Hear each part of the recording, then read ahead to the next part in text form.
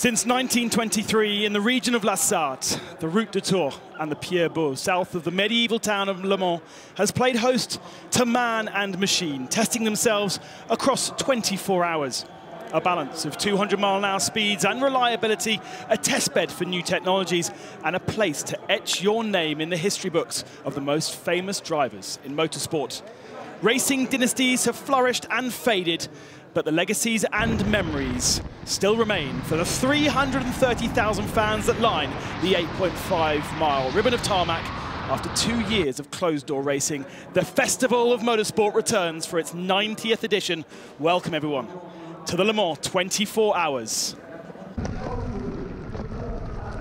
With me in the commentary box, encyclopedia of endurance racing, Graham Goodman. It's been a few years where we haven't had this kind of atmosphere, Graham. You've been here many times before. It feels so good to be back. It's fantastic. Good afternoon, everybody, or good morning, good evening, wherever you are in the world for the 2022 Le Mans 24 Hours. Just seen pictures there of one of the luckiest men here as we look at the map that covers the World Endurance Championships 2022 calendar. Young man that won a concourse event for Alpine, his prize to be thrown out of a plane with the Armadillo, and then to lap this fabled circuit in an Alpine A110S. It is an absolute delight to be back here with a full crowd. Grandstands are packed, spectator banks are packed. The weather at the moment is smiling on us, and all of a sudden, all seems right with our world again. We're joined for the moment until Anthony Davidson can make his way back from the grid after we've heard the French national anthem by Jasmine Jaffar. This is Kaz Nakajima making his way to the front of the grid, bringing home the trophy that will be awarded to the winner of this great race at the end of 24 hours. This is the 1985 Toyota, their first entrant into the wonderful era of Group C racing. And that seems appropriate, Ben, at a time when we're about to welcome the cavalry that are about to arrive with a brand new era in top-class sports cars. Before we get too excited about 2023 and beyond, we still have a very, very enthralling 2022 race to entertain you, and it does look as though the weather has set fair. 25 degrees, looking like it will be consistent across the whole of the day portion of our racing, and of course it'll drop a little bit in the night, but the humidity not quite there. Jasmine Jaffar, you've been out on the grid. It is warm. It's as warm as we've seen throughout the whole week. Yeah, it sure is. But it's great for the spectators, it's great for the team, it's great for the drivers. But coming into this race, it's always also nerves. And whether you're the team engineer, whether you're the racing driver, or even here in the commentary booth, everyone's back in full beans, and it's great to see it again. But I must say though, even for the team members, some were also restricted from the COVID restrictions. They had to do live telemetry from their factory base. But today, even a team like Jota, whom I'm involved with, all 45 employees are also on track. So majority of the teams are also with their engineers here in Le Mans. A quick look at the layout of the 13.6-kilometer circuit and the national anthem of France.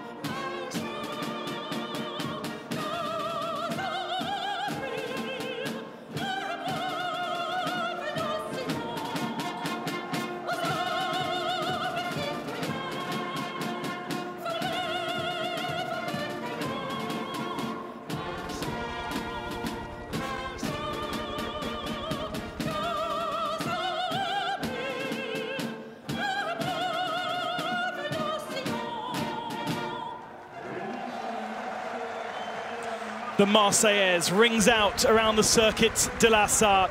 39 drivers, both male and female, representing France, the most of any nation.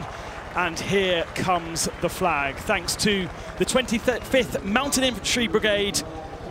Practiced this the other day over our heads, and they will once again be making a racket of our commentary box. It's a very welcome racket. This NH-90 helicopter with the Arc de l'Air will be rappelling out down to the track. It's been a feature of the Le Mans 24 Hours for many years now, and a very popular one with the fans, and they're getting a literal grandstand view of this. We will hope that they don't make the mistake that was made a couple of years ago, where one of the guys on the, what you're about to see after their flag handover, the nose down rapid exit over the grid, and unfortunately one of them dropped their mobile phone. But it's not going to happen this year, I'm sure. Down they come. One big helicopter. Looks like they're having a bit of a party in there, doesn't it? But here comes the most important addition to the grid pre-race. And this is taken extremely seriously by these guys. Here comes the flag. He'll get the nod from his teammates down on the grid. There is the famous trophy. There will be a new trophy next year, by the way, for the 100th edition, or the, sorry, not the 100th edition, 100th anniversary 24 Hours of Le Mans. And that trophy will go around the world to promote this great race on its 100th anniversary year. 99, though, is still a very big number, and what dramas lie ahead. And this is the 90th edition of the world's greatest race. Now, some people might argue that, Ben. Really? I'm absolutely not one of them. Let them come, I say. Shall we not debate that right now? I think we've got 24 hours. 24 or 5 hours to debate that. Just sitting back and marvelling at all these things that we have become so used to at the Circuit de la Sarthe, the way that the race builds itself up, that we're missing a little bit over the last couple of years. It's great to be stuck in traffic getting into the circuit. Yep. It's great to be rubbing shoulders with all the fans in and around the paddocks. Access completely as it was once more, back to normality. You didn't even have to prove your vaccination to get into a ticket. There's a bonus. So Nico Rosberg would be very welcome. But it is, always has been, always will be a truly world-class event. And once again, in their tens of thousands they've come from around Europe and beyond to be part of this great race, circuit side, as well as the millions of you around the world that are watching this broadcast, listening to other broadcasts. You know, coming to the paddock as well, you see the team principals, you see the fans, you see the drivers. And one thing everyone has in common this Le Mans is everyone is smiling. Absolutely That's right. Such a spectacular. Here she comes. That's a fantastic shot, isn't it? Wow. Hang on to your phone. Such a great tradition. Isn't it just? It's one of the more recent traditions, but you've got to love it, haven't you? Yeah. I know we've got some more airborne action to come before the start, judging by a couple of the guys I bumped into at lunch. We'll wait for that a little later. Here, though, comes the flag, Ben. Our Grand Marshal of the event, Gerard Leroux, celebrating 50 years since Matra won its first race here at Le Mans. And another 50th anniversary for that great mark, because in that 50th anniversary year, it was Henry Pescarello, who is here, with Graham Hill, who, of course, very sadly, the late and very great Graham Hill, the 50th anniversary of him winning the Triple Crown, which is an amazing achievement, not been matched since then at all. We saw Fernando Alonso try to do so. We're looking here at some of the grid as the French flag is handed over to Patrick Pouillon, the CEO of Total Energies. He will see the field away. Proud moment for him, I'm sure. Total Energies behind new technology we've got this year in the FI World Endurance Championship. This is another bit of new tech that they're involved with as well. This is the H24 hydrogen electric prototype, took part in the race here earlier today, the Road to Le Mans race.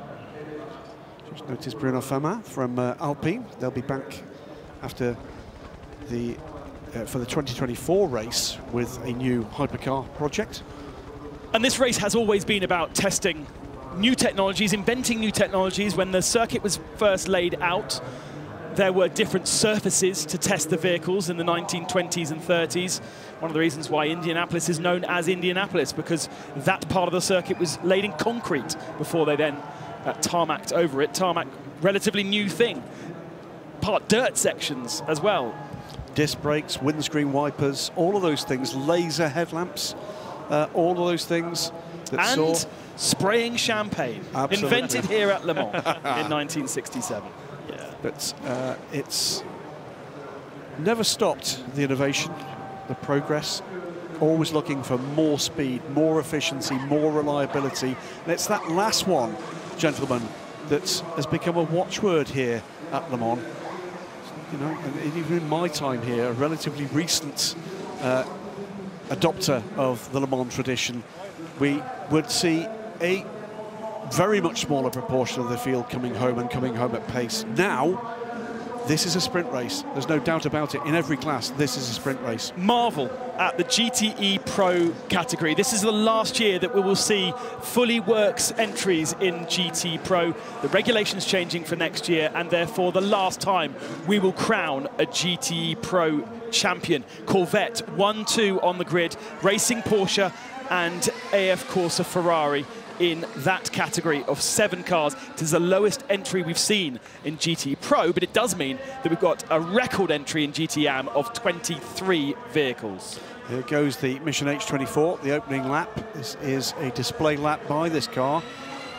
Here, is that the sound of the future? The ACO confirming that they are shooting for the stars with this technology and allowing the opportunity for manufacturers to come forward as early as 2025 with cars that should be capable of competing for overall victory at the Le Mans 24 Hours. There's at least one manufacturer I know, and I think 2, that might be sniffing at that possibility. This is the Sustainability Award, the ACO Sustainability Award presented by DHL that went to Ferrari today, about the carbon neutral status. And this, by the way, fantastic efforts from Pipo Derani, who is auctioning this helmet after the race in the benefit of a children's cancer hospital at home in Sao Paulo in Brazil. Well done, Pipo. If you're interested in taking a look at that, there's lots online to help you to decide whether or not you want to bid an outrageous amount of money and help those kids. Presentation of the drivers, presentation of the cars, lots of the grid, celebrations underway.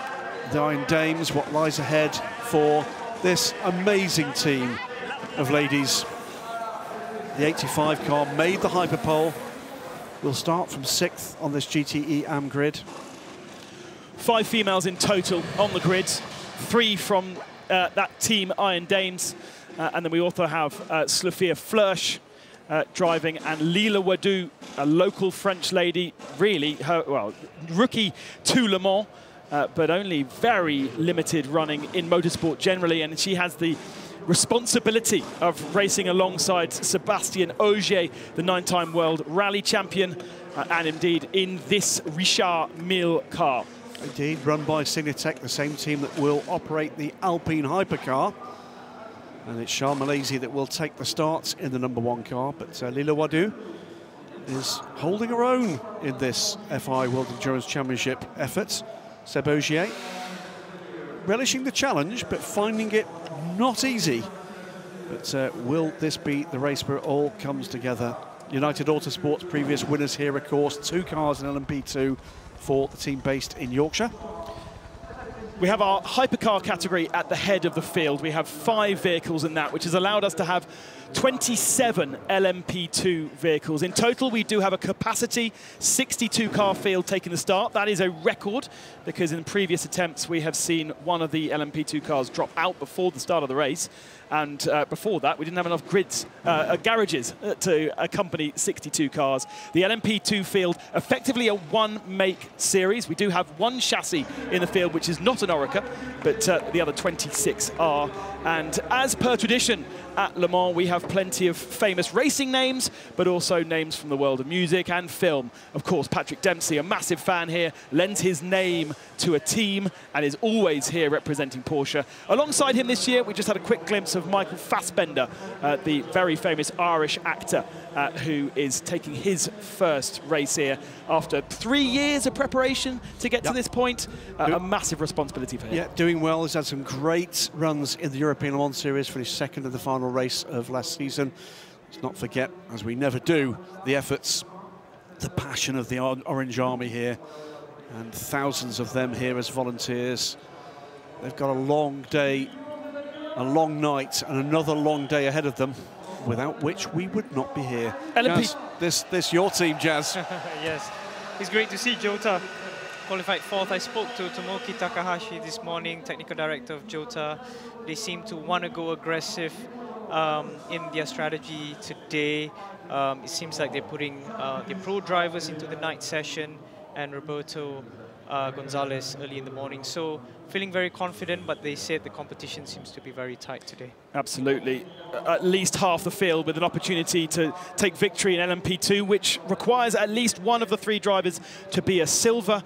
We do have a subcategory within LMP2, which is Pro-Am, where you'll have bronze drivers, but the majority of the top teams that we'll be focusing on the broadcast will be those that have 1 silver, and the rest can be gold, platinum drivers. Effectively, they are all fully pro lineups, really.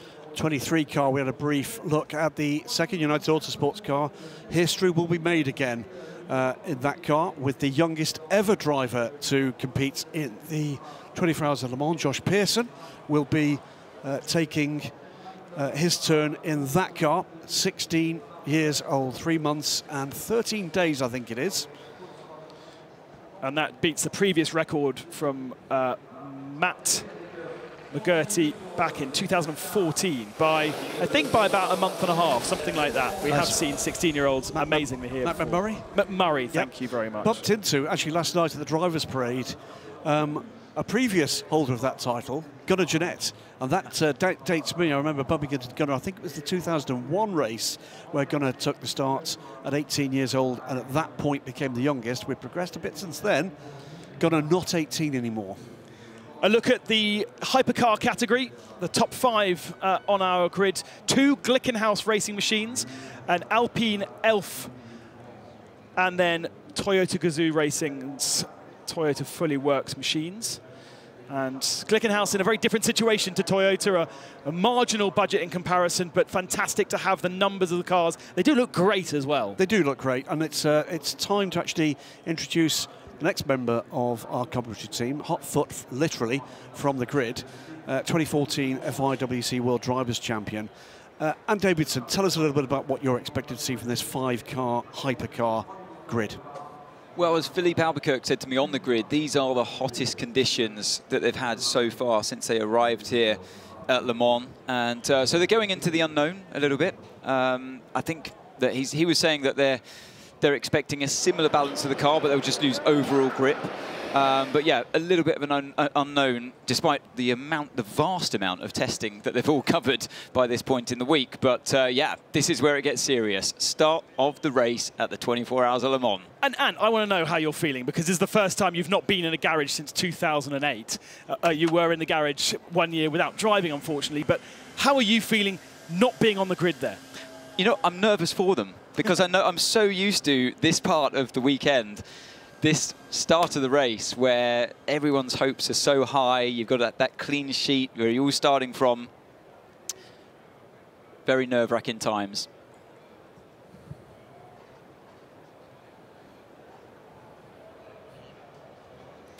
I was waiting for something to be said there. And me. Yeah, maybe he was too, but I'm sure it will come.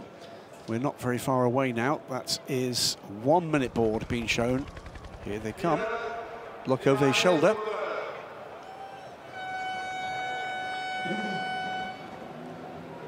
They're behind you. If you look overhead here, coming in low and fast with the unmistakable French national colours.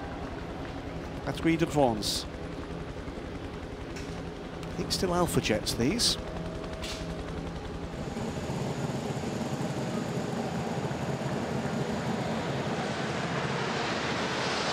It's such a momentous occasion to be a part of this as a driver, standing on the grid or sitting in your car, and you see the fans in the grandstand, you can hear them. By the way, brilliant to have them back. I know you already mentioned it, I don't think we can mention it enough.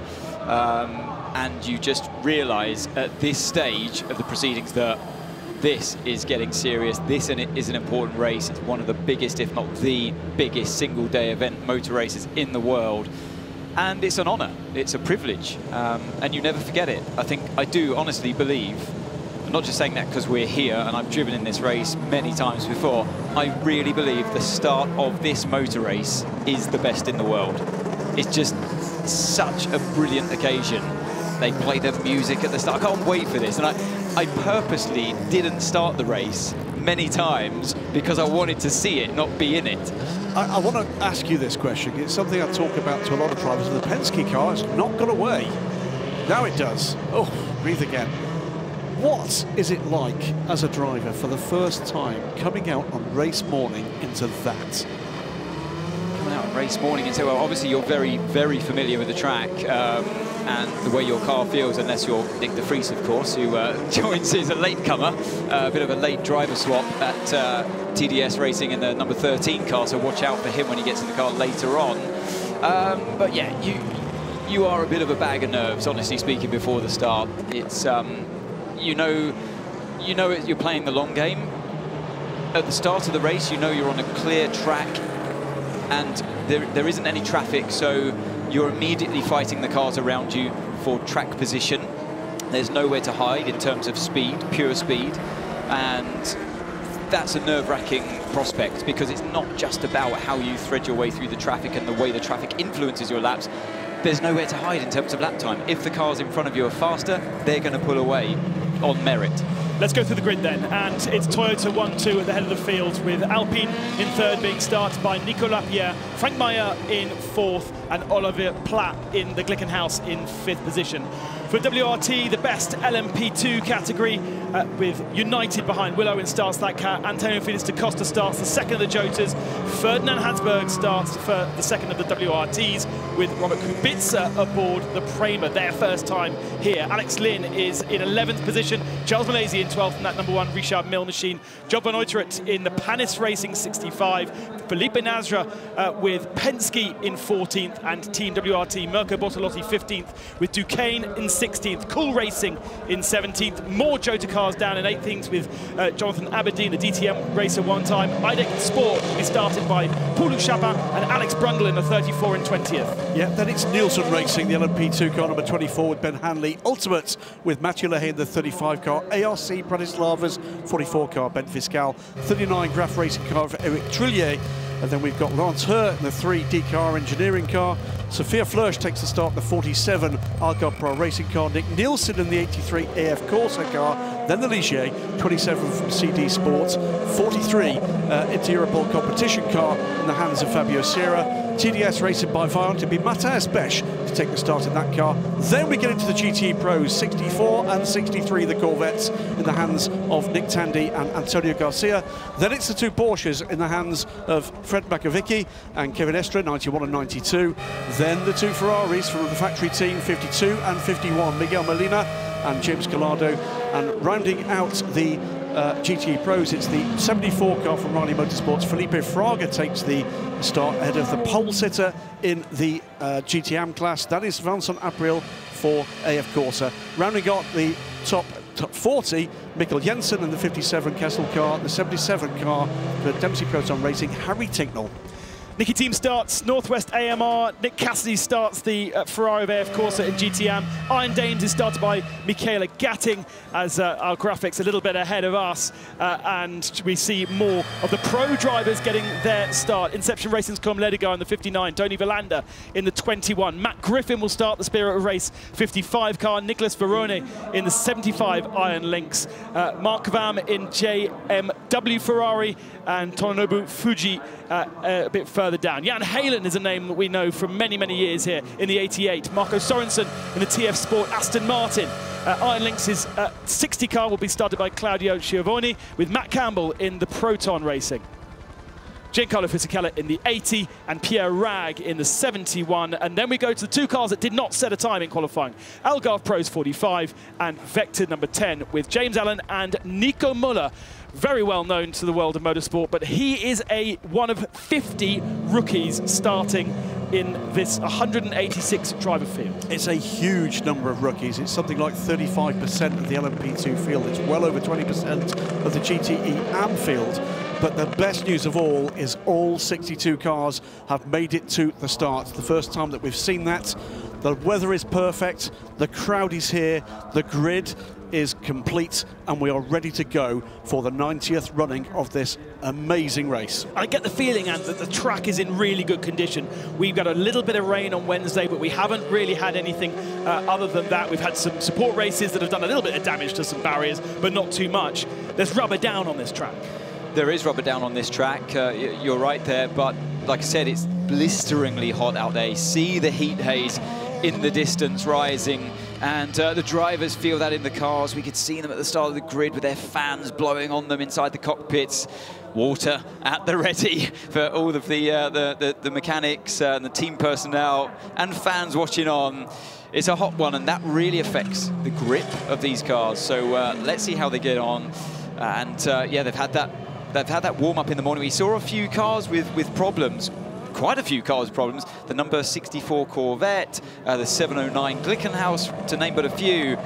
And great to see that they're back out there.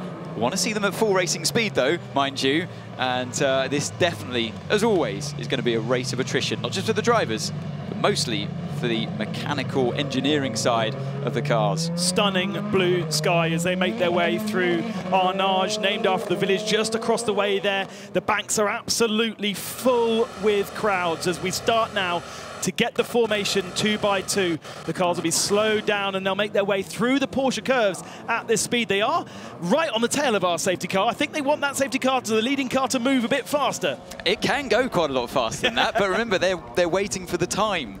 They're waiting for the time to start and tick down, and yeah, that's why the safety car dictates the pace. What's this going to do to the heat in the cars? What's the heat like at the start of a race in weather like this? We have seen some problems in the past where particularly the LMP2 cars, they've got a bit of an old school V8 normally aspirated engine in the back of them. They are known to overheat when they go slowly because the airflow is not going through the radiators quite as quickly as it's designed to. And you can see how spread out they get. So it's like this traffic jam scenario, isn't it? Where they're all playing catch up at the back, and they've got to catch up to go double file to lead through the Porsche curves before the Ford chicane and that final couple of twists and turns before we get this motor race started. Just a quick look in the background up there, the Goodyear blimp. You had a crack at that one. Is it yesterday? What a Brilliant. Fabulous way to see this race. Absolutely. I never wanted to come down. It was absolutely fantastic. A once-in-a-lifetime experience, unless you've been up there more than once, which I haven't. Sebastian Buemi in the number 8 machine. Mike Conway in the number 7 machine. That is our front row, the two Toyotas. It was Brendan Hartley who set the time and got the pole position on Thursday evening, faster than Mr. Qualifying. Kamui Kobayashi was now the owner, not the owner, sorry, the team principal of that team. And it will be Conway and Buemi who will start this race. There's the music in the background I was talking about. Just helps to build that emotion even more so. Can't hear it in the car, but it's brilliant.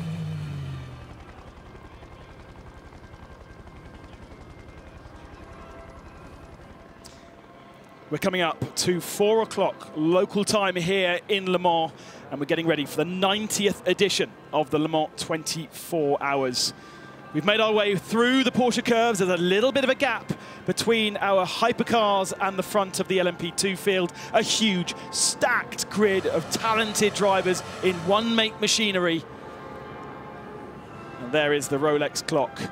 We are actually going to be a little bit behind that 4 o'clock, aren't we? So the leading car was a little too slow in the end.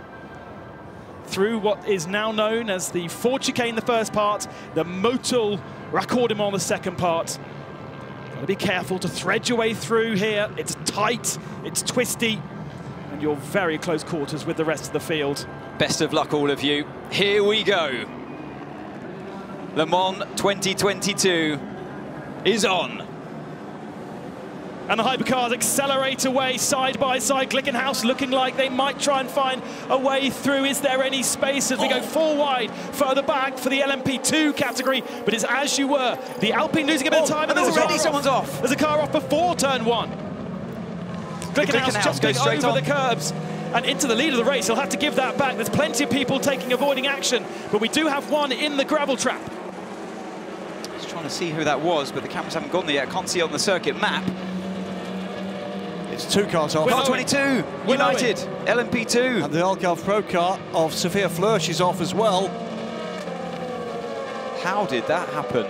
They were getting very, very close quarters with each other, and look how the LMP2 field has caught up to the tail of the hypercars on this first stretch down the Mulsanne. The Toyotas look set fair at the front of the field, but the Alpine looks like it might be passed by our leading LMP2 car, which is Robert Kubica. He's got himself into the lead of the LMP2 category for something like the 3rd row. Looking on board the number 36 car into the first chicane. Not under threat at the moment from the LMP2 car. Yeah, so car 38 has found its way into 2nd place. They started 3rd with Antonio Felix da Costa at the wheel. The car number 5 of Felipe Nasser. We've got a car stop there. Is that one of the Algarve Pros? Oh, that's damage for the 22. That is terrible luck. How did I think he might have been going around the outside into turn 1 and has just been ran out of road, but we need to see a replay of that. The Alpine overtaken by the Prema LMP2 car. 2 Glickenhauses trying to desperately hang on to the 2 Toyotas.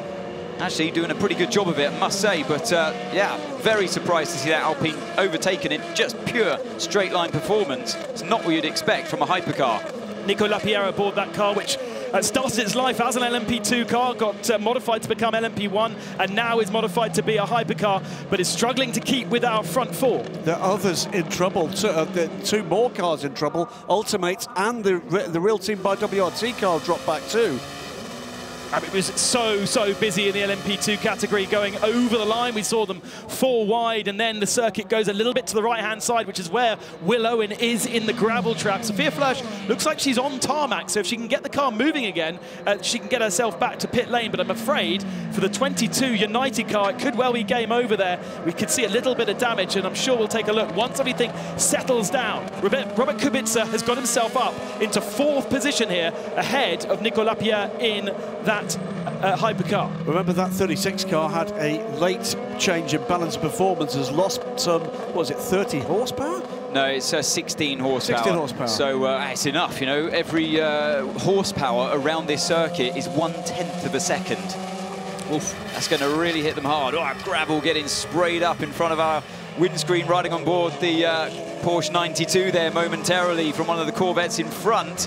And I've got a feeling this fight is going to go on all race long. And there's no change there in GT Pro for the moment. Corvette, Porsche, AF Corsa Ferrari with the Riley Motorsports Pro entry in the 7th of those positions in GT Pro. They are being relatively well behaved.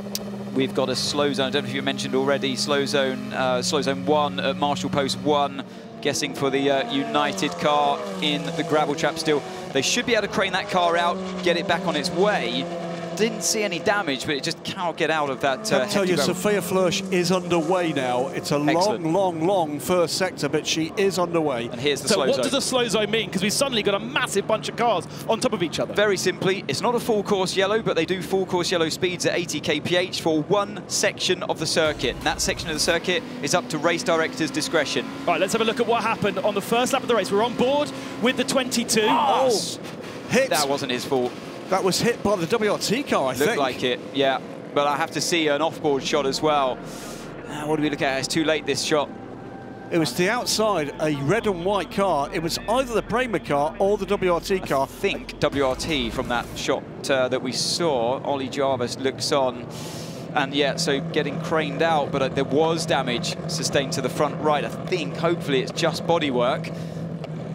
Willow, and it was that took the start in that car. But you're absolutely right, Anthony. From what we saw from that angle, absolutely nothing he could do about that. I don't think that was his fault at all. I think it was just a case of 3 into 1 didn't go. Sophia Flörsch slowly making her way back to the pits. And was she even involved, or is that a separate incident?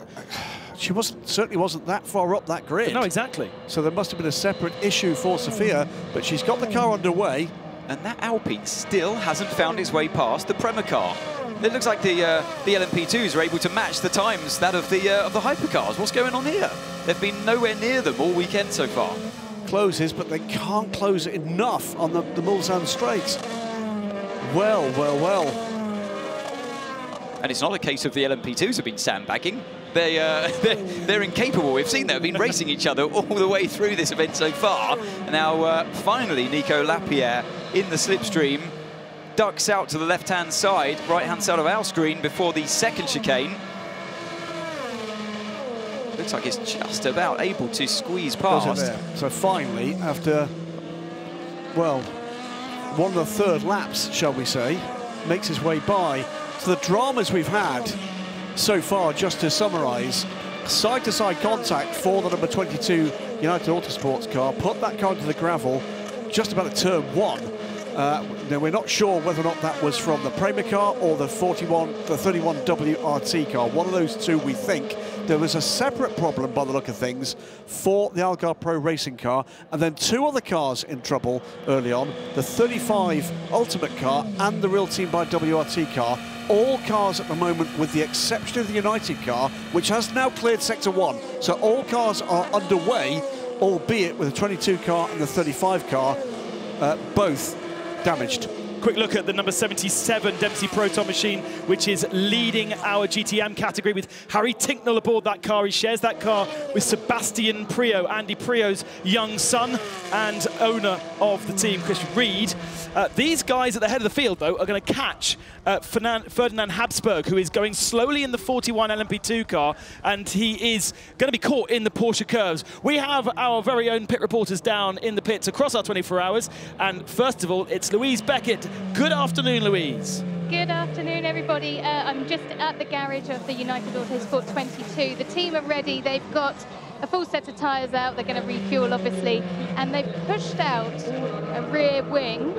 There is a nose there as well. I've asked the team. They said they just don't know what state the car's in at the moment, so they're getting everything ready for that 22 to come back, hopefully. Fingers crossed that all the most important parts are facing the right direction and the wheels didn't get too much of a beating. Quite easy to bend suspension arms and steering arms there, but as predicted, Ferdinand Habsburg right in the middle of the way there and in the Porsche curves. Yeah, in the Porsche curves. I expected him to stay to the outside, but one of the Toyotas, car 7 it was, Mike Conway, had to take avoiding action. And the white flags were being waved for a slow-moving vehicle, but I guess the Toyotas were unaware of exactly where the car was going to be as they got to this point in the track. We're riding on board now the Ferrari. Back to the fight at the head of the field in LMP2. The Prema, I mean, look at this. This, like the GT Pro category, I expect this to be a race-long fight. They're so closely matched. The WRT car looking pretty fast at this stage in second place with René Rast behind the wheel and Antonio Felix Acosta, Felipe Nasser follow on. So from, I think we got Louise down with United in the pits. Just to let you know that Real Team have just come into the garage. I'm too far away to see what's happening at the moment, but I'll make my way down there. That's the 41 car, one of the cars that was in trouble on the opening lap. We didn't see an incident involving that car, but it was the contact to the rear of the car we're hearing from Louise.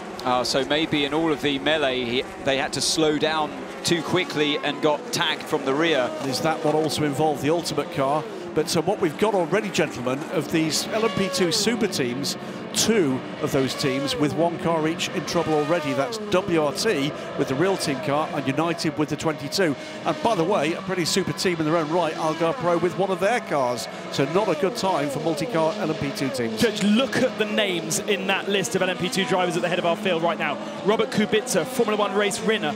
René Rast, multiple DTM champion. Antonio Felix da Costa, arguably one of the best drivers never to race in Formula 1. And Felipe Nasra, Formula 1 driver with Team Penske that are going to be graduating to run the hypercar for Porsche. And then young gun Charles Malaysia there in 5th position. But all the way down through the field, there is so many epic drivers as Will Owen brings the United 22 into the pits. And this is a car that could have won this race in LMP2, this event, and you'd have to say, based on the fact they're a couple of laps down already now, and they're going to be more so after this repair in the pits, that you have to say how competitive LMP2 is these days. It's game over for them in terms of a race victory. And so unlucky by the looks of things, completely not Will Owen's doing. Got sandwiched between two cars that we don't know of, but maybe Ferdinand Hasberg was the one on the right-hand side with a little bit of damage, because that car came across from right to left, and the one on the left-hand side came from left to right. I think the car we saw on the right-hand side, the WRT car, was being squeezed as well by the car to the right of him. Yeah. We just haven't seen the shot yet, so it's hard to make a prediction. We've got some team radio coming up from Team Penske. Let's listen to NASA.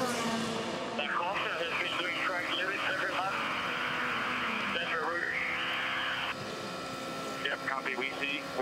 You're pulling away from the car behind. Those are all the leaders in front. Stay with those guys. Track limits was a massive thing in qualifying, Graham Good, when we had something like 86 penalties across a 1-hour session, and even in Hyperpole was a big story. How are they going to implement that in the race? It's going to be the same rules apply. It's made very clear in the driver's briefing by Eduardo Freitas, and you can expect to see that being acted upon. Look there, by the way, as if they're hoping that was bodywork only for the United Autosports car. Comes out now in amongst the leaders. And let's see what the pace is like as Will Owen gets back up to speed. But a horrible, horrible look for United Autosports to start this race. Out also, in and out also, is the real team car, the 41 car, ahead of Will Owen on track. But still, and actually, Sophia Flörsch has made it back to pit lane. Yeah, so that's one story to go and find out what the issue is with Sophia Flörsch's number 47 Algarve Pro, arguably the faster of the two lineups for Algarve Pro. The 45 car got completely rebuilt after a big shunt on Wednesday. They had to strip the car that was damaged. The tub was damaged, take everything out of the damaged tub and put it in a brand new tub. Not the only ones in the LMP2 field to have to do that across our practice sessions, but they've already been working incredibly hard even before the 24-hour race begins. Would add as well, by the way, we should mention the other two cars that started from the very back of the grid. Two LMP2 cars that did not set a qualifying time for different reasons. The 45 and the 10, 45 Algarve Pro in the hands of James Allen. Nico Muller is aboard the Vector Sport car. Those two cars have made their way through the GT battles. Was that the 85 car in trouble? We were looking at Iron Dams, and indeed they are dropping to the tail end of the GTM field, so that does seem as though there might be an issue for our all-lady team. Michelle Gatting is aboard that car to start the race. We'll keep an eye on that one. Throwing it through in the 77 car under the Dunlop Bridge for the Dempsey Proton car in the hands of Harry Tinknell, leads the field and with a gap. Yeah, he's making a nice healthy gap there. Sorry, Graham, to butt in there. Yeah, nice healthy gap to the cars behind him. So Harry Tinknell, yeah. Yep. Having a cracking start to this race. A great start from Ben Barker, up to second in the GR Racing car. So 77 from 86 makes it an all Porsche 1-2. In fact, it's a 1-2-3 with Matteo Caroli aboard the 46 car, makes it 3, and it's 4 because it's the Hardpoint 99 car that comes through in 4th. Guess who's 5th? It's another Porsche. It's 1, 2, 3, 4, 5 are all Porsche, top 5 in GTE AM. In GTE AM, you have Porsches, you have the 15 Ferraris in total, and we do have 3 Aston Martins, not represented by works teams, but we do have TF Sport represented with Aston Martin as Iron Dams comes into the pits, as we thought, with an issue. Is it a puncture? The rear right looks a bit down, perhaps? Or am I imagining things? Slow in the second sector of the lap where they picked up an issue, and they've got it back to the pits. So early trouble for the 85 car. The other 2 Aston Martins, by the way, Northwest AMR, which is Paul Dall'Ana's team, and D-Station Racing, the Japanese outfit, are the 3 Astons in GT AM. Other than that, in the GT field as a whole, you've got 2 Corvettes, the rest Ferraris and Porsches. Absolutely. Here comes the first of those Aston Martins. It's the Northwest AMR car in amongst the first pack of Ferraris there. In the hands of Nicky Team, he's chasing down what was the pole-sitting car in GTM, and in fact has gone by Vincent Abriel now, is trying to pin down now. Is that Mikkel Jensen? It is, in the 57 car ahead. So that is ex-world champion, well, still a world champion, of course, you're always a world champion, as Ant Davidson knows. But Mikkel Jensen will be seeing next time out for the World Endurance Championship aboard one of the Peugeots. The Iron Dave's back out there. So that probably was, was a puncture. Well, speaking of punctures, you've got to be careful of doing stuff like that. Can't see which Ferrari that was behind, not quite in shot yet, but just venturing a little bit too far on the exit of Mulsanne corner, throwing up a bit of gravel. And that can come back to bite you later on in the race with a slow puncture. Interesting how strong Porsches are looking in the GT field at the moment, considering Vincent Abriel was the Ferrari on the pole position in that class and dropping down the field to now 9th in class, whereas, as you said earlier, the Porsches are right up there at the head of the field. So AF Corse's car not looking particularly strong in these early stages. Hottest temperatures that these guys have experienced the whole of Le Mans 2022 for the moment. Absolutely right. Here are that leading, or the chasing group of Porsches, and that's a new second place car in GTM. Matteo Caroli's made his way past Ben Barker now and is homing in on Harry Tincknell. So Matteo Caroli, a man who I'm staggered is not a Porsche factory driver, but clearly is a favoured son of that group.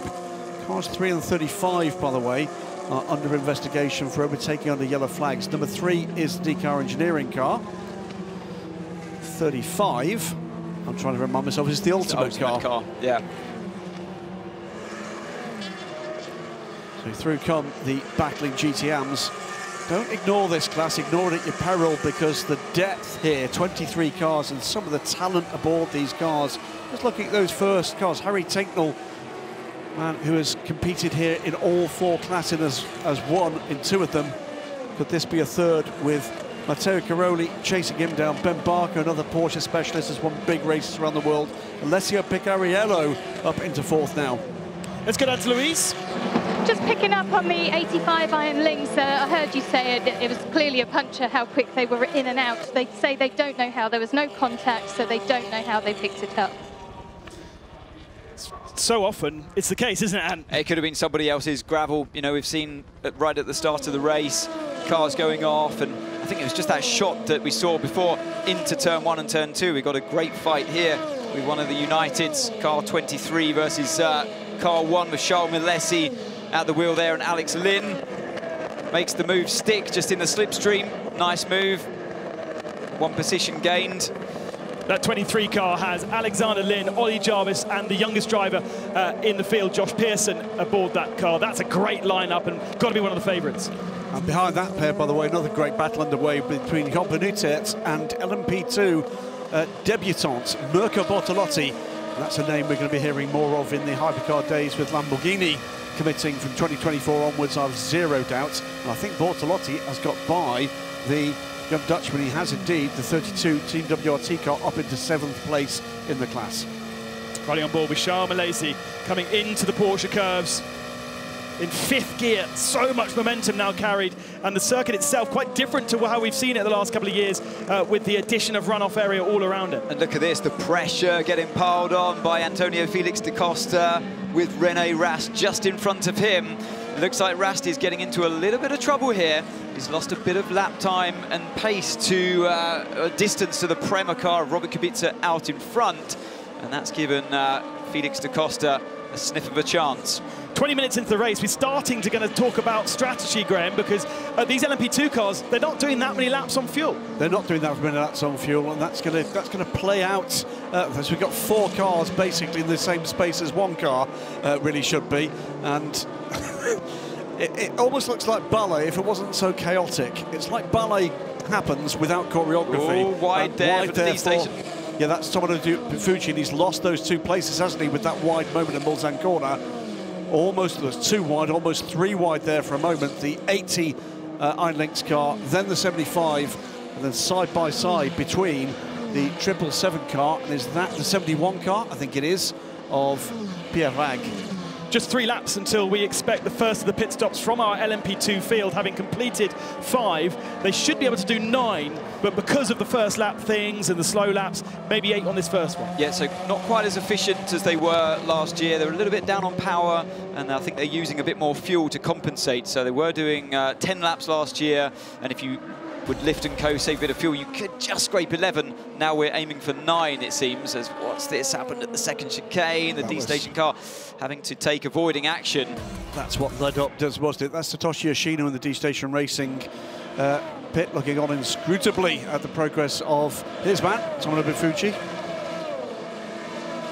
And anyone looking on, confusing the 2 Jota cars, now very hard to tell the difference. That is car 28. It's not like car 38's just suddenly lost out an awful lot of time and made a mistake. Look out for the red mirrors on car 28. The white mirrors are on car 38. Jonathan Aberdeen aboard that car, the South African down in 12th position, but looking to make up places. He's got Cool Racing's Ricky Taylor just in front. Ricky in LMP2, brother Jonathan in the Corvette in GT Pro. Jordan. So another racing dynasty, the Taylors. Wayne Taylor, a multiple international race-winning and championship-winning sports car driver. Aberdeen now getting the move done. Sorry there, Graham. No on the run down towards Mulsanne. So that's 1 position gained for Jonathan Aberdeen over Ricky Taylor. David Clark at Jota. And if you are listening, David Clark, please make your cars a little bit different in terms of livery, apart from the mirrors. You make our lives an awful lot easier, the fans as well. It's the green car and the other green car. Check out this is an old joke, by the way, that goes on and on. And check out their social media, because they just do a really brilliant lead thing. battle here, and it's a 3-way lead battle in GTM because they've hunted down Harry Ticknell. This is Ticknell, Cairoli, Barker. 1, 2, 3. I thought Harry Ticknell had shot out in front. He was 1.6 seconds ahead last time I saw. Cairoli's just been leapfrogging through traffic, and Peccariello, by the way, is making this a 4-car train, and that's the best news so far. The final delayed car, Sophia Flörsch, is going to be joining the race very shortly, or rejoining the race very shortly. So I wonder whether she was not involved in that incident, and in fact had a separate incident all by herself, or a failure with the car. Such a shame. On Harry Ticknell, he lost a second on the last lap. His lap was a 53.5. The guys behind doing 52 5s and 4s, so that's where the pace has gone. 11 minutes on pit lane for the number 47 car. So what is that now? 6 laps down, 5 laps down, plus, of course, that very slow in-lap after the car was stationary for some time for Sophia Flörsch. But the most important thing is she's in the race. We have 62 cars running. And Ticknell has lost the lead now. At the head of the GTM field to Matteo Cairoli. Now, Cairoli is a driver of top quality, no doubt what's all about that. And there, if you look in the foreground, that is the 7th of GTE Pro cars. It's the Riley Motorsport car, the Be Safe racing car from the United States. There she is again, the yellow and purple car. This is how the lead went. Yeah. So Harry on the left-hand side of our screens, you can see the car coming up on the left-hand side of him and just got out-dragged. And there's nothing he could do to fight that under the brakes into that second chicane. 1 position lost, and looks like another one as well. Yeah. What is going on there with the number 77? Porsche with Harry Ticknell at the wheel. Is he overdriven at the start? The tyres started going away from him. Who knows? But it looked like he was dominant in those early laps. Just 6 laps we have on the board now for all of the, actually 5 laps. They're yet to finish this lap, of course, the GTM drivers. Top 6 cars, by the way, now in GTM are all Porsches, with progress to the field as well by Ben Barnicoat, known by many of the fan bases Ben Barney Goat, the greatest of all time, I think that's meant to mean. But I think so, I hope so. So the 56 car now up in 6th place with Nicky Team 7th. 8th place for the first of the Ferraris in class as the Toyotas are making their way through traffic. Seb Buemi just been meticulously pulling away, just edging away from his teammate Mike Orman, now 3.5 seconds ahead. Right, I'm going to watch this off-board shot of car 22. Oh, yeah, just as it went out of shot, it looked like he was just turning in, actually. And watch the Glickenhausers as well, because it was the 2 WRT cars. Yeah, 3 into 1 was never going to work there, was it? Absolutely innocent. Gutting stuff. Oh, shot we already me. saw. Sandwiched between two cars there, actually. I thought this car was on the full outside of the track, and that's the moment, yeah, tagged by the car on the right-hand side. It was the 41 car. It was the 31 and 41 car. Let's go down to Louise. So yeah, I'm with the guys from Algarve Pro.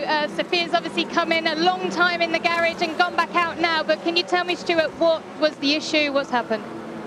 Where we're having to run this newer oil, and it's not the oil's fault, we're having to run more blanking on the radiator to make it warmer.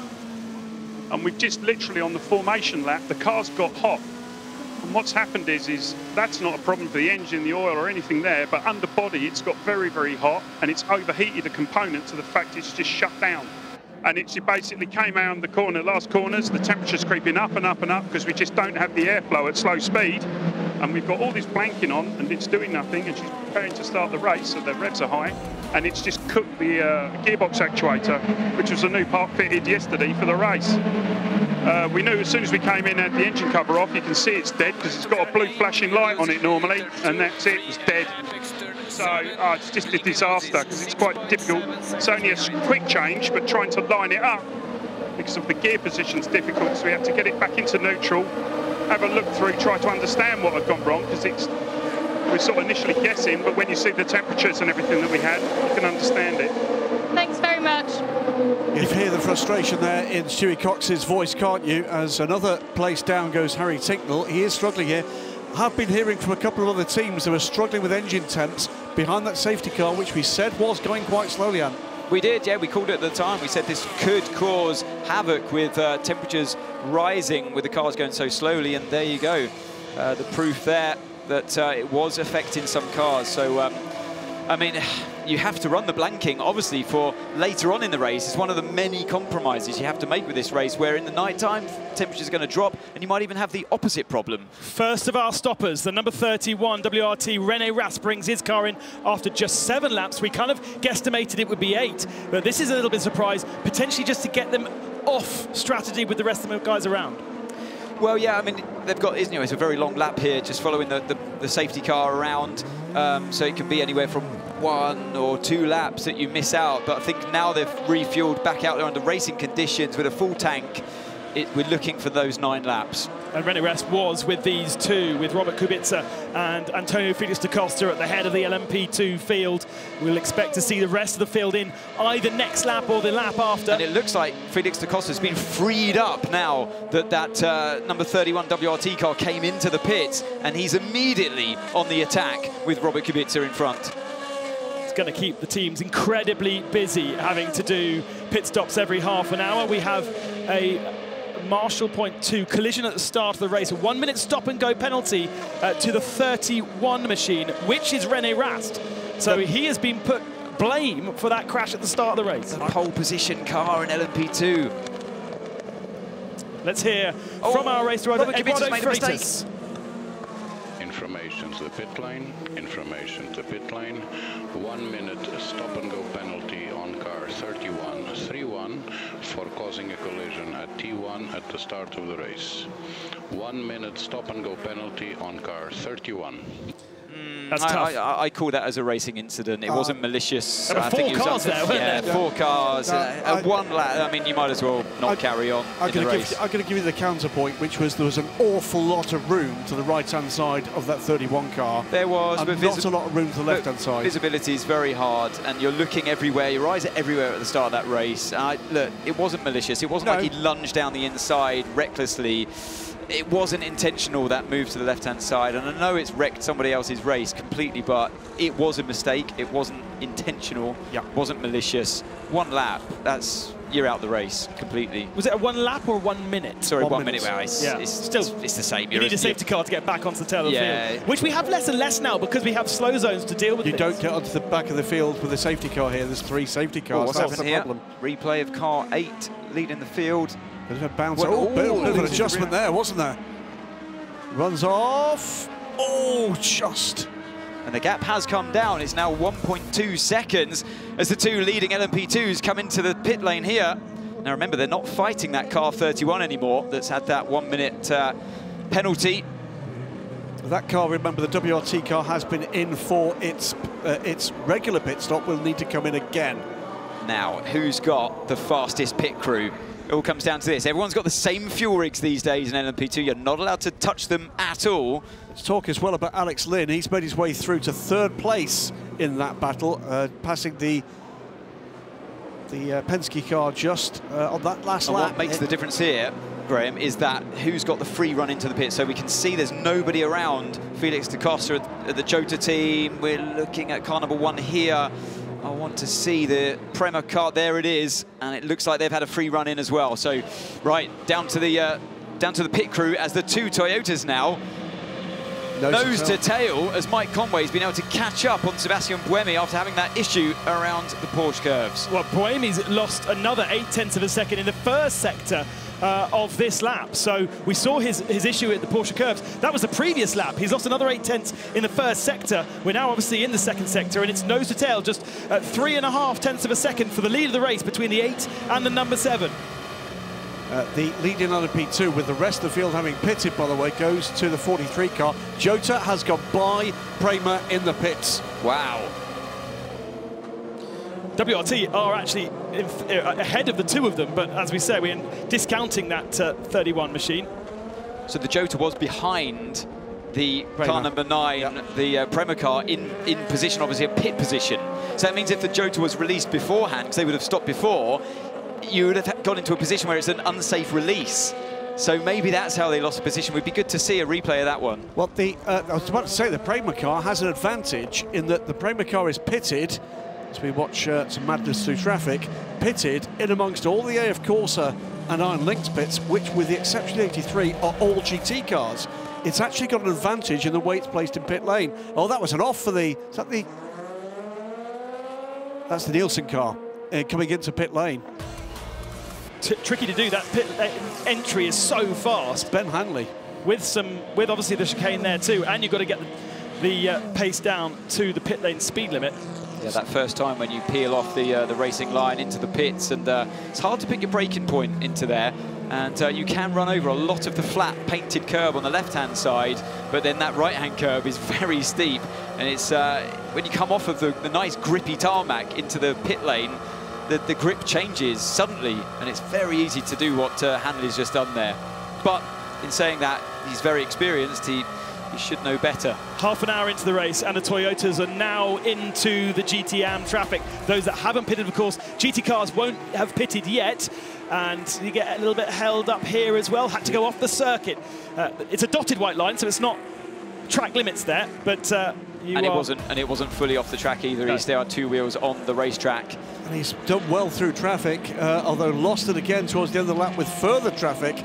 So what was 2 seconds comes down to 0.7, then goes back up again. Yeah, you can see here how Buemi's had the free run through there, traffic free, but Mike Conway's had to follow that Porsche through that complex, would have lost more time, goes for the move down the inside. That was a bit late, but the Porsche in front was aware, let him through, but you can see what that does in traffic. Now Buemi, will he get through before Tedja Rouge? Yes, that's why it's a desperate move down the inside, because you know how much you're going to be compromised if you follow a slower GT car through a high-speed corner like that one. GT Pro, the 2 Corvettes, then it's the 2 Porsches, then it's the 2 AF Corsa cars, and then the Riley Ferrari as they started effectively.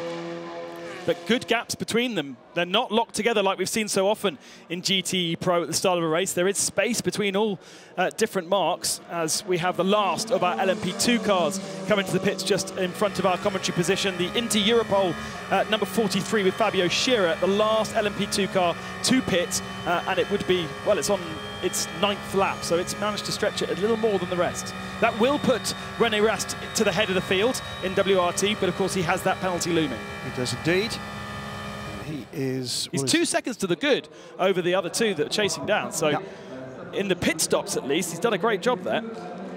So it was 1 minute and 7 seconds on pit road for WRT for that car before the woes it's now going to get. 1 minute and 9 for Jota, 1 minute and 11 for the 3 cars following, 1 minute and 5 for Jota with the 28. 31, I just saw out of our commentary box window, back into the pits. Yes, absolutely. That will be taking its penalty. Was it a minute stop go? Yes, it was. Yeah. Sorry, I read that wrong. getting overexcited. And in some I saw categories, the one and assumed it was a lap. some categories you can do that with your pit stops, but here you have to do it separately to a pit stop. So that there goes the 31 rolling down now to the timed hold. There's the official there with the stopwatch. That means to the lead in LMP2, to 6th place overall. And every goes second, the Jota car. every second here is going to feel like a minute. And it's not going to help in terms of the heat, is it, either? It's really not. But, I mean, the cars are stopped. This is the incident we saw. Just behind the grandstand. I mean, they were all sandwiched, weren't they? I know it looks harsh from this point of view. You think, why did the car on the right just slam to the left? But that heli shot shows it better. I really don't know where else he could have gone. The number 31, I think he got spooked by the car on the right-hand side that was moving a little bit left, and then he's overreacted. But yeah, eyes everywhere at the start there. Oh, look at this, the two Toyotas. We can hear from them now.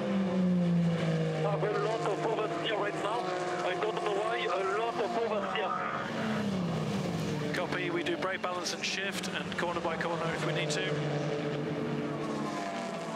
Yeah, so Seb just suffering with quite a bit of oversteer, as you could hear there, and that makes sense with the shot that we saw with him losing the rear end on the entry to the Porsche curves. I mean, there's not much you can do with moving the brake balance for corners like that. That's a high-speed corner, but it's corners like this where you're on the brakes and turning at the same time. If you've overworked those rear tyres, the brake balance can help a bit, but it sounds like there's an inherent balance problem there for that Toyota car in number 8. It might get better. Through the race, you generally seem to lose a bit more front end and have a more understeer balance, but seems like a long way off. He's only got to wait about, what, 20 hours until the car feels good? No further investigation around the race start other than what we've already heard. With this tussle, though, between the Toyotas, they are being caught by the Glickenhauses again. 333s last time around. It's 334 and 35 the time before that from the Toyotas. 331 for the chasing Olivier Pla. He's now 6.6 seconds behind the leader. I imagine that also is a slight reflection on the traffic that perhaps that Glickenhaus has not encountered on this lap, whereas the Toyotas have. He's through the traffic. He's through the traffic. He's got one car between him and the Toyotas. 7 seconds the gap from the Glickenhaus in third to the Toyotas, and then the Alpine is a further 5 seconds off the back of the Glickenhauses as well. So on board here with the number 64 Corvette, being passed for position, by the way, with a couple of the recovering LMP2s, closer to the tail end of that field. The ultimate car, one of the cars delayed at the start, and that car back in the train of LMP2 cars now, having made its way back up. On the way out, by the way, you might see that car. Here's the number 31 WRT car with that. That was a replay of the start of the GTE Pro. Quite spaced out, weren't they, as they came out of the final part of the chicane, running over the carbon fibre of the crash ahead. They like to do that. They like to give themselves a bit of a gap. We saw the LMP2 field give themselves a bit of a gap, but the GTs often, it's that concertina effect, isn't it? If you're right up behind the cars in front, they've got their own race going on. We all know that, and we respect the fact that there are different categories. So Eduardo, the race director, allows a bit of a gap between all three main different categories here. So it's time for our first routine pit stop of the coverage, and it'll be saying ta-ta for the moment to Ant Davidson, fuel, tyres and Peter Dumbrek for the next spell. Alexander Lynn back in the pits in the 23. What's going on here? This is an unscheduled stop for United. They're changing all 4 tyres once more. They will have refueled that car, but that shouldn't be in the pits for the second time in just 10 laps, Graham. No, that is very odd. We'll have a chat with United offline here, find out what's going on with that pit stop, but that's an odd moment.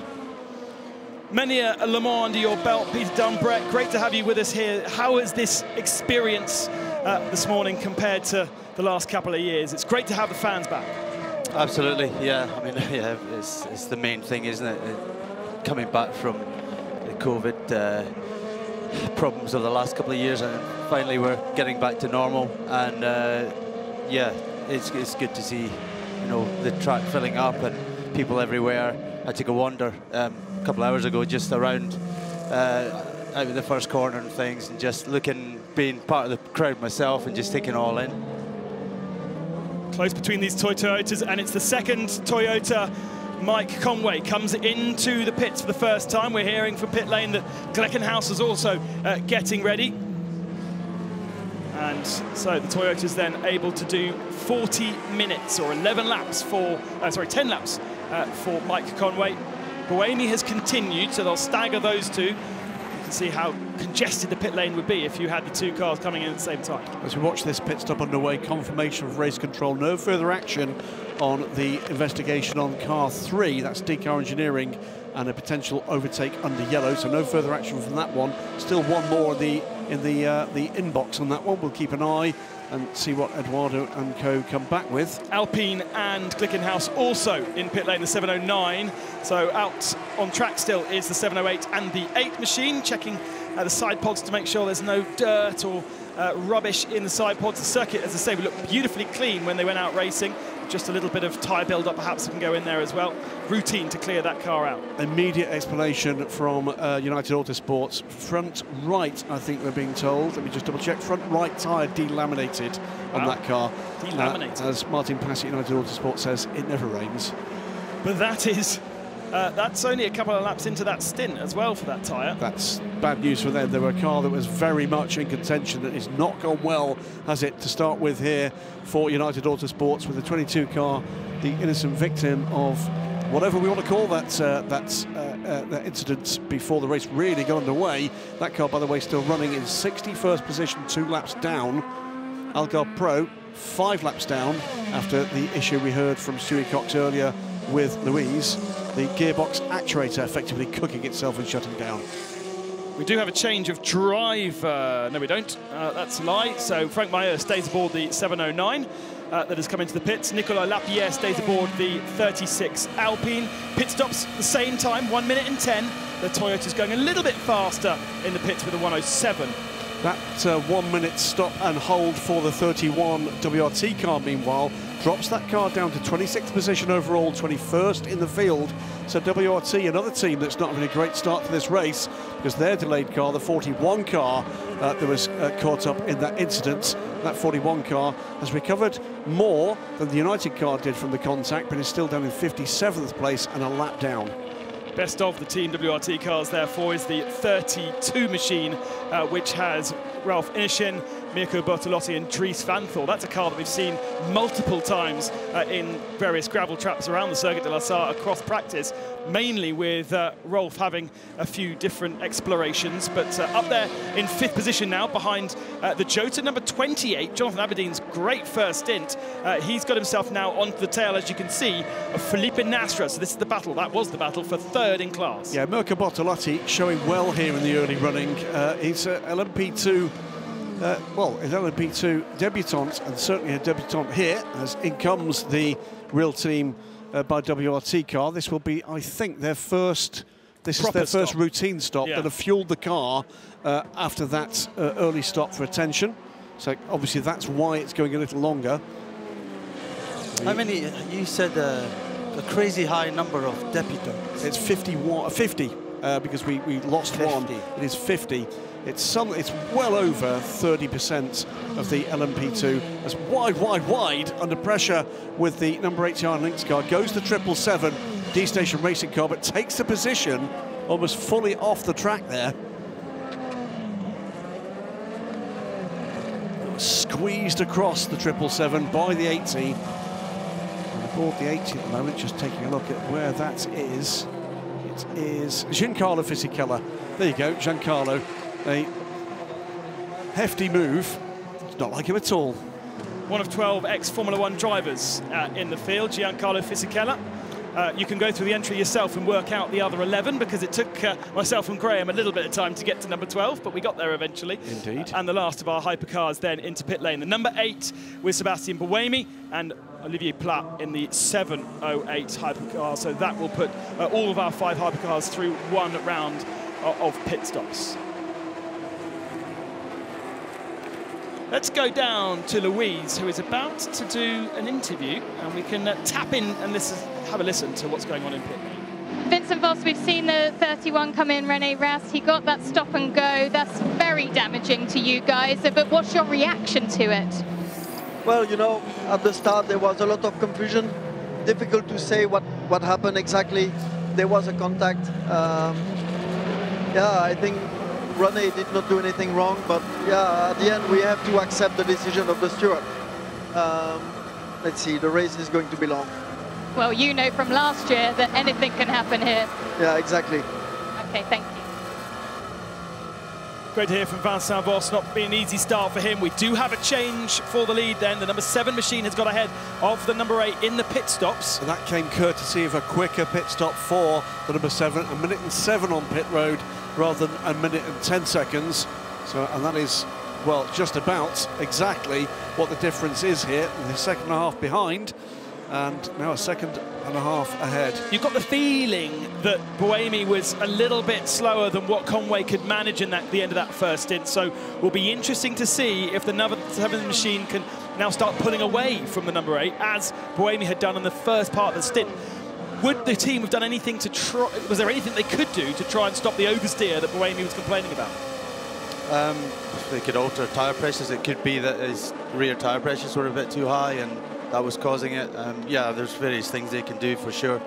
And yeah, I don't know Sebastian, but I've heard him many a time, and he does complain, doesn't he? When things aren't going his way, he lets it know that it's not so good. Calm, Seb, calm. As we often hear. Michael Fassbender looks like he's getting ready to take over in the number 93 car, as that car in the hands of Matt Campbell gets into a battle with the Northwest AMR car Nicky team. Calf there in the background with the RTL mic. We haven't yet seen any of the GTE cars into pit lane, but interesting that he's helmeted up and ready to go. So possibly we will get him in a few moments' time. Let's hear from the team radio of that car, Matt Campbell. Box is left, box, driver change to Michael. Boxing this one. Just tell Michael to watch when he's following cars, and I'll move the back boys a little bit forward for him. And there's an example of the work that the pro drivers are doing to help the AM drivers. He's actually going to make changes within the car to make it easier for Michael to drive. Yeah, I mean, you know, he's not that experienced, isn't he? We've already seen he had an issue. Maybe it wasn't his fault in the practice session, and crashed into the wall. So yes, he needs every bit of help he can get. He's going to be quite nervous getting into the car for the first stint, but at least he's getting it over with early in the race, so he can, you know, settle down after that and, you know, get on with it, driving the car. Lawrence Hurt there in the number 3 DK Engineering car, going by Alex Brundle. Both these men, by the way, both these young men, both previous ELMS LMP3 champions. Lawrence Hurt more recent than 2, and he passes in what we're calling Nemo for obvious reasons, the number 3 DK Engineering car. And it's now the DKR car ahead of both Inter-Europol cars, then the RC Bratislava car in a battle for what is 10th position in LMP2. We are expecting the GT cars to come in this lap. We heard that Fassbender will be taking over the 93, but the pro cars are in. Number 3 in this lap. Doesn't look like there's any tyres being changed here, so it's simply a full tank of fuel and then back out onto circuit. As we saw from many of the cars that visited pit lane on that first round of pit stops. Change of driver for AF Corsa 52, however. Yeah, that car was started by Miguel Molina. In comes, as we heard, Matt Campbell. Michael Fassbender springs into action.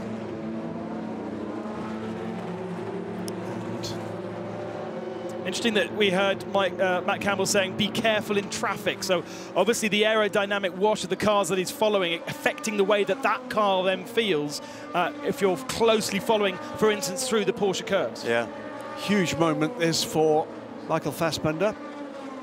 A culmination of 3 years of preparation in Carrera Cups, in Super Cups, then in ELMS. Yeah, absolutely, and with, you know, already with some podium finishes against quality ambition to his name.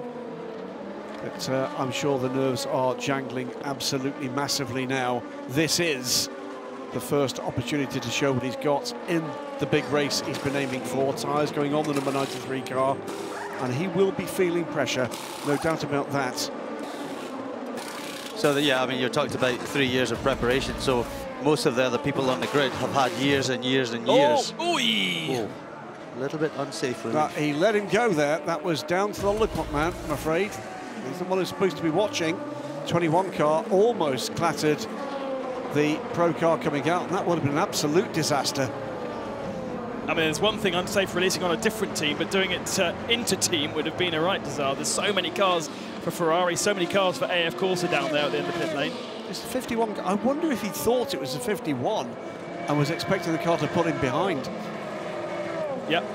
They're all kind of red and white, aren't they? A lot of them. They very much are.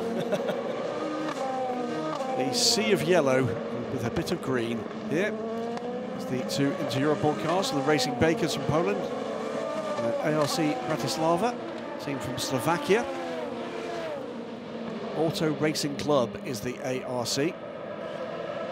Inter-Europol, known as the Racing Bakers because that's what Inter-Europol is. It's a huge commercial bakery in Poland.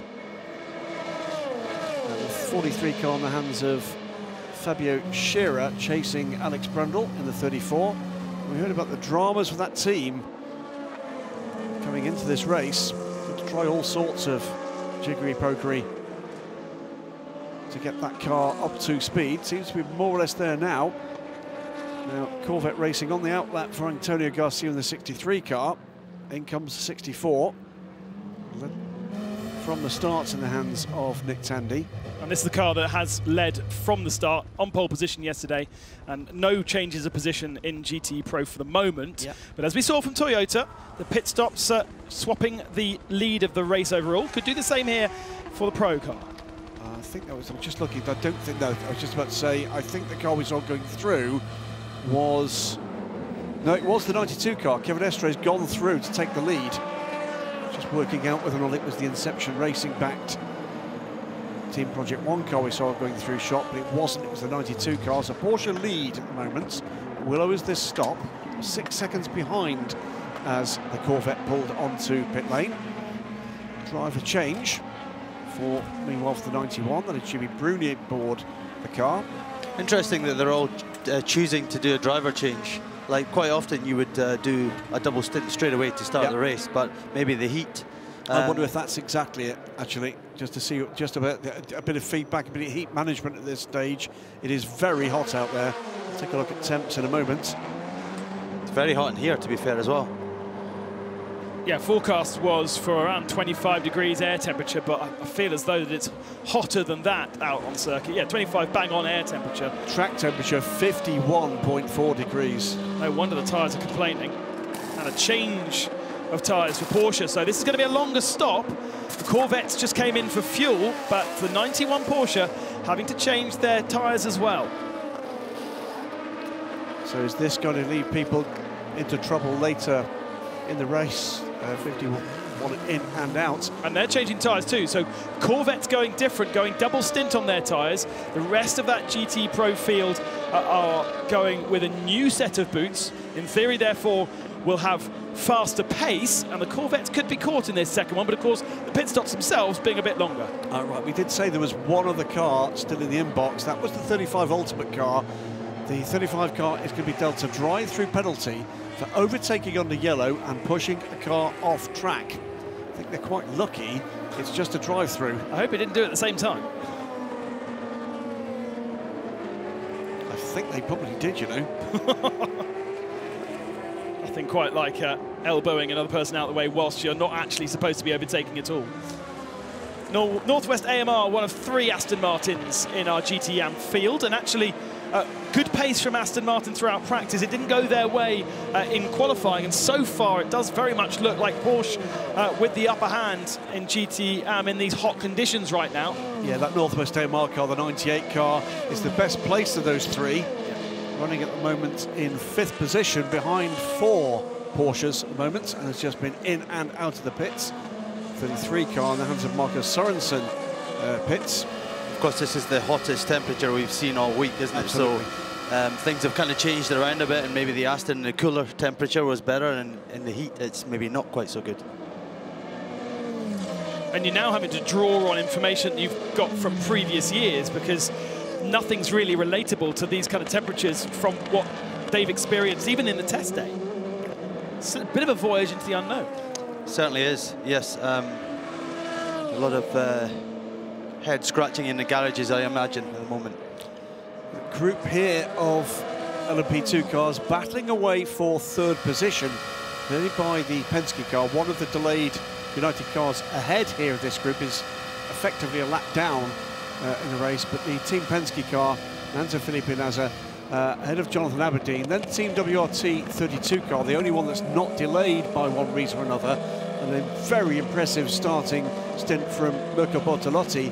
Borlum Chatin with the Sports 48 car is right in there as well, and Charles Malaysia not too much further behind, a couple of seconds off this group. You just see the red Oreca coming in the background there. In comes the second of the factory Porsches, the 92, and I think this will be Sophia Flörsch for her first routine stop after what we heard earlier, the heat-related issues that fried the gearbox actuator and cost them 11 minutes very early on. The 92 car coming in the hands of Kevin Estre from the lead of the GTE Pro race, and should go back the way of the Corvettes. Now, interestingly, it doesn't look like there are tyres prepared for the 92 car here. Nor a driver change. So we're splitting strategy down at Porsche GT team, with the 91 car taking new tyres and a bit of an experiment going on in the 92. Lou says that they are tyres there, so maybe they will do it later, but there's a nice super slow-mo of the 92 car and the way that the suspension riding those sausage curbs. 115 on pit road and 114 for the notoriously well-drilled Corvette team. It'll be very interesting to see what Porsche achieve with that different strategy. Should be quicker. Looks like the Riley Motorsports Ferrari also didn't take tyres. So they, of course, are going a separate strategy to Riley. 116, despite the fact no tyres for the Porsche team, so they couldn't quite match the efforts of Corvette Racing. So we'll drop back into third, but a closer third place, marginally. Now, Nick Tandy still leads. He stayed aboard the 64. Antonio Garcia stayed aboard the 63. Kevin Estre stayed aboard the 92. Those three separated by 6 seconds and pretty equidistant. Just watching Matthias Betsch here in the TDS Racing by Vaillant. A big shunt for that car in practice yesterday, as we have yellow flags out on circuit at the end of the lap, outside our window, I think. Or maybe I think that's at the exit of Porsche curves, yeah. Which is marginally worrying. It's actually the middle of the Porsche curves. And that TDS car heavy into the wall, wrote off the car, wrote off the chassis, but more importantly, Graham, the driver in which shunted was prevented from racing. Indeed, Philippe Chamadomo was effectively excluded from the meeting after that incident. That left TDS with a big problem as the 28 car makes progress. That is Jonathan Aberdeen ahead now of Felipe Nasr and up into third place. So Jota 1-3 right now. And in sharp contrast to the other big super teams here, they're having a very good start to this race. So TDS Racing needing to replace their bronze driver effectively, but instead of doing so, because they had a silver already in that team, they were able to find arguably one of the best drivers in the world in Nick de Vries to jump aboard that car with absolutely no European Le Mans experience this year. Done Le Mans 3 times before in previous years, but what was that going to be like for Nick de Vries jumping aboard that car with absolutely zero practice and only 3 laps in warm-up? Yeah, it would have been very difficult. I mean, he's actively driving almost every week, so from that side of things, he's up to speed. But it's always daunting coming here, and when you get a call like that very late on, I'm sure he was like, took about a second to say, "Yep, let's do it." But yeah, I respect that he can just go in and jump in the car and be pretty much quick straight away in the morning warm-up. Do we know if he was here? Was he a reserve for somebody? I apologize. Of course, he's Toyota. He was absolutely sorry, De Vries. I was just looking at an investigation underway at the moment. But yes, he was here for them, and of course, he's driven for TDS before with Racing Team Netherlands. Just spotted on the screens, investigation underway at the moment for car 22 for ignoring blue flags. Now, I'm watching where the United car is. Of course, that's the car that's delayed by the clash at the very start of the race. With the possible exception of maybe a moment or two where the Penske car was getting quite close, I've not really seen him interfering in this battle, and I'm not really quite sure why they're investigating that. It is a potential front-running car. It's running front-running pace. It just happened to have lost laps. Now, we did hear a complaint on the radio very, very early on in the session about Antonio Felix da Costa and track limits.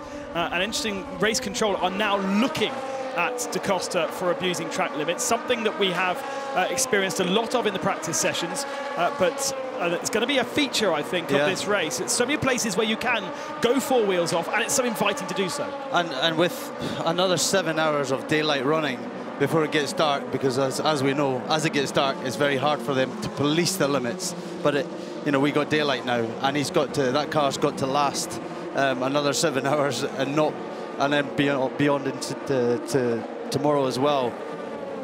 Yeah, we're back into, and it's going to come remarkably quickly for us. The next pit stops for the LMP2 cars. The first of those to roll down pit lane in terms of running order was Jonathan Aberdeen in the number 28 Jota car, DK Engineering, ARC Bratislava and TDS Racing by Vaillant, all on pit lane now. On board here, and what we're looking at here, this TF Sports. It is the 56 Team Project 1 car. That was side-to-side contact there. And all of a sudden, where there was a Porsche, there is none. How do you see that one, Peter? I think that looked like the car on the outside had to yield. I think the car that was coming down the inside was far enough ahead by that stage and had to yield, really. Well, we'll soon see what the decision is from race control about that one. It's a long day. It's only going to get longer, isn't it? It most certainly is. And it does that, funny enough. Yeah. Well, no, normally it gets shorter, but it doesn't feel like it. It is absolutely sweltering, as you've already acknowledged. Very, very hot indeed outside. And Peter, the tyres will be really struggling more than the teams have been used to, because the high track temperature just makes it a little effectively more oily, particularly on the public road sections. It brings up the diesel and all the other muck from the tarmac to the surface, and so the slip angles will be great and the traction will be a bit less. Drivers have to always drive around their cars, drive to the limits of what's possible, don't they? Well, we've seen some tyre changes going on already, especially in GT, when normally I would have thought they wouldn't be changing tyres, so I think it's already got the teams a bit puzzled. Talking to a few drivers on the grid, and a lot of the GTE AM field have started a pro and will, as we've seen with Michael Fassbender, insert their AM driver now after a single pro stint to start working on the minimum drive time, which the AM drivers have to do, which is 6 and a bit stints. So, for instance, GR Racing started Ben Barker, and now Mike Wainwright at the wheel of the car. Team Hardpoint leading the field with Alessio Piccarello, Matteo Caroli from Project 1 behind, Julian Andlauer third, so some pros, and Harry Tingle in fourth, still there in the cars. In the LMP2 category. Is that a puncture for the 48? I think the 48 is running with a front left puncture. Yeah, very slowly, isn't it? And that is the IDEC Sport car, Paul-Luc Chatin, who was in 8th place. He was indeed. Into Europol car goes by. And pit stop for the race leader in LMP2. Antonio Felix da Costa is in the pits. And so too is Robert Kubica from second. Expect Felipe Nasser to come in as well from 3rd place, 14 Penske. Worth mentioning, by the way, gentlemen, we said that the WRT car, that was the 31 car that had that penalty, had dropped down the field, didn't recover much ground in that stint when it came back out after that penalty stop. Now then, top 6-7 cars have gone in. Into Europol's Fabio Scherer goes round again, and Alex Brundle may do the same as well. No, Brundle is in this time for his 2nd stop, but Fabio Scherer again goes a lap long on the LMP2 field. Now that's the lap that he earned by going a lap longer in the 1st stint. Question is he somehow going to be doing another lap longer? Well, it's going to be an interesting one, isn't it? Yeah. Part of the preparation and the run-up to this race through free practice is just to see exactly what they can squeeze out of these cars in exactly what trim. Difference, as both Anthony and Peter have observed, is it is so much warmer today, and a lot of what they learned might well have to be consigned to the dustbin. even in our commentary booth, which is a big tin cabin with an enormous window across the front, sitting down, the air conditioning is having some effect. Standing up, it is absolutely sweltering. So you can imagine how hot it is in these cars. Drivers like this man, Nico Lapierre, working very hard for his living just to hang on to the tail of the field and front Maillot. Yeah, just to report that Edict Sport car has made it back to pit lane, lost something like 40 seconds with that slow in. I'm pretty certain that was a front left tyre, not of the completely round variety. Algar Pro in, and so too AF Corsa there, so too Vector Sport. Nico Müller now with a double stint under his belt. Matthias Besch in for TDS by Vaillant. So most of the field are stopping. Into Europol have not. Fabio Scherer goes round. Normally, Peter, cars that are expected to do, say, 10 laps will do 9 in the first stint, just to make darn sure that their calculations are correct. Because then you can fill the tank, see how much goes in, and then you extrapolate that. Okay, that was 9 laps. We figured we should have used that much. Oh, we've used a bit less. Okay, well, so we've got a tiny cushion. The problem is then, oh, we've used a bit more.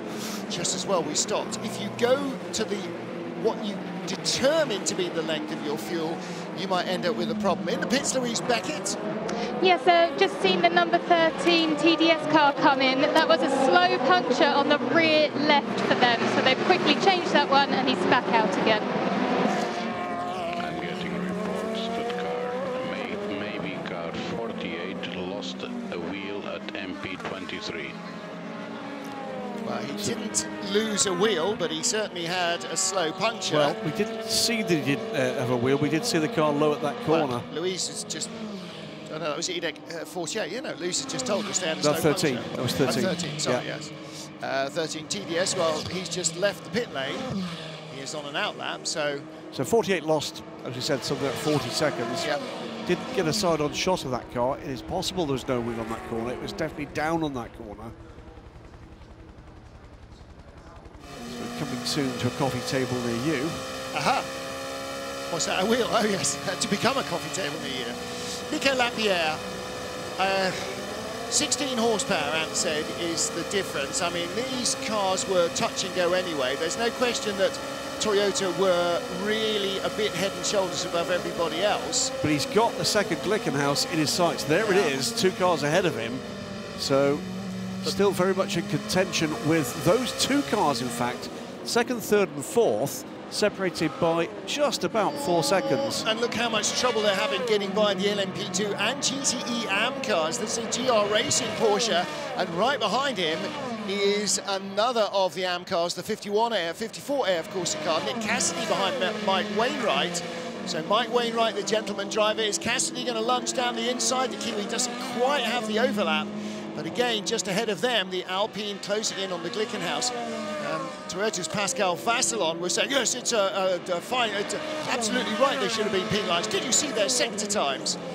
Yeah, okay, well, we can all make free practice and qualifying look like certain things, can't we? We certainly can. Yeah. Including the pole-sitting Toyota Gazoo Racing team. Yeah, not entirely sure that anybody actually genuinely believe that Toyota were losing pace to any of their rivals. Just disappearing through the front of shot is the first the Glickenhaus. It's running third, then here comes the second, then the Alpine.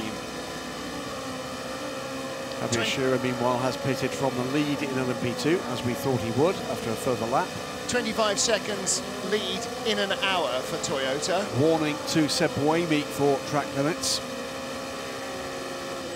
Yeah. You sense that this is going to be a long, long race with lots and lots of penalties for track limits because they are very obvious and very evident. And race control will have cameras locked off on them. Yeah, indeed. Do they give 3 warnings and then start penalising? It's 2 warnings, a final warning. Per stint, per driver. Per stint, per driver. Yeah. So to get it there, you've got to have really taken the mickey. 3 wide as they come out of Arnage. That is the 86 car. That will be Mike Wainwright now aboard. Yeah, Wainwright in the black and orange car, and 54 has just gone by, and followed by the green Iron Lynx Ferrari of Giancarlo Fisichella. It's 5480 is the Fisichella car. Yeah. Then it's 75 car, which is the car run with Iron Lynx and Rinaldi. Now that looked like Is that Veroni aboard that? It is.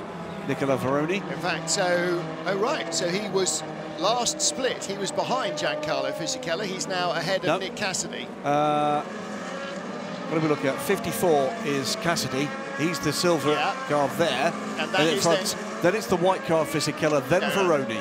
So Veroni, already a race winner in the European Le Mans Series, the opening race this season with Mimo Gidley, and Pierre Arret. Here it's with Arret and Christian Hook to complete that squad. This is the number 9 with Robert Kubica under attack now from Alex Lynn. This is for second place. They're 7 seconds back from Antonio Felix da Costa, who's having a stellar opening couple of stints aboard the 38 Jota car. Well, Kubica wasn't hanging around at the start either, was he? In all the melee behind, he leapt ahead of the Alpine, and it took Lapierre a couple of laps to get in front of the Prema car. So, battle for second place. Alexander Lynn now effectively the one bullet in the United gun, but as we've seen Audi prove, Porsche prove, and so many others prove, actually only one of your cars can win. So you sort of do only need one, sort of. It's a little early to see half of the multi-car teams back down the order.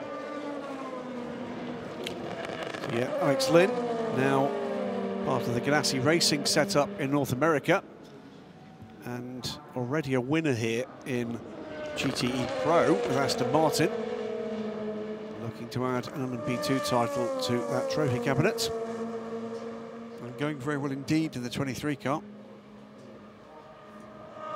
Well, let's hear from Louise Beckett. She's down at the IDEX Sport team with Paul-Luc Chatin.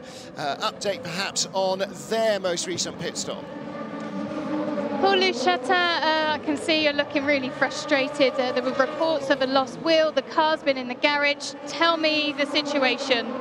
Yeah, unfortunately, the start of the race was very good. You know, we started P14, we were already P7, so the pace of the car was good. The team did a major job, but I lost the wheel at the exit of Mulsanne Straight, and we don't know why yet. We'll investigate that, but first, after that, we lost a lot of time to come back to the pit, and we put the car in the garage, I think, for 5 minutes. So I don't know, but yeah, I think we are already 2 laps done compared to the first cars, which is, of course, not the best start of the race for us. After, you know, it's 24 hours race. It will be long, but if we are honest, it will be difficult for us now. Okay, thank you. Thank you very much. All right, so losing a wheel at Mulsanne corner.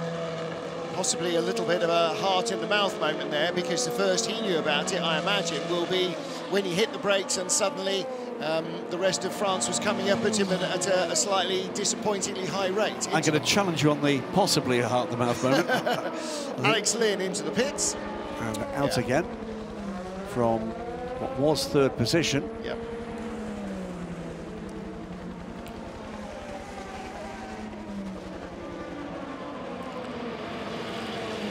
So that was the car, of course, that had the delamination, wasn't it? So it's running off strategy, but on good pace for Alex Lynn. Leading cars in the GTM class, Alessio Picariello has gone forward and has gone by Matteo Caroli. They're the 1-2, and they're now on the tail of the 7th GTE Pro car. That is the Riley Motorsport run car, the Be Safe racing car. What is Be Safe Racing? I'm sure thousands of you asking. Well, it's a team that races regularly in Ferrari Challenge in the United States. Be Safe is a storage company, a private storage company.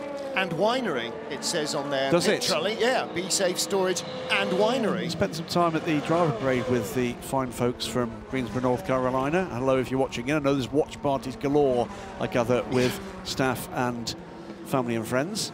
They're looking to see what they can do, but fending off the attack of 2 extremely quick Porsche drivers behind. Great little battle, this. Isn't it just? I think Cairoli's looking to line up the Porsche in front as well. So Picariello has gone by at some point to take that position. But Cairoli's still very much in this fight, and they've gapped Julian Andlauer by about 7.5 seconds with Harry Tinknell and another Porsche on Porsche battle. This time though, Precariello looks to the inside. There's no way through there. He's in a tricky position because he needs to get by that car in front, or else Cairoli will have a go at him. Absolutely. This battle or overall battle, well, you can tell what Precariello's trying to do. Belgian racer, backed by Porsche Motorsport Asia Pacific, as up the inside goes the number 24 Nielsen racing car, and through goes Precariello, and Cairoli's going to follow him through. Yeah, nicely done as well, using the faster car to lever the leader of the little group offline, or rather to keep him offline. Then you tuck in behind the P2 car, Peter, and you sort of go through the gap as the faster car hangs your rival out to dry. That's right. It looks like the Porsches, you know, we've got top 4 in GT all Porsche, so they've got a bit of an advantage at the moment. Ferrari's qualified extremely strongly, and the 98 MR Aston Martin is in 5th place at the moment, but another further 15 seconds behind Harry Tinknell, who's 8 behind this battle, so quite a long way off the pace at the moment. Again, as the temperatures drop a little when the afternoon shadows lengthen and the evening comes, we're going to see a balance of power change. We saw that, you know, we've seen it in every hot race, that some tyres, or some cars rather, suffer more as the tyres are trying to work on the hot tarmac than others. Some may have a little bit more pace than their rivals, or compared to their rivals, as the temperatures drop and head into the evening. Lest we forget, by the way, that the Le Mans 24 Hours is an invitation event beyond entries that are earned through full season competition in the FI World Endurance Championship, and for, as they go by the karting track, by the way, with a spirited race underway.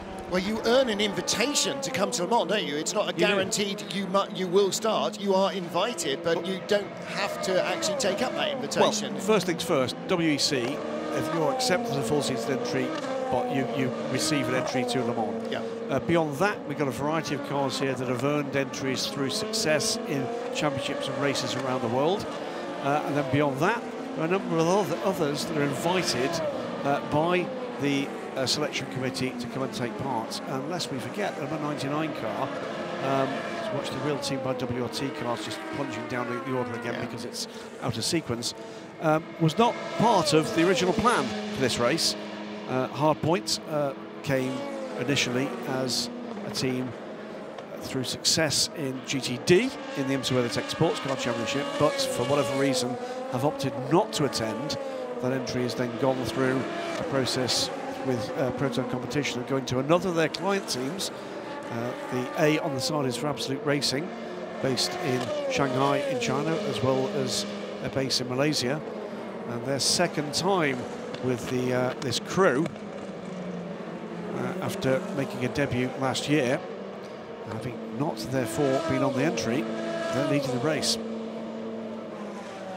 43 and 44, numerically similar in terms of livery, same kind of base colour, the evolution of the Racing Bakers livery, and an evolution this year for ARC Bratislava with a bit more colour added to their bright yellow livery, courtesy of young designer Daniel Hansel. Well done, Daniel. The car looks fantastic. As we've got the leading Toyota with 13 seconds on Seb Boemi. And that's a slow lap from Boemi last time around, 3:35 in traffic. So we'll keep an eye on that. Make sure it is just traffic and there's nothing more going on. Yeah, 5 seconds off in traffic, Peter. That would be a lot for a gentleman driver in an AM car. That sounds... There's not a lot of traffic involved here. Yeah, it sounds a very great deal for a driver of the calibre of Sebastian Buemi. Yeah, and we did see him running wide, losing time a little bit earlier on as well, getting warning for it. So maybe he's just not so happy in the car. And we also know that he had a loose rear end. Yeah. So... yeah, it could be that Mike Conway's just that bit more confident in the car and he's able to just stick in those consistent laps, and Buemi not so much. Yeah, that Duncan Vincent feeling isn't great, is it, when the car's not happy at the back? Indeed. As through the Porsche curves they come. Never an easy time, I'm sure, to catch traffic. You've been at both ends of this grid in your career, Peter. I have, yes. Porsche curves in a GT car, or Porsche curves in a prototype. What do you fancy least? Well, yeah, I was lucky enough to drive P1 round here, and of course the Mercedes back in the day. And the Porsche cars have become easier, let's say, because when I was driving, the wall was right beside the track. Now you've got that big bit of tarmac that they've opened up because of all the crashes that happened there. So, but it's still a great corner. I'm sorry, nothing is going in my way. Plus, I'm scared of the track limit, taking extra margin. The oversteer is not needed. Sorry. Oversteer. Yeah, it's a long race. Nothing is going my way. Scared of the track limits. Oversteer were the bits I picked out of that one. It's not a happy Seb Buemi right now, is it? That's what we kind of thought, wasn't it? Do you think the message before that was, the guys in the booth are really giving you a hammering for being slow? What's going on? You better start apologising now. Yeah. OK, Alpine in with Nico Lapierre from 5th place in the race and 5th place in the hypercar class. Again, as we've documented all through the season, this Alpine built as an LMP2 chassis originally, and that limits its fuel capacity. It cannot carry as much fuel as the hypercar rules allow, and because of the way the monocoque is built, they can't fit a bigger tank, so it has to stop more often. And the way that the tortoise and the hare race should work is the one that goes longest, or the one that goes shortest, should have to be able to go fastest, but that doesn't appear to be the case at the moment. First car to incur the wrath of the race director, reported to the stewards for abusing track limits, Nick Cassidy in the 54 AF Corsa Ferrari. And that inevitably, I'm afraid, will lead. Drive-through will be the first thing we see for that car, so that will drop further down. And the worrying thing for anybody else that's had a warning is that means you're one closer to the top of the to-do list in race control right now. So we might just start to see a little bit more of this side by side down the Mulsanne straight, the 13 car. That is the TDS Racing by Viant car. Matthias Besch goes by Rodrigo Salas, goes up in 21st position, and that will be 16th place in the overall LMP2 order. If it wasn't for bad luck, they wouldn't have had very much at all this week, would they, that TDS by Viant car?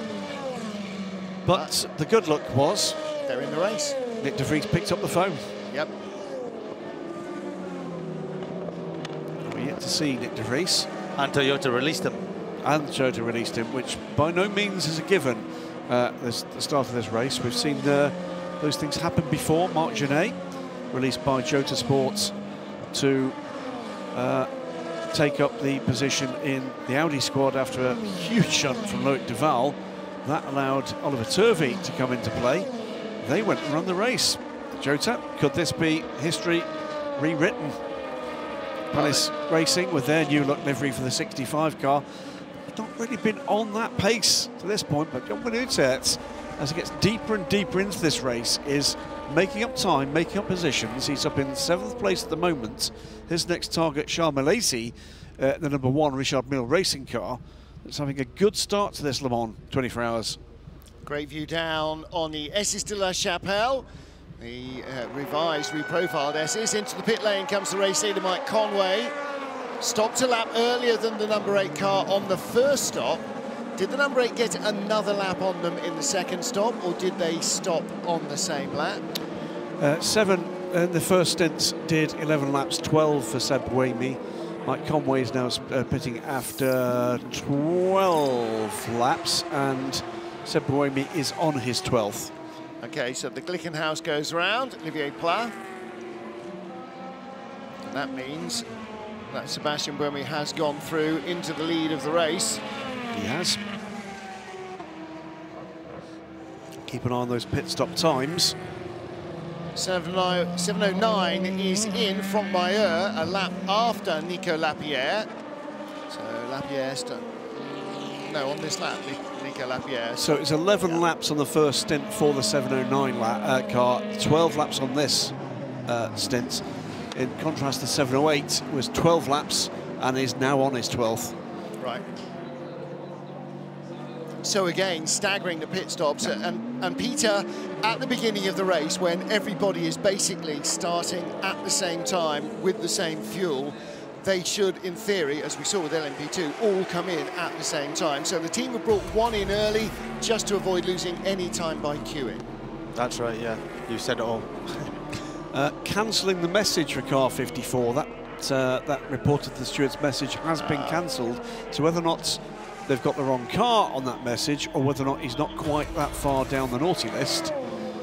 He's certainly had a warning. Anyway. Well, let's put it this way, will certainly have woken him up to the issue, won't it? Or whether the passenger has decided to walk home. Louise Beckett is in the pit lane. Yeah, the number 48, excuse me, EDEC sport car has come back into the pits. They've actually just changed the nose on that 48. And as you can hear, it's just gone up again. Thanks, Lou. And Peter Dumbrecht, that's not uncommon. You will see it a lot in things like NASCAR to make sure they lose as little time in the pits as possible.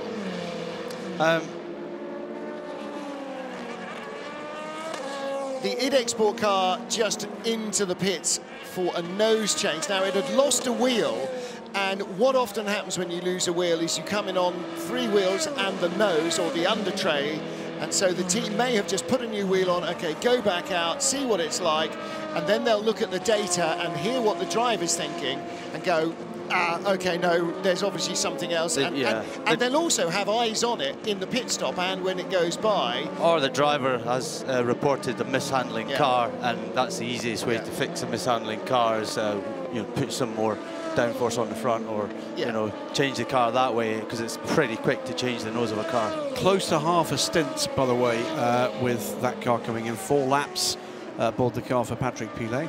This was a driver change when Chatin brought the car in. Yep.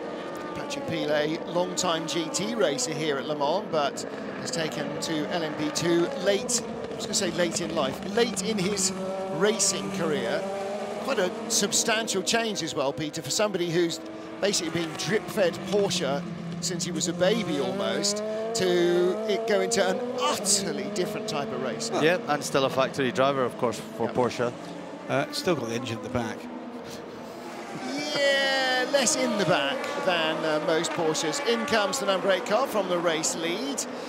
So we have had a penalty for a warning for 54 removed, but now the team manager of car number 47, that's Algarve Pro, Stewie Cox, will be has been summoned to the race director with immediate effect.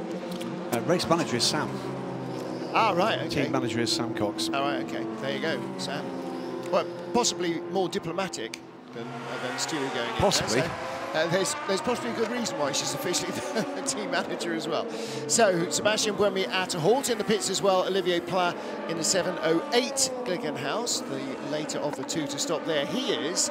So the two of our pairs of hypercars stopped a lap earlier than their sister machines.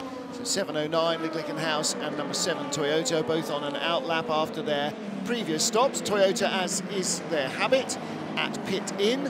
They do like to be very close indeed when they come into the pit lane. Here comes the number 8 car. Is he going to retake the lead? Number 7 car, is he going to retake the lead this time? It is not. Number 8 come out in front.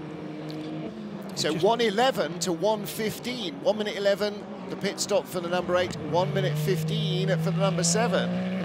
So they lost 4 seconds in that pit stop, and the lead goes back to the number 8 car. Fuel only for the Glickenhaus as well. So onto a triple stint. Or maybe they changed tyres at the first stint. So certainly a double stint. So the prototype drivers generally are staying in that bit longer than the GT drivers. Some of the GT teams have a sort of an interesting way of doing it. The 91 Porsche, Kevin Escher, 92 rather, Kevin Escher, Michael Christensen basically go in, out, in, out, in, out. They drive a change with every stint. The number 1 car, Jimmy Bruni and Richard Leakes tend not to. And certainly in our shorter races, in the Toyota team, AF Corse Ferrari team, Alessandro Pierguidi basically stays in until 2 laps from the end of the race, and then James Collado does the rest. But they tend to do sort of double stints, whereas the Porsche teams, and certainly the Chris Silvestri team, tend to do single stint no matter what the weather, no matter what the race. Julian Andlauer sends it to the inside, and Matteo Cairoli for 2nd place. So there's a Porsche 1, 2, 3, 4 with the Northwest AMR in 5th place. There is the hardpoint car just in front. So the WeatherTech racing car moving sharply to the front now. Remember a few laps ago we were talking about the battle with hardpoint, with Team Project One and the Riley Ferrari that they were sort of mingling with, which is one of the Pro Class cars. We said Julian Andlauer was some distance behind. He ain't anymore. He's now moved up in front. And that Philippe Fraga car has been dropped quite dramatically, 5 seconds behind now, Matteo Cairoli. Talked to Sam Bird on the grid about that car, and he said all the Ferraris are going to struggle, and they don't quite have that depth of knowledge that the AF Corsa cars do. So Bill Riley's crew just a little, and you don't have to be a little off in a lap to be quite a lot off by the end of a couple of hours of racing.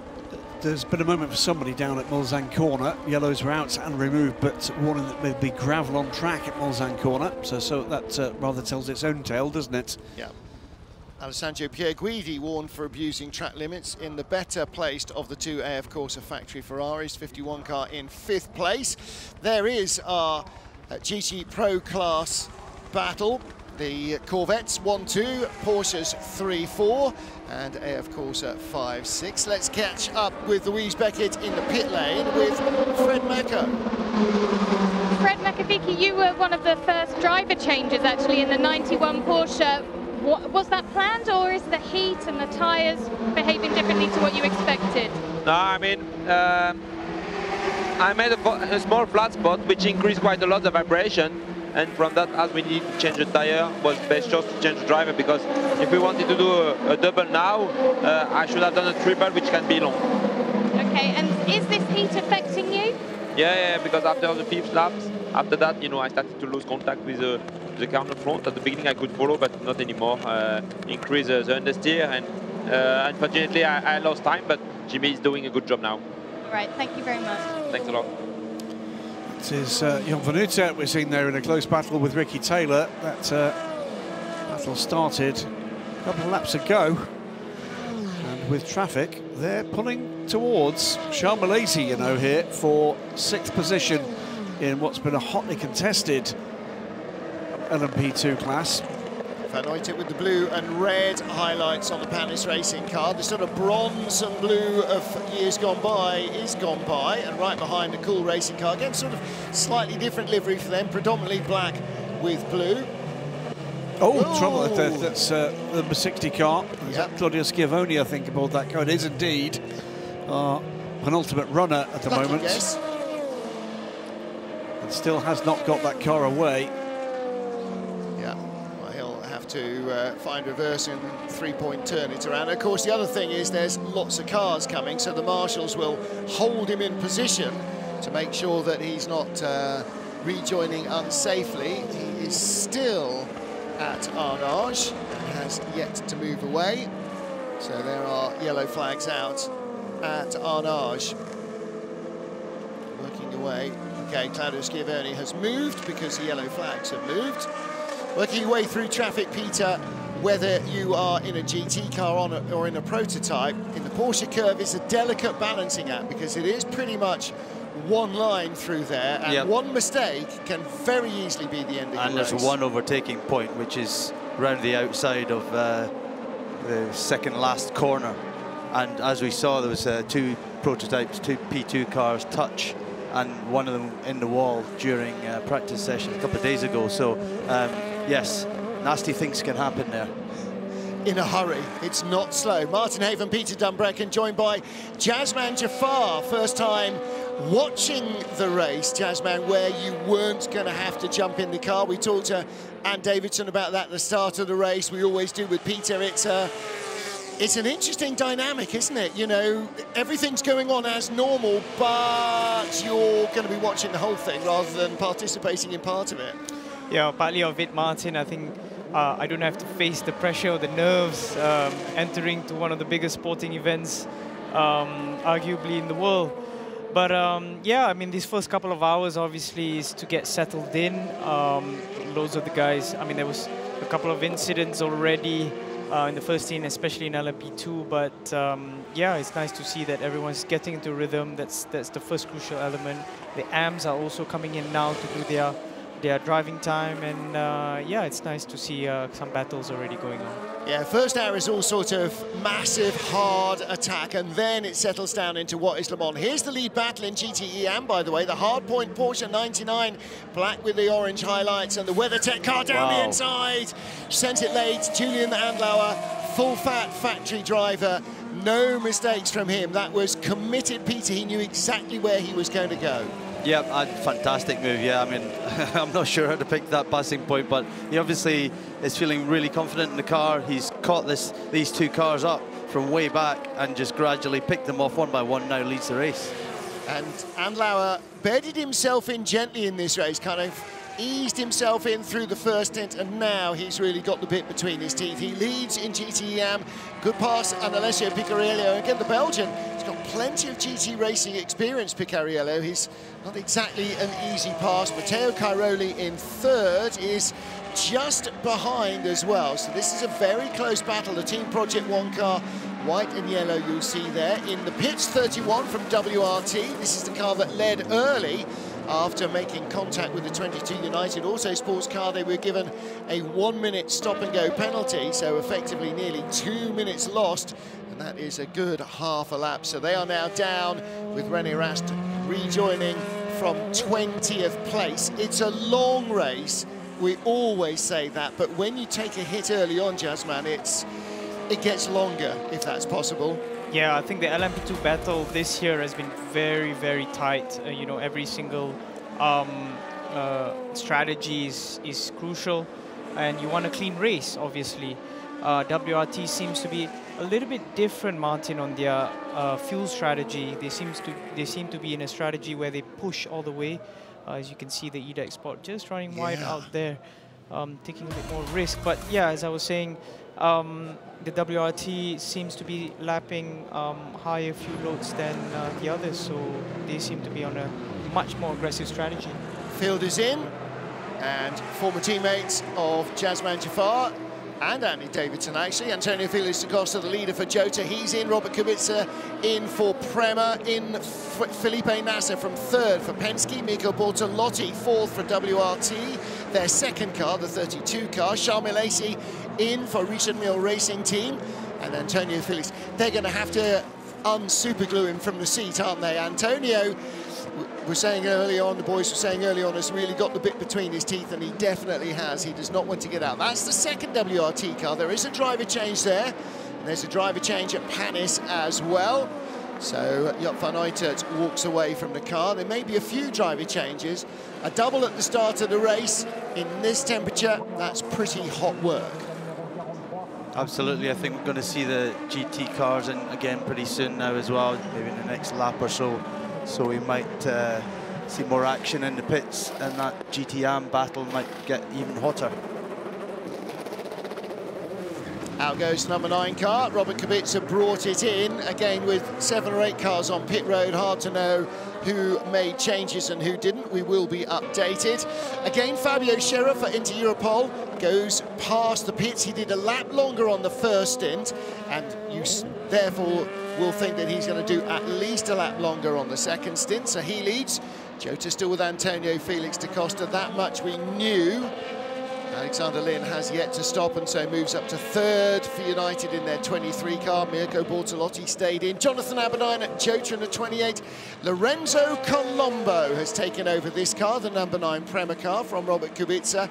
Now, he put in some really starry stints at Spa-Francorchamps. Really went from Lorenzo who to, oh, Lorenzo.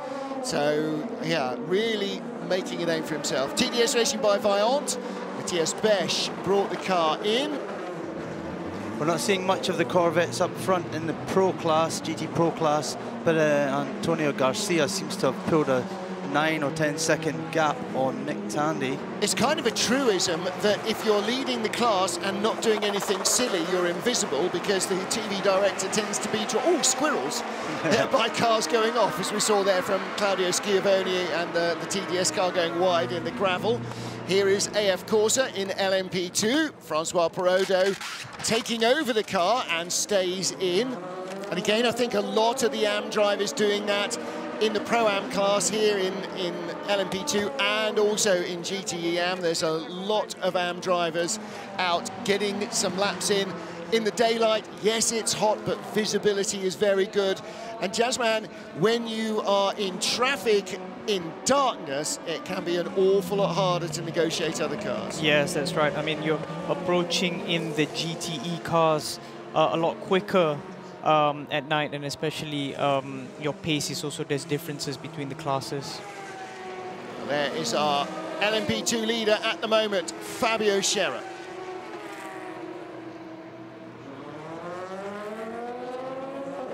Hour and 40 minutes into the 24 hours of Le Mans. We have barely even got out of first gear in terms of getting this race underway, but there was carnage from the very first corner, with cars off everywhere, and some of our expected front runners, previous winners in LMP2, getting shunted out and losing a lot of ground. And effectively, realistically, in a field this huge, any chance to suggest this is Claudio Schiavone for the second time. He looped it around at Mulsanne corner last lap. I think that is a lap later where he's looped it around on the exit of Indianapolis as Fabio Scherer comes into the pit. So that extra lap they earned, or the bravery that they didn't come in a lap shy of their regular fuel. They were happy that their calculations were right. That has left them going a lap longer. And he now comes into the lead, and Antonio Felix da Costa will go by. I mean, the driver can make quite a difference in this circumstances as well. Yeah.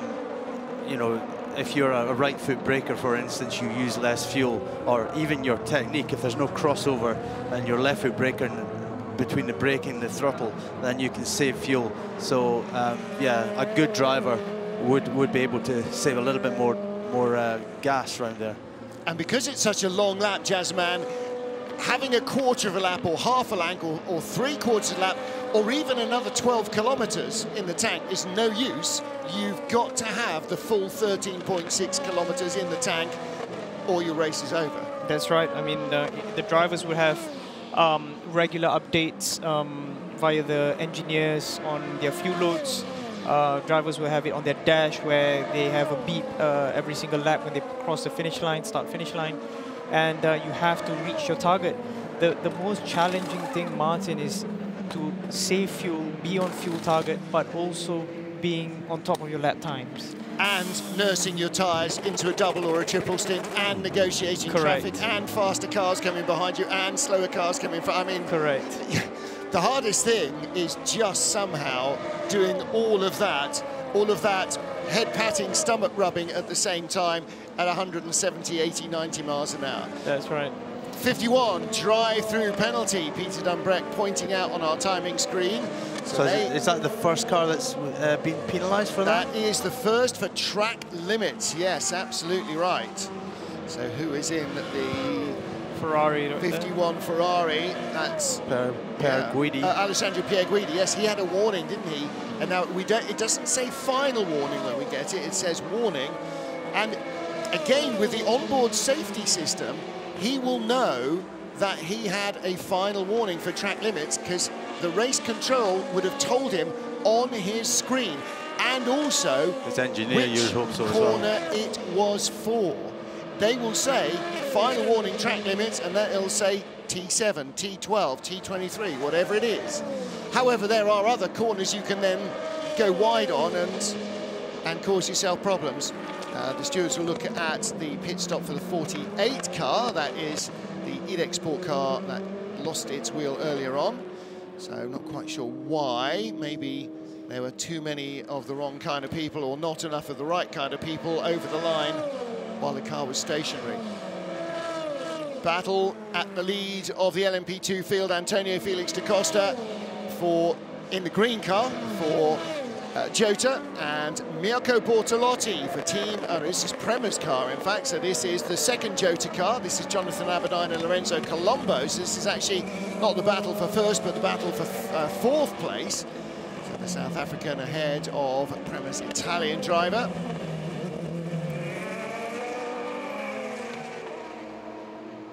And Jonathan Aberdeen, having cut his teeth in the European Le Mans Series, joining the Jota team this year in the World Championship.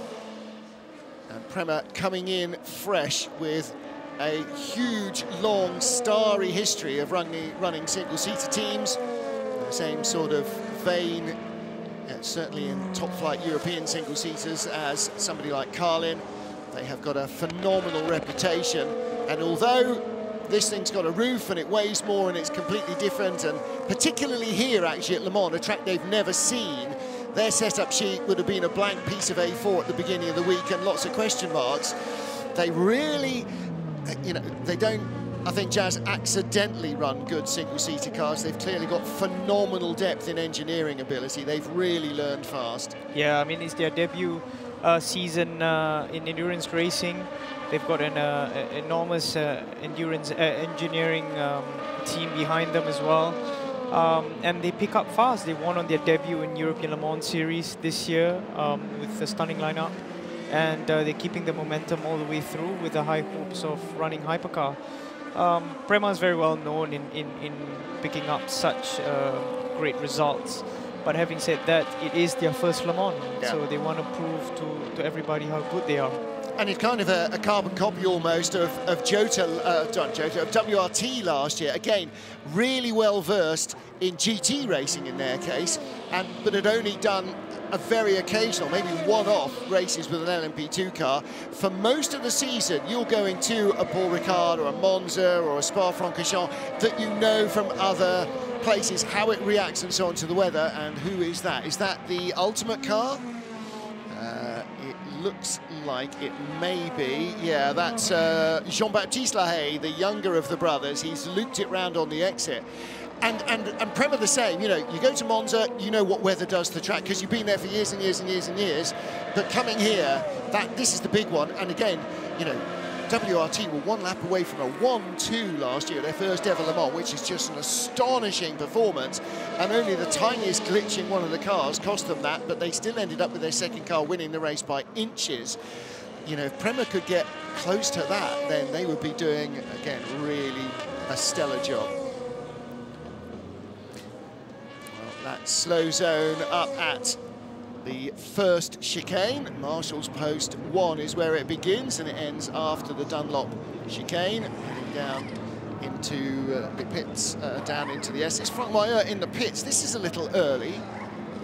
He was in with the Toyotas. That should not be in at this stage. Yep, he's halfway through his stint.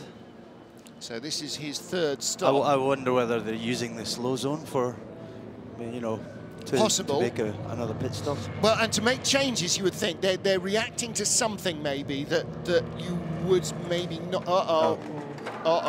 Now, a lot of times, even in free practice, the car will be wheeled back into the garage to do something that seems relatively minor. And the reason for that is you are only allowed 4 men over the white line outside of the pit lane to work on the car, but you can have any number working on it in the garage.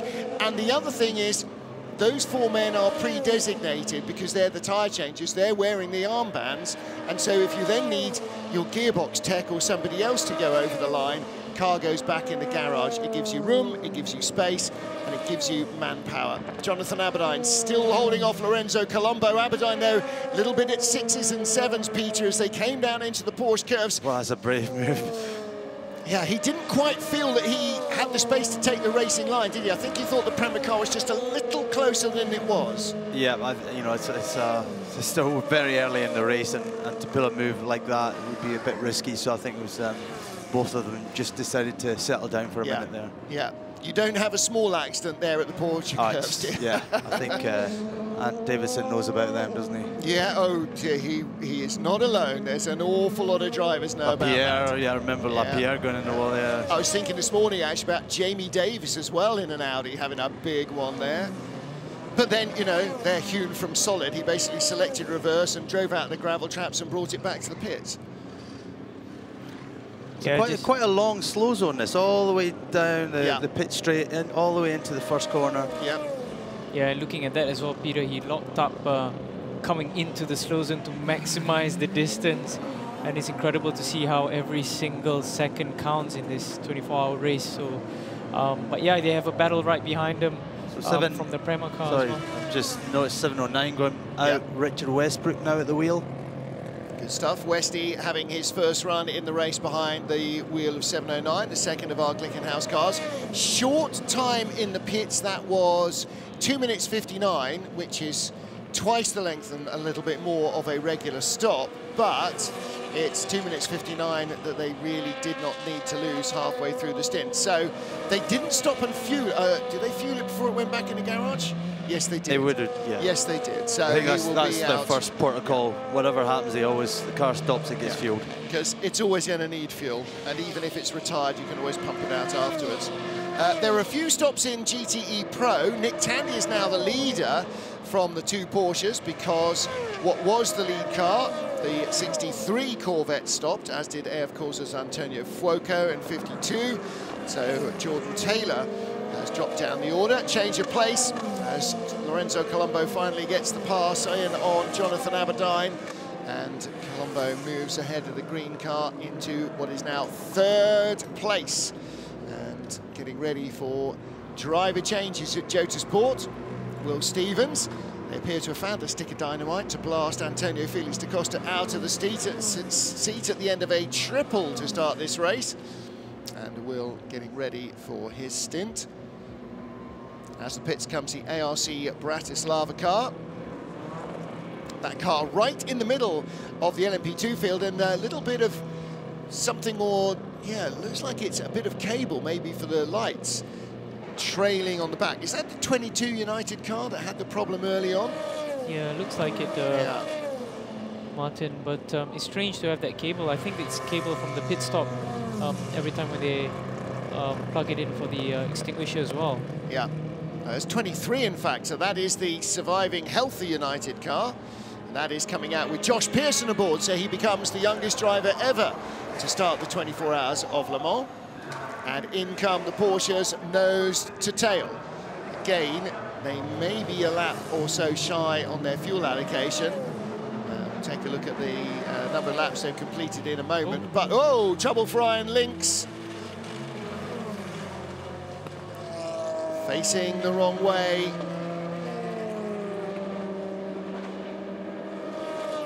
So who is at the wheel? Pierre Eret. Pierre Eret, okay, and I think he's just taken over. Is that an outlap? Let me find him on the other page. Just looking at the speeds a short while ago there, Matteo Cairoli, 191 miles an hour. Yeah. That's pretty quick, isn't it? It is, not hanging around. There's Eret. It's not actually an outlap, but he has recently taken over the car. And down the inside comes the AF Corsa car. He turns in because he needs to make it round the corner. Yeah, that AF Corsa had Francois Perodo in the LMP2 class and just starting his stint. At the moment, he must have missed out that the Ferrari was just entering to the apex. Yeah. Well, two gentlemen drivers, both of whom spent a lot of time in the championship. Pierre Eret, based in... Those tyres are definitely flat-spotted, that's for sure. Based in the USA, but does a lot of racing around the world. And he's been racing Porsches and Ferraris for a very long while. So slow zone removed, and that means that the Ultimate Motorsport car of Jean-Baptiste Lehay is back underway. He's now on the Mulsanne. And Matthias Besch holding off René Rast, TDS by Vaillant, and the 31 WRT car, which was our early race leader, but suffered a penalty for contact with the 22 United car in turn 1, lap 1. Some races go south at the very end. Ask Giffier about that, ask Toyota about that. Some races go south on the first corner. Into the pits is the 28 Jota car. Jonathan Aberdine looked as though there was a driver change going on. Battle here as Vector's number 10 car continues to climb the order. Ahead of the 23 from United. And right behind him, he's got a real battle on his hands. This WRT, Martin, looks like they're having a very strong pace, chasing back from the pack. In fact, that's the TDS Vaillant car, Matthias Besch. So this is TDS, WRT, and Nielsen's Rodrigo Sales, who is currently 3rd in Pro-Am. DKR leading Pro-Am with the number 3 car, Jean Glorieux. In LMP2, ARC's Bratislava's Miro Konopka, 2nd in Pro-Am. Rodrigo Sales for Nielsen, we just saw there, 3rd in Pro-Am. The stewards will look, as is their job, at the incident between the 83 and 75. That incident we saw between the two gentleman drivers, Francois Perraudot and Pierre Eret.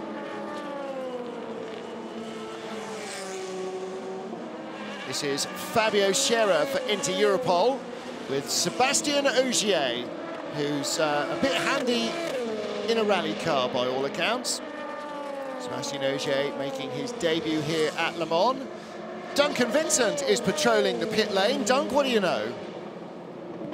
I've got Patrick Dempsey down here, walked past the garage. We saw the pit stops happening, guys, so we saw a good run of pit stops there. And we saw a driver change as well for the 77. How's Harry and Seb's race going so far? Yeah, so far so good. He had a really strong start. We were a little bit too high with the tire pressure, so that caught us out and very aggressive at the beginning. Tires dropped off and then came back and then steadied out. And then we're just trying to get everybody rotated through. Once you get in the race, then people get their groove going. It's just so nerve-wracking before you get in the car. Great first stint, and we'll get everybody through. Are the temperatures out there causing concerns for any of the drivers? Because it's so hot now compared to where we've been. Yeah, it's been the hottest it has been all week, right? So we're dealing with that, but we'll make the adjustments and it's fine. It's just really rough on the guys because they want to go, and they got to be very careful and think about the long run. Well, yeah, they're doing a good job. It's just tough, you know. You want the car to settle, and it's just really scary. And getting the power down, getting out of the corner, and you just, you know, you have to back off. They want to run, man. They're going to look after the tires, really. Exactly. Yeah, I mean, Larry just came over and said, don't shag the tires in the first 2 laps. So it's just getting the sort of the anxiety and the fear and all of the excitement out of the way. And once you break a sweat, you get a couple laps in, you're good. Like for Michael, he's doing fantastic, been very consistent. Best laps he's had all weekend, and now he'll feel a lot better. Patrick, thank you very much. Thank you. Thank you, Duncan Vincent. Our first Duncan Vincent with Hollywood Superstars moment. But Patrick Dempsey's absolutely right. You know, they will have set tyre pressures at the start of the race, Jazzman, based on what they knew so far. Plus, also, it's hotter and the track temperature's going to be higher, so you then make the educated guess to drop it a little fraction. As it turns out, still too much tyre pressure. What effect does that have on the tyre, on how the car works? Honestly, in the tyre pressure window, Martin, it's crucial to hit the targets. Sometimes when it's overheating, it wears a lot more. When it's underheating, which is not enough pressure, you intend to get some graining, and there's some pockets of pickup as well from the track, where it induces understeer or sometimes just lack of grip overall. But for the Proton Dempsey team, looking a recovery after Michael Fassbender's big crash at the entry of the first chicane, now he's carrying over that confidence into that car and having the right window of that setup. So it's nice to see that both cars from the Proton Dempsey team is running and having that setup window that they need. In the GT Pro class, fewer Hollywood actors involved here. It's Jordan Taylor, who, mind you, YouTube star, okay, fair enough, for Corvette Racing in 63 ahead of Jimmy Bruni in the Porsche, and Tommy Milner now in 3rd. Tommy Milner in the 3rd place 64 Corvette. He has taken over from starting driver Nick Tandy. Jordan Taylor leading the race though, and a Porsche between them with Jimmy Bruni in the 91 car. Antonio Fuoco in 4th place in the 52 AF Corsa Ferrari. The 51 car down in 6th position. So actually Antonio Fuoco, as we often see, having a good run in the first of the factory-entered Ferraris. Ferrari were complaining that everybody else had a bit more pace on them. Countering that, Porsche said that some of the guys were saying, we have not yet seen a Ferrari go anywhere near a curb. We think they have more in the locker. They are just being extra conservative and tidy. Antonio Garcia suiting up, so he's going to be ready. Of course, no, he's been in. I think he's just got out. Yeah. So maybe he's just cooled down a little bit and getting back. So the suit on. Yeah, so that was. He didn't start the race, did he? So there was a single stint. Alessandro Pierguidi has just stopped and gone back out again for AF Corse with their 51 car. And that is the third stop for that car. I'm wrong, he did start the race. So he's had a double stint, Antonio. So a third stint for Alessandro Pierguidi. Now, none of the other front runners have made a third stop. But Pierguidi's still in, so he didn't stop for a physical problem to hand over to James Collado. So why was he in? That is one for Duncan, I think, to pursue. A friend of the family there at Ferrari. Alessandro Pierguidi sharing with James Collado, and not entirely where we expect them to be. They've got a little bit of an issue of some kind going on. Meanwhile, with the 91 Porsche GT, his car lying in second place, Jimmy Bruni. Saw him rushing onto the grid with his wife and daughter earlier on, just to get to the team. Sweeping up through the Dunlop curve. Pretty steep uphill into this big chicane at the top of the, well, almost at the top of the hill, then under that big footbridge, the Dunlop Bridge, and down into the S's, Peter. A lot of high minimum speed corners on this track. Yeah, just the two very slow ones. And this one over the little crest, we've seen many cars fall foul of that outside line spin, get hit on the inside. So it's something the drivers really have to be careful of, especially if in the morning it rains a little bit or whatever. Goes by Pierre Arret in the green Ferrari. So normally Pierre's cars carry Adobe Wineries, his business livery, but not on the Iron Lynx car. He must have come in for a new set of tyres, because there's no way he could still be on those. There'd be 50p pieces. Yeah. In fact, that car has dropped a little further back down the order. So Bruni in the 91 car has jumped Tommy Milner in the pit stop. Yes. So his pit stop was a good 11 seconds faster than the Corvette. Okay. That's very interesting. I wonder why. Tyres change. Yeah. So Bruni stayed in his double stinting, perhaps, and the Corvette took tyres, changed driver. Driver change at Alpine. Nico Lapierre out after a triple.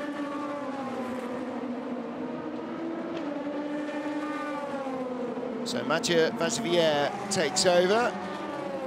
And then you'll see the bright yellow helmet of, oh, there the hanger, that is Andre Negrão.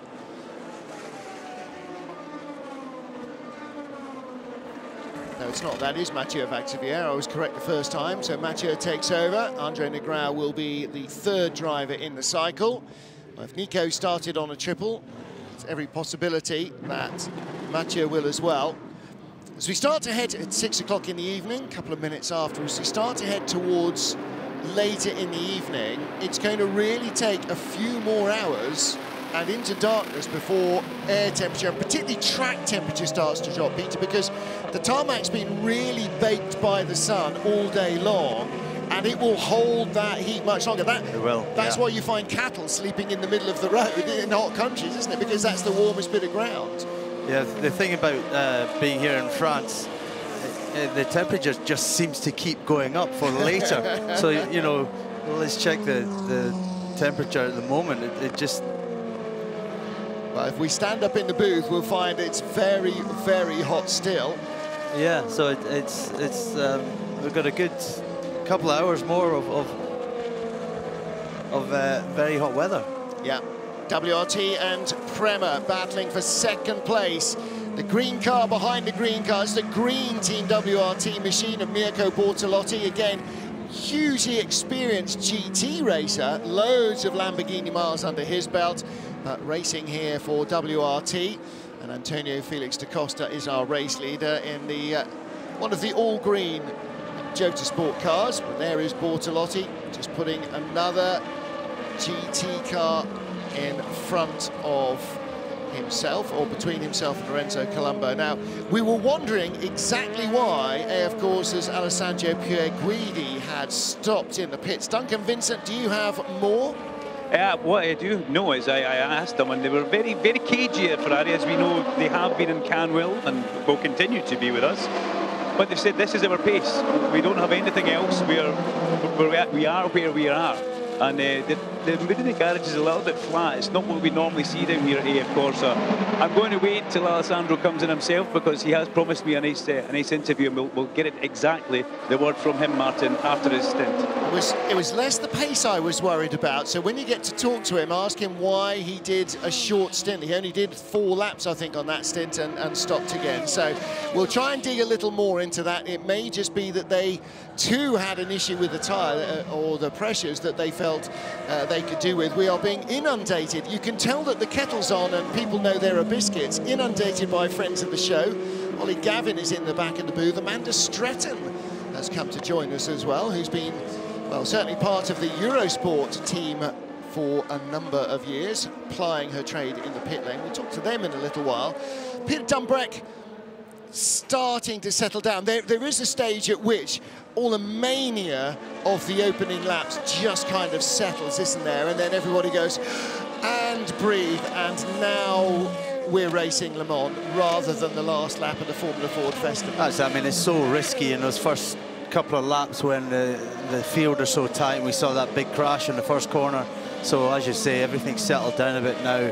They're running through their programs. There's some good racing still taking place, but at the same time, it's that bit more settled.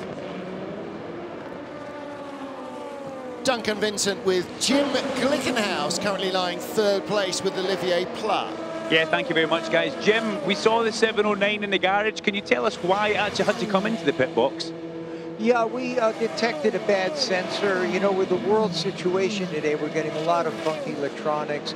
And just to be on the safe side, we brought the car in, we changed the sensor, everything's fine. We've been running long stints on tires. We're not using too bad on the energy, so we think we're in good shape. But we just wanted to be safe. It's a long race, and that was it. And they'll make the places back up. Tires and everything okay in this heat, and the driver's happy? Yeah, no, they're very happy. We went 3 stints on one set of tires, and we may be able to do 4. So we're feeling pretty good. Jim, thank you. Thank you. Thank you, Duncan. Thank you, Jim Glickenhaus. Well, better to address issues as early as you can. Same with penalties. Serve them as soon as you can. Everybody seems to be getting a little bit more of a handle on the heat of this track and what to do with your tyres. Nico Jamin for Panis Racing, currently 5th in LMP2. The 65 car just set its fastest race lap, a 3-minute 33.8. It's about the 2nd or 3rd fastest lap in LMP2 this race. A 3:35.4 fastest lap of the race for Duquesne's number 30 car, and Rached Dujeras, who has taken over that car at the last stop. Driver change here at Toyota. And this is the number 7 in, so Mike Conway bails out. And again, with fuel, that will swap. The number 8 car will take the lead.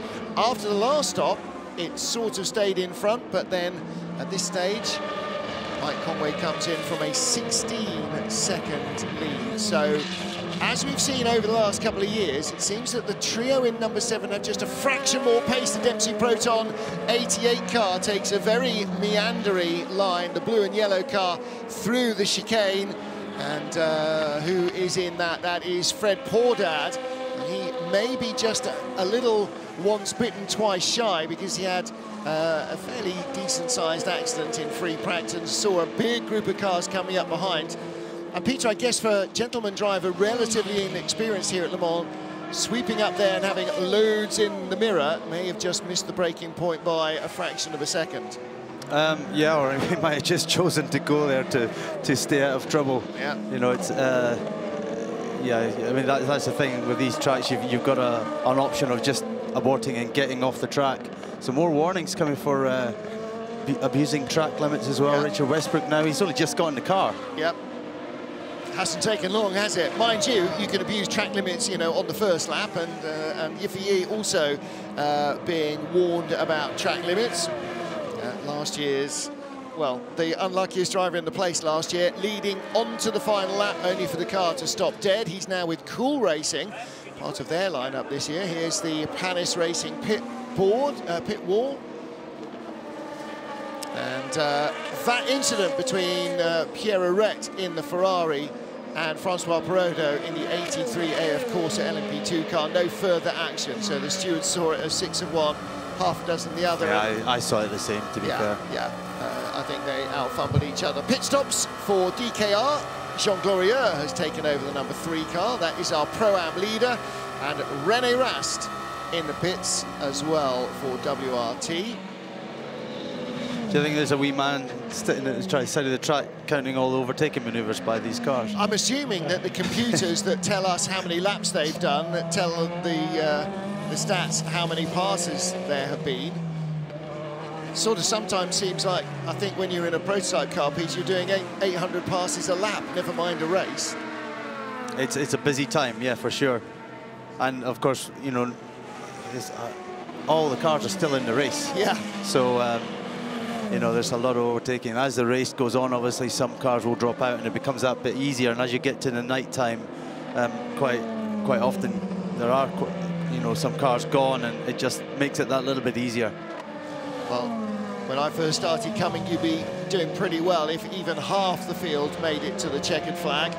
I can remember going to sleep my first or second year, Bob Wallach leading for Martini Lancia. Woke up in the morning, no, that went out with a gearbox problem 6 hours ago. You know, there were all sorts of failures. These days, Jazzman, it tends to be accident damage more than almost anything else, doesn't it? Yeah, sure is. I mean, looking at how reliability is everything coming to this race, and teams and manufacturers do multiple tests. Toyota especially, as the car number 8 is coming into the pits, they've done a 48-hour test, normally in Motorland Aragon or in Paul Ricard. And you see Brendan Hartley jumping into this car. Yes, Martin, even the slightly smaller teams in LMP2, they do thorough checks and make sure every nuts and bolts is up to perfection, and they want to last the race into a good endurance and durability towards the end. Few little changes on this year's version of the GR010. Slightly longer rear shark fin, and when the doors come down, there are 2 vertical gates across the top of the door, so channeling air straight through down the back of the car. A couple of other little tweaks as well. In comes the Glickenhaus. This is Olivier Pla hitting his marks. Not too far behind Sebastian Buemi when he came in. Again, driver change at Glickenhaus, as we just saw Richard Westbrook taking over 709. Change here as well in 708. And how's your helmet identification? Was that Romain Dumas or Pipo Derani? That was Romain Dumas, wasn't it? Because Pipo Derani has got the hugely cartoony helmet for his charity work. So that was Dumas taking over. Chito Lopez is the race leader now in the number 7 Toyota. Jose Maria Lopez, the reigning world champions in that number 7 car, last year's Le Mans winners as well. And those tend to go hand in hand. In the modern era, you tend not to win Le Mans and then not have a world championship result as a result. Did see yellow lights, I thought, on the Dunlop Bridge, flashing briefly as the cars went underneath, but those may well have been withdrawn. And out goes the Glickenhaus. So Toyota remain 1-2. Glickenhaus, Alpine, Glickenhaus is your 3-4-5. That wasn't the Alpine just going by, was it? That was something bright blue, though, but there are a few of those. Romain Dumas in his 22nd 24 hours of Le Mans. 1 million people now in the booth, hoovering up all our cool air. God, if you're gonna come in, at least make a cup of tea. We have got, well, let's introduce a couple of guests. We might have a little swap out now. First of all, let's bring Ollie Gavin, late of this parish, well, not late of this parish actually, still almost of this parish, who, yeah, has just relatively recently called time on, go ahead, press the button, on his racing career, and is sort of starting a whole new way of life, not just commentating, Ollie, as you've done with us here at Le Mans last year and also in the European Asian Le Mans series, but also creating a new driving academy with your partners at Corvette. Yes, well, it's great to be here, Martin. Yeah, I have, and the Oliver Gavin Driving Academy has been running events all the way through this year, and we've actually got guests here this weekend. So got a Corvette experience, a travel experience here with GM Europe guests and media, as well as some of our own guests from the Museum in Motion people from the US, and all Corvette owners, Corvette enthusiasts. We did a tour from Paris over to Normandy, up to the landing beaches, and then down into Le Mans. And yeah, it's been a lot of fun driving a lot of Corvettes. The Corvette Stingray has been fantastic. I saw you also driving a minibus, no? A minibus, I have been driving a minibus. Thank you very much, Peter, for pointing that out. Yes. Well, you know, I've got to turn my talents to all kinds of different things here. But I've actually also got Taj Jukta here, who is the chief engineer of the Corvette road car, and Taj has been integral in getting me. Getting the Corvette experience going and getting the Oliver Gavin Driving Academy all up and running. I had to get 12 cars on order, and that was tricky at times, but Taj has helped me out massively. Well, we're having a conversation in the pit lane the other day about the fact that for the first time ever, America's sports car does not have the engine in front of the driver. This time, the cart is in front of the horse, and we were wondering, was that informed by supercar dynamics, or was that informed by race car dynamics? Or was it a combination of the two? It was purely performance driven. I mean, there would be some on the outside who would say mid-engine cars look cool, they look the business, but it was purely performance. We were reaching the limit of a front-engine car, just as in racing. Quite a long time ago, we reached the limit for front-engine cars. So I think it was 1962 the last time a front-engine car won Le Mans. And so it was the same thing that drives race cars to have the engine in the back, more weight on the rear wheels as the street car. Listen, as racing fans, we love to see big manufacturers bringing something that's identifiably a road car. Prototypes are fantastic, and God knows the racing is exciting, and for the drivers, they're phenomenal. But for the man in the stands, you know, Ferraris and Porsches and Mercedes and Lamborghinis and Corvettes and all the other hypercar, supercar brands, that's very, all right, none of us will own them, but it's identifiably a car. And I think that has an extra little frisson of excitement that you see these big manufacturers coming to slug it out. And with the change in the regulations in Le Mans Series rules going towards GT3 and much more customer-based kind of racing, the Corvette GT3 package coming along as well. Suddenly, here you're racing against Porsches and Ferraris. Suddenly, almost no manufacturer does not have a GT3 weapon, and then you get this enormous field of cars. Is that exciting to the GM racing family as well? Absolutely. You know, we want to have all the people that we compete against in the showroom, compete against them on the track, and it's far more than just a marketing activity where you see the cars. It's an actual product development activity, and we have such good connections with the race team, and we co-develop both cars. Well, again, talking about co-developing, you've got a lot of good GT racers, a lot of good ex-single-seater racers here. Yiffy Yi, who nearly won last year, just getting boxed in. Great piece of driving right behind Dries van Tor, who's made his name in GT3 machinery and is fast becoming a top LMP2 driver, using the traffic to try and get the run on Yiffy Yi. Now the Chinese driver is right behind him for 6th position. So here comes that green team, the cool racing car, right? They got ahead of the team, the green team WRT car.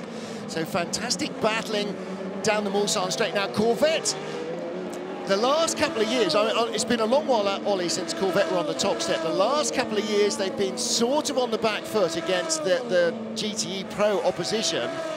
This week, it looks like a really even battle, particularly with the Porsches, and that's got to be encouraging for everybody who's here watching. Oh, absolutely, and certainly, you know, you're seeing now that Jimmy Bruni just there in the background with the Porsche, and he's been caught by Tommy Milner, my ex-teammate in the number 64 car.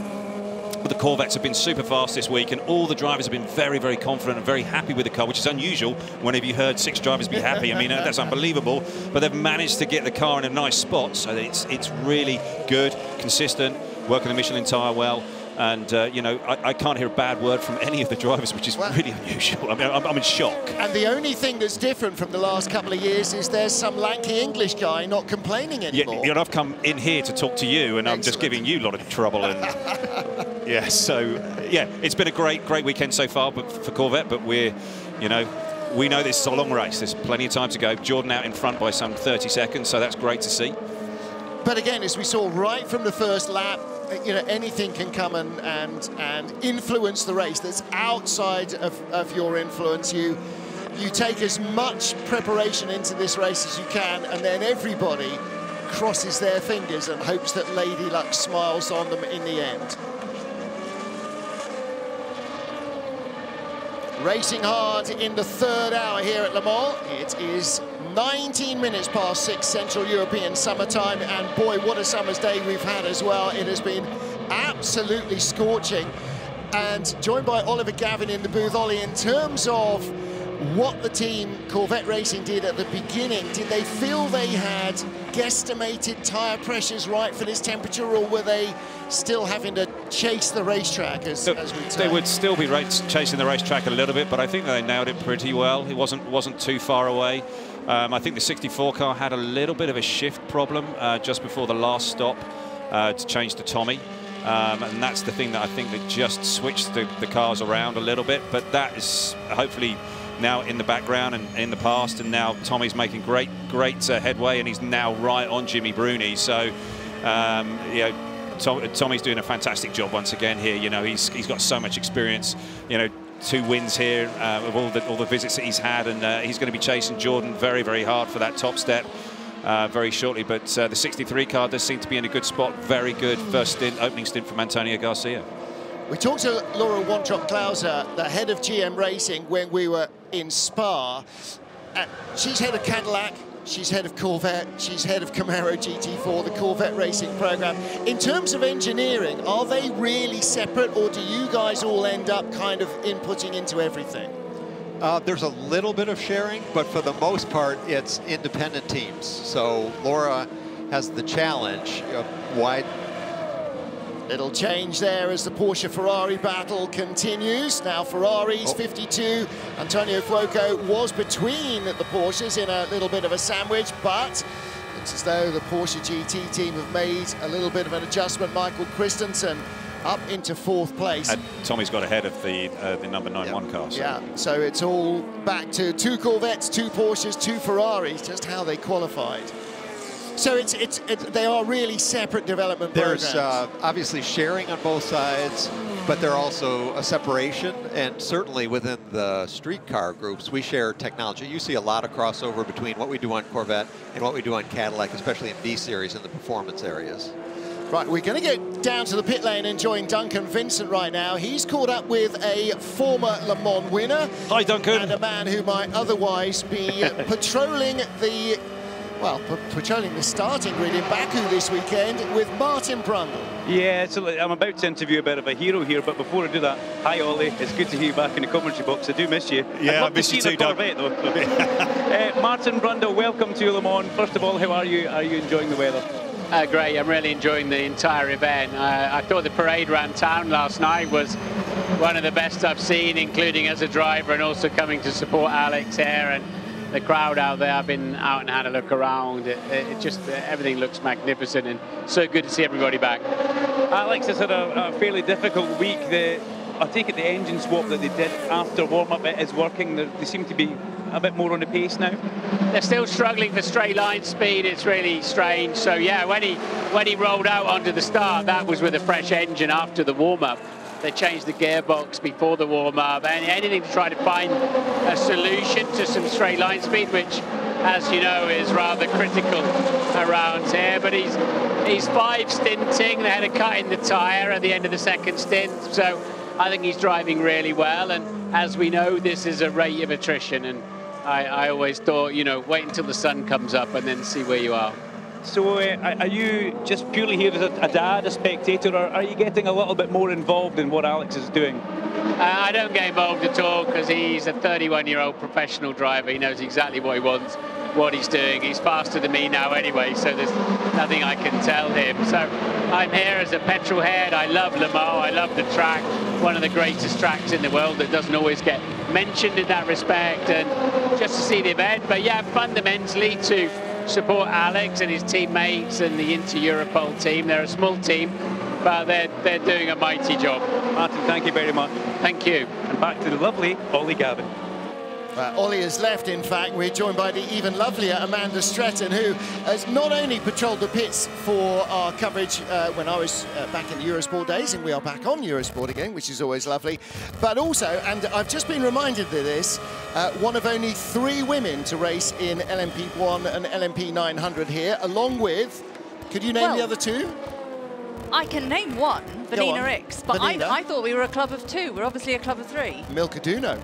Did she? I thought she only did LMP. Graham Goodwin tells me things. I believe them. Okay, yeah. Well, I'm not going to argue with Graham either. But no, I knew, obviously I knew about Vanina. In fact, I was reporting when Vanina did it. Absolutely.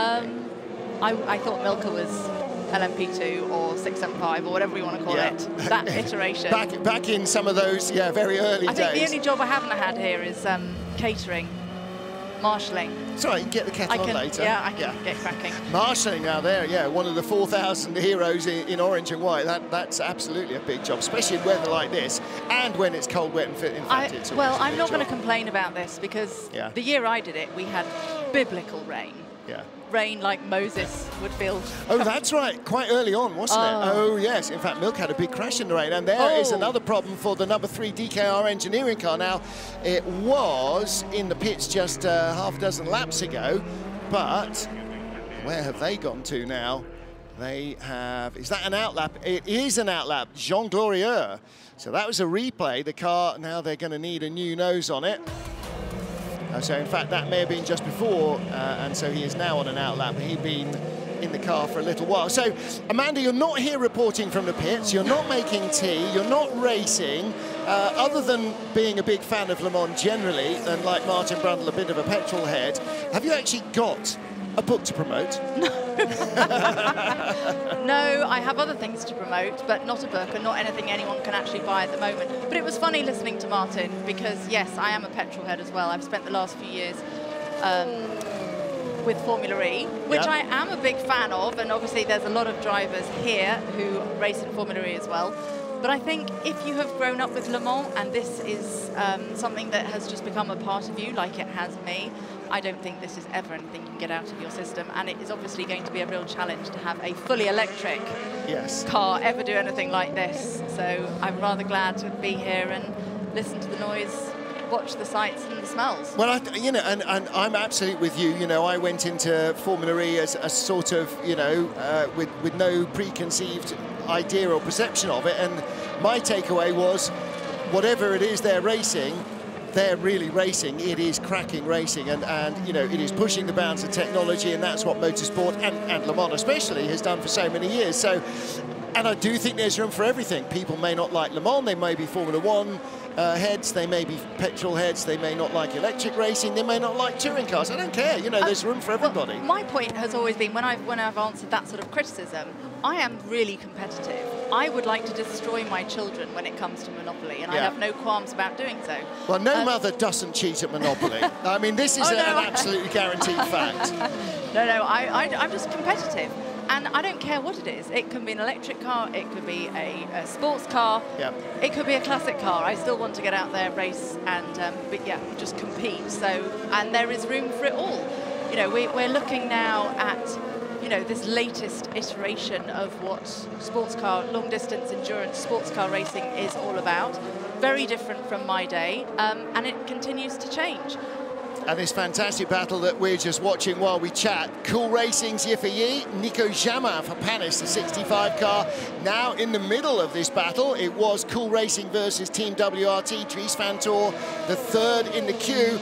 But the Panis Racing car has caught up and now up to 5th place and challenging Yiffy. So if you're not racing modern cars, are you still racing old cars? I am racing old cars.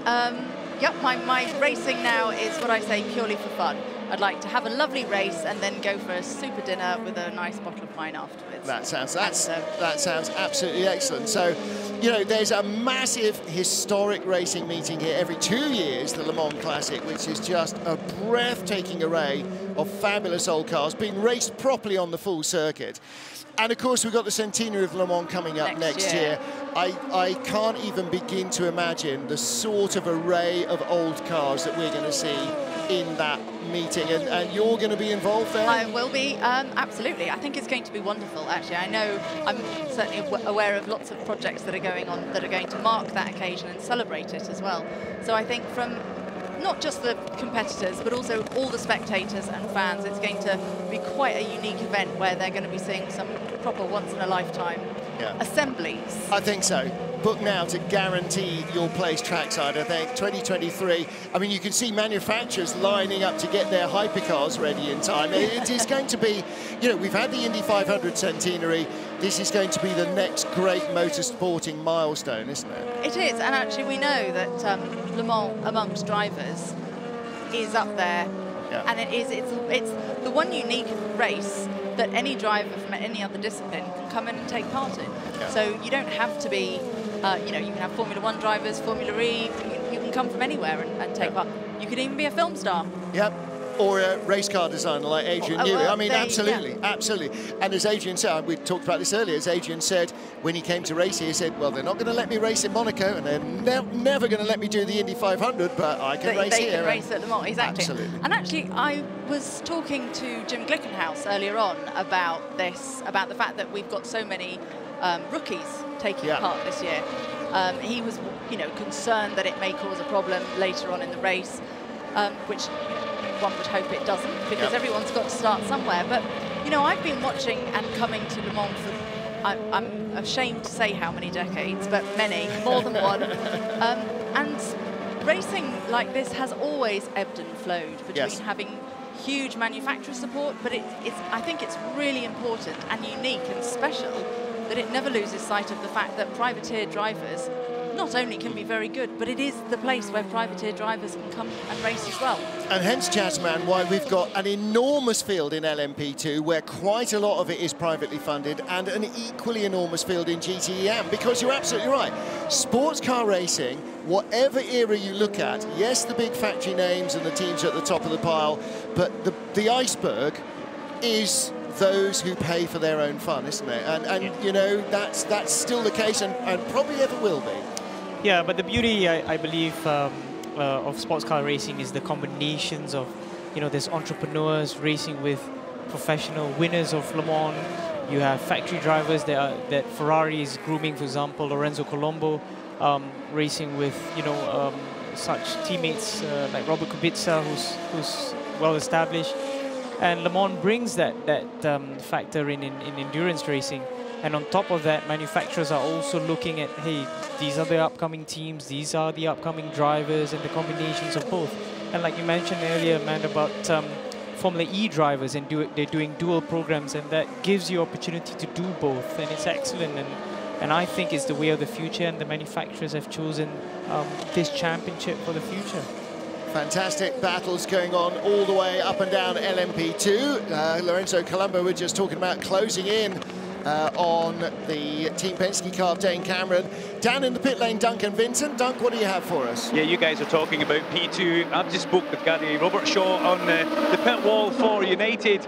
The 22 car has sustained quite a bit of damage that you can't actually see. It's underneath the car. It's causing a huge amount of drag and effectively killing their lap time down the straight. The 23 car, it actually came in. It had a bit of debris that it picked up, and it was a bit of a tyre, possibly from one of the lap 1 incidents. It was wrapped around a bit of the car that was trailing, so they had to pit for debris. So it's not going well for United right now. No, really not going well for United, although Felipe Albuquerque, who was incensed at that first lap incident, 100 metres into the race, our race is over, he said. He's in the car right now, and he is lighting up the timing screen. Best lap for the car, Sector 1 and in Sector 2. The number 22 United Autosports car may be down in 26th place in LMP2, and that's how huge that class is. He's not even last in LMP2. 27th place is Jack Aitken in the Algarve Pro car that was heavily delayed earlier on, but he is having a big run at the moment. And Amanda... It's heartbreaking for a driver. I mean, when that happens, it is heartbreaking. You have put so much time, and I'm now speaking from experience, so much time, effort, commitment, sacrifice into racing. You come here, you start the race, and on your first lap, something goes wrong, or the first time out, something goes wrong, and it is heartbreaking. It destroys you. It really does. And my heart goes out to them.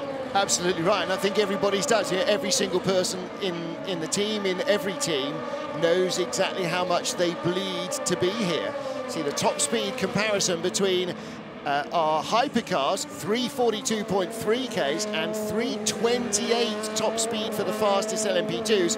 But it's only right at the very top end that the hypercar has any advantage. And look at that, between GTE Pro and GTE Am, they're basically the same cars, just with different drivers in.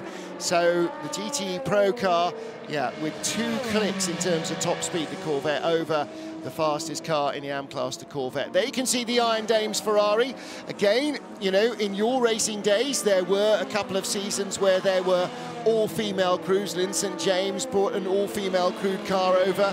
And of course, she was, a real, I guess her and I'm now trying to think of the drag racer in the US, whose name was right on the tip of my tongue, has now escaped me. But really, for 20 years, the only females competing in motorsport in the US, basically, yes. the 2 of them, and Lynn competed in the Indy 500.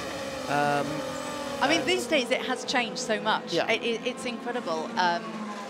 It's incredible. I mean, I remember at one point when I was pregnant, I actually did a race. I didn't know I was pregnant until I was 3 months pregnant. Yeah. So I was fairly well established at the time. I mean, I was frowned upon. I was told not to tell anyone because I would get thrown into jail for doing so.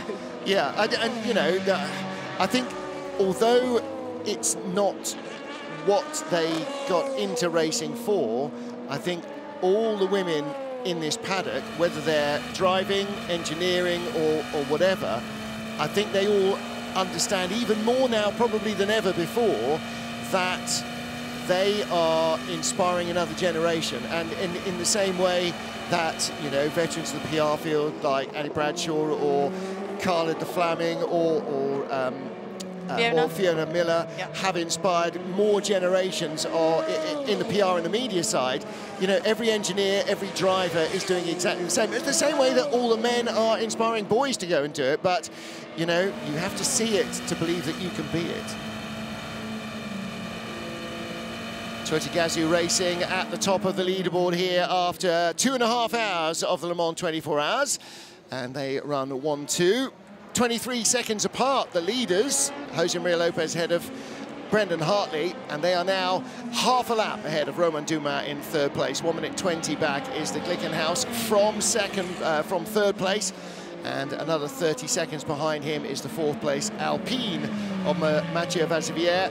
And that means there are now just 4 cars on the lead lap, because Richard Westbrook, who had an extra pit stop in the 709, or Jim Glickenhaus there with a big thumbs up, his car, 709, had an extra pit stop. That car has now dropped off the lead lap. Well, we will hear and find out more about what Amanda is doing in the coming months, I'm sure, as we start to really turn our focus towards 2023. But a race to be got on with here. So listen, enjoy the sunshine.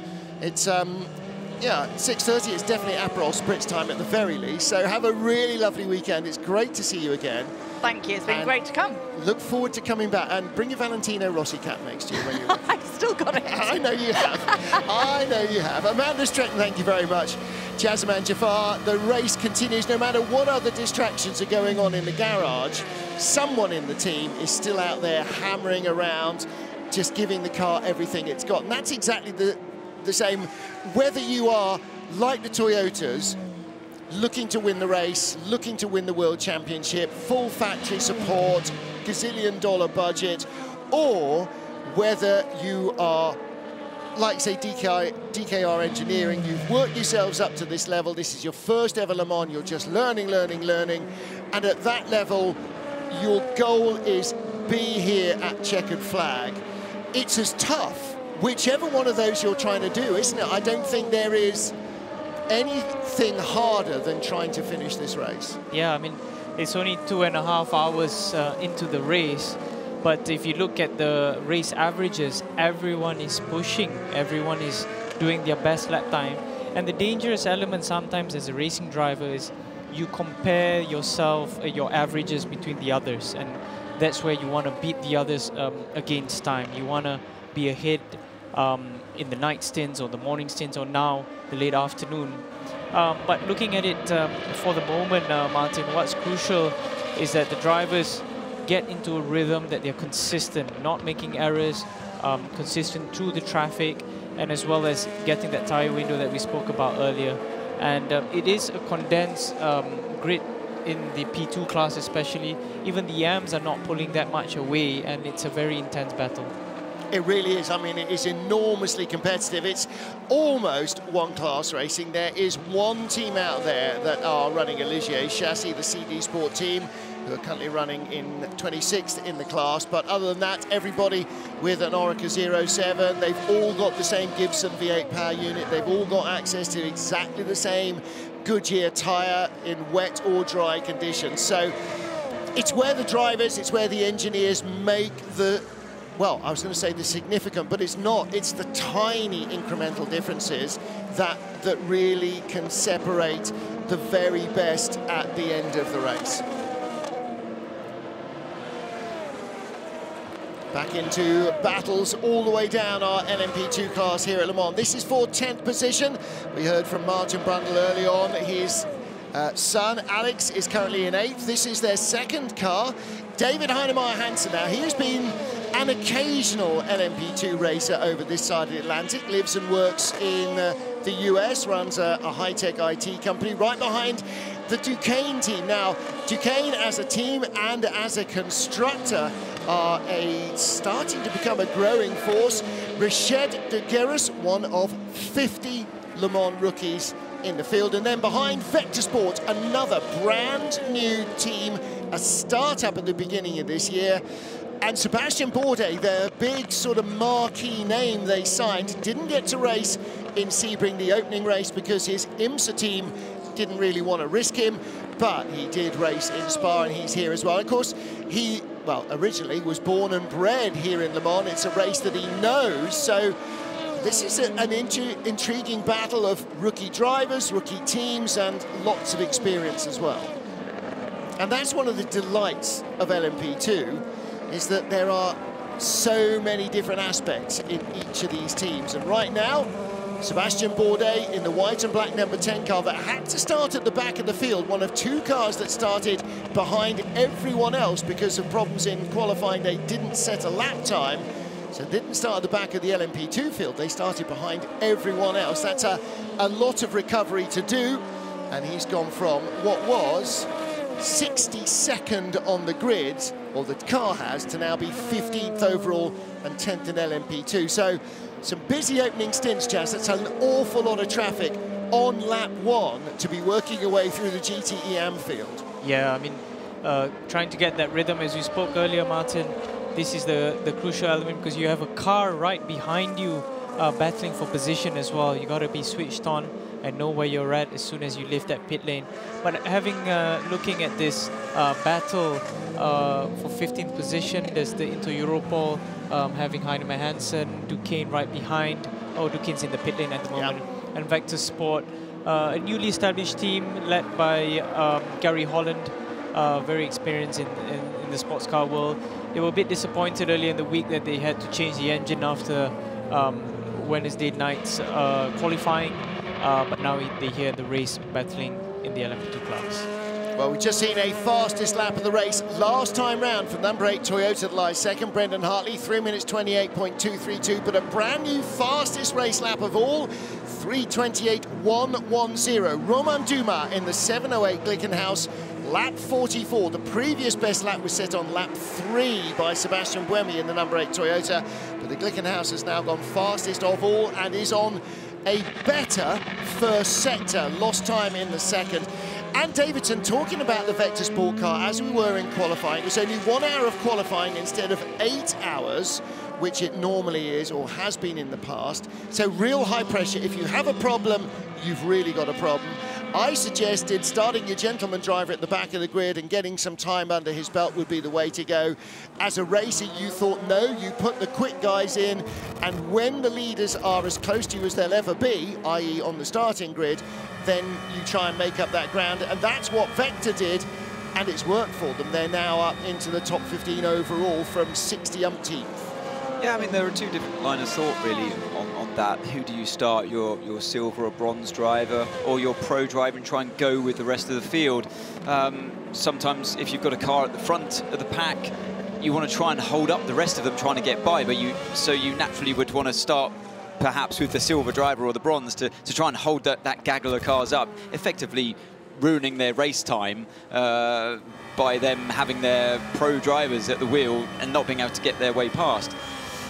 Or you, like I say, you go with the pro. And listening from Philippe Albuquerque before, you were saying he's obviously disappointed in that first lap incident, first corner incident. I kind of get the feeling that that wouldn't have happened to Philippe if he was in the car. They had their lowest grade driver in that car starting the race, and that's the risk you take quite often by doing that.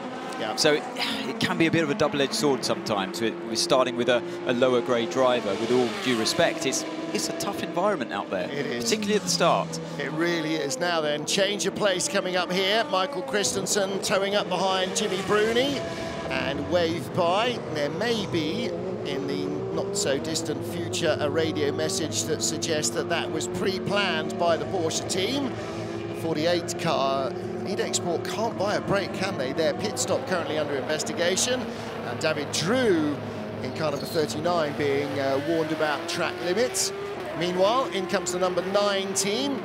38 for Jota has pitted and left. Penske in, Prema in, Cool Racing in, WRT, Panis and Richard Mille. That's the top 7 in LMP2, all in for fuel on schedule. It's a busy pit lane. Duncan Vincent, who have you got to chat to? We've got Marco Sorensen with me just now in TF Sport, one of the 4 horsemen drivers. Now, Marco, a bad qualifying, your time taken away, but they fought back through the field very well, but then a tyre issue.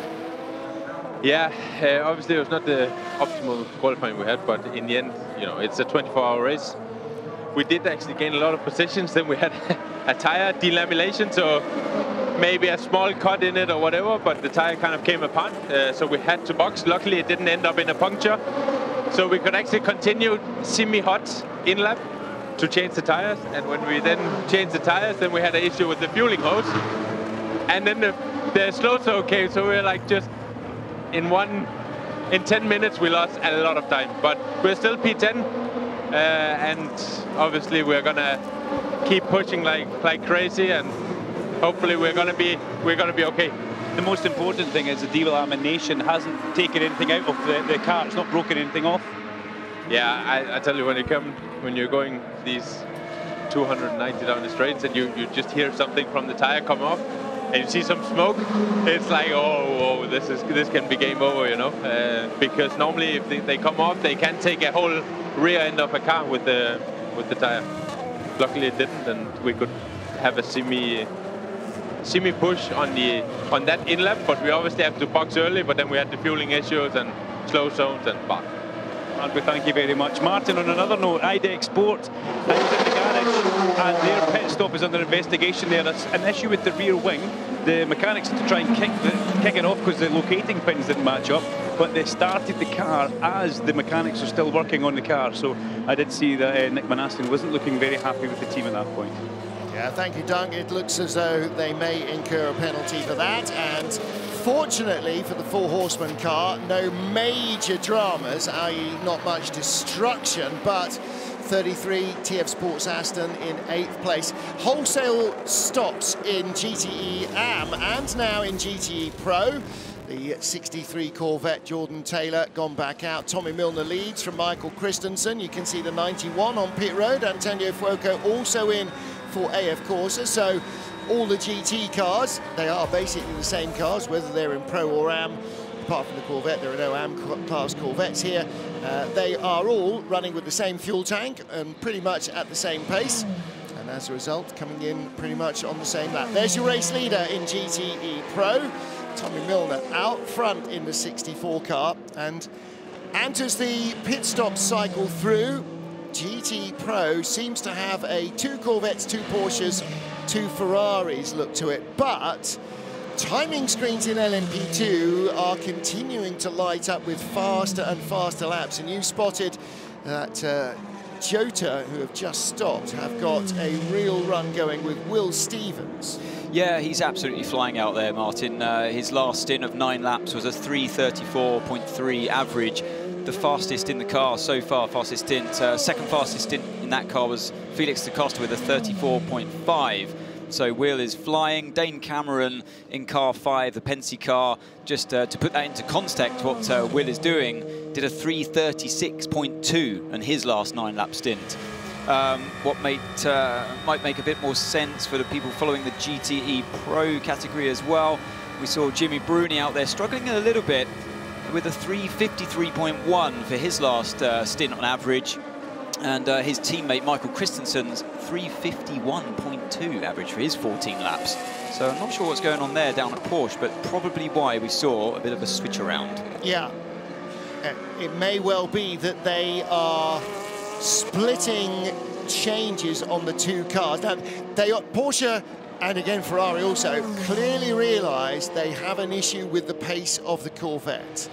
And so you now have to start trying to do things, I guess, that you didn't think you needed in practice and qualifying when it was a little cooler. And so, Jazzman, you're chasing the racetrack with the car and having to make maybe changes that you're not sure about. So you only do it, let's say, on 1 car and see if that works. Yeah. Looking at the GTE Pro lineup first, Martin, is that they can adapt into situations like this. You know, that's why they put their best of the best drivers. That Corvette is now coming into the pit lane as well. Yep. They're taking risks, they're taking aggressive strategies in a way so that they can leapfrog the others, and most importantly, be on top of the game before any slow zones or full course yellow happens.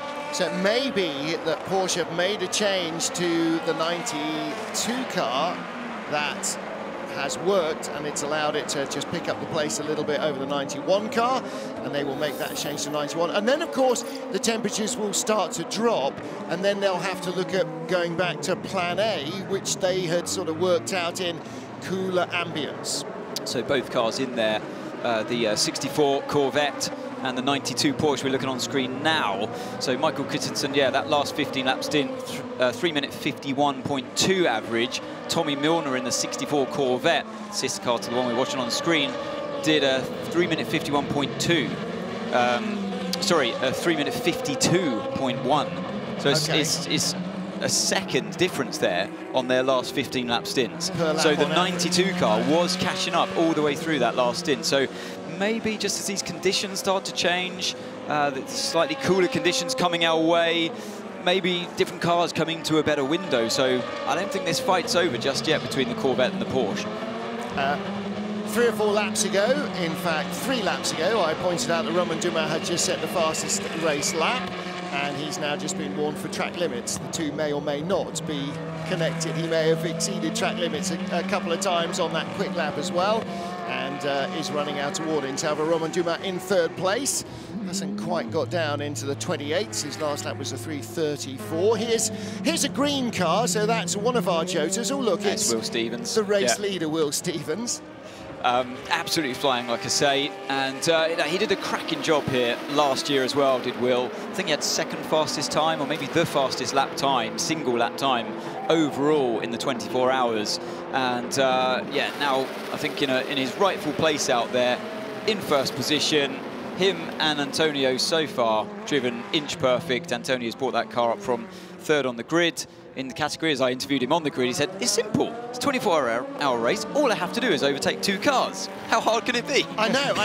He's done it in 2 hours. And we laughed about that, didn't we? But that is, it's not an expression I've ever heard before, not a way I've ever thought about it before, but in a sense, he's absolutely right. Absolutely right. There were only 2 cars that, well, not that could go quicker, but that did go quicker in qualifying. So you sort of look at it, it's a 28 car field, but you're actually looking seriously at maybe 6 or 8 cars as winning rivals, I guess. Yeah, I mean, Martin, to be honest, I saw him 3 times this weekend.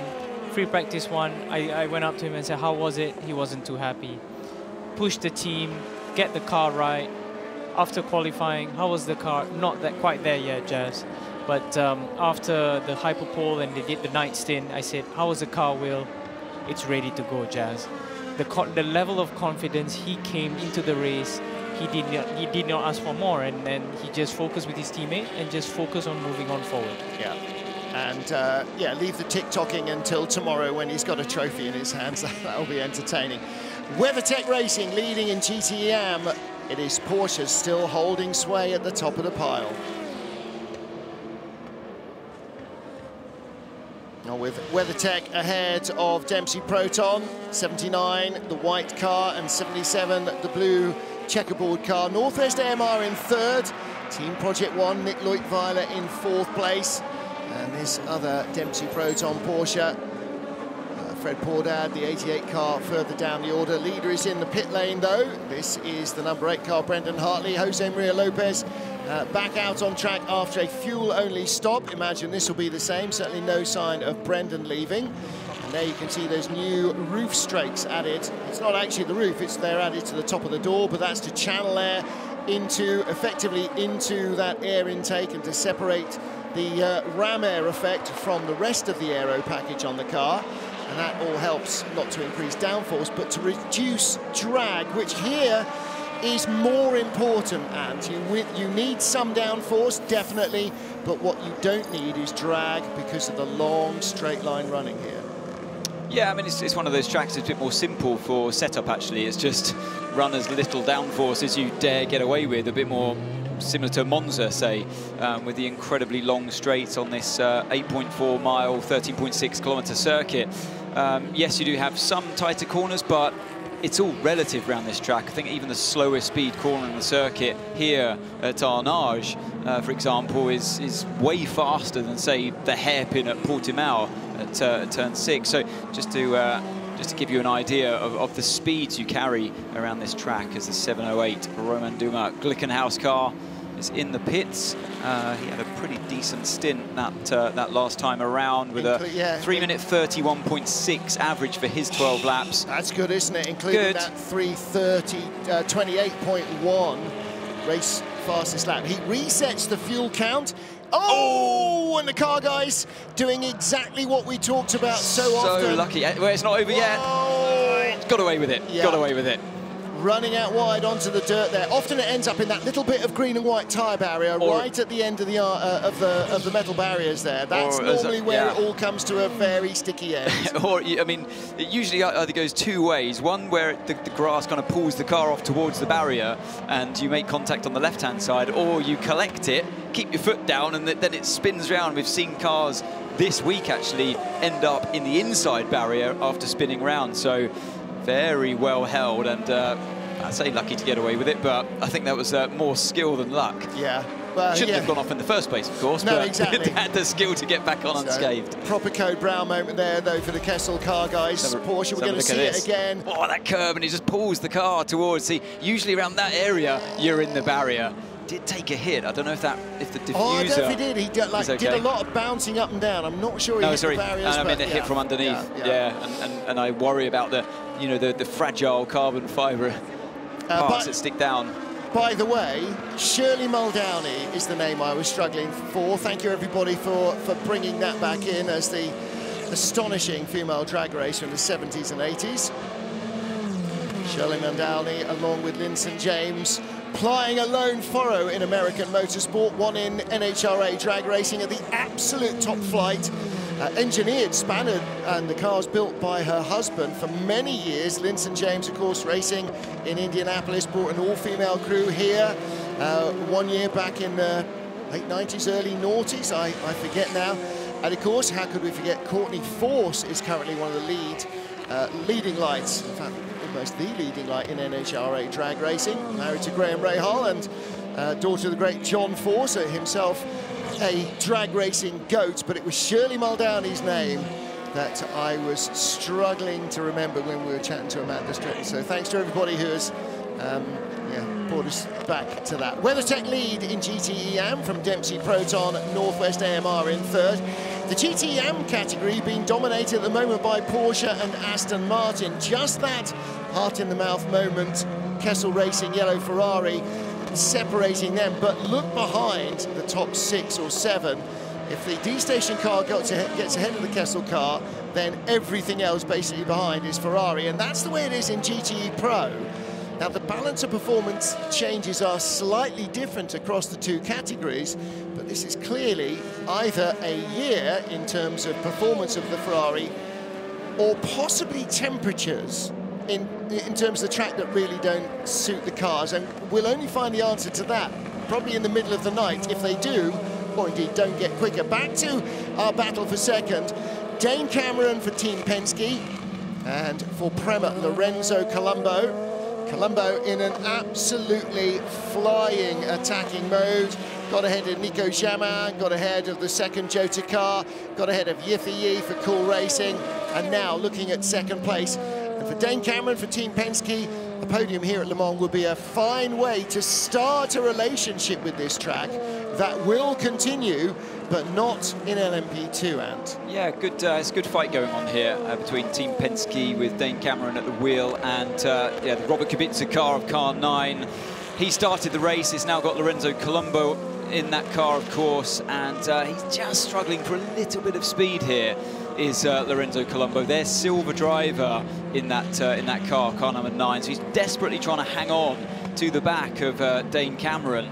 But Cameron's just got the speed, it seems, at the moment. But it's always nice when you've got a car in sight, in front of you, and you start playing that game with the traffic, you know, who's most daring, who gets the stroke of the luck where you meet that traffic. And yes, it always gives you that extra motivation, like here. So he can see that Cameron's been caught up behind the GT Ferrari, and that allows you to catch up there. So now that gives him a potential run, but it looks like Cameron's going to go round the outside of the Ferrari, and I don't think that Lorenzo Colombo's going to make it. So see how you get that ebb and flow, and Jasmine, you know exactly what that feels like. Yeah, I mean, if you're the car behind and you get stuck by the traffic, you feel so disappointed because you gain all that position and that gap right to be behind your competitor. But for Dane Cameron, it's a huge gain because he did it before the long straight. And most of these drivers, for the listeners, they normally prepare into an element where they could pull away as much as they can, and it takes time for their competitors to chase back. And actually, you could see what a deficit that was, what a hindrance, because the car behind him that you could see was catching up on this heli shot is the car 37 of Yifei.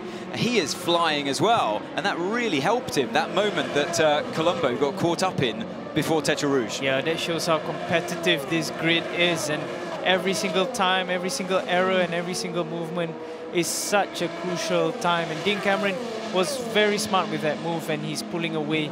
And the pressure builds in, and now again, for the second time behind the GTM. Just wasn't brave enough on the brakes, and that really lost him time as well. And now Yi looks like he's definitely got the run on the run down towards Mulsanne.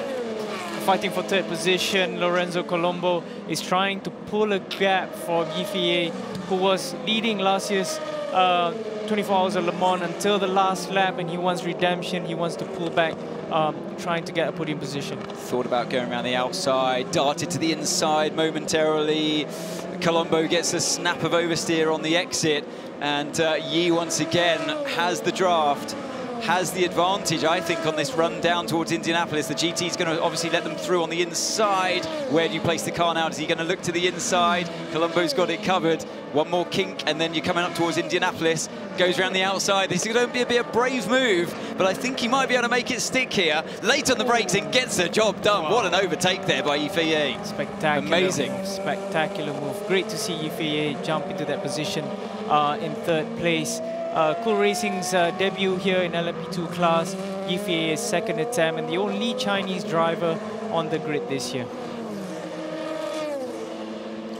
Cool Racing based not far from Lake Annecy, down in the east of France, owned by Nico Lapierre and run So double duty for Nico, but both as a driver, but gets very held up going into the Porsche curves there. So that's going to give an opportunity for the Prema car of Lorenzo Colombo to come back. He's really been in the thick of things, Colombo, hasn't he? At just age 21 years of age, just one season of Formula 3 under his belt, a couple of seasons of Formula 4 as well, but making his debut, one of 50 drivers to make their debuts here at Le Mans this year, and finding that endurance racing is just like lots and lots of sprints tacked together, especially this year with pit stops every half an hour. It's, you know, there's actually not much of a chance to get into a rhythm of things, is there? Yeah, even for the team, really, Ben, they are just about to get a breather, and they are pushing again to do another full stop, and then after a triple, they have to do a tire stop. So, you know, they're trying to get as much rest as they can before they come over to the next stint. So they're all on. The cars we have been watching there, they're all on the same strategy in terms of drivers and the laps that they're doing as well. So that was a genuine overtake. It's not like one of them had better tyres than the other. I'm watching the timing page that I have in front of me, and yeah, Yi has just been gradually chipping away and closing that gap down. And we saw that fantastic overtake, so brave, so late on the brakes into that high-speed right-hander of Indianapolis. We've seen Ricky Taylor aboard that car. Have we yet seen their silver driver, Nicholas Kreutern? I don't think so. So they still have the weakest link to play. Exactly. And there's plenty of those situations in LMP2 where it ebbs and flows depending on the driver that's getting in. And of course, we do have a Pro-Am category as well, where we do have bronze gentleman drivers jumping aboard cars, which can be right at the front of the field until the bronze driver gets in. And it's what keeps us on our toes throughout the 24-hour race, watching these LMP2 cars go back and forth. There is really only one stable, though, at the moment, and that is the Jota car at the head. 35 seconds now to the good over Dane Cameron at the head of our field, with Will Stevens doing a cracking job, as Anta observed already. Yeah, Will Stevens already getting settled in, planning to do a triple. I spoke to Tomoki Takahashi, the technical director of Jota. They told me that they are going quite radical and quite aggressive coming into the night. They want to put both the two drivers trying to do a quadruple later on. So, and from now onwards, after Will Stevens, will be Roberto Gonzalez until it gets pitched back down. Well, Antonio actually started the race with a quadruple stint himself. So Will Stevens now in his second stint only. He's done 5 laps like the rest of the cars in LMP2 around him. So yeah, he's driven a blinding first stint, as I mentioned. His second stint, not quite as quick, actually, as the cars behind him. Losing a bit of time so far. It's a quadruple stint this year in LMP2, just over 2 hours. Yeah, because of the 9 laps that you're getting to do. So it sounds like a whopping amount of driving, but it's in relative time, same as last year. Yeah, back in the day where it was kind of 15 minutes a stint, that would be quite impressive. Yeah. So.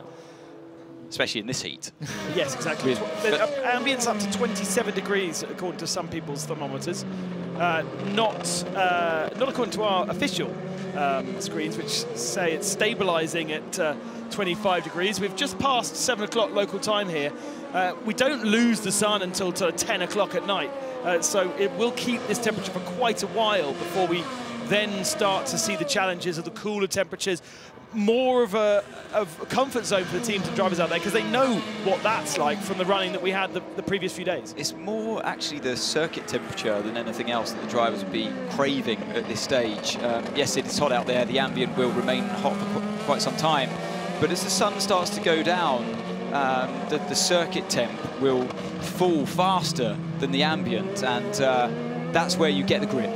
And that's when the car starts to suddenly feel a bit more hooked up, a little bit easier to drive. I can imagine how they feel at this stage. I know, Jazz, you've been there many times, feeling a car squirming around with a greasy feeling on the tyres. We've got a yellow flag at marshal post 24. That's in the Porsche curves. And that's a change of position. That is the 709, Richard Resberg getting ahead. Mathieu Vaxivière in the Alpine. The Alpine, unfortunately, just nowhere near the pace of the other competitors around it. Coming back at him. Whoa!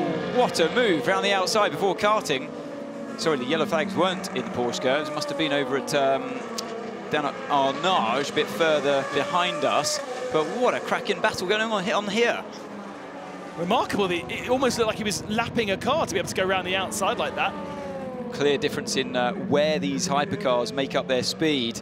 And we've seen the Alpine is pretty nimble. That's why it was supreme in Sebring, where you've got such a bumpy track and very twisty, tight and twisty track like we know. And the Glickenhaus looks to have the straight line speed advantage. We're going to go into a slow zone down at Indianapolis, so yet to see exactly what's happening down there, but we do have a slow zone coming up. Double waved yellows have been there for quite a while now, and it does seem as though the yellows are... I think it's a GTM. And the run up to Indianapolis. Car 46, I can see on the track map. Okay, so that is Team Project One's Nicholas Leutwiller. That's the AM part of that particular car. Nicholas from Fribourg, not too far away from Cool Racing, actually, in Switzerland. Good cheese there. He's the CEO of an asset management company based out of Fribourg. So the Glickenhaus still behind the Alpine there, but not letting him go as this battle rages on into that first chicane, Daytona chicane. It is Daytona chicane now. See the branding on the inside. Daytona branded chicane here, and then the bus stop chicane at Daytona, now named the Le Mans chicane, with Jim France and the IMSA people represented here and had a good commission. And look at the speed, the difference in speed between the two of them. The Glickenhaus breezes past. But as we've seen, the Alpine stronger in the Porsche curves and the fiddly bits. So it seems to have, yeah, the agility and the downforce, more importantly, in those higher speed corners. Now it's up to the Glickenhaus for Richard Westbrook to make some headway and get past these slower cars and make a gap, a bit of a breathing space before this slow zone coming up at Indianapolis. Huge. It is at this point. Unbelievable. So on the exit of this corner, they'll be slowing down. They see the orange boards on the outside. You've got to slow down, 80 kph, hit the full course yellow button. See, exactly that. That's what you want to do. Take it right to the limit. You brake, slow down. It's not an ease off the accelerator and just breeze onto the brakes. You absolutely nail the brakes right at the line to bring it down to 80 kph. And here we see the car. Oh, that was deep in the gravel, wasn't it? What happened? Probably just lost the rear on the braking and doesn't hit anything. Kept it out of the barriers, crucially. And that car can be put back onto the tarmac. Right, whilst we were in the slow zone, that great battle for fourth position, let's go down to Duncan Vincent in the pits. Yeah, I've never done an interview sitting down before, but we're in WRT. Ferdy pulled me up a chair because, well, you know, you can just tell by somebody's facial expression how they're feeling. Ferdinand Hansberg, tell us exactly what happened going into turn one at the start there. Yeah, we had I had a bit of a slow start behind the United, and they backed off just before the line, and which meant I could catch up again. I was able to pull up alongside the United on the left, and my sister car, driven by Rene Rast, didn't know that there was a car on the or to the left of him. He didn't turn right, he turned left and crashed into the United, which I nearly got away with, but the United just clipped me on the rear as the United went off. And yeah, I got a puncture and a damaged rear tail, like the tail end, and we're a lap down now, so it's just a really, really terrible start, but we are really quick and we just keep on trying. It's 20 hours to go, so yeah. There's no lasting effects from that damage. The car is still quick enough to contend if it can get back there. If we can get back on the lead lap, yeah, absolutely. I just don't see quite, well, now it's just a race against ourselves and the hope. Ferdy, thank you very much, no problem. With that, guys, back to you in the booth. Heartbreaking stuff. You could hear in Ferdy's voice, just downbeat with such an early problem, with so many hours still to go. We have seen recoveries, but with such a stacked field of talent, it's going to be very, very tough, as he says, to get himself back into a position to fight. And he is faced with that challenge now for the next 20 hours. Alpine not quite as quick. Whoa, four wheels off the ground there as it rattles over the curbs. Not quite quick enough to get back onto the tail of that Glickenhaus through the Porsche curves this last time.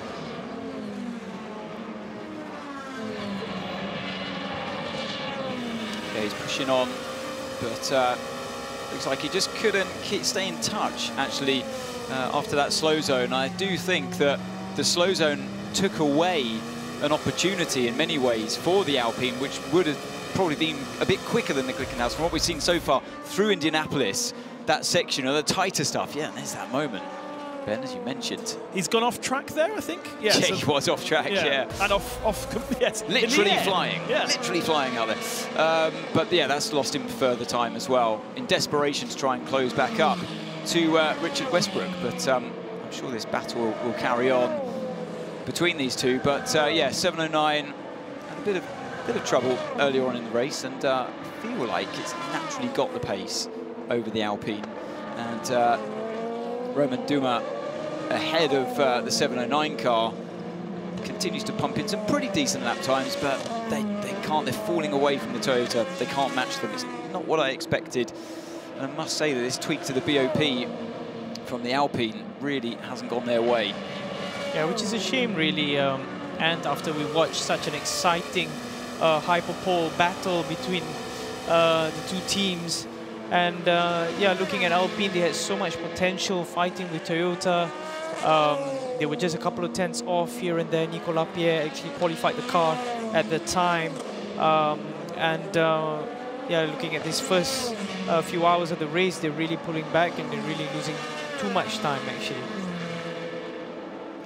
Slow zone is now clear, so we're back to green flag racing. Although the Porsche that was recovered doesn't seem to have moved. So I don't know whether there was more of a problem down there than just a simple spin into the gravel trap. Nicholas Leupviller still down there and shown as stopped on our timing screens. Although whether he is actually stopped, there he is, moving again. Puncture on the left front. Whether that is from being locked up for such a long time and literally just scrubbing a hole in the tyre. Looks like both of them might be down, actually. Yeah, they could well be. Oh, and he's not even staying as far away on towards the curb as he can in that part of the track. But I can hear it's the car scraping along the ground as it comes past us in the Porsche curves.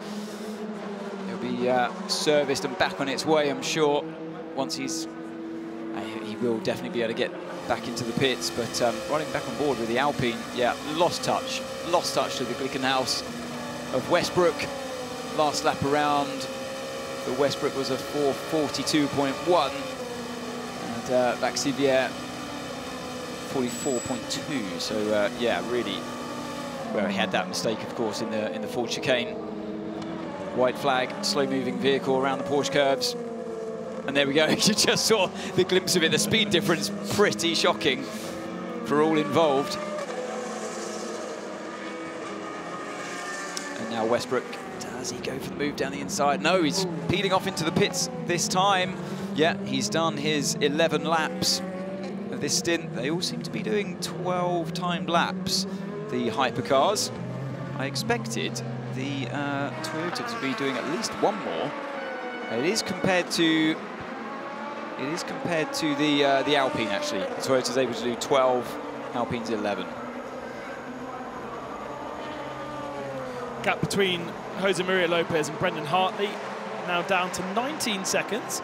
So Brendan has been chipping away at the number 7 throughout his stint. But they do have a minute over the 708 Glickenhaus. It's interesting with the two Toyotas, looking at the last two stints of 12 laps. Jose Maria Lopez started that first stint when he jumped in the car at 3:29.7. Really quick. Has he used the tyres too much, though? Because Brendan did a 3:30.0. So far in this stint, Brendan's done a 3:30.4, and Jose's only managed a 3:31.2. Wow. So I think these cars, you know, they're big, heavy machines these days, and I do feel like in these temperatures, oh no, I said he'd make it back into the pits. Well, almost. Looks like, well, as you well know, it's not that easy when you've got two punctured tyres to even turn a car, especially with the front splitter scraping along the ground. Right, well, he's made it into pit lane, and Duncan Vincent is also in pit lane, chatting with Alex Wirtz, I believe. Yes, absolutely. As that Porsche just scrapes past Alex and myself. We're inside the garage in the shade just now. But Alex, could you give us a little overview of how the 7 and the 8 are performing on track just now? Yeah, absolutely. So first, thanks for having me, Duncan. Start went okay. Both cars were ahead, even though the Klickenhaus are fast on the straights. They put some pressure. So first was car 8, put very fast lap times with Sebastian in the first stint, but with the track temperature above 40, he cooked the rear tires a bit too much in the first stint. So after the pit stop, Mike just overtook him by himself, natural, and that was okay from the team orders. No team orders there. So then car 7 had the pace, and now Brandon was more careful, and both cars seem to be on a similar pace, and really depends with the traffic management. So yeah, so far so good from our side. We can see Klickenhaus being very fast too, but they seem to struggle a little bit more with the tire window, to be in and out of the window. And that will be just getting more important now towards the night. What feedback are you getting from the drivers about the state of the track with this increased temperature that we have? So at the beginning, they were, of course, typical race drivers moaning, or explaining, let's say like this, that the cars are moving. They had to really look after the rear tires. And as mentioned, Sebastian just did a bit too much, and we call that in our racing language, he cooked the rear, so had to pay in the second and third stint. And Mike was a bit more patient, a bit more gentle on the tire, and was therefore faster. Alex, thank you very much. Thank you. Great to hear from Alex Wirtz there, two-time winner of the Le Mans 24 Hours, and now a major player at Toyota, even if he's not behind the wheel. Interesting, absolutely nailed what Ant Davidson told us about the dealings of the tyres and the challenges early on here at Le Mans. Yeah, you can always expect a nice, clear, concise, honest feedback and debrief from Mr. Wirtz. And it's so refreshing to not have to dig for information because it's being held as a secret, and just be honest and open about what's going on with the cars.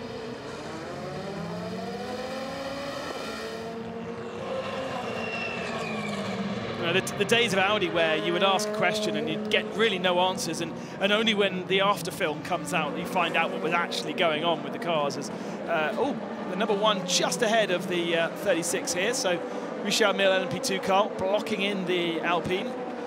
Doesn't seem like much of a rush going on, unless can't quite see the fuel going into that car. And indeed, and he's had to do a pullback. Look, it's going to waste a lot of time. You have to pull the car back if you've come in a... obviously the number 1 car came in afterwards, so it's been in that gets held up, and this is you trip over each other when you've got different strategies going on between. And a shake of the head says it all.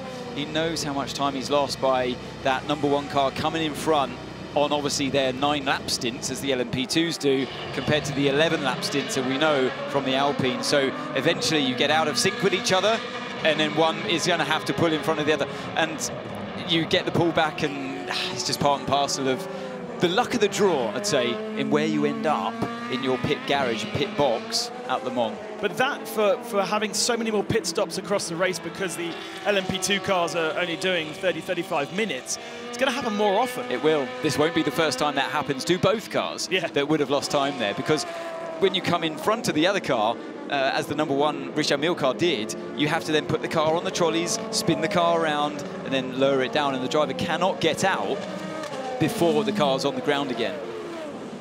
Was the number 1 machine ahead, Charles Milesi taken over that car.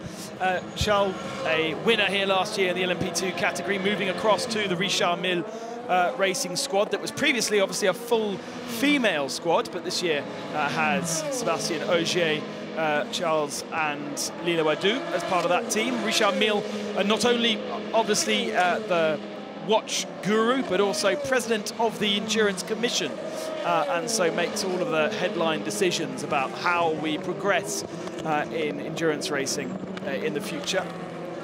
Always been a big supporter of racing generally. If you look around paddocks around the world, you will always see a Richard Mille logo somewhere on somebody's helmet or car. Yeah, he's great passion for the sport. An avid car collector as well. Great to see that he gives opportunities to young drivers. you know, for example, Lilou, Charles Leclerc, Jules Bianchi in their earlier years of their careers, and now they're having great sports car professional careers as well. And not to forget the 9-time world champion of rally, Sébastien Ogier, also doing his debut of Le Mans this year. Watching that battle for 11th position now between Prema and Cool Racing. So this is the third driver from Cool Racing, Nicolas Croyton, and he is chasing down Louis Delatraz, who has not taken victory here at Le Mans because he missed out by a lap, wasn't it, last year with the failing and the issues that were had. Heartbreaking, although took a victory in the very first Le Mans virtual. So he's a virtual winner at Le Mans. Don't smirk at. And that's great for him. Great. Yeah, I mean, a virtual taste of victory at least. But I kind of feel like he's got the speed here as Louis Delatraz. A bit unlucky in the traffic coming up here in the Ford chicane. And that's going to see these two cars close up to one another. But Louis Delatraz clearly had the speed all week so far. I expect him to make a bit of headway here. He's got the Panis racing car ahead of him, and Jota, both their silver drivers behind the wheel with Ed Jones and Julian Canal. And I do believe that Canal's going to be a little bit quicker potentially than Ed Jones. So those two cars will be closing in, and Louis Delatraz as well at some point, I should imagine, will come past both of them and regain a few positions. Quite interesting that actually a lot of the top-level LMP2 cars teams seem to be on a similar strategy. They look as though it is now the point where the least experienced driver is in the car, having previously gone through the most experienced and the fastest. Now we've got the likes of Croyton, Canal, Ed Jones. Their flags out at Marsh Point 25, which is once again Indianapolis section. Yeah. Oh, and is that the Vector Sport car? Car number 10 that's off on the left-hand part of Indianapolis. As we watch, oh, someone's gone through the gravel here. You could see the dust in the air in the first chicane.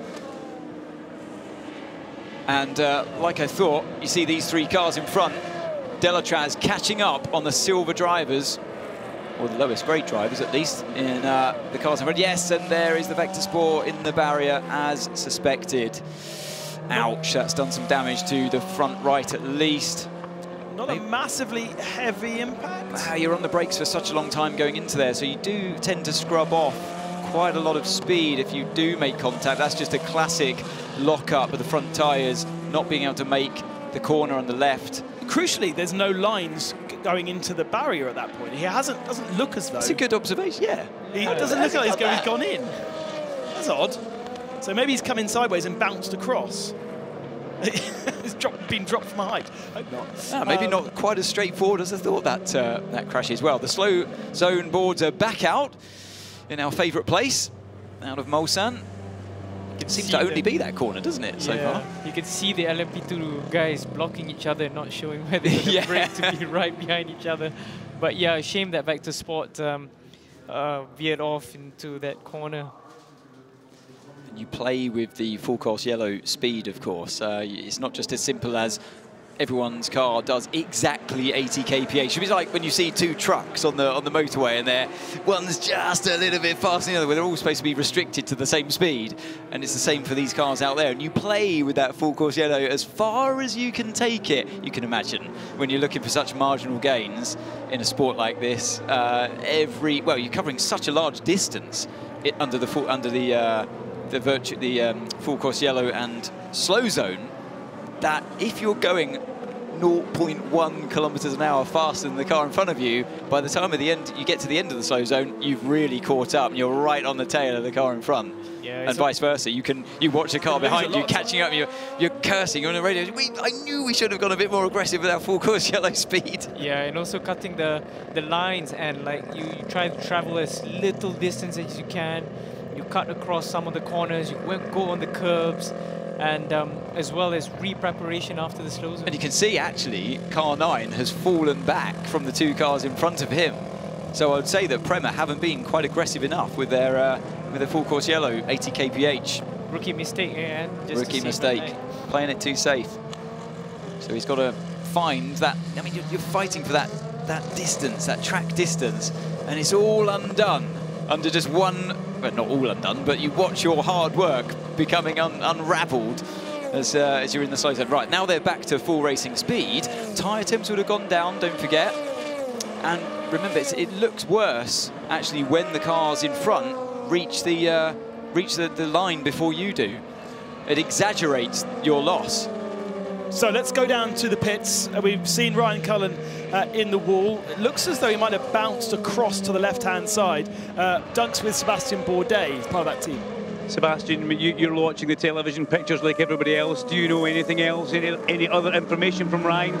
No, he just said that he went straight at Indianapolis, so it was a little tricky there. We're inside front locking a little bit. I don't know if he got caught up with someone or something, but yeah, it's too bad. The cars seem to be pretty decent, and we're starting to march our way back, so you know, hopefully it's not too severe and we can fix it and get going again. Yes, it's a long night. The very best of luck. We're getting moved out of the way here, so I'll let you get going. I didn't hear. Yeah, we'll get pushed out the garage. Thank you. Yeah, no worries. Thank you very much. Getting moved out of the way, presumably because Ryan's car will be brought in for a checkup once it gets back to the pits. Local boy, Sebastian Bourdais, lives in Le Mans, born and raised here, never had the luck around this track. Once again, he's right. I was just looking at his average stints, actually. He did put in a pretty decent stint himself, driving that number 10 machine with a 3:35.9. Pretty competitive, you must say, for his 9-lap stint before he handed the car over. Another local boy, Julian Kennell, owns the McDonald's. He's about to drive past on the right-hand side. I think it's actually in that block there. One of 4 McDonald's that Julian owns himself. His father owns another 5 around the area, and that is partly how he pays for his racing. He claims in the article that I read the other day that he eats at one of his restaurants every lunch. He must have to go to the gym a lot to offset that. Or drive really hot racing cars. Yes. in the longest races he can possibly do. Plenty of experience, actually. You know, Julian's done a lot of racing here these days. I don't know how many appearances he's had at Circuit de la Sarre over the years. I do have that stat somewhere. He's fighting there with Ed Jones, who is a rookie to racing here at Le Mans. I think Julien is a 3-time class winner here, I think. GT1 and twice in GTM, if I remember rightly. Yeah, and this is his 11th appearance, so he has done a good few years racing here now. Never won in LMP2, though. Winner in GT1. Correct. Oh, look at the damage there to the right front. I think the suspension's fine, though, so a new set of tyres goes on. We're going to see a nose change here as well. That has to be done after the set of tyres go on. We're back into the slow zone here, though, and once again, Louis Delatraz was catching up Julien Kennell, and he's, I fear, we're going to see a repeat of what happened before in this slow zone, losing out that valuable time under the full course yellow button.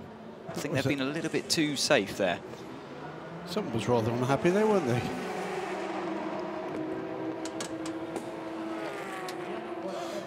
Doug, did you ever manage to look at the Vector Sport car? We see the new nose going on, but the suspension clearly okay. The car seems fine, just a quick nose change. We've seen how good these noses are on these cars. Remember the Panis one, which went into the wall. Ultimately, that did have to get a bit more work. But the car's already back on circuit, Ben. They're not hanging about. That's good news. So any little incident that we've seen so far has resulted in cars back on circuit, which means we still have 62 cars running here at Le Mans after 3.5 hours of action. I was just thinking to myself, yeah, this race is going pretty well. It's not going very well on the Dunlop chicane there. Yeah, he's not happy. He's feeling something else, isn't he? Maybe just cold tyres cashing him out, and cold brakes as well. More important, being sat in the gravel trap for so long, and maybe just feeling like the brakes aren't quite doing what they should. But it's quite common in these LMP2 cars once the heat soak has dispersed a bit. But yeah, not up to racing speed by any stretch of the imagination here. But yeah, I was just thinking to myself, this race is really unfolding nicely, and looked up at the time, see how long we've got left, and we've got 20 and a half hours to go only. Just 20 and a half. I better start pacing myself. It's going to be a nice little race out of that green flag zone. We've got another yellow flag zone straight afterwards. So I think there's some debris on the track, probably from the Vector Sport car that, yes, there we go, they smashed through it and the carbon fibre goes flying. Yellow flags there, but they seem to be going pretty fast. They did, but seem to be overtaking on the yellows there, all of them. It was a yellow flag zone, but not a slow zone. No. So a slow zone, they have to be at 80 kilometres an hour, whereas double wave yellows, they just have to be ready to stop. Of course, we never are, but we're supposed to be. Well, Ed Jones getting a good run past the 91 Porsche there in the Porsche curves. Ooh, and that was a bit too close for comfort there. I don't think he was quite seen by the 91 driver, Michael Christensen. No, that is the 92 driver, Richard Leeds, sorry. Yeah. Very close. Battle for 9th position, Ed Jones, Julien Canel and Louis Delatraz, the third of those cars. That Prema car has really been in the mix since the very beginning with Robert Kubica. It's amazingly Prema's first time here at Le Mans. They must have raced everywhere else in the world with teams across the spectrum of single-seaters, but realising more and more that those junior drivers, like Lorenzo Colombo, who's part of that team, they want to go into endurance racing, and therefore it makes sense to have this path so that, you know, when they get into Formula 2, they do a couple of years in Formula 2, but they can't get into Formula 1, but they've got great pace, then they can come and switch across to endurance. Delatraz gets a good run there. Canal was really held up by car 92 in Techerouge. Nothing that anyone could do about it.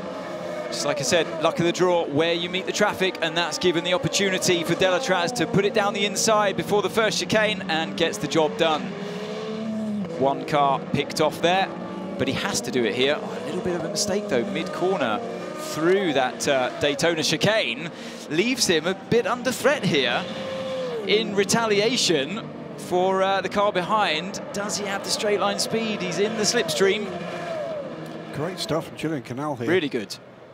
They've got a Corvette to navigate their way past as well. Flashing the lights, pick up a sneaky toe from him as well. And that might just be able to defend himself and box it the other car in. Yes, it does. Well played there by Delatraz.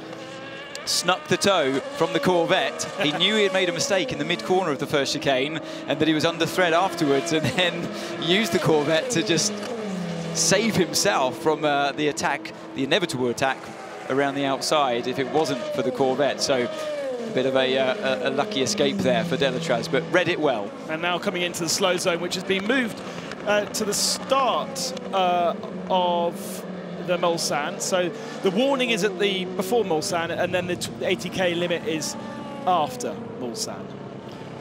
Let's go down to Duncan Vincent, who's been watching the Vector, and that's a slow lap from Ryan Cullen. There's more to it than just a change of the front nose, isn't there? There certainly is, guys. They've cleared the garage and they've bought through a completely built front right corner. So obviously there's something a little bit more sinister that we couldn't see. That's why he's going slow. But the corner's all pre-made, so it's going to be a very quick change in the garage for the guys at Vector Sport. I wonder if that's cause or effect. It's not. We haven't seen the accident, but it obviously went straight on. If he had a suspension issue, that would have caused the car to go straight on anyway. Yeah, as soon as he tried to turn left into turn 2, the car didn't want to know. I wondered, suspected if it would be brakes, but look at this. On the exit of the slow zone, we're back up to full racing speed and into Indianapolis. Canal is right behind, and the Vector Sport just limping round there for good measure around the corner where it went off before. But this is a great fight, four-way fight now. And as you explained earlier, the concertina effect of the slow zone has brought the four of them together. They haven't come back out again, have they? They're really now locked together after that. No, I can see the Panis racing car once again all over the back of the car 9 Prema. He clearly had the speed advantage under that full course yellow. In the background as well, behind this fight, the fight for second in GTE Pro is rejoined as a result of that slow zone. 64 had come by the Porsche. It's now back with him. Watching this battle for 4th position.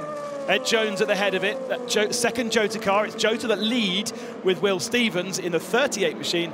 But Jones, Delatraz, Canal, and now Nicholas Cruttenden joining for Cool Racing. Great little battle. No more slow zones now. We're back to green flag racing. Even the yellow flag's been brought in. Oh, actually, where's Ed Jones? Has got a little bit of a gap there. He's pitted. He's pitted. Yep, so Jones goes to the pit lane. Another quick point about that GTE Pro battle. It is the battle for second place. It's been taken again by Michael Christensen after a fine fight back from the 64 Corvette. Now, I'm not sure whether or not the 64 car's woes were identified. What happened was, it was Nick Tandy, this must be, what, 2 hours ago, problem on the downshift, did a circuit at the roundabout at Mulsanne corner and rejoined, but that obviously lost him time and places. He'd been fighting back for the last 2 hours with Tommy Milner at the wheel of that car and had made his way back to second place. Has now dropped behind both of the Porsches, in fact. So 64, having been second at the midway point of that lap, is now down to fourth. Curious. Last lap, 8 seconds slower than the guys around. Whilst we unravel what's going on with that Corvette, let's go down to Duncan, who's got Sam Bird with it. Yeah, the first visit to Riley Motorsports this weekend. And Sam, you've stepped out the car. You don't look overly happy. What are you chasing out there just now? We're chasing lap time.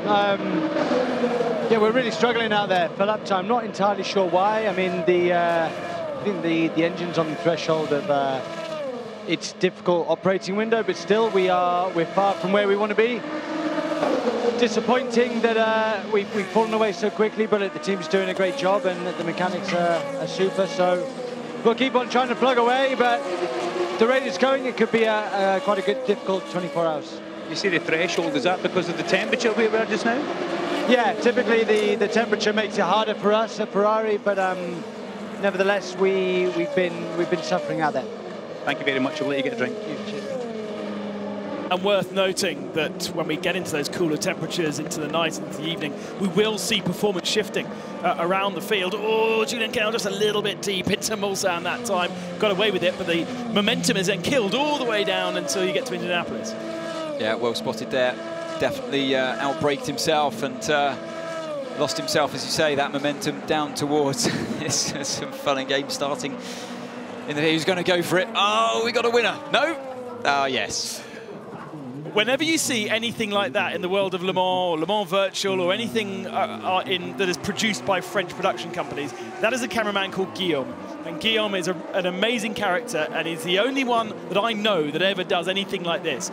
And you will see a lot more of Guillaume's antics over the 24 hours, including giving tools to various mechanics. And he's already got the whole of the Corvette team lying on the floor at 9 o'clock at night during one of the pre-practice sessions. An amazing character, great to have him with us, and I promise that I give him a shout out because he always does such a great job. You can have these kind of fun and games when everything's running well, and yeah, when the drivers are out there hard at work, the mechanics are having an easy time, and when the drivers are out of the car and having an easier time, the mechanics are usually hard at work. It's never everyone's ever happy. We got a great fight going on here. Oh, that was nearly off the track, wasn't it, for a car one? Is that still Charles Malesi at the wheel, or is it changed now?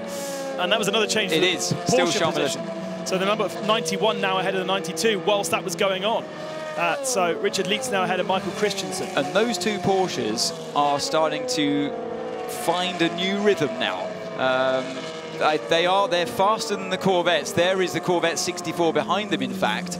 And they've steadily been catching up, going faster and faster on pace. I don't know whether it's the Corvettes slowing down, or like Sam Bird was just saying, that other cars come into their own at different temperature ranges. The Porsche, certainly at this stage, starting to deliver the goods. So what's going on with the 64 car? What's going on with the 64 car? Waiting to find out from Corvette. We'll be back on that. Okay. Very much a Corvette race so far, with the three different manufacturers running line astern, but now Corvette dropping to fourth. Being told from the team, front tyres aren't switching back on very well for the Corvettes. Looked like you have to go offline near the end of the slow zone, gone to the dirty track, and that's lost him a lot of time. Well, that would make sense if they can't switch the front tyres on, and they're coming into slightly cooler conditions now. How's that going to unfold as we continue to get into colder conditions? Probably why they had a car that was so fast right at the beginning of the race. the tyres, the car was in its happy place, and now they're starting to suffer a bit more. And when you have a slow zone like we had earlier on, it's at such a significant period of the track and a long period of the track, yeah, the tyres will be coming out of that zone, and then you need to be getting them back in the zone lap after lap. Exactly, and it's just like this downward spiral, and you're desperate for the slow zone to be removed so you can get back to full racing speed around the whole circuit. Beautiful slow-mo shot of the two Porsche GTE cars. Let's make the most of these. It's the last time we see them at Le Mans. Yeah, minute and 15 seconds still, by the way, to make up on the leading Corvette 63 car for the chasing pair. I'm right in saying that we'll see the cars next year. We just won't see the class. Yeah, exactly. So GTM continues for one more year in the World Endurance Championship and here at Le Mans. And after that, we go into the as yet unnamed GT3 class. Looks like it might be GT Le Mans or GT LM or GT Brake LM, with the so-called GT3 Premium kit attached, but that's not been made clear whether or not that's for the full season or just here at Le Mans. We will wait and see. It's going to be a very different look in the next couple of years to these races. Well, the upside is that we're going to have a lot more variety than we've had in the last few years. Yeah. That's undoubtedly going to be the case. Two Toyotas fighting again, only 5/10 separating, as you can see. I'm trying to work out. Brendan's just come out the pits in the 8 machine. I think they're on slightly different strategies here. And he was about 25 seconds behind the 7 car initially. Because Lopez has had a trip through the gravel at turn 14 on the last lap. Oh, wow. So this is now a genuine battle for the lead. We didn't see it, but whilst Brendan was in pit lane, Pachito has been in the gravel. It was a lot. Yes, it was a bit slow last lap. That's why I was so confused, because Pachito had found his rhythm again and was lapping faster than Hartley. After I mentioned before that Hartley had been conserving his tyres more in the first stint of when he jumped in the car, and then the second stint seemed to be a little bit faster. But then Jose found a new speed, and that's why he's right behind Hartley now again, hounding him. He's thrown away all that advantage that he had from a trip across the gravel. So we've got to see how that happened. Was it traffic? Did he have to take avoiding action? Or was it just simply a mistake? Are these hypercars different and potentially more difficult to drive than what we had in the previous iteration of top class cars? Without question. Without question. They have to wrestle these things around. And speaking to the drivers, they were saying, look, the old cars, the LMP1s, were physically hard in terms of the G-force. You feel a lot of strain through the neck and the back muscles. But these cars, you're wrestling them for all your might, especially on a track like Sebring. They were absolutely destroyed there, physically destroyed, because their arms were doing all the work. You don't feel as much G, but they're heavy machines to be throwing around. And so, yeah, physical in a different way, and it's because they move around an awful lot more. It was interesting to hear what you said in one of the earlier sessions we're covering, and that these cars just look more sorted this year than they did last year. And you're absolutely right. To the untrained observer, and I'll put my hand up and say I'm one of them, they looked absolute animals last year. This year, they still look like effectively a big GT car, really, in terms of the way in which these cars handle. Last year they looked like lions or tigers. This year, more like a Rottweiler. A bit that like kind of thing. It didn't look. It did look as if they were having to be wrestled to get the best lap times out of them. And with that, we did see some mistakes coming, particularly in the braking zones, for instance, early in the career of these cars. Now they are looking a lot more nailed. They do. It looks like they've got a bit more downforce, as any racing driver that's driven cars with a lot of downforce knows. Downforce is your friend. And you enjoy the ride of the car being stuck to the ground and its minimal inputs on the steering wheel. They still move around in the slow speed corners when the downforce bleeds off at that kind of speed. But yeah, they're certainly looking a bit more like that these days than they did last year. From a total fan point of view, I love to see a car moving around visually, and when you have all that downforce sticking to the ground and then breaking away, you don't get a chance to see the driver working quite as hard as we now see both in Formula One, but also in these hypercars. Seeing them slide. You and I were watching both sessions earlier on, and watching the guys sliding around is one of the beauties, and it makes you gasp every time you see them doing it. It is nice, yeah, I agree. And they're basically, they behave a bit like big GTE cars, actually. They're faster, but they move around in the same way. They're as big, if not bigger, in size and similar weight, actually. Just looking at this fight going on, and Hartley hasn't really had the luck of the draw with the traffic recently. He caught the Corvette, actually, in the second chicane. That allowed Pachito to catch up. And then once again in Mulsanne with the Porsche. Not quite as badly held up that time, but yeah, constant stream of cars now until they get through pretty much the entire field of LMP2. So this will be interesting to see who can thread their way through the best. This is coming up to Indianapolis. You can see there how Jose now doesn't have the luck on his side. He has to scrape through on the inside of turn of that left-hand turn of Indianapolis. Now into Arnage, slow it all down, slowest corner on the track, taken in just second gear in one of these cars. Interesting, though, that Pachito is sticking with Brendan here, even if he has been struggling and the car balance has been very different to the number H car. Now that Brendan's ahead, it seems like Pachito's just following on. Obviously they do get a bit disturbed, as do the LMP2 cars. They're predominantly, the LMP2s at least, ground effect cars. They have a lot of downforce generated from the floor of the car. That allows them to follow closer than some other categories that we know in racing, but and the hypercar is pretty similar. So they do still get affected in the high-speed corners, and I think that's why Jose can't quite be as close as he would like to the back of his team. When you're so evenly matched in lap time, most of the difference does come from who catches the traffic where. GTE Pro leader in the pits, 63 car brought in by Jordan Taylor, driver change underway, and the Porsches closing that gap, of course, now, and the 91 car is down follows down into pit lane. 92 will go through into the lead. I think it was Nicky Katzberg, wasn't it, stepping aboard that car? Yeah, driver change there for 63.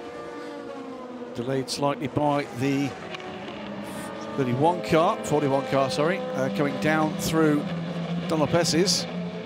Yeah, that should concertina the two of them up, because that 41 car is not getting out of the way, is it? It's not. It's been behind him for a little wee while now, and that's really closed it back up. This could be a bit of a drag race down the Mulsanne straight between the two Toyotas. To look to me, as they're through Tete Rouge, the chasing number 7 car, the better run. Ricard Leitz getting ready to go, the familiarly bespectacled Austrian. 52 car also on pit lane in the hands of Davide Rigon.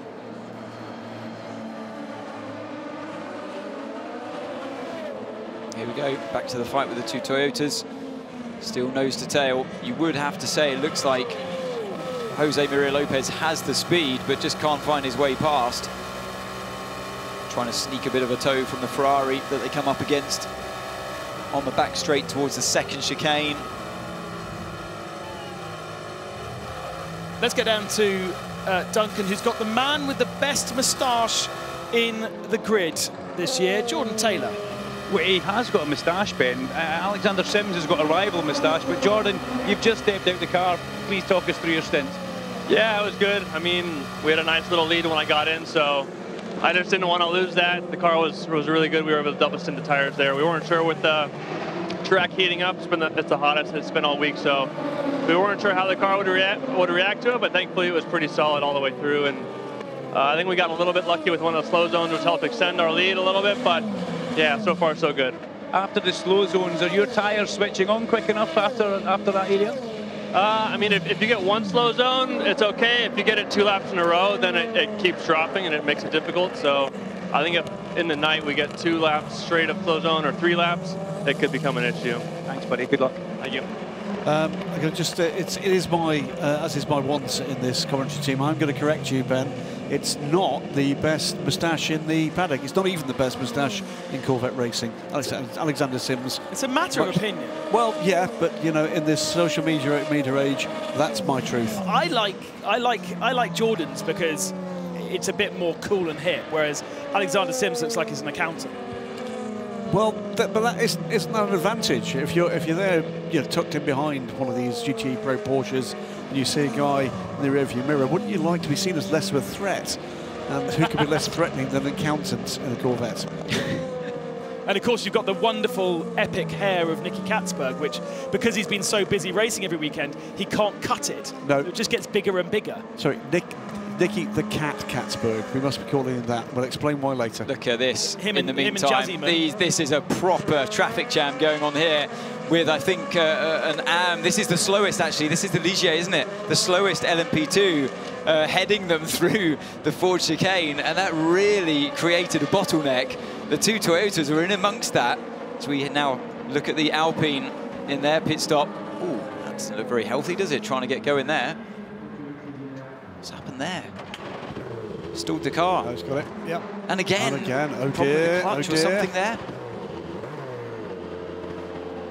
Oh dear, oh dear. He can't get the car going. You can try and start the car in gear if it's got enough battery kick. Oh, sometimes you can jump the car. You put the car in gear and then you just hit the starter button and Cars go to the garage. The Alpine is going into the garage. Second of the hypercars to see some garage time. First was the Glickenhaus that just went in briefly. The first time, by the way, we've seen a Glickenhaus in the garage in its Le Mans history in the race. We saw a nose change last year for Glickenhaus at the very start of the race after impact back end coming off. So these are very worrying times indeed for the number 36 crew. That group of cars, as we see the 64 Corvettes on pit lane, that the Toyotas were just making their way through, included a battle that's underway in LMP2. And that was the 41 car, real team by WRT, with Ferdy Habsburg going by Francois Perrodo. Sims getting aboard the 64 car, so Katzberg and Sims, who are teammates in other categories, best of friends, will be fighting out each other, although the 94 car a bit back on the 93. Let's go down to Duncan, who's watching the Alpine as it's struggling. I'm in the garage right now. They're trying to bleed the clutch on the car. The engine has an adapter, and then the gearbox, the adapter bolts on the back of the engine, and inside that area is the flywheel and the clutch. There's a little bleed area, a nipple that they can use to just get some of the fluid in the air out of it. So they're doing that right now. And it's a little bit, as you can imagine, frantic down there because they're expecting the number one car in for a fuel stop as well. And we saw the number one car, the Richard Mille car, and the 36 kind of trip over each other before. So that's what Duncan was talking about there. I think that particular moment is under investigation as well. The number one was flashed as under investigation a few moments ago. So Jota in and out from the lead. And just as the Jota car retakes the track, the 38 car, it moves ahead and up into 5th position, ahead of the stricken Alpine. So almost 4 hours in, and we've got the first big trouble for one of the 5 leading cars. And an LMP2 car appears in the top 5. Already snapping up that 5th position. It hasn't been in there long, but that is the kind of lurking that those LMP2 cars are going to do. And that's the point, isn't it? It's not like the LMP1 days where you had the opportunity to catch back up, as we saw in that famous result for Jackie Chan DC Racing caught in the final hour by the last man standing in LMP1. Yeah, they're much closer these days. Everybody needs that reliable race, even the hypercars, if they're to win outright.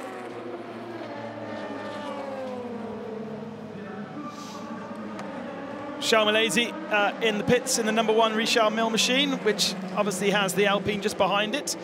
And there is Charles' eyes, the view that we've been used to seeing Sébastien Ogier in throughout the weekend so far. We finally get a chance to see one of his teammates from that view. Trouble for one of the Ferraris. So it's, is that the 21? It is 21, yes. 21 is in the hands of Christoph Ulrich. It is Christoph Ulrich, yep. Who is there? That was down at the Porsche curve. That was a lucky escape. That's actually where Christoph Ulrich's car, was it last year? In the hands of Alexander West, went off hard. Christoph didn't get to drive. Here we go, yeah, a spin. Spin into the entrance Porsche curves. Just losing the rear end on entry, and gives the rest of the field a nice little present on his run through the rest of the Porsche curves as he joins the circuit by spewing gravel all over the place. And that's part and parcel of the challenges for the rest of them at Le Mans. You arrive at different corners around the track.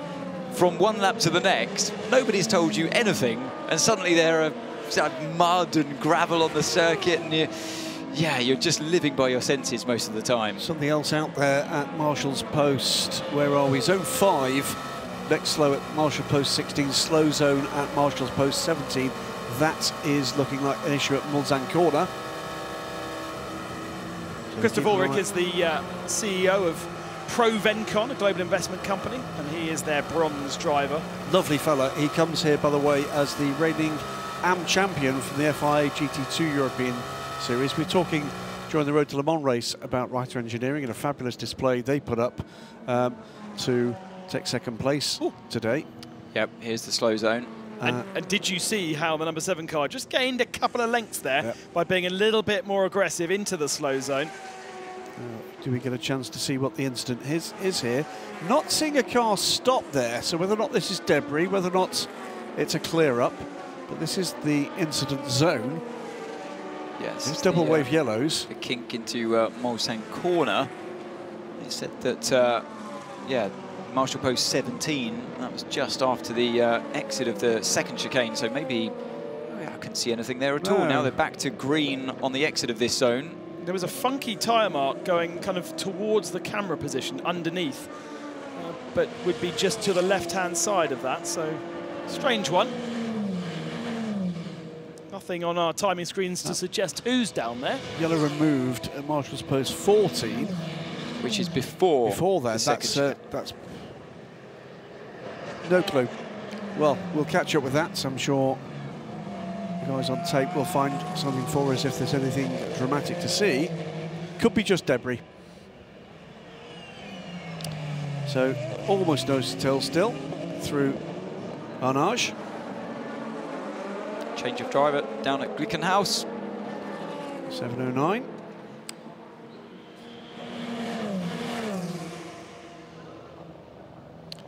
Still, the battle rages on between these two Toyotas, just 0.6 of a second between them.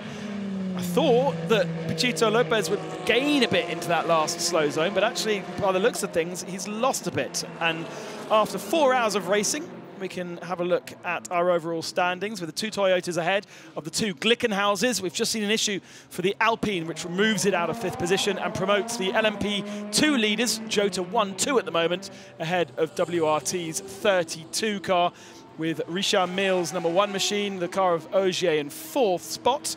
Best Pro-Am is down in 19th. It's the 39 machine that has David Drew aboard it at the moment. That Graf Racing car rebuilt after a crash on Thursday. And then the best of our GTE cars is the Corvette number 63 ahead of the two Porsches, 91 ahead of 92 right now. And the 64 car dropping some pace after struggles with their tyres. Best GTE AM is also a Porsche, the 79 WeatherTech car, followed by Christian Reed in the 77 Porsche. And then the best of the Aston Martins, Northwest AMR, are there in 3rd. But they're starting to cycle through now their gentlemen AM bronze drivers down there in the AM category. We've got everybody still running from our 62 starters, which is great news. There have been a few issues there in the garage, but ultimately we still do have everyone officially still running. I think we've got a bit here from Duncan about what's going on down at Alpine. That car still at the garage. Yeah, I just had a quick word with André Negrão. It's very difficult to find out from anybody above any of the senior management, but André just waved me over. He done the paddle signal at Anthony with the fingers, and I say clutch, and he shouted yes, clutch. So it's taking a little bit longer. The problem with the clutch is if you do lose pressure, you lose fluid. It's not a good thing. You could maybe temporarily fix it, but this early in the race, that's a big, big problem for Alpine to have right now. Yeah, that Alpine is plummeting down the order, and the competitiveness of this LMP2 field is not helping it to restrict the damage. Already down and about to drop out of the top 20. How many laps do we think they can afford to lose against the LMP2 cars throughout this race for them to, in this period now, for them to regain that. Well, the reality is, the car that was ahead of it on track, the 709 car, is 1 lap up on the LMP2 leader. So that means 1 lap in 4 hours. Wow. That's the simple maths, isn't it? Yeah, so they really have to get this car back out there. They are already in a lap, basically, in 1 or 2 laps' time. They're already 2 further laps back. It's, you know, really this goes to show how. I mean, we saw at the very start of the race when the LMP2s were right behind the hypercars, how really relatively little they were pulling away. It also shows, by the way, why there's been such a concentration on this process of what's been called stratification, to drop the LMP2s away from the hypercars, because to get the open door, if you like, for this new era and the reduced performance that's going to come with those cars over the LMP1 cars that you're very familiar with, Ant, then what we've got behind them is a pack of 27 of these animals. And well, the problem is that I see slow zone. It's a slow zone, but still that slow zone. If that's just a clear up, I don't know. 10, 9, 8, 7, 6, 5, 4, 3, 2, 1. Slow zone 5 is now removed. Slow zone 5 is now removed. So when you're in a slow zone, look, and we see that here, when you're in a slow zone, you get that call from your team via Eduardo's message. You can release the full course yellow button even if you're within the slow zone. When the slow zone ends, if you're in the slow zone, away you go. You don't need to pass the green flag, and so many drivers get that wrong. Look at this little lot. They sit with the full course yellow button still on at 80 kph, waiting to come round to where you would usually release the car on the green flags.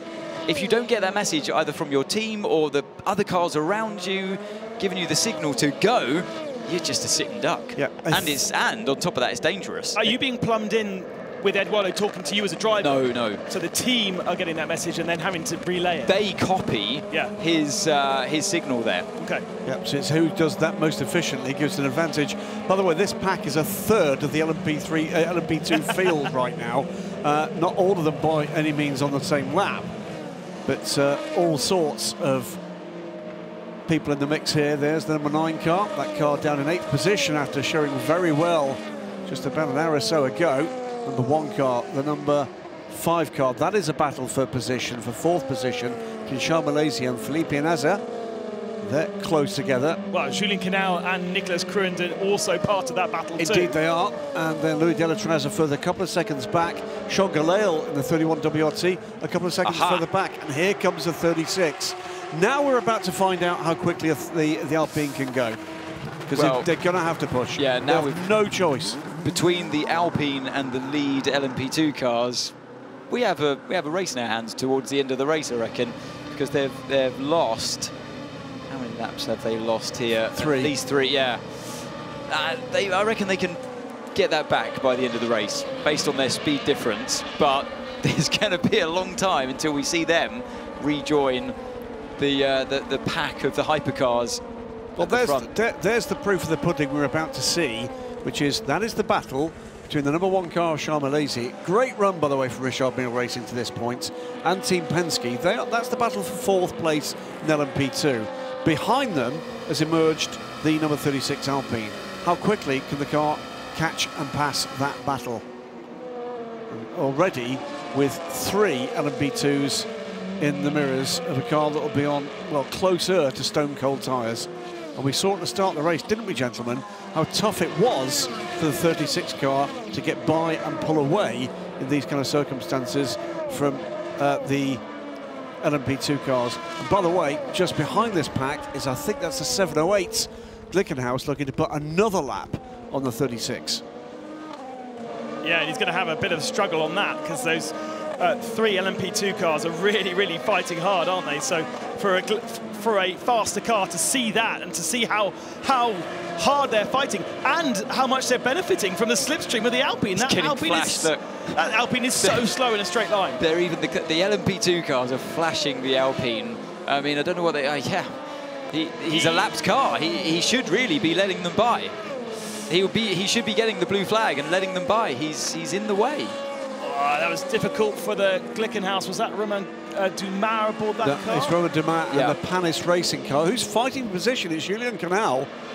And he's fighting for position against the cars around him. Confusing moments. You've got to ask yourself, is he going to be aware of who the blue flags are for? Yeah. Genuinely. Yeah, because he's probably thinking, oh, that's just for the Glickenhaus, who, again, is right behind him going into the Mulsanne corner. He's going to lose a lap again here to the Glickenhaus. I don't think he's got much defence. And just up the road from this battle, yeah, there's the yellow Penske. We said how long it's going to take for them to catch it, and the answer is more than a lap. Great battles all round in LMP2, just as we expected. It has been the class of the race so far, without a doubt. And great stuff from Charles Milesi, by the way. I'm very impressed with the run so far for the number 1 car, and for that matter, for the Penske car. Charles Milesi, his average stint time that last 9 laps, 3:36.0. Put that into perspective, Will Stevens, 3:34.8. Yeah. Average for his last 9 laps. He's flying out there. I think they're untouchable. Stevens is, well, he's a lap up, isn't he? A whole lap. Both him and Felix da Costa, a mega job so far. Isn't it just? Look at this. There's Penske down the inside. I mean, he had to do it. He had to do it, yeah, because just the speed difference was too big. I have to say, delighted to see Will Stevens being noticed in a wider context with breaks coming his way in North America. He's been a firm part of the Panis racing crew in the European Le Mans Series. He's part of the Jota setup in the WEC and doing great things in North America as well now. He was very, very strong. It just ended up with the wrong Formula 1 team, didn't he? And that has hurt him for so many years. Happens to so many people. Whilst we recover from that comment, let's go down to Duncan. Yes, let's, please. Thankfully, my ears were out for just a second there, so I missed that. But Seb Brio, it's great to have you here. You've just stepped out of the car. You're looking a little bit shiny here. But talk us through how your stint was. You've got a big smile on your face, so that surely must be good. Yeah, I mean, I pushed as hard as I could. You know, we were running in P2 and I was out there, and I gave it everything. Our car's a little bit tricky to drive at the moment, but overall I'm happy, and I'm looking forward to getting back out there for my other stints. But, you know, passed over to Chris just now, and I'm feeling happy. So how is it difficult to drive? What is the problem then? I mean, the car's a little bit twitchy, a little bit edgy on the rear end, but, you know, it's overall, we just have to keep the car in one piece and keep out of trouble. Ben wants to know why you're driving as a Frenchman, is that true? Sorry, say again. Are you driving as a Frenchman, Ben says? Is that the wrong flag? Yeah, wrong flag. No, British for sure, but it'd be cool to be a Frenchman for sure, but no, we're going to keep British flag, and I'm happy with Harry. Stint was great this morning, and yeah, we'll keep pushing hard.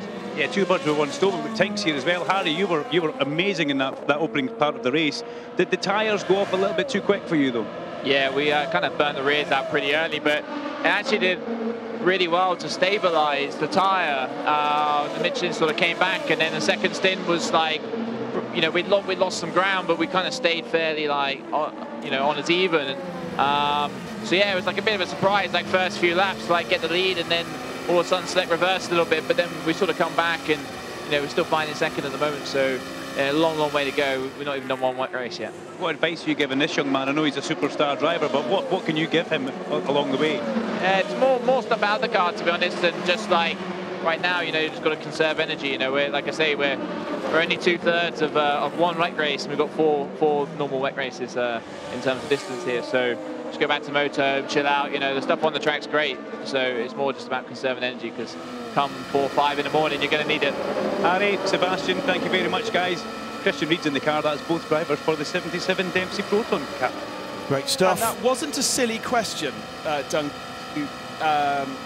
to Seb, because on the entry lists he is listed as a Frenchman for some bizarre reason. It's a mistake. It's a typo that has been carried across multiple documents. It's ruined my amount of French people in the race. It's 38 then, isn't it? Yes, exactly. By the way, all sorts of overtaking opportunities taken in the last, I'd say, 45 seconds. We've seen Felipe Nasr, and we think that he's on fresher rubber than Charles Milesi. Yeah, something was sitting duck there. Because it was Dane Cameron at the wheel of the number 5 Penske car, and whenever you have usually a change of driver, you get a change of all 4 tyres as well, because obviously it takes a longer process to get the driver in and out, so you might as well do that when you're doing a longer pit stop. So he's on fresher rubber. That's probably why he just breezed his way past the #1 Richemille car of Charles Milesi so effortlessly. And the car looks hooked up as well. And that's what a nice set of fresh Goodyear rubber is going to give you. Yeah, also saw Ferdy Habsburg, not for position, but carving his way through traffic into the first chicane, lunging up the inside and making it stick. So Ferdy Habsburg one to watch, making a bit of a recovery drive in the 41 car. This is the Penske car, the bright yellow car with the third of the WRT cars ahead of him, the bright green 32 car. Yeah, Vantor, WRT, Team WRT, so that's for position, yeah, second position. Yeah, it is for position, as this is car 28 coming in, squinting to see those red wing mirrors. Ed Jones. The joke goes on. In that car, it was a 1-2 for Jota, wasn't it, before he came into the pits? It was. So actually, this battle here is really for third on track. Dries van Thor and Felipe Nasr, but as you say, Nasr's got such a good pace in comparison to the cars around him. He must have a... hang on, he had a really unlucky run there. See how Milesi's coming back up him there. Got him easily. Absolute sitting duck, nothing he could do. Caught the Porsche at the wrong moment, and you can see the advantage. He's going to get Vantor. Yeah, he's probably going to get him as well. Because he was as well.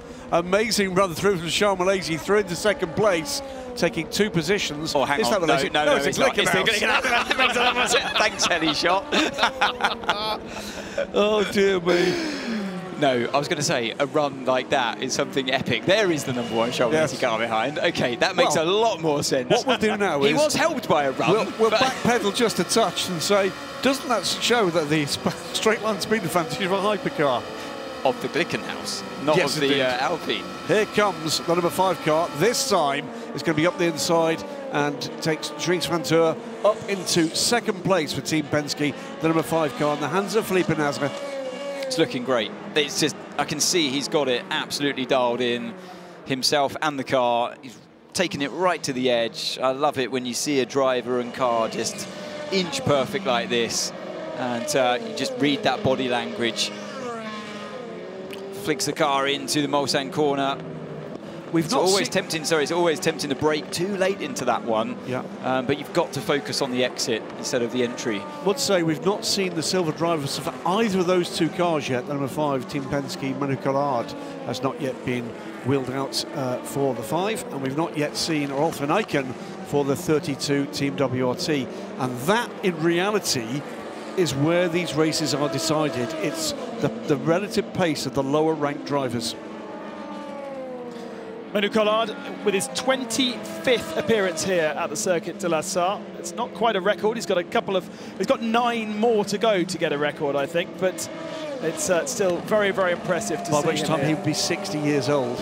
It's possible. The oldest is 65 this year. It does give an indication of just how impressive Henri Pescarolo's record was. 23 consecutive races for Collard.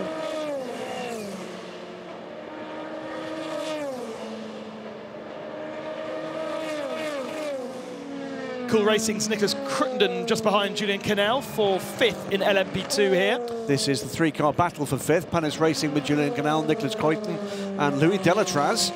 Some cracking shots, by the way, at the Drivers' Parade yesterday. Louis sharing on social media shots of him at his father's feet. And I think it was 2007. And then his father on the back of the car yesterday. Jean-Denis Delatraz, of course, long-time racer. Formula 1 as well as in sports cars. There's another long-time racer, Olivier Panis. Oh! Julien Canal having to take hard over the curbs there as the Aston Martin got right in the way. I'm just trying to work out how Louis Delatraz lost position there to the Cool Racing car. He's now reclaimed that position because he was on the attack before. Do you remember against the Panis car? Yep. Julien Canal actually had found his way past. And now he's back behind, so I don't know what's happened there. So you've seen the kind of bonkersness that's going on the Mulsanne straight, and you're surprised that someone's got by somebody. To me, it is like the LMP2 from the very start here has been some kind of medieval siege warfare using Orica 07 Gibsons as basically as pole axes without contact for the most part. It's been cracking stuff. by far, for me, the race within the race. And as we've often said, this is 4 races, arguably 5 races going on at the same time in the same place. That's what makes this special. And I'm sure that would have been it. He'd been caught up in traffic. No, I think he must have made a mistake. Just off camera, I think he must have made, to lose 2 positions. I mean, he was comfortably ahead of Julian Canals. We know their silver driver there. And now he's looking like he's shaping up to another crack, but Coyton's right there as well.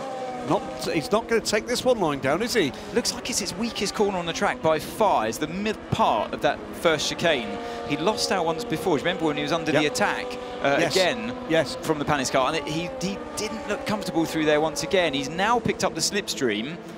Are they possibly running just a little less downforce in that Prema car? That might make sense why he's not able to carry the same kind of speed through these parts of the circuit. Which again gives rise to the question, just how spec is spec?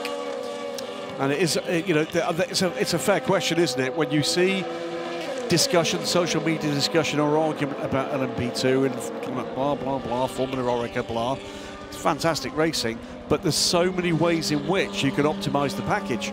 Oh yeah, you could definitely run lower downforce, and you know, if you've got a strong driver lineup, then you know who are confident with the car. We're seeing a replay of that move from Felipe Nasr down the inside into the second chicane. Team celebrating that one. That was a nice move for them to watch. Astonishing history for Team Penske in World Motorsport, but they've not been here since 1971, which is an amazing statistic.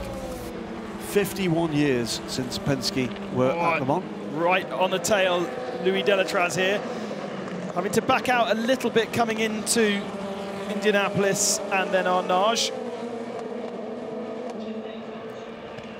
But Julien Canal, 5th position in LMP2. Louis Delatraz just behind, and then Nicolas Coyton, not really part of it, but as they sit side by side and compromise their pace, he gets brought back into the party. If this battle carries on for much longer, we should be looking in the background for another car getting on the back of this battle, because aboard the next car in line, that would be 8th in LMP2, it's the 34 Inter Europol car, and we've got Esteban Gutierrez, who is putting in quick lap times, much quicker than the 3 we're looking at here at the moment. 12 seconds back, but a couple of 3 laps, he's certainly going to be closing that gap visually.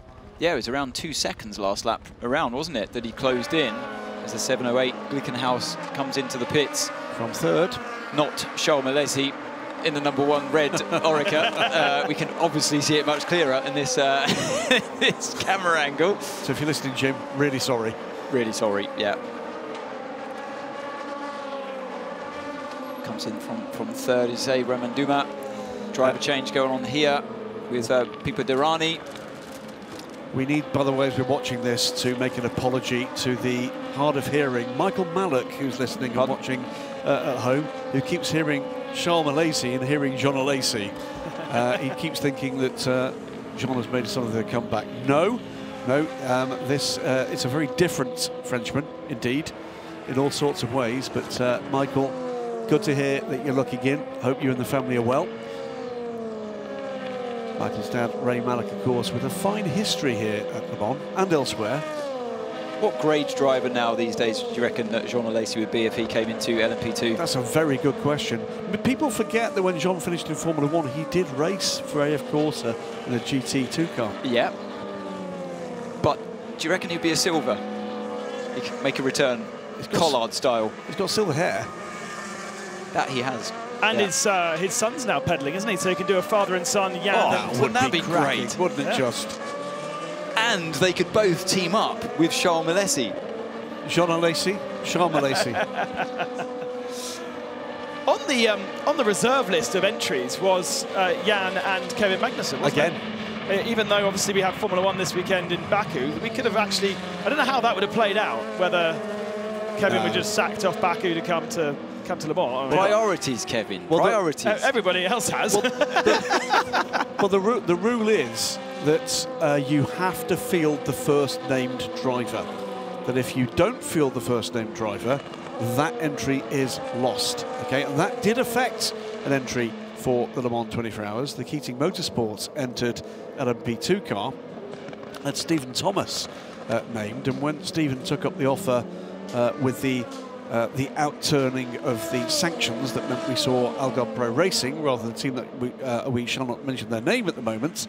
Stephen took up that full season offer, had therefore to leave that entry, which meant the Keating Motorsports Orica fell. And if I'm right, that prevented quite an interesting prospect, because I think I'm right, and a couple of sources have confirmed I'm right, that car would have been run by Peugeot Sport. Just watching this battle going on here, Julien Canal, an impressive stint, I'd say, by him as Kamui Kobayashi takes the wheel of the number 7 Toyota.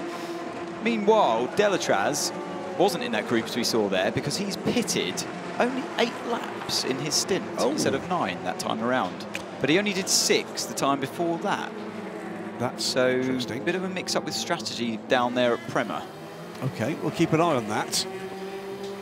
This is where actually having the information in front of us does help us to see patterns. We saw that pattern last year with the fuel troubles for one of the Toyotas. And if you've not seen the Toyota Gazoo Racing film that explains how they dealt with that, in an extraordinary way they dealt with the fuel feed problem for potentially both Toyotas, I do recommend it. Because it is an excellent example of how a team works in real time around a problem that could have cost them a win at the Le Mans 24 Hours. There is the Prema car back out there. Is it still Delatraz behind? It is. Yes, it is. And he has the Jota behind. Oliver Rasmussen now at the wheel of that. Now we're getting better at this, aren't we? Spotting the difference between the two Jotas.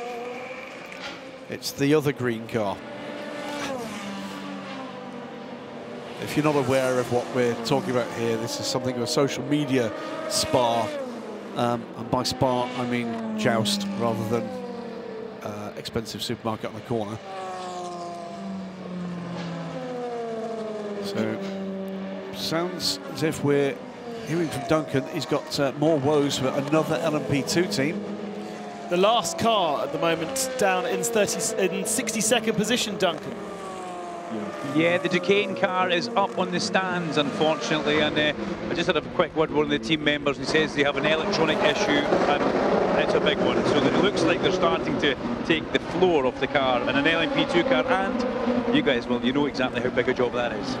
Yeah, dramas as well, by the way, for one of the top cars in LMP2, as well as the bottom car in LMP2. It's going to be a 1-minute stop-and-go penalty for car 1, Richard Mille Racing, currently in the hands of Charles Milesi, for crossing the white line at pit entry and forcing a car off track. I don't think we saw... Did we see that? Did that happen at the same time also? Crossing the white line and therefore forcing a car off the track. It seems like quite a big thing. Roberto Gonzalez, a man you'll know well, Anne. You know what? I really feel for him right now, because they've got an epic lead. And they've both drivers been driving so well. Will Stevens and Antonio Felix da Costa. Yeah, no Roberto well. Drove with him for 3 seasons in LMP2. And I know how nervous he'll be stepping into this car right now. And yeah, he's just got to do what he usually does. You know, he's consistent. He's not the fastest one out there of the Silvers, not compared to the Super Silvers, the young drivers on their way up.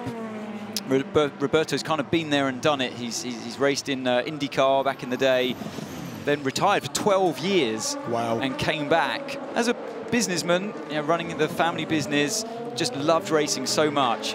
And once the kind of business has taken its toll and he wanted something else, more enjoyment in his life, he came back to racing.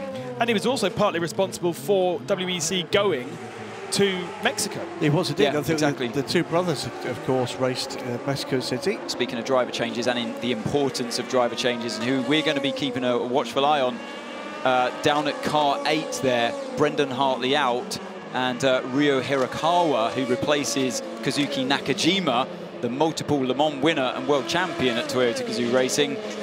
It's time to shine now, because so far we haven't seen that from him. He had no competition in Sebring because of Jose Maria Lopez's crash, and he could just kind of stroke it home there. Then in Spa, Seb Buemi's leading the race by far. Car breaks down. Rio didn't get to drive. This is his moment. Yep, he's got to make it stick, hasn't he? And he's up against the boss. because Kamui Kobayashi is in the other car. Kobayashi back out on track after a 1:21 pit stop. It's 1:23 for the number 8 car. Where's that going to leave them out on track? My guess is almost together. They are together. It's the 8 ahead of the 7. I'm looking on the tracker.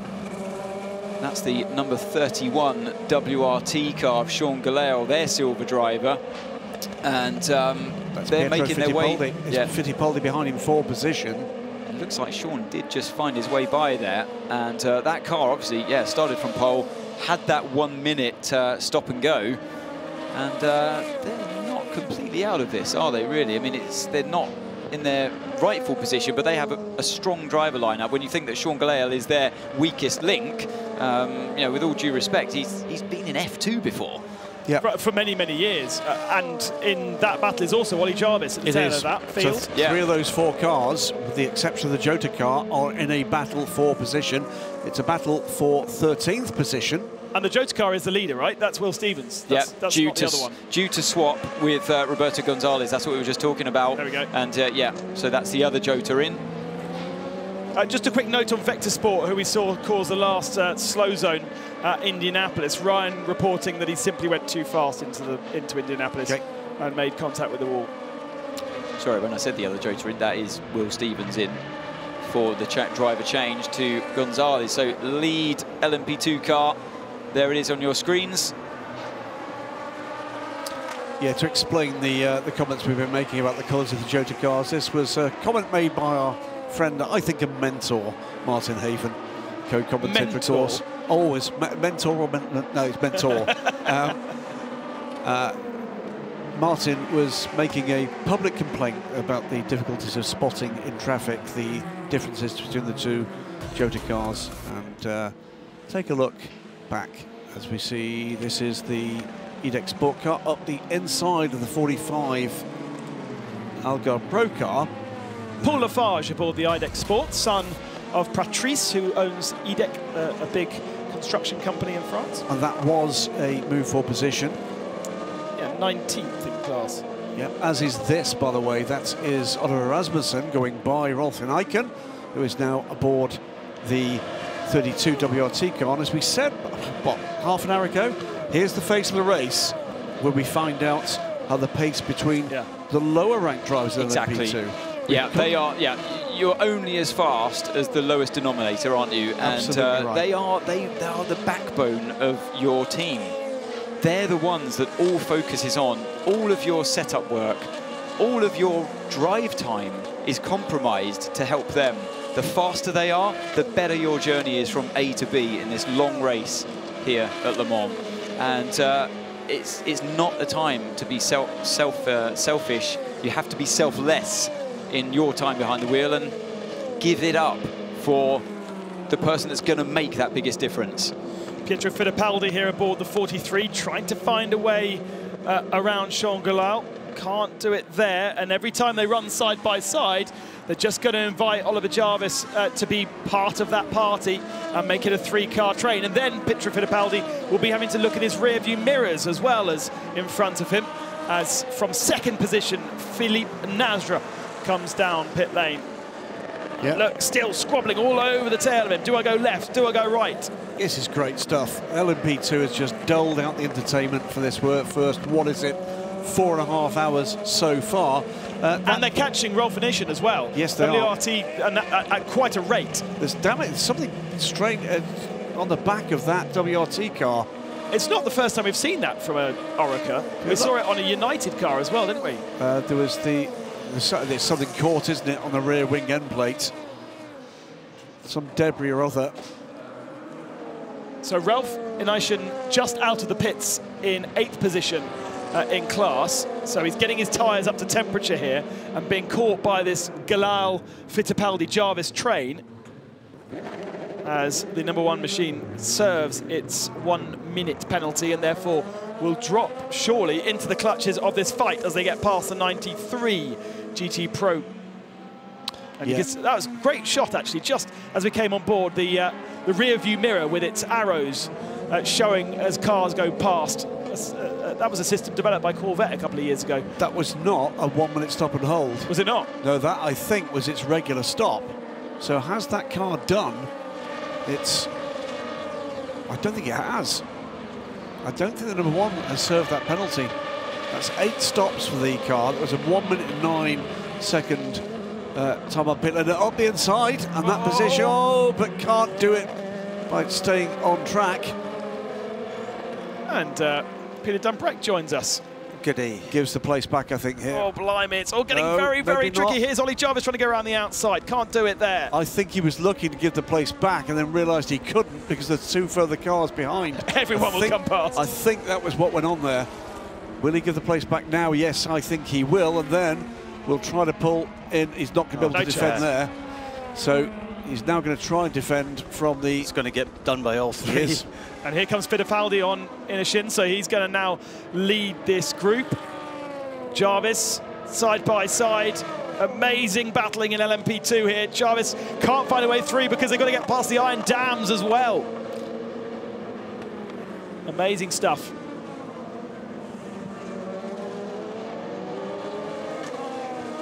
The Ferrari holding up the United car there, briefly. That's going to split that battle up just a little bit, isn't it? Because actually Sean Goliath was the one that was a bit of the cork in the bottle. Fittipaldi struggling to find a way past, but now they are past.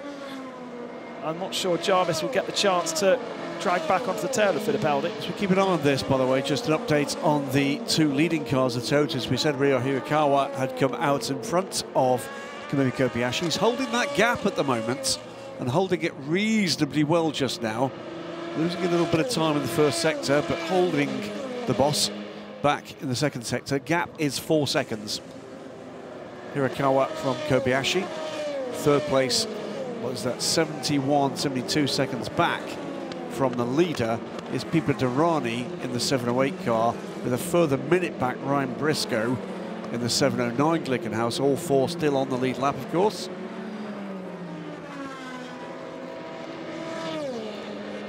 Behind, we can just see the battle underway with a couple of the GT cars. Look to me to be, that is the Garage 59 operated Inception racing car in a bit of a tussle. And who's that with? Not for position by the look of things. Well, there's a cool racing car 37 being overtaken by the Jota car of Rasmussen, so it was for position. No, I was talking about the GT cars in the background, sorry, me not being clear. But Rasmussen in good form here, pulling that car back up the order, off strategy against some of the cars around him. Came in from second, of course, the Team Penske car and the Richard Mille Racing machine. Now that will be... No, that's his outlap from the stop you already saw, but we believe that car still needs to serve a penalty. Big, long shadows here now starting to form at Le Mans. We are at 8:30 local time. We're going to have quite a long period of light before the sun goes down, but we're going to get into that point where the sun starts to blind you coming down the straights, and that's going to make it even more tricky, especially with these lesser experienced drivers in the cars right now. That's a really challenging point in the race, Peter. Yeah, it's certainly very difficult, and if you've got flies all over your screen and that kind of muck on the screen, that makes it even worse. So they'll choose their visor for the stint they're going to do and drive accordingly. And the team will help with that. You know, the experienced people would be helping to prepare the driver for these stints. Great to see so many fans still lining the walls around the circuit. It's something, you know, we're 4.5 hours in, and the concert will start soon, and the barbecues will be needed to fire up for dinner, and I'm going to smell all that. But there are so many people still watching what's going on circuit. Absolutely. I mean, look at the inside there.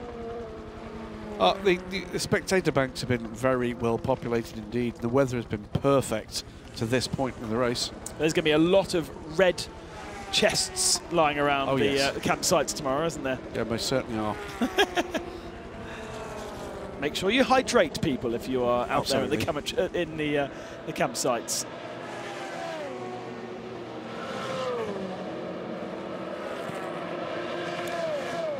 Julien Canal is now up to 3rd position in class, with everyone else pitting, and then number 22 in the pits right now. As this recovery drive continues the 22 car, remember, off the road after contact at the start, caught in a sandwich of WRT cars, for which the 31 car was punished. The 22 car, by the way, pitted from 19th position in LMP2, 23rd overall. Here comes Delatraz. It does indeed. To the right-hand side of Julien Canal with a bit more speed. The Ferrari helping as well. Inside line for Mulsanne, but he was there anyway. And Delatraz moves up into what is 3rd position. Applause down at Prema. Yes, Lorenzo Colombo enjoyed that. We've got another penalty, by the way, to report. It will be 5 seconds added to the next pit stop of car 44. That is the ARC Bratislava car from LMP2 AM. Looking where that car is in the order. Way down. 27th place. Yeah, just Gautier aboard it right now. Yeah, astonishingly Tristan's Le Mans debut, which I do find amazing. Still, these two WRT cars battling, 32 and from 31. This is Rolf Nation from Sean Gallale. Interesting that these two have actually formed a little battle themselves here. I was expecting for that battle pack to just kind of clear Rolf Nation. He's had a bit of a struggle this week, visiting various gravel traps. Yeah, they are falling off the back of the cars ahead. Sure, by the way. yeah. Nicholas Coyton is lapping quicker than this pair, so this battle is not helping them. In fact, if anything, it's hindering them at the moment. Nicholas Coyton is 5 seconds back from Oliver Rasmussen, who is with now Julien Canal. Let's get down to Duncan, who's got Will Stevens with him. It was a great stint from Will. Yeah, great stint from Will, a power stint from Will, and he looks very happy with how his drive just went. But summarise for us, how is the car just now? The car's really good. You know, when we've really worked hard during testing, we already started with a great package. So your week of build-up, let's say, is always helpful when you can start with as good a car as we did. So we were really happy with the car end of practice, and we've gone into the race with a very strong balance. So it's nice to know that all the work we've put in means we can drive around with a really solid car, and already committing to a quad stint, which a lot of cars can't seem to do at the moment. So I think we're in a strong place right now. We hear a lot of people are chasing setups with the heat that we've had today. I take it you guys, by the way, you're not doing that. We actually thought the heat wouldn't be great for us, to be honest. The way the car is balanced, we expect to improve as track grip comes to us. So, you know, there's a lot of experience in this team, and we know where the track should go, let's say, with a lot of rubber going down. So I hope the balance should actually come to us more than go away from us. So you can already see the temps are starting to come down. So if it carries on this, we should be good. Best of luck, mate. Thanks, man. Appreciate it. Well, that's ominous, isn't it? With Will saying the car's going to come to us.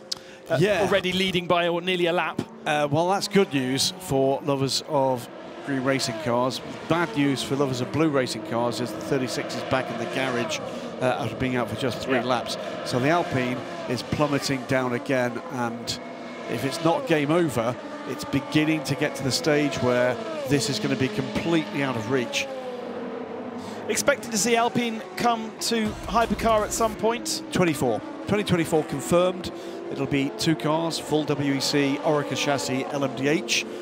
For those that are not familiar with all the various nomenclatures that's been chucked around, Hypercar in the future, after this year, will be composed of 2 different types of car. LMDH, Le Mans Daytona Hybrid, which are based around a new generation, not these cars, but new generation LMP2s. We see the 36 car getting repaired with the manufacturer's choice of bodywork and engine, but a spec hybrid system, high-performance hybrid system. LMH cars, such as the ones we've got for Toyota here and Glickenhaus, for manufacturers there, 4-wheel drive. By the way, I should say rear-wheel drive only for the LMDHs. 4-wheel drive permitted for LMH, and that can have a fully bespoke body, chassis, engine, hybrid system, but will be performance balanced against those other cars. So what are we expecting next year here at Le Mans? Confirmed the two Peugeots that we'll see debut next month at Monza, the return of the Toyotas, Ferrari, who sort of teased their new car earlier this week. Two Ferraris run by, of course, a full Ferrari factory, making their return to top-class sports car racing for the first time in 50 years. That's the LMH cars. Add to that two Porsche LMDH cars in the hypercar class, and in the WC at least one Cadillac coming too for the full WC, which means we're likely to see guesting cars coming from North America. My guess is Porsche will want to bring more than two cars. My guess is we might see the likes of Toyota looking to do the same. And then beyond that, we've got in 2024 in Europe the debut of the Lamborghini LMDH car with a Ligier chassis now confirmed, and the Alpine with an Oreca chassis now confirmed. Add to that two factory teams that will join the IMSA WeatherTech Sports Car Championship, at the moment announced only for North America, so will not be coming to Le Mans in 2023, from BMW with a Dallara chassis, and from Acura, Honda brand, of course, in North America, with an Oreca chassis. Fantastic stuff. It's all coming. It's all going to happen the next 2 years. It's all very exciting for the world of sports cars, and make sure if this is the first time you're dipping in that you follow for the next couple of years, because it is going to be the biggest motorsport that there is, and Le Mans will get back to serious heydays. Let's go down to pit lane with, unfortunately, that old Alpine just not being particularly happy today, Duncan. Well, no, exciting times for sports car racing, frustrating times in the Alpine garage. They're having to change the exhaust banks on the car. That's a big job, guys. This is going to plummet them down the leaderboard. The clutch is now okay. I did see them taking out the back. I saw a master cylinder and a few reservoir pots as well. So they've changed almost everything they could on the clutch. But the exhaust banks, that's a different ball game altogether. That's the exhaust that come off the side of the engine. They fill the side pods of the car, but then come back out the top of the bodywork. This is going to be here quite a while, I think. That's effectively game over in terms of any prospect of a finish on the podium for the Alpine, I'm afraid, because the depth and quality of the P2 field ahead of it is just too good. So that means that there is a potential to see a Glickenhaus on the podium. Well, at the moment, there's very much a potential for a Glickenhaus on the podium. It's going to come down to pace and reliability. In terms of what kind of pace we're talking, we're now, coming 15 minutes away from 5 hours into the race. The Glickenhauses are a lap up on the leading Jota LMP2 car. So what you basically, it's pretty easy to do that, isn't it? Call it a lap up after 4 hours. 6 times 4, they should win by 6 laps at that kind of pace, if everybody stays in good order. Seemingly something else going on with you, Duncan, down there at Alpine? Yeah, sorry, they've now decided to change their mind very quickly. They've actually put the airbox back on the car, so they've proved this all wrong. It could possibly be one of the lambda sensors in the exhaust, something that controls the fueling system on the car. So Andrew Negrau's still sitting in the car, and you can hear it just firing up in the background. That is a very good sign. Absolutely is. Always good to have as many hypercars on the track as possible. So to recap, that was the initial issue appeared to require the change of the exhaust banks on the Alpine. That would have basically been, in terms of the race, catastrophic. They now think it's a lambda sensor. Did I hear that from Duncan? A much quicker job. Car is firing up, and we should see that car back out and racing soon. Still a further delay though, and as things stand right now, that car has dropped out of the top 30, way below now the whole of the still untroubled LMP2 field, and in the midst at the moment, but still dropping, of course, amongst the GTE pros. It's going to be a long, long night for Alpine. So we got Fittipaldi, Pietro Fittipaldi, once appeared in Formula One as a replacement for Romain Grosjean at the second Bahraini Grand Prix. We've then got Ollie Jarvis behind him, and plenty of experience here at Le Mans and across everything, really, Ollie Jarvis. With Richard Mills, Charles Malaysia just behind them. Winner here last year, but with actually very little sports car experience from Charles. Just an absolute star. So 3 very, very different characters of driver battling over the same piece of tarmac for 9th position at the moment in LMP2. And they are a minute back from the battle that we were following early on between Gutierrez and Inishin. Absolutely.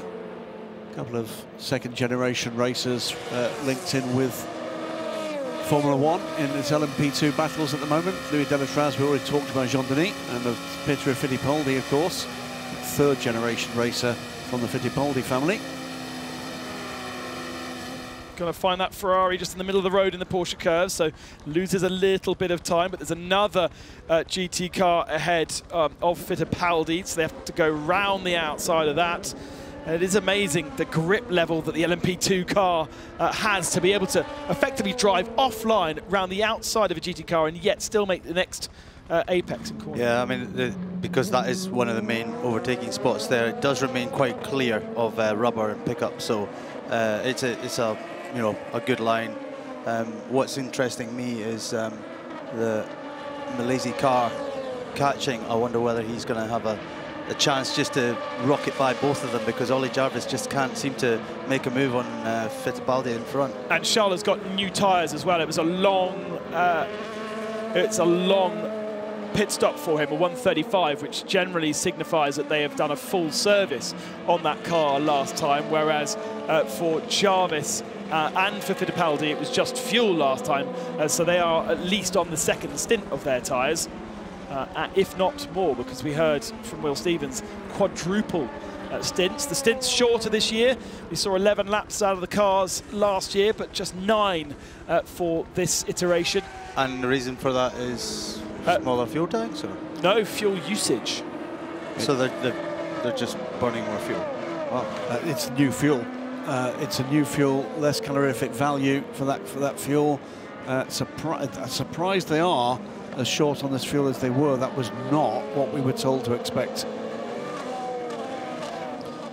Just having a quick look here. I still can't recall that number 1 having served that penalty, so I'm just having a quick look and seeing what we can actually find for the number 1 car, as we see two icons there. The in particular, I mean, a 135 would actually be a slow tyre change. You would see tyre changes in the 125s. So it might be that the last time they've actually done that almost back to back. And just looking at the stint analysis for the number 1 car, 9, 9, 9, 13 laps on a stint. Here comes Jarvis. It's Jarvis going round, lapping a car. Actually. Yeah, because they've dropped off the back of Fittipaldi. Fittipaldi was able to clear that back marker before the second chicane, whereas Jarvis had to sit there and wait. Now Malaysia dives to the inside. Whoa, blimey, who was that? He absolutely was not aware. It's the 39 car. It's actually the LMP2 Pro-Am leader, Sebastian Page, who is leading Nick Nielsen by 11 seconds. Yeah, we saw Page in the barrier, didn't we? He almost got a nasty surprise there when he was going to be bumped into the barrier. Nick Nielsen is catching him by something like 8 seconds a lap at the moment. That's impressive. Sebastian Page is one of the bronze drivers in that car, a Swiss real estate agent. Yep, they debuted this effort in the Asia Le Mans Series in February, those 4 races, and have continued with a full season, plus Le Mans, of course, in the European Le Mans Series. Good effort from Charles to make sure that he was as far across that curb as he could possibly be to minimise the potential for contact. So let's see if Ollie can now recapture Fittipaldi in front, or whether it's a case of Malaysia behind. I would have thought that he's, you know, with that kind of pace, the way he's caught them, he should be able to just draft by on the straight.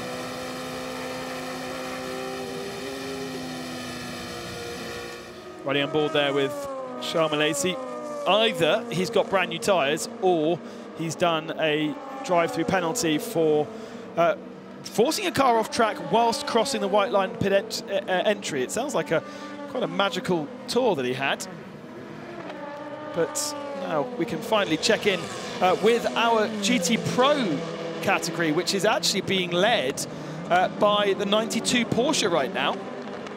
91 just out of the pit, so we are in the midst of pit stops. We've seen the 91 and 92 basically be together throughout the whole race and switch and swap positions. But so is that Alexander Sims just behind? Sims Corvette and Katzberg, yes. It's the 64, so it's Sims. It is. This is the battle for the lead, but both those cars will need to pit. And the 64 is the slower of the two, isn't it? Because the 63 has already pitted from the lead. It was the delayed car, if you remember. This is the one where Nick Tandy had a problem on the downshift and had to do a circuit of the Mulsanne roundabout. Lost time. That's not the factory Porsche ahead of him as we come into that blinding sunlight. It's the 93 car. Here we go, here comes Milesi now. Trying to go around the outside. Squeezed. Oh, lovely move. Excellent move from Milesi. Position that car beautifully on Ollie Jarvis. And by the way, due respect to both of those racers, cigarette paper worth of difference between the two. Absolutely not a hint of contact. Kamui Kobayashi, meanwhile, is closing on Ryo Hirakawa. It's 2 seconds. Get a good stint from Ryo Hirakawa against the boss, who I'm sure will be watching his form. Well, Ant was very interested to see the times coming from Hirakawa into pit lane from the lead in GT Pro. Porsche number 92, followed in by 64. And once again, it'll be the battle of the two crews. And again, if you look, the to us, the right-hand side bottom of the Corvette with the LEDs illuminated. Not so on the left-hand side. His right, our left. What is that? Don't know. I just wanted to see whether or not, I meant to ask Ollie Gavin when he came into the booth earlier, but it does seem to have a variety of different functions, that display. Ryo Hirakawa, by the way, since he got it, I've got trouble for CD Sports. CD Sport car, which is down in 31st position. And that is Porsche Curves. That's Porsche, isn't it? It didn't quite, it did make the, no, it didn't quite make the barrier. Just stayed out of it. Made the slip road. It did indeed. Which is good news for him. Now this is the battle of the pits crews. Won by the Porsche. Wow. There you go. One lamp on there on the left-hand side now. So no clue what that's all about. There clearly is a functionality of those displays. Yeah, I've seen that car come in with the left bank on and the right bank off, and then vice versa. Well, is it that car or is it the other car? And that's how they identify the car in pit lane. That's the question I was going to ask Ollie. Is that how they differentiate between the two Corvettes? The one comes in with the right-hand bank and the other one comes in with the left. If you're listening, Ollie, let's message him. I think we should. Oh, you got his phone number? He never answers my calls. He never calls. Well, I can't say he'll answer me, but I've got his phone number. We rejoin that LMP2 battle, which is for 9th in class. Fittipaldi, now Milesi in second, and Jarvis in third. I think we are assuming, Graham, that penalty has been served now, yeah? I'm not sure. What we've had from Charles Milesi, from the number 1 crew, is a very solid pattern of 9-lap stints. Now, at the moment, unless there's something... No, it can't be. It's calling it a 15-lap stint at the moment for the number 1 car. 15? 15. That would be impressive. So it's Mr. Pit Stop, your strategy computer. It looks like the strategy computer has coughed at some point. So what am I asking him? Why does the Corvette come down with one light on and one light off down pit lane? Oh, side by side again. Jarv this time has the inside line. So Milesi could go around the outside here, as he did a lap ago. Is he later on the brakes? He is a little bit later on the brakes. But actually, yeah, Jarvis claims the apex on the right-hand side, puts him ahead for the left. He's not giving up without a fight. No, Ollie Jarvis in pro driver mode there.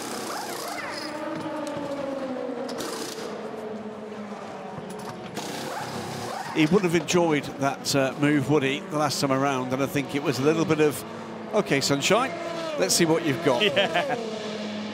Slightly, perhaps, surprised by the aggression from Charles Milesi.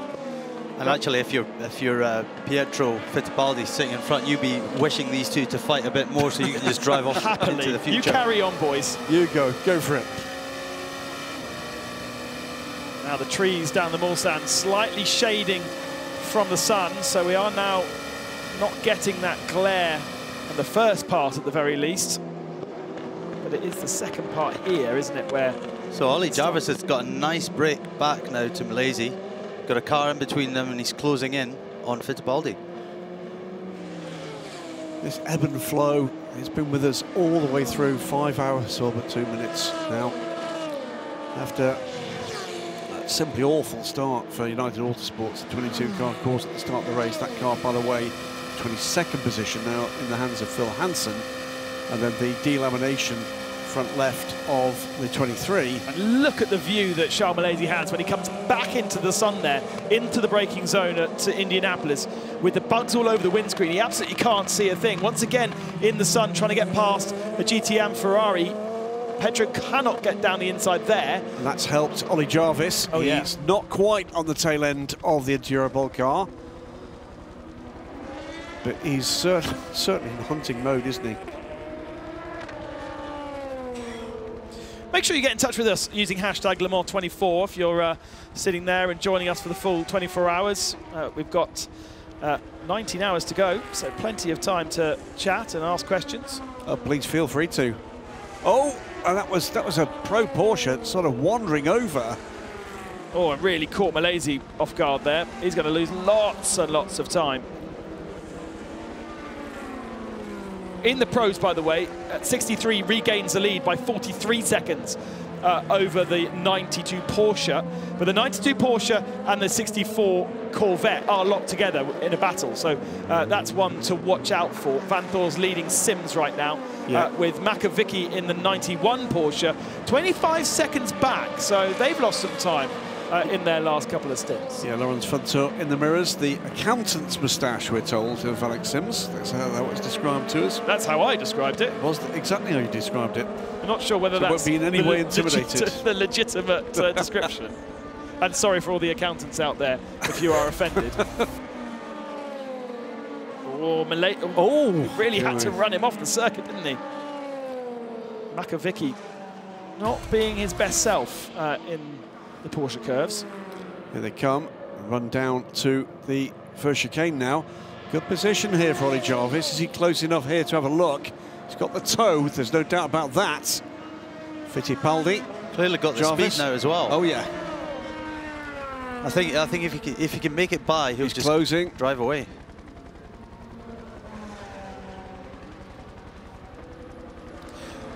Battle continues between Pietro Fittipaldi and Oliver Jarvis. Charles Malaysia off the back of this group after having to force his way past the slower GT Pro car at the Porsche curves. And so for the moment sees these two in the distance as Jarvis lines up Fittipaldi into the second chicane, or the Michelin chicane if you fancy the proper name. The first one being called for this year the Daytona chicane. They're being caught by the leading Totas now, so this could be an interesting moment or two. It's a bit of ebb and flow gap as well, isn't it? Because it was just 1.5 seconds a moment ago, up to 4 now between Hirakawa and Kobayashi. Again, a bit of traffic has made the difference there. Hirakawa doing a pretty good job here. Definitely a pressure stint for the young man from Kure in Japan. Oh, a mistake there by Fittipaldi. Now, the thing is, I think he's got great straight line speed, and everyone else is struggling to go by. He must be carrying a little bit less wing, perhaps. So not able to do this cleanly in a straight line yet. Into the blinding sun there. Does that bring back memories, Peter? Yeah. Oh, we jinked there. It always looks worse from the television screen. In real life, it's not that hard. He's got it. He's got it. Oh, he has as well. Again, faster car opens door. So Jarvis just needs to get his head down now, create a gap, and leave Fittipaldi to fight with Malaysia. So you're reckoning that Pietro had higher top speed, or Ollie Jarvis had higher top I think Pietro did, because he just seems to be, you know, whoever comes up behind him just sits there and isn't able to make a move. So the move was made on the brakes. Interesting that the other car in the team is the one that was complaining about really low top speed, the Alex Brundle car. Right. And they found sort of draggy issues in the gearbox. It was consuming too much power that it shouldn't have been, but certainly there's something about that 43 car that seems to be very slippery. Talking about very slippery, just cut off there before we head into the back of the driver's truck. Always a wise idea to knock. Yes. You never know who's in a state of disrobe, being massaged heavily. And when you get out of the car, you probably for a couple of minutes feel okay, and then the masseur starts and it's, oh my Lord! Then you realise actually how tight the human body gets when it's fighting this sort of pummeling that you get in these cars. Talking about fighting and pummeling, here is the battle for second place in GTE Pro. Laurens Vanthoor being chased down by Alexander Sims. Been a couple of issues, haven't there, for the Corvettes, but they seem to have got their heads around it and they're really working a little better on their tyres. The teams are very much happier on both the 63 and the 64 cars. Tommy Müller had just a little run off the road at the end of a slow zone, and now back on target, hunting down the Porsche and right in a place to make a position. Here you go, here's an opportunity. Faster car comes through. If the car in front is forced offline. Closing. Yeah. He's got a run on him here. Here we go. Picked up the toe off the P2 car, and gets down the inside for second place. Alexander Sims sporting a very Dale Earnhardt intimidator moustache these days. And of course, Earnhardt raced for Corvette. Well, hang on a minute. We've had Ben Considura saying it's an accountant's moustache, and you're saying Dale Earnhardt. They're not exactly the same thing. Come on, he's driving a Chevy. It's an intimidator moustache. I've been to see very many accountants in my time, and none of them look like Dale Earnhardt, I can tell you that. And Nick Tandy has got a very kind of Ace Ventura, Pet Detective kind of wave going on. And also, for fans of French comic books, Lucky Luke. Think of that, it's a very Hollywood hair. Is it really? Hollywood, yeah. Because he said, I can't grow a beard. He said, I could try for a year, I couldn't grow a moustache or a beard that Alex can grow in sort of a month, so. Is there something going on at Corvette, do we think? Is there Movember happening in June? It's a North American thing. All the bobsledders are always doing it. You know, they'll grow for months. Well, there's a bit of face focus going on there as well. Into the pits. Sims had a beard as well, so he's actually shaved that off. Yes, exactly. Well, he had that good start, didn't he? He was kind of, mountain man. Into the pits, Jota the leader, Roberto Gonzalez in and out, and now Felipe Nasser in. And this is Nasser's 114th stint in a row. He seems to be in quite. He was in when I went off to dinner 2 hours ago. It was a treble to start with from Nasser. It was a quad stint from Dane Cameron, and this is going to be, if Nasser stays aboard, he is a second stint for him. We still haven't seen Manu Collard. Manu's got his feet up going, a man of my calibre and distinction doesn't need to be driving in this kind of heat. Well, to give you an idea of how dominant this 38 Jota run has been, that's Roberto Gonzalez in and out now of the pits. Yep. Still a minute and 25 seconds ahead of the 5 car before it pitted. We're still being trolled by Jota Sport, by the way. Are we? They're still going back to, look at this still, zoomed in, you can see quite clearly here on the side-on view, there's a marginal difference in wing mirror colour. I think, to be blunt, I say this with due deference to a excellent social media presence from Jota. They need to realise who's got the microphone and the international TV. Oh, well, who's got the microphone also is the man who is doing their social media, who is Mr. Buxton W. Oh, it's not. It is, from his garden in Oxfordshire. Oh, is it? Yes. Oh, right, we're going to give him a... hang a minute. However, he is recently remarried. What on earth is he doing? Twitching and tweeting and streaming, and when he should be doing... I'll say this loud. Recently married things. Buxton W, game on. I've already Twitter batted with them. New nose for the Penske. Duncan, you are down there in the pit lane. What's going on here? Well, that's the car just left there just now. Great to see Penske back here at Le Mans. The brake duct hose had popped off, which is behind, basically below the light in the car, and it's a very big diameter hose. And if you don't have that on, you're going to have a lot of problems with one overheating brake. So guess what fixed it? Yeah, a quick tie wrap. Put that back on, or a zip tie, depending on what side of the pond you come from. The car's back out with a fresh nose on the Penske number 5. And it'll be lighter as well, the car now, because there'll be a gazillion fewer squished insects on the front of it. And we will occasionally see that as we go into the evening and the light levels change or the temperature changes. teams like Toyota, for instance, will make a balance adjustment either to the front end or to the rear end, set up a new nose or a new tail, and just take the old one off, put the new one on, rather than adjust the car in situ. They put on the adjustment or take off the adjustment. Speaking of which, Ryo Hirakawa is out and out on track, and Kamui Kobayashi has just gone through the pits. So this is a Jedi Padawan moment with the young protege and the team boss. Well, at the moment, at the end of that stint, Ryo Hirakawa in his time in the car, 3:31.387. Kamui Kobayashi, 3:31.514. So there should be no complaints there from Toyota about the pace of the young man.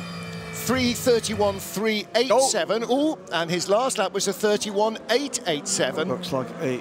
Oh, that's the Iron Dames. And that is a run-off in the Porsche curves. And I think that's a run-off with the 41 car. Oh, dear. So Biffed by the 41. Oh, very 24. Biffed, 20 by the 24 car. So 3 cars involved there. It was a run-off in avoidance from the 41. Rodrigo Sales in the 24 car. Nick Tandy, a typical driver reaction. Oh my goodness. Well, the Iron Dames car has continued. Who is at the helm of that? Sarah Bovey, down in 15th place in their class. Honestly, there's something treading on the back of that car, though. This team struggles to catch any kind of luck other than bad. Really, really perennially disappointed by Lady Luck. Here comes the 24 car again. Let's hope this is a slightly better stab and not quite so clearly between the shoulder blades. Iron Dames, as you can see, down in 15th class. WeatherTech Racing leading Northwest AMR and TF Sport. The Aston's coming back into it as the temperature drops. Seems to be a sentence we say a lot, and that is what's happening now. Yeah, 41 WR2. See again. Bosch. How do you see that one, Peter? I see the 24 car went too wide. If that, you know, he got himself onto the marbles on the outside, he came from too far back. He should have, if he was going to commit to that move, he should have been right up alongside her and side by side instead of way over there, so she didn't see him coming. Yeah. But mercifully, both cars back underway and at pace. So let's hope it stays that way. I think the stewards may come to a decision on that, as they did in that first corner incident with WRT and United Autosports. I think the faster car didn't make a very good fist of that. Well, I still think they probably will say it's a racing incident. Yeah. If there's no harm done, they're likely just to say that. Well, no harm done now in 16 hours when the Iron Dames car comes to a halt with a broken drive shaft. They'll look back at that and go, oh, OK. No, you're right. Into the pits then, number 7, Kamui Kobayashi. So, rather number 8, Ryo Hirakawa. Kobayashi came in the previous lap. Minute 10 on pit lane for the Kobayashi car. 23 United Autosports there as well. United Auto, pit garages 1 and 2, that's where Toyota live. So how is United Autosports upstream of them? Well, they're in Camping Hu Annex, which was a sort of temporary shed built a couple of years ago, 3 years ago, and actually they've adopted it and made it their permanent home. So they have their own personal little entry in there as well. Michelle Gatting watching in the Iron Dames garage. No, not quite, because it was High Class Racing had that last year, because they had the 2 cars, Jan Magnussen, etc. Jan and Kevin Magnussen, that's a lock-up for Rodrigo Sales. Is that just a mistake, or is there damage? Well, again, you know, there's few good deeds go unpunished and few touches with another car go unpunished, Peter. It's very rare you get away absolutely scot-free. Yes, I mean, as you say, it could have an effect in a few hours' time. Or a few corners, or, yeah.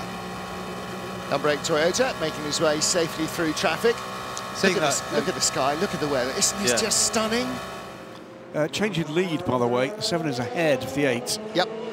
So that has to be another pit stop undercut. Well, no, it wasn't. I think it's speed on the outlap. Well, that's the boy. Kamui Kobayashi. The boy behind him. Kobayashi. The sensei. I'm starting to venture into uncomfortable territory here now, aren't I? What would be a sensei's tutor. I don't know, not a Padawan. Oh, let's go back with Jedi Master and Padawan. Right, okay. Yeah. Again... Student and sensei would be... Yeah, again, this... Yeah, I'm fringing around the edges of a precipice. Moving on. So Toyota, again, a couple of little glitches, but they are running quite happily at the front. Clickenhouse in third and fourth position, still on the lead lap, and a distance between them. There's basically a safety car gap between the Toyotas and the first Clickenhouse, and were safety cars to come out now, Toyotas would be in one, Clickenhouse 708 would be in the second one, and the 709 would be in the third safety car queue. That's how sort of spaced out they are. They're getting on for, 2 minutes 50 behind the Toyotas is Ryan Briscoe in the fourth place car in the 709 Clickenhouse. So he's not that far away from getting lapped. Andre Negrão is a long way away from getting lapped. He's now 6 laps back in the Alpine. And as we've heard a couple of reports from Duncan down in the pit lane, their woes, not entirely sure they're fixed. What did he do last time round? 3:35.0. 3:34s, 32s for the leaders, 33s on average. Could be back up to speed, but you know, Lady Luck has to basically torpedo all 4 cars in front for them really to stand any kind of realistic chance of a good finish from here on in. I wonder whether or not there might have been an instruction to switch places for the Toyotas. Possible. Because he was comfortably quicker in the previous stint.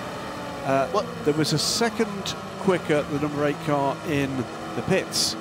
So unless there was a problem for Ryo Hirakawa on his outlap, struggling to understand how they've exchanged positions. Well, the deal at Toyota, we've been told a number of times by Alistair Moffat, who, by the way, is in his last race in a TGR shirt. I have asked him to pop over during the race to say goodbye. OK, good. And have a cup of tea and a bicket with us. Absolutely, and tell some tales.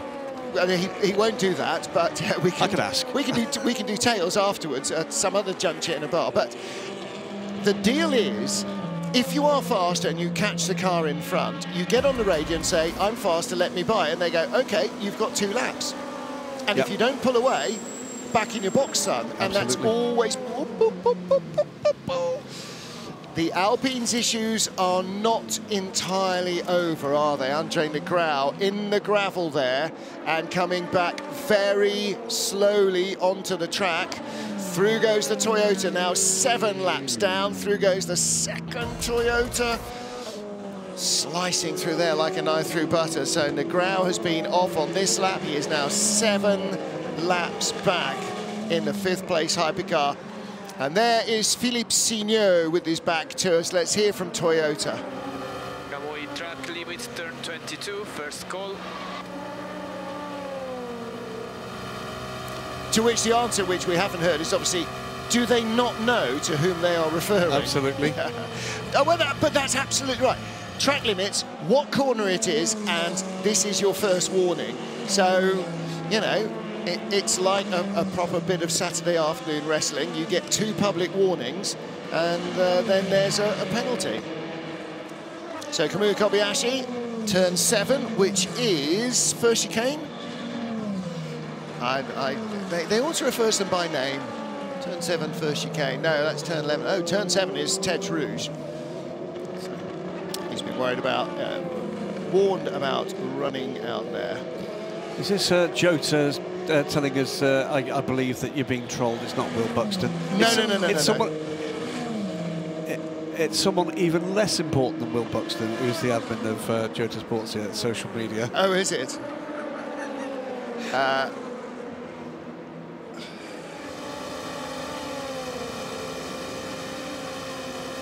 All okay, Andre? All okay? No vibration? No noise? No. What? Okay. Some new blokes in there. So, fairly anodyne bit of radio traffic there. Alpine definitely don't have the car they'd hoped to have here. They needed, Peter, because they have to stop more often, they have to go faster. That's all there is to it. And the fact that they weren't... really logical. The fact that they weren't demonstrably faster than Toyota in qualifying, somehow yet they ended up with a BOP change coming into the race to make them slower again than they were compared to the Toyotas, and they still go slower. So that left them with a big mountain to climb, and now they've had problems. So it does look like a long, long drag for them from here on in. Absolutely. Still all good up the front, though. Both Toyotas running as they should do. So now Kobayashi's slightly pulling away from Hirakawa as well. This is the 31 WRT car, Sean Galale at the wheel, which could, perhaps ought to be our race leader. They started very strongly after qualifying very strongly, but as René Rast swept into the Dunlop curve to take the lead, he swept onto the racing line, rather irrespective of who was there, hit the number 22 United Autosport car and incurred a stop-and-go penalty. Just want to say hi to the Rat, James Rhodes, former MGF Cup champion and all-round hero. Hello, Ratty. Lives in the same village as one certain Tandy N. James Rhodes, not then Bedfordshire's second most famous former mini-cross racer, but lives near to him. Absolutely. Hello, Ratty. Been a long time, mate. I'm glad to see you watching. And thank you, by the way, for everybody who is sending in messages saying we're sitting here watching. Hopefully you're also enjoying a little bit of nice evening weather back home in the UK. And indeed, morning weather, afternoon weather, or dead of night weather, wherever else you are watching.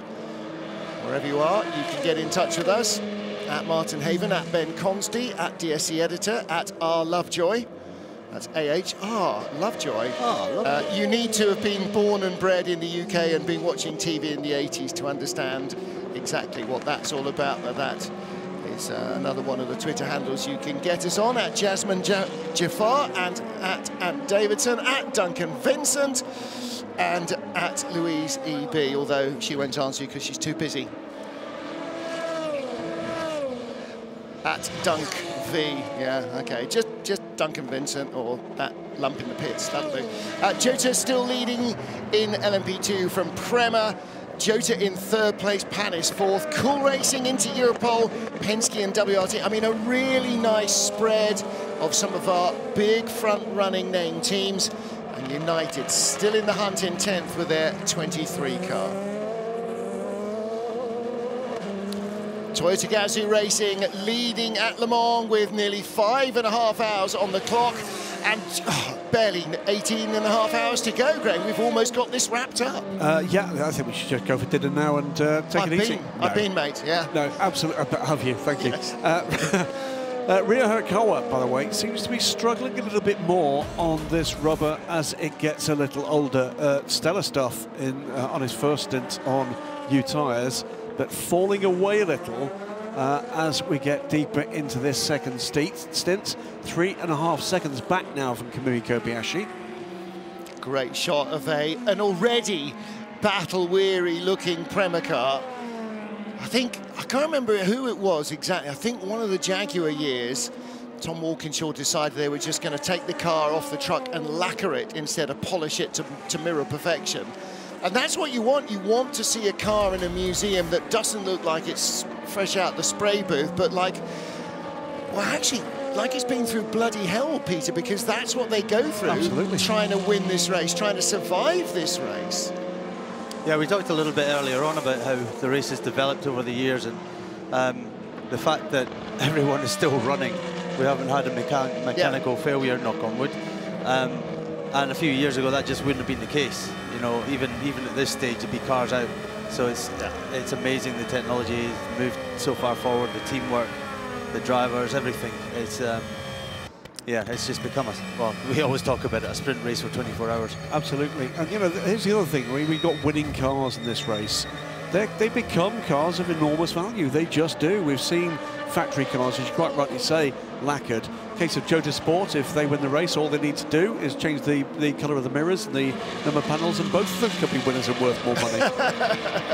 Well, I think that's only fitting, because at the end of the race, the drivers, the teams, the fans, the TV crew, the commentators, we're all absolutely lacquered. I don't see why the absolutely car. Yeah, right. thank you. Why not? There we go. Corvette Racing. Alexander Sims, Laurens Vanthoor. Vanthoor fighting back. He is. Sims passed him. I thought he would drive away, but he hasn't. He has not. And Fred Macko at the moment quicker than both of them. 26 seconds back at this point. Ferrari, well, a further 30 seconds back to the 52 car. James Collado 22 seconds further back than that. The Riley Motorsport car completing that train, but with the Vector Sport car in between the 74 Ferrari and the 51, and is nearly, well, in fact, over 2 minutes back. The Riley car we heard earlier from Sam Bird. We definitely need to update our profile pic of Simsy, don't we? Alexander Sims there with the full set, hair and beard combo. Mentally remove the hair and don't go the full Zapata tash all the way down. Although I guarantee when he was shaving the beard off, that was the first stop, wasn't it? That picture, very much, that's Alexander Sims, the student teacher. I think it's fair to say that one. That's right, actually. Yeah. This will only deteriorate, I can warn you, for this broadcast and the remainder of this race. Ratty's mate Tandy there in the garage watching the action. Corvette 1-2, and Porsche still chasing, still on the lead lap, and within a couple of half a second actually, the Porsche of the 64 Corvette. There is the battle in your picture for second place in the GTE Pro class, as they just squeaked by the Ferrari that took pole, the APM Monaco Ferrari that took pole in the GTE AM class, which is now down in, well, way nowheresville, after a really disappointing, I mean, such a great run into the race, and then a really disappointing start, but the Corvette just staying ahead in second place of Laurens Vanthoor. So Alexander Sims being chased down. Nicky Katzberg, he of the hair, he is leading the race in the GT Pro class at the moment. Good to have him back here at Le Mans.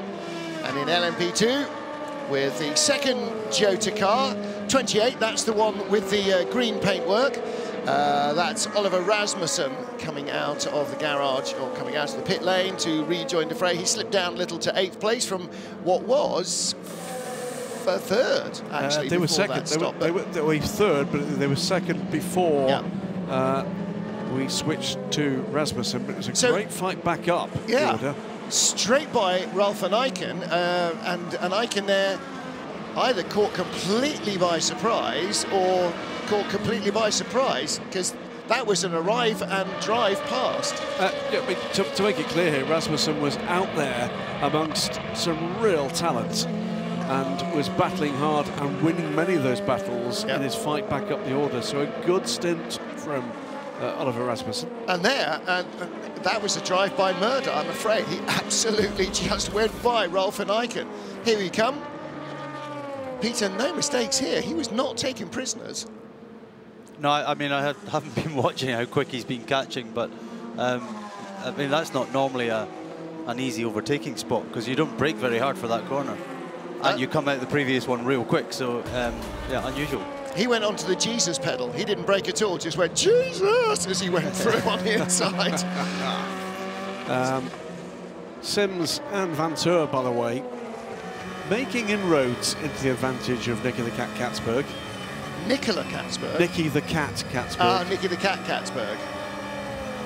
The reasons behind why he's called the Cat do need to be, I think, investigated as we go deeper into the race. He's not actually called the Cat. He is called the Cat. He's called the Cat. So you got a good view of Vanthoor there, running slightly wide over the white line on the exit to Tête Rouge. So it's a weird camera angle on the 92, isn't it? Is that somebody put their phone on sort of panorama mode? Clearly he wasn't over the line, or else he would have got warning. So, well, it may come yet. David Perel has just been warned in the 55. Yeah, but it normally takes a lap or two, because they tell the team first, and then eventually it meanders onto our screens, because we don't need to know.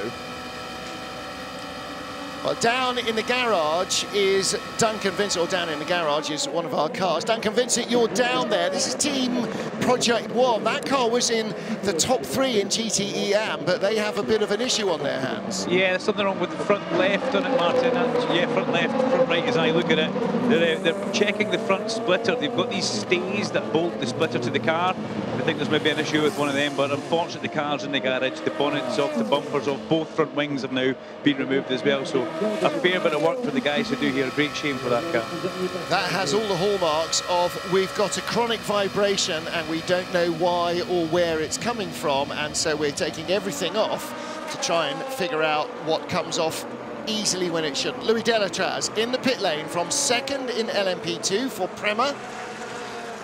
Will we get a rookie team winning in LMP2 again? WRT did it last year. Prema are right in the hunt. WRT sort of were early on and then faded a bit and then came back very strongly in 2021. Let's see what happens for the remaining, well, more than 3/4 of this race. Looking again back to the battle for second, Alexander Sims, the yellow Corvette, the white Porsche, Lawrence Vantor. Fred Macko is another half a minute behind this, and what's he doing in terms of lap times? He's not quite on the pace of these guys, but pretty much matching what leader Nicky Katzberg is doing. These guys have had a clearer run through traffic on this last lap. And again, another battle here into Europol and Penske. This is for third place. Esteban Gutierrez in the 34 car, and Felipe Nasr right behind him. And again, Nasr did a triple stint, a quad stint at the beginning. Dane Cameron a triple, Felipe Nasr on a second. Fred Macko being warned in 4th place in GT Pro about abusing track limits. And a few more LMP2 pit stops. Lorenzo Colombo back at the wheel of the number 9 Prema car, as Juju Canal brings in the Panis Racing 65 car from a top 6 spot in LMP2. Again, there's a team, there's a car that is having a very strong run. They were very quiet, kept themselves to themselves during qualifying and free practice. Now they seem to be showing pace that maybe didn't make the headlines in qualifying. A little bit of something flew off something there, maybe from the Jota car. Well, of course, we had really mixed weather during qualifying, so there was a lot of cars that really simply didn't set a fast lap time. Yeah. But now we're in race spec. They're going a lot better. Right, dinner time for Graham Goodwin. He'll go and it's fish and chips night tonight, and chicken and pasta and all sorts of other lovely goodies in catering. Meanwhile, here comes Nasr. Esteban Gutierrez, relatively recently into this car, isn't he? And the Inter-Europol team, Pietro Fittipaldi down in 10th place. And this car is the one that was struggling for pace all the way through free practice. All we heard from Alex Brundle was, we don't know why we're so dog slow in a straight line. Possibly not exactly those words, but that was definitely what they were thinking. And even in free practice, they were trying something radical. They had an engine change for today.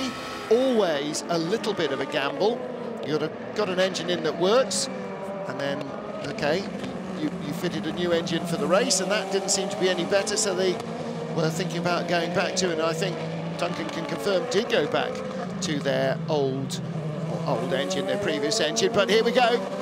They didn't change the engine. All right, so back to Felipe Nasr. He gets a little bit of a run. The 55 Spirit of Race Ferrari was in the way there, and that meant the Inter-Europol car had to tighten its line, and it was slower there out of Arnage, Peter. He's making it as hard as possible, but yep, he's able to hang on, take that wide line into the corner. Extremely quick through this bit. We're not breaking through that. Is it flat in P2? Small lift. Left, yeah. 5th gear onto 4th gear to the next right of Porsche.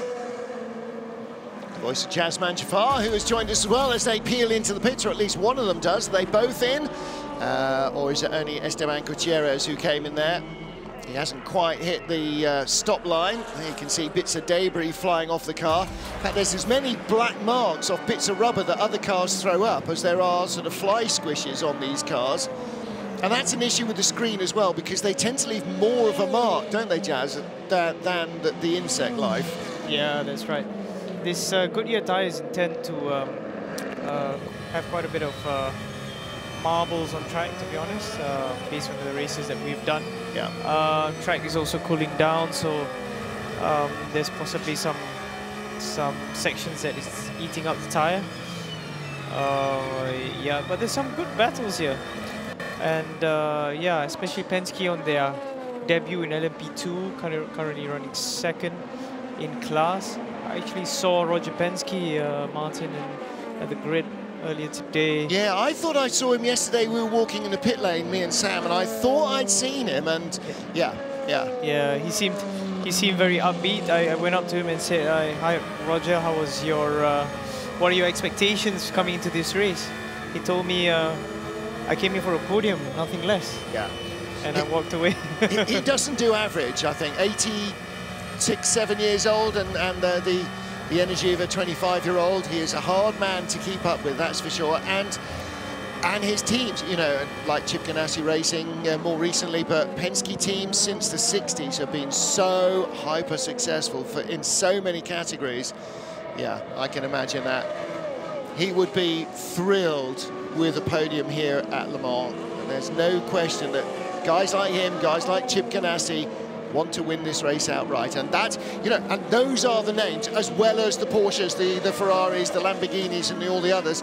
It's the big team names. It is these giants of motorsport that this hypercar era is going to drag in. It just seems to be, you know, that and then GT3 coming along with all the different manufacturer models that can be involved. This could be, I mean, it really could be the most exciting era of sports car racing in history. That's right. Now you see one of the Premas running white. Wow. He had the Toyota right up his chuff going into the corner. Yeah, so Lorenzo Colombo distracted by the Glickenhaus. Ralph van Eycken gets a little run back to him, but the Prema did make that pass by going through the inside of the chicane. So I'm sure a team of their savvy and their nous will be going, okay, mate, let him go, we've got the pace, just let him go by, don't pick up a penalty. See, he was way ahead, that's the thing. They might be thinking, no, the pass was made. In too hot. And then if he gives it back right, you know, if he lets the car close right in on him, they'd say, okay, maybe that's okay. Well, we'll see. He had made the pass going in. The only reason he got by, though, is because he was never making the corner, so gaining an advantage off track. All right, so there has been a little changeover down in the pits, and Ollie Jarvis is in. Oh, that's at United Autosports. Who's in into Europol? Jakub Śmiechowski, and that frees up Esteban Gutierrez to talk to our Duncan Vincent. Yeah, thank you very much in the pit box, in the commentary box here. Esteban, you have just stepped out. You look like you have done a lot of work there. That looks like it was quite a hard stint for you. Yeah, it was a tough one. For some reason, we're losing some speed on the straight, so it's obviously more challenging to fight with the cars around. And yeah, I mean, between that and trying to be careful on the tires to get them on the right balance. Was pretty tough, but quite satisfying in the end. How much time and speed are you still losing? I expect it's about 3 to 4 kilometers on the straight, which it's obviously not ideal. Even when we are behind trying to get to the car in front, we really don't gain anything, even with the slipstream. So yeah, so it's quite challenging because you just need to push more on the corners and compensate that speed. And how does that work out at the end of the stint, and if you're really pushing the tyres hard all the time? Yeah, it's really tough. It's really tough. At the end, I was really struggling to keep the tyres alive, and of course, you know, being quite careful with the curves around and everything that could damage the tyre. Yeah, thank you very much. It's good to see you smiling. Thank you. Thank you. There you go, guys. Fast in a straight line, that's the engineer's job. Fast in the corners, that's the driver's job. Pietro Fittipaldi working hard for a living. And we just saw the sister car there in a really tight battle. Nick de Vries squeezing by Pietro Fittipaldi. That was of 6th place. And an indication of how super tight this class is that Jakub Śmiechowski is currently in 13th. The car came into the pits in 2nd. That's how tight it is. If you come in from the lead, you drop out of the top dozen places just from a pit stop. Obviously, everybody else has to stop, but that tells you how tight it is. Just as he was leaving to go out earlier, Ant Davidson was saying, I am loving how close this LMP2 battle is. And of course, it was LMP2 that reignited his love of sports car racing over the last couple of years. And Jazz, you know that team, you know, in the Jackie Chan DC Racing days, the Jota Sport crew. It is a phenomenally close and deep category as well. So much talent and able to really race each other. You can't just go, yeah, well, they've got the best car every time. It varies. Everybody has pretty much the same kit of tools. Yeah, that's right. I mean, you know, fighting for performance can be in many ways, Martin, you know. Looking at how Jota approached it, you know, they had a mixture of young engineers as well as experienced engineers. This level, they look at minor details that even the young engineers recommend certain fresh avenues that, that could bring performance in the car. Job van Uyten throws it down the inside of Sean Gelael. That was pretty ballsy stuff. Wow, good move on that second chicane. Got Sean Gelael off guard right there. Yeah, as I was saying, because the cars are so identical, we had to do a straight line test to see the pressure loads and the aero maps on the car, just to gain 2 kilometers of top speed, especially so beneficial to Le Mans, which you see from the recent feedback from Esteban Gutierrez. And one of the things that we learned when we started doing virtual Le Mans is what the real world limitations are compared to the virtual world. Because I was sort of sitting in on Discord chats in one of the teams, and they'd finished one of the pre-races and go, right, we're 2Ks down on a straight line. So then their sim racer was, right, I'm going to go to Indy and start doing laps at Indianapolis and blank off various bits of brake ducting, see how the brakes suffer compared to how the top speed works, and then I'll probably go and do some more laps at Le Mans to see how it... And that's stuff you can't do in the real world, but the same sort of principles apply. You get a fresh set of eyes, like a sim racer coming in, and they'll have worked in different things to the other established engineers, and they'll have learned different tricks, different little wriggles, and they'll have different experience. And every day is a school day, isn't it? You all learn from each other. That's how they squeeze the team forward and to get performance. Nick Tandy on the socials. By the way, I've got the answer for why does one light go out on good. And it is what Graham thought. It's broken. No, it's to distinguish the cars at night. Right, okay, so they will have one daylight running light out, or one will have a left side light, one will have a right side light. Okay.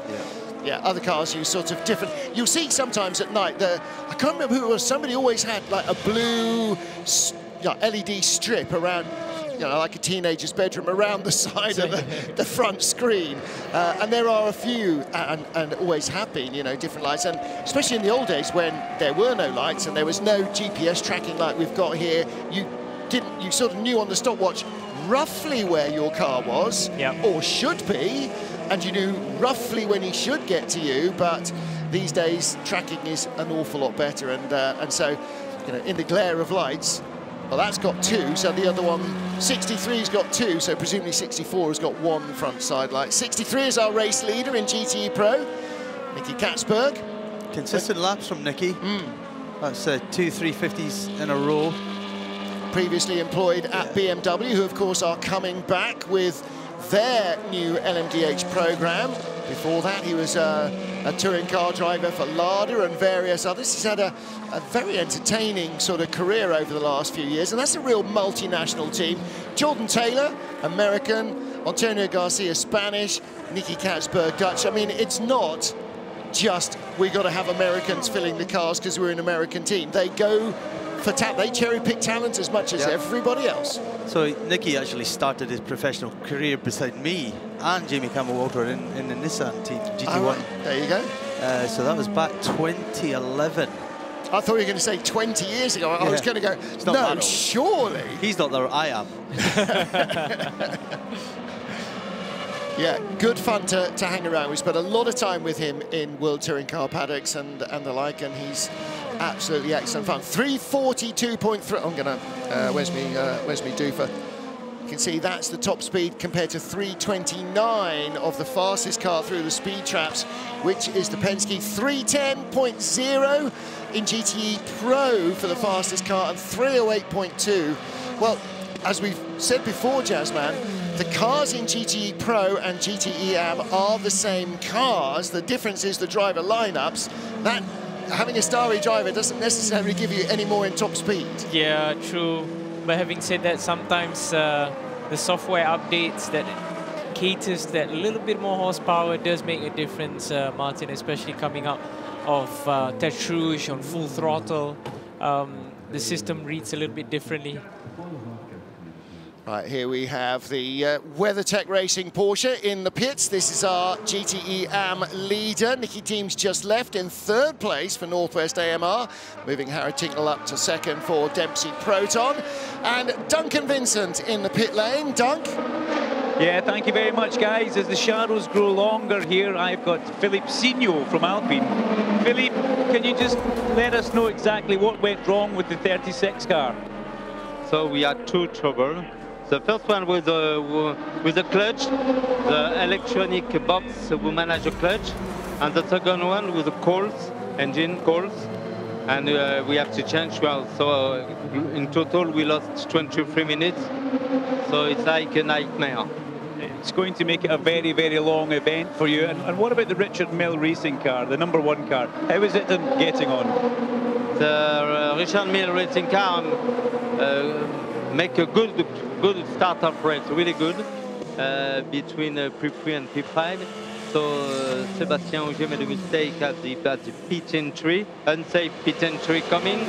So the reason why we had 1 minute stop and go, but we're still in a match with this car. Well, I hope you have a good night, and I shall speak to you tomorrow.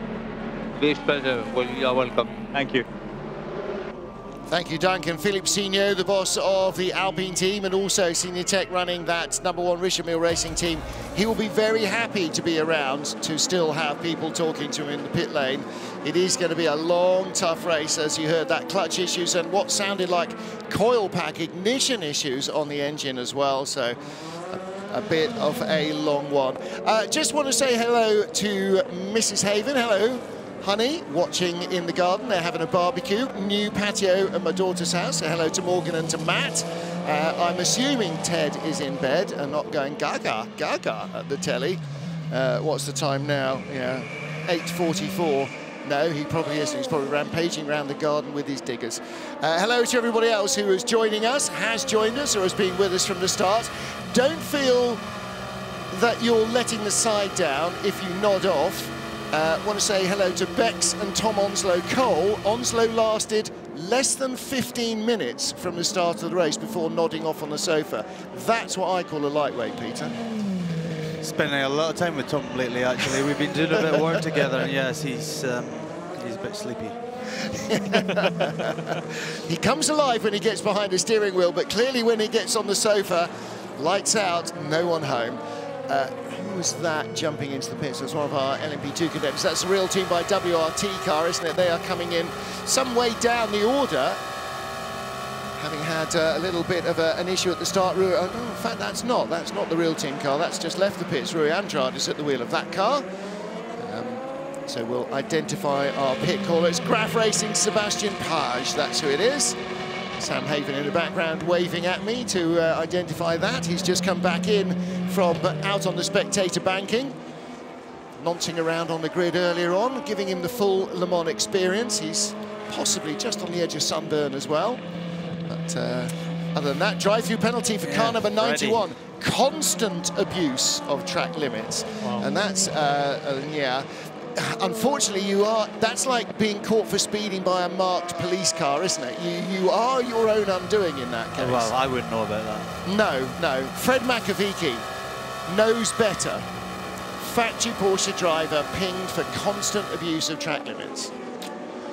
Yeah, if it's coming from a least experienced driver, a lower graded driver, it'd be understandable. But if you see drivers like Fred, who's extremely experienced over the years, he should know way more than we do. The problem is, if you have just allowed yourself to meander wide over the white lines, and you've been warned a couple of times, and then you're forced to because of traffic, then, you know, it is, you know, that's that third out, and you're in for a drive-through penalty, and that really, really hurts. It hurts much, much more than being a kilometre/hour slower into each of the corners and being really safe. And it is, but that's your racing drivers. You're pushing every millimetre, and you can see how much they're pushing on every single corner of every single lap, no matter how tired the driver is and the car is. So, you know, they're human. They overstep it by a yard or two occasionally. Yeah, sometimes also, Martin, is the slight lose of focus. You know, we're approaching 6 hours in. You know, some of the drivers are on their second quadruple or triple, as they call it, and you know, slight bit of mistake, inching out here, inching out in Porsche, or inching out in karting, triggers the judge effects that's calling Eduardo that they have to respect the track limits. Into the pits from third place, Glickenhaus, number 708. And just want to say hello to Teddy as well. This is Gaga. Down in the pits is another Gaga. This is Radio Gaga, Duncan Vincent. Yeah, thank you very much, Martin. You cue them up so well. I am standing here with Ben. I walked past the garage and he was basically lying down on a chair completely horizontal. You had a very, very strong first stint. You were up to P3. Dropped back just a little bit now, but you're one of the fastest cars in the class. Yeah, it's been going really well. Get my words out. I started the race. I did the first hour. We got up to P2, had a bit of a fight, came in P3. So we got a really strong car actually. And Ricardo Pera, my silver, he's really fast. He was actually a bit faster than me, so we're looking really strong. Mike is out there and keeping consistent and doing his laps. So fingers crossed. Yeah, it's still a long way to go, 18 hours. So hopefully we'll get back up there. You'll be doing a lot of driving through the night, yeah? Yeah, I've got 2 triples coming up, so that's why I was horizontal when he came into the garage, trying to rest when I can. Yeah, you'll be needing a bit of a massage and a rub down after that, maybe from Mike? Yeah, I think so. Yeah, for sure. Thanks very much. Good luck, buddy. Cheers. That's a very kind offer. Duncan's going to go back and give him a rub down and massage after his triple, double, triple mocha locker frappe. By the way, the change of leader was because coming out of the pits on the last stop, Rio got held up by a GT car and didn't get that full run up to speed as quickly as she should have done, and that allowed the number 8 car to sweep by, number 7 car to sweep by rather. 7 in the pits, Kamui Kobayashi was the race leader. 91 in the pits was not the race leader. Fred Mako in for service. Cannot serve his penalty in this stop. Will have to do it at other times. And Duncan Vincent, the ground-up restoration around an old chassis for Project One, complete. Complete, car is left, very good there. A lot of work done there. When it did pop back the second time, Martin, we're installing new front dampers on the car. So I think you were definitely right. They were chasing some sort of vibration. So let's see how he gets on in his outlap. Is anybody in there driving a Mercedes Formula One car at the same time, I wonder? Because it definitely, all the things that they were looking at just shouted to me, they've got a vibration, they've got no clue. Changing dampers, that's all there is. Oh.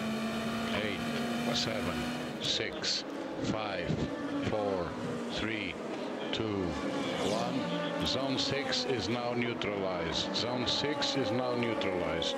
Right, so I was going to say that's a wheel arch liner. It's not. That is an entire fender off a P2 car, but all we can see is the inside, and they don't tend to paint the livery on that. They're about as identical to each other as Jota cars are from the outside. Oh, hello, boys.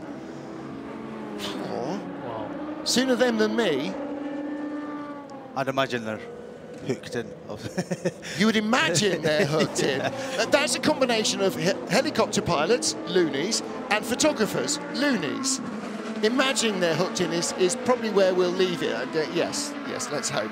So, a short slow zone, and into the pits comes the number 31 WRT car. This out of sync, or did they just use the opportunity to come in? This is their 12th stop, and the leaders have done 10. Yeah, this is... so Sean Galale is out. 9 laps.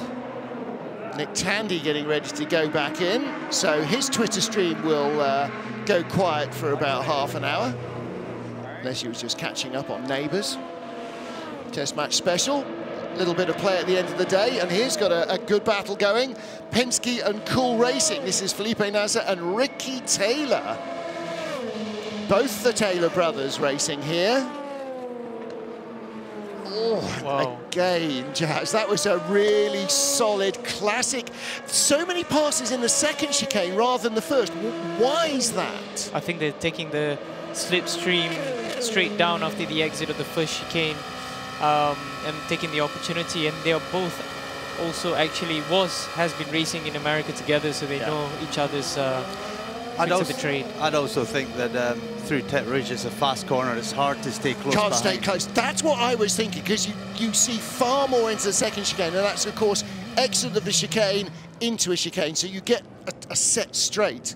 And if you get the second chicane, get a good run through, a first chicane rather, you can get in there. Pit stop for car 23 under investigation. We haven't yet picked up who's missing a significant other.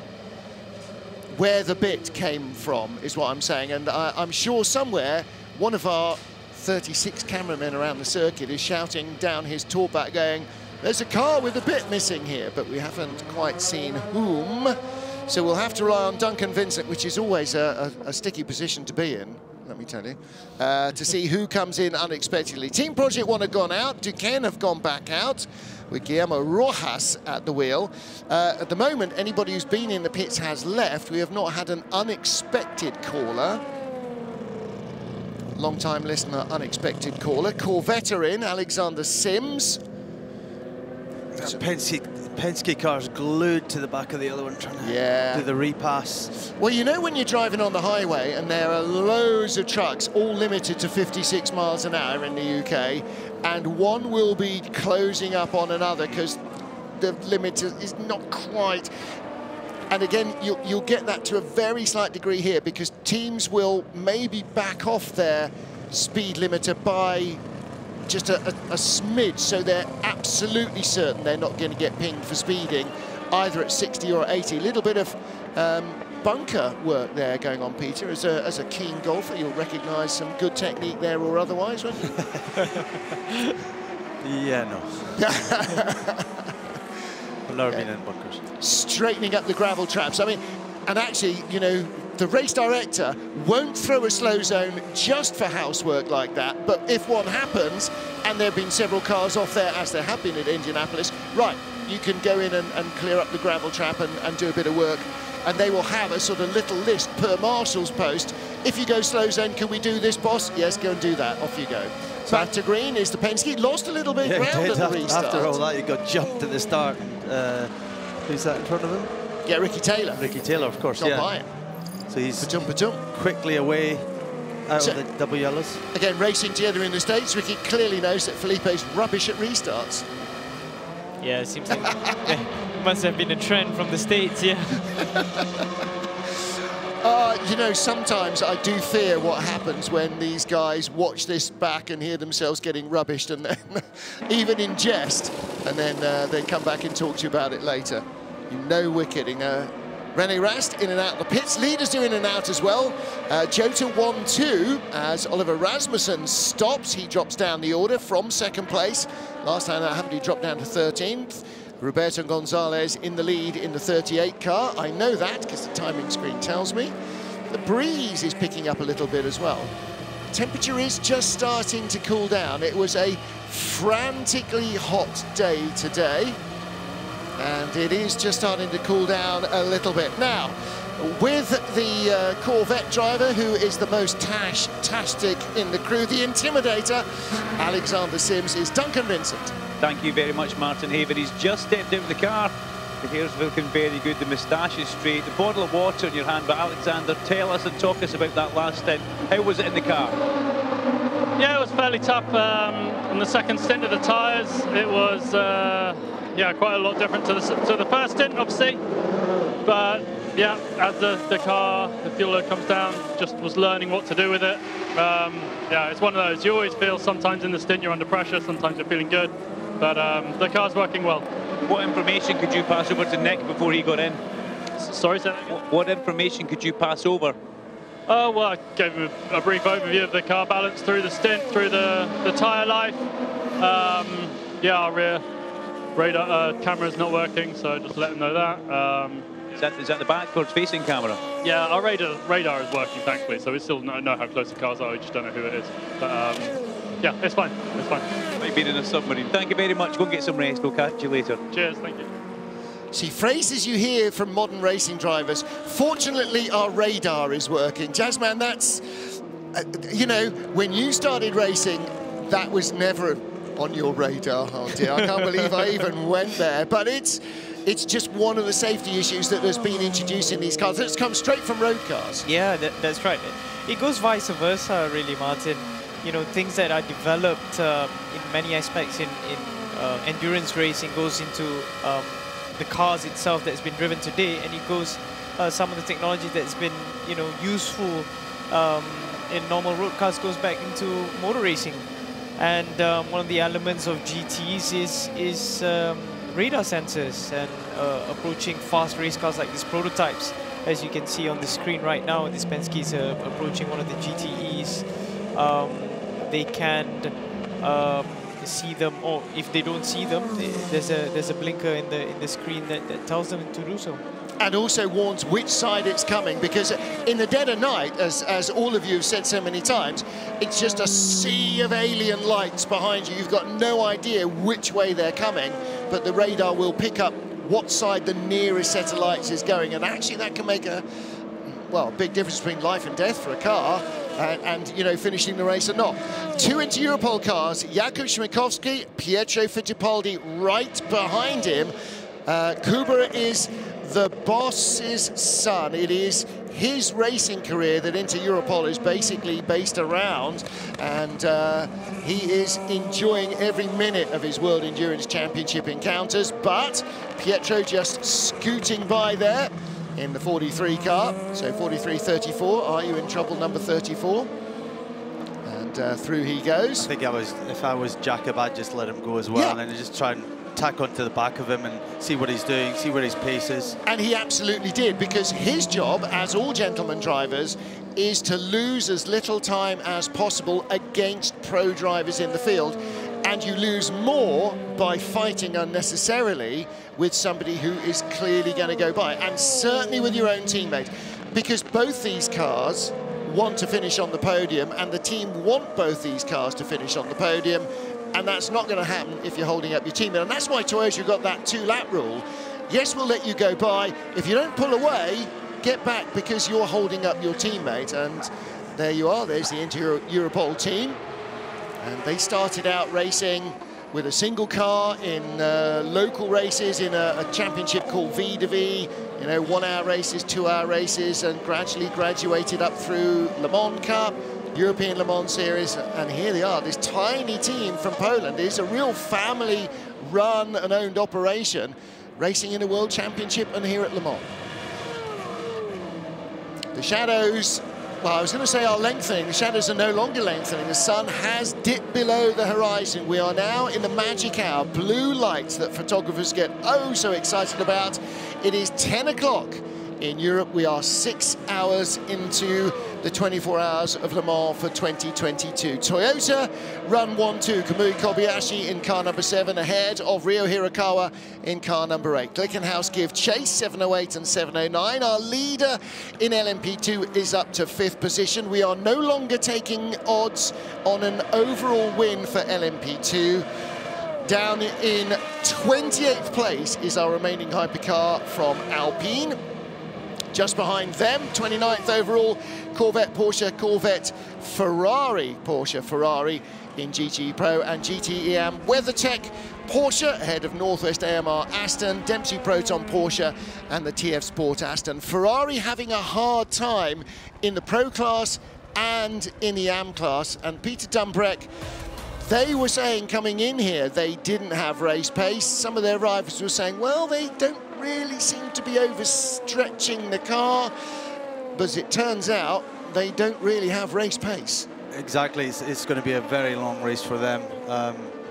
You know, I've been in that situation driving a spiker a few times when you just, the best thing you can do is get to the end, and you're just watching your competitors drive right by you, and that's the tough thing about BOP, balance of performance.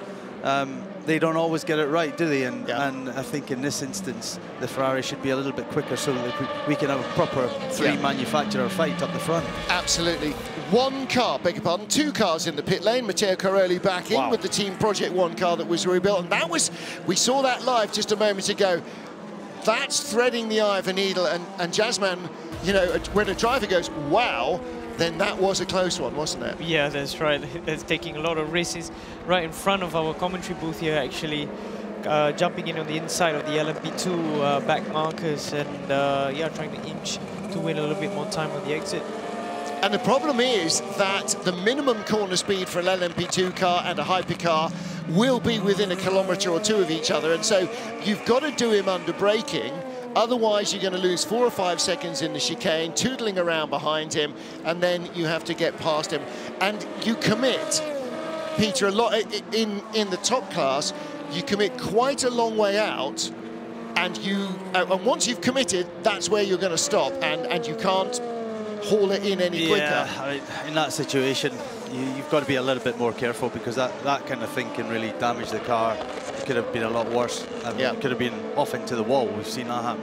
So at this stage of the race, and two Toyotas out the front now by a fair distance, you want them both to keep going. Yeah, you can't be taking chances. But on the other hand, you can't not be, because your teammates are only 8 seconds back, and you want to win this race. You don't want them to. Thing is, you can't hide anything nowadays. Everything is spotted. Back in the old days, you're like, oh, nothing happened. No, nothing. But now everything is spotted. The team know about it. You know about it, and you've got to apologise. Go, oh, sorry about that. So I think the driver will be a little bit shamed by that. A great sight there, down not just at the crowded paddock, but look down at the bottom at all the tents and all the motorhomes and the camper vans and the sheds and everything else, the fans there, a little bit of debris on the track. Great to have fans back. Still not perhaps a capacity crowd. I think maybe a few people held back this year because they weren't entirely convinced that travel was necessarily going to be as possible as it has proved to be. I think if they knew the weather was going to be like it was today and tomorrow, what it looks like tomorrow, probably a few more people would have come, because it's fantastic weather here. This is my second 24-hour race in 2 weeks. I didn't do the N24 3 weeks ago, otherwise that would have been 3 in 3. Last week at Spa-Francorchamps, the most beautiful, I mean, absolutely like this, really hot as Hades on Saturday, the most beautiful night, and then stair rods from about 10 o'clock in the morning. Maybe the same here. Well, there is Jim Glickenhaus, the team lying 3rd and 4th with one hand on a podium position at the moment. ALC Bratislava's Tristan Vautier has left the pit lane. That looked like a bit of a long stop. No, only 1 minute 10 for them. That was the only car in the pits, and the number 7 car again. That's another replay, but that is them running. That's another replay, but a different LMP2 car. Yeah.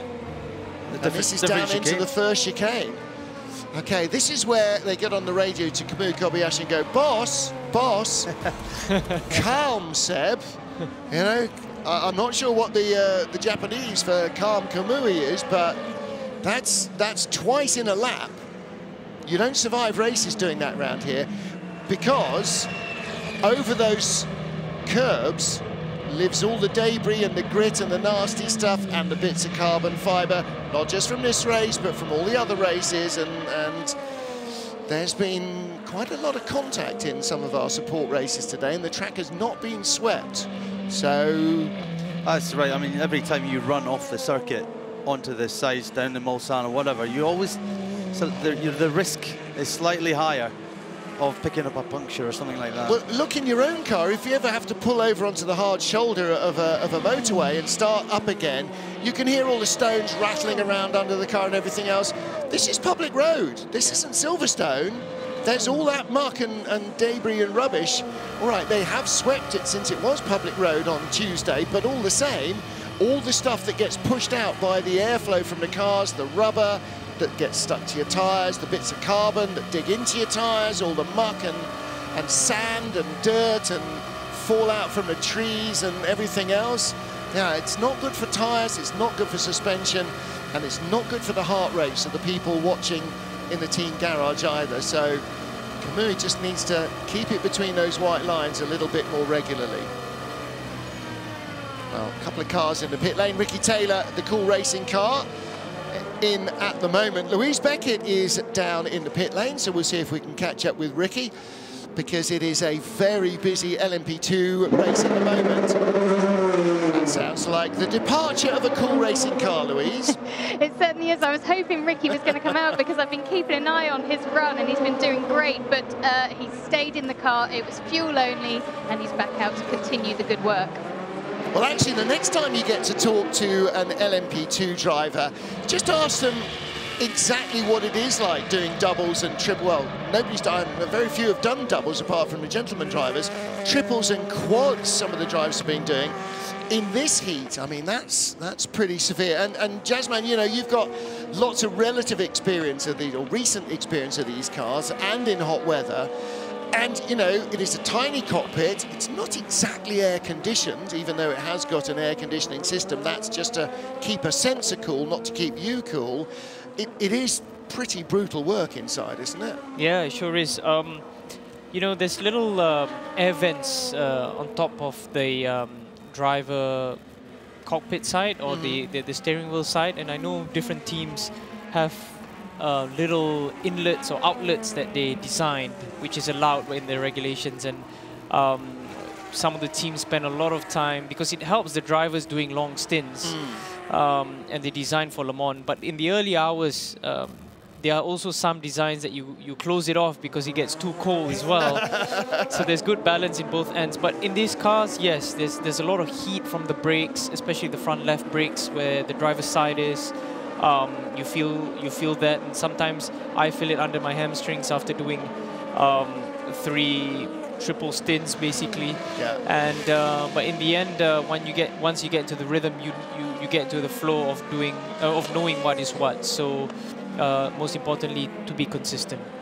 And Peter, all the physical training, all the hours and hours on the bike, in the gym, running, all that resistance training is to keep the body alive, but also to stop the body as it starts slowing down, distracting the brain, because it is the brain that keeps the car on the track. So in Mensana and Corporesana, healthy body, healthy mind, and that's why you spend so much time stressing and stressing and stressing your body, so that when you're doing this, in the brief periods you spend behind the steering wheel in your entire year, you can survive it. Absolutely. You know, it's one of the rare sports where you get to do it pretty much on the weekends, and the rest of the time you're training, doing something like a sprinter or a cyclist would be doing, or in the gym. And you just need to get yourself to that point where you're, as you say, the body's strong, fit, and it's only the mind that has. So it takes something out of the equation. And driving a car is very much the mind. It's, you know, 90 once you are fit, it's 90% is in the mind. Yeah. And, you know, if the more your body is demanding attention from your brain, the less time you have, not so much for keeping the car on the island, because that has to be instinctive. That has to be as low stress as driving on a motorway is to a normal person, because you've got to have your head for dealing with the traffic. Where's the guy behind me coming from? What about the strategy? What am I feeling from the tyres? What does that mean? How can I adapt my driving style? All of those things are going on while you're doing 190 miles an hour for, you know, 2 hours on end. So the physical aspect of driving the car has to be second nature, doesn't it? It does, and as we know, it's a fraction of a second for you to make a mistake and be thinking about something else, or be confused with what another car's doing, and all of a sudden you're sailing through the gravel down at Mulsanne or something, or the first chicane, and as you hit the brakes and you start locking up, you're like, uh-oh, and it's all about trying to rescue it then. But the mistakes made, and we've seen that quite a lot in the race, and we will see even more as people get more and more tired. Mistakes will happen, and that's when the race can be thrown away.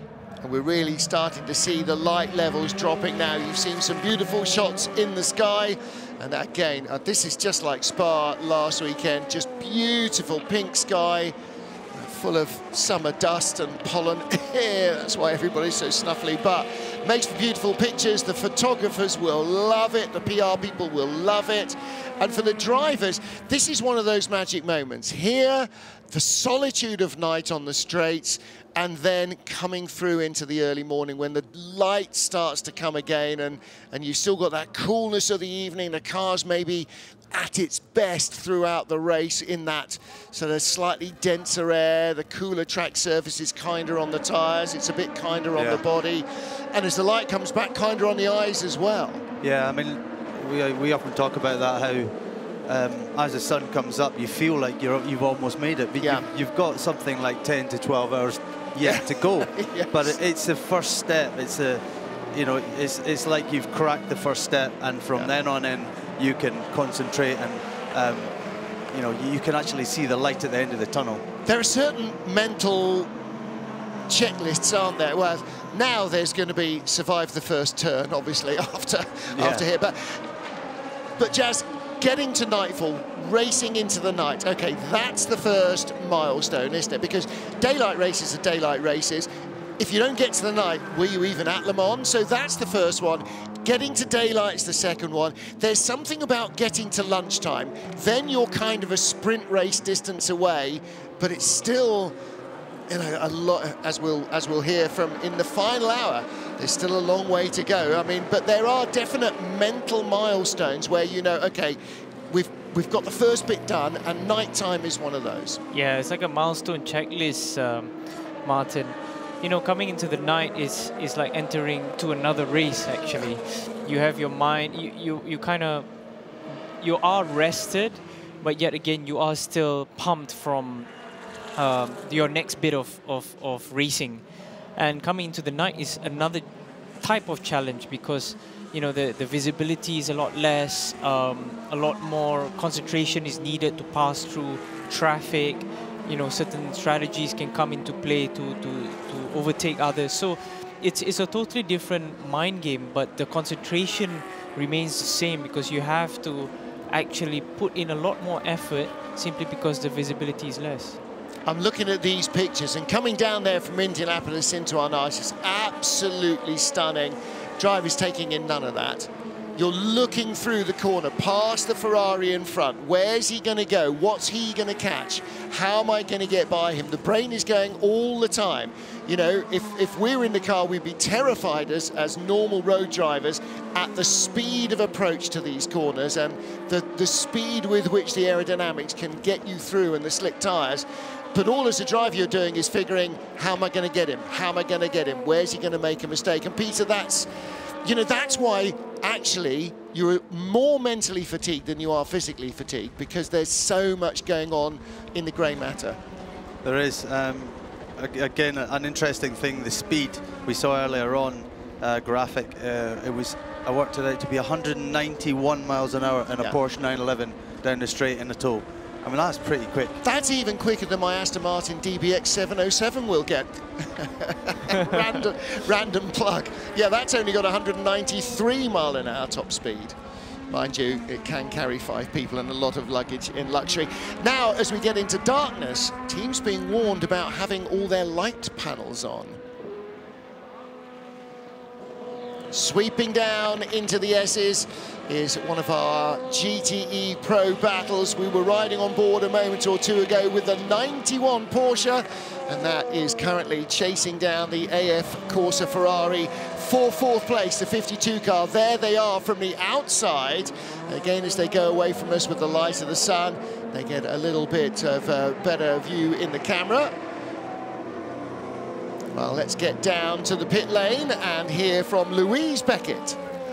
Felipe Nasser bringing in the Penske. That was some drive from you. Yeah, I had a lot of fun out there, and I have to say the car is flying out there. So I feel like our work is paying off.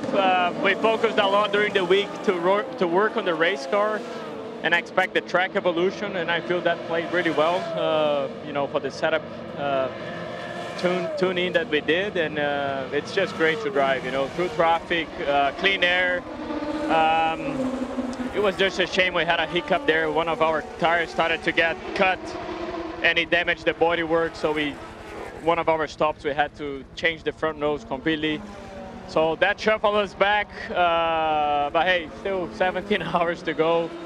And the important is the car is running fine, it's fast, it's reliable, and I'm just having fun out there. It looked it. When I spoke to the team on the grid, they were saying they wasn't sure if the car had the speed, but I mean, you've really been giving us some entertainment. Yeah, it's been a lot of fun, and hey, it's Le Mans, you know, this is why this race is so special. Going through traffic, finding your opening doors there when you can. It's just super fun. I enjoy every second. The nighttime,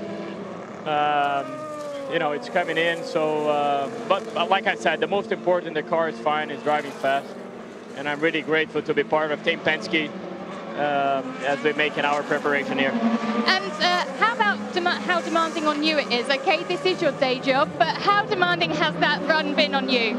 Say again, I didn't get the beginning of that. How demanding has the run been on you physically?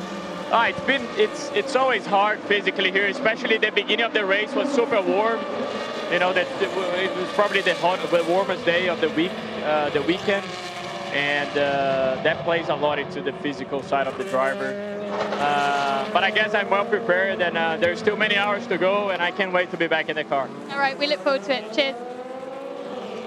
Well, first appearance in driver bingo of front nose there, obviously, as opposed to rear nose or center nose. And Felipe Nasser, again, used to racing in the States. You know, ambience here are pretty much what you get in almost any IMSA race. Most IMSA races, most North American races will be usually in pretty hot conditions. And another driver who, like you, Jazz, came over and cut his teeth in British F3, you know, so lots of single-seater experience, and then developing that into top-flight single-seaters and now top-flight sports cars. And here with Penske having a very entertaining race in LMP2. Well, talking of entertaining races in LMP2, here is the battle for 19th place, and it's as tight as any other on the racetrack.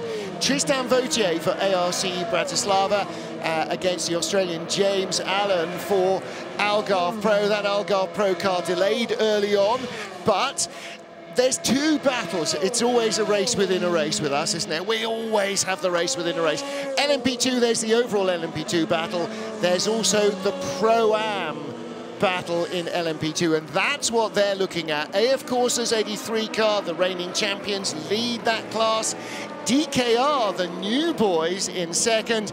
ARC Bratislava and Algarve Pro, well, basically right now, both in third. They're arm wrestling.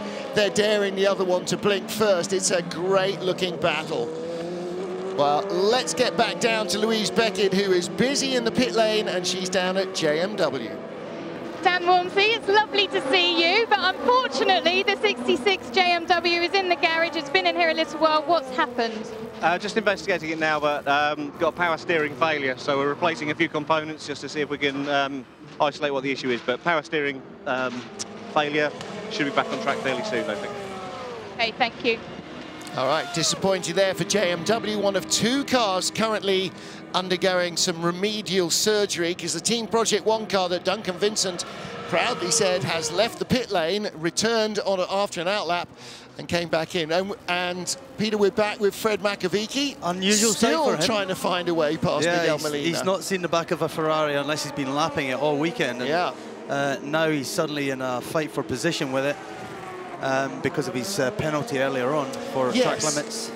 But we're also getting to the point now where track limits will become not a thing anymore because it's getting dark and it's very difficult for them to enforce them. It is very much harder to enforce. The other issue, potentially, as the temperature changes, do things change for the Ferrari? You know, they were nowhere at Spa in qualifying, came right back into it. And we've seen that oftentimes in the battles between Porsche and Ferrari, where one will be completely off the pace in one set of conditions, and then things will come back. In Jasmine Jafar, you can see McAveeky here is still all over the back of the Ferrari, very close indeed, but trying to find a way by an almost identical car is not easy. Oh, look at that battle on the straight. Oh, wheel-to-wheel banging coming into Indianapolis.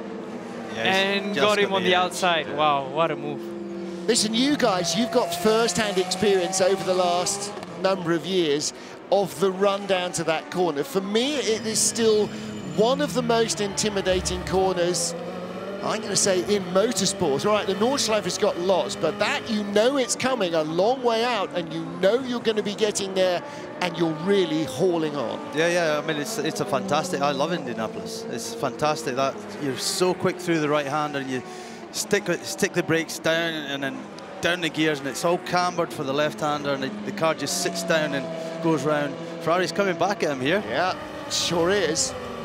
I always thought one of the biggest losses to Silverstone in the last few years is the loss of Bridge Bend, because that was another huge corner that I'm sure when you got it right, you thought, oh, yes. Into Priory, I love Priory as well. It was that left-hander, fantastic. Again, beautiful, beautiful images here from the old book. Just look at this stuff. Listen, if you've never been, should they come, Sam?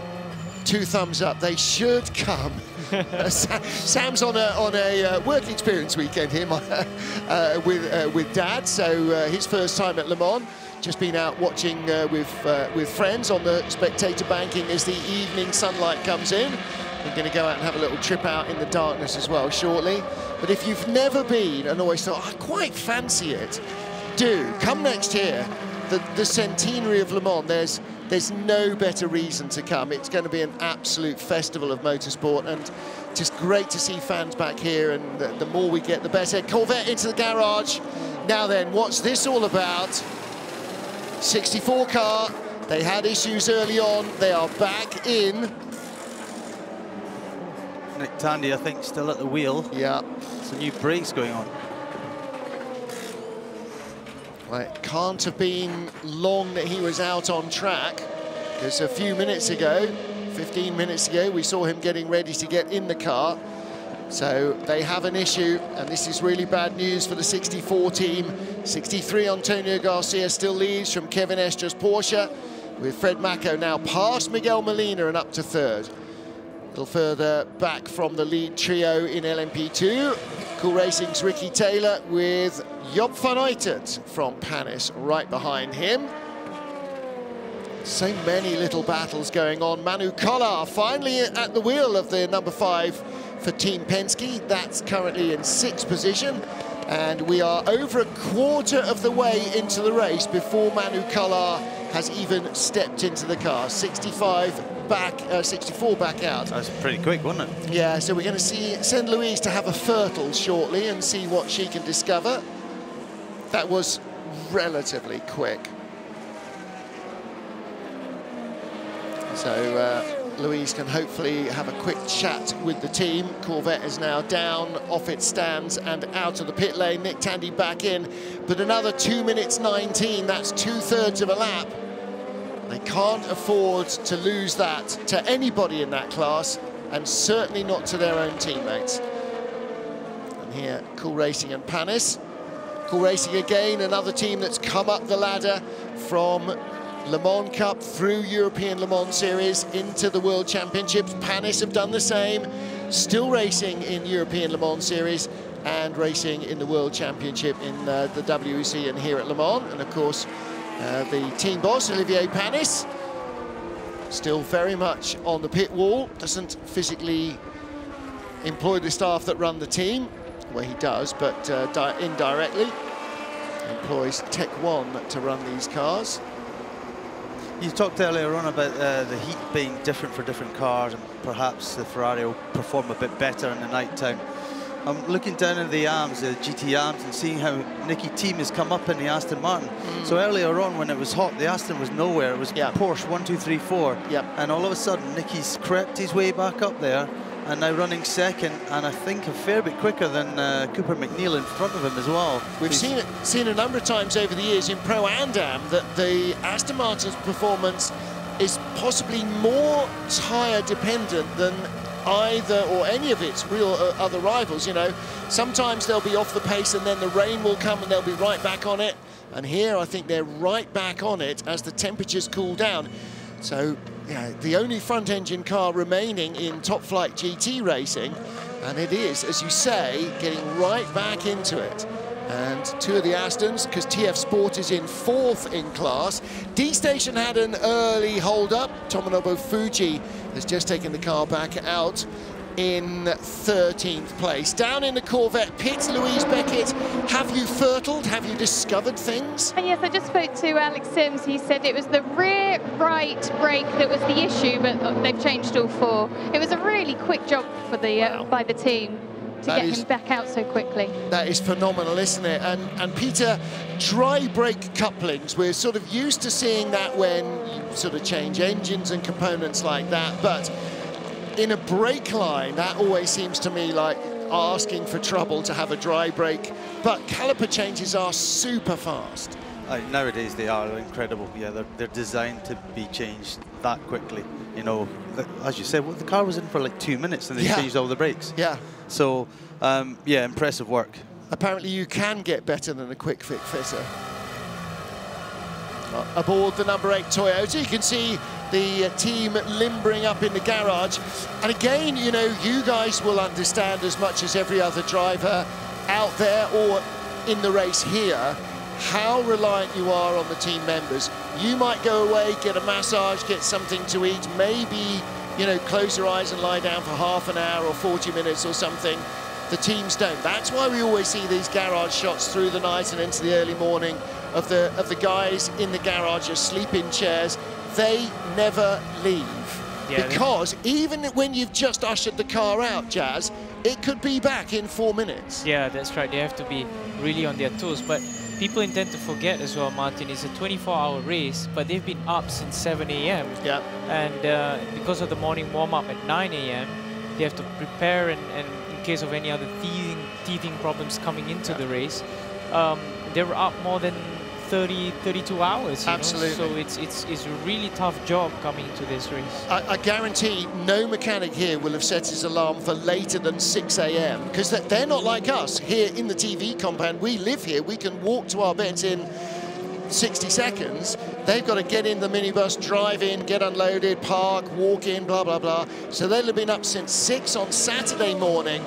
There's no chance they'll be even halfway through packing up and shutting the garage down by 6 on Sunday night. So that's a 36-hour day.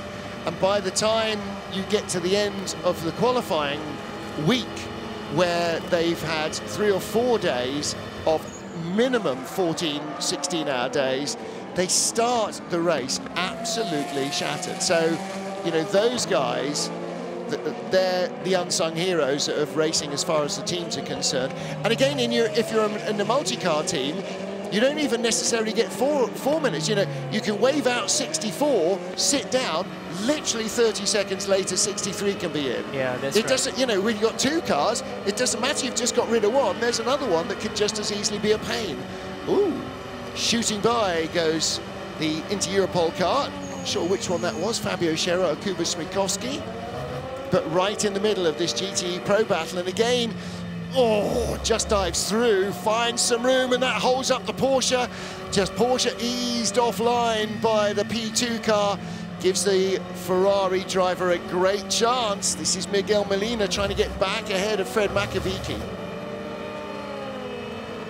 I must admit, I thought Fred would just drive away, but he's, again, the Ferrari, as we talked about, maybe the car's coming back to them as the temperature cools down. Now, the downside of that might be, as you hear them thump over the curbs, that it will get hotter again tomorrow. Yep, and they'll lose advantage. And same with the Aston, perhaps Nicky through the night, and the team can start to move into the lead, but then they're going to have a big fight tomorrow, because we're expecting the same temperatures tomorrow, so 26 degrees or so. Well, now, after the race in Spa, where Ferrari were really nowhere in qualifying, beforehand, James Calado said, we're just praying for rain, it's our only chance, and it rained, and they came through and they won it. Be careful what you wish for, but I bet you if we go to them and they're still potentially in a podium hunt in the middle of the night, James Calado will be praying for rain again, because that might be their best next chance. So just to recap, 6.5 hours into the 24 Hours of Le Mans, we are past 1/4 distance. Toyota 1-2 in hypercar ahead of Glickenhaus 3-4. The remaining hypercar, Alpine, they had a gearbox issue, then they had a couple of coil packs, a clutch issue and a couple of coil packs go down. They are still 5th in hypercar, but they are in 28th place overall and 7 laps behind the leaders. Top 4 cars in hypercar are on the same lap. Jota lead in LMP2 from Penske, Prema, the second Jota car, TDS, Panis, 2 into Europol cars, WRT, There are still 27 cars running in LMP2 of the 27 who started. In the GT Pro class, the 63 Corvette has been the one with no issues. That leads in GT Pro from the 2 Porsches, 92 ahead of 91. 91 having just served a drive-through penalty for exceeding track limits. Fred Makovici then getting back ahead of the Ferrari that we ride with, Miguel Molina, who had passed him. Molina hanging on to the coattails of the Porsche as the temperatures start to drop a little bit. The track is starting to cool. The Ferrari finding more pace, but still they are a lap behind the leaders. In GTE AM, again, Porsche still lead rather.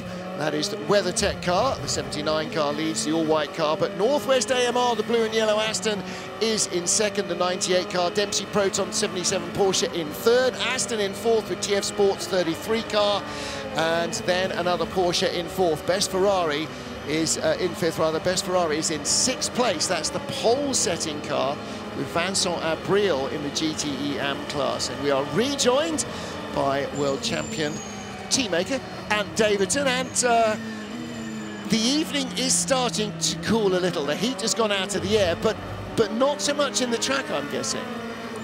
The competition's still hot, that's for sure, if that's what you're getting at. But, no, I'm just saying, track temperature will stay much higher, much longer than air temperature. Oh, yeah, well, yeah, exactly. Just walking over to the commentary box now, could really feel it outside. The temperature has dropped. That's going to help these cars' performance. It's going to help the drivers feel a little bit more grip from their machinery. As car 7, Kamui Kobayashi comes in for his pit stop. Change over to Mike Conway. Saw a few excursions, didn't we, during Kobayashi's time behind the wheel there, and Mike gets in. He'll be looking for a cleaner stint, or a couple of stints. Yeah. Yes, on one lap he fired it off twice, Kamui, and in both cases properly dive bombing an LMP2 car. And yeah, we did say at the time, if I were the boss, I would be having a word with him.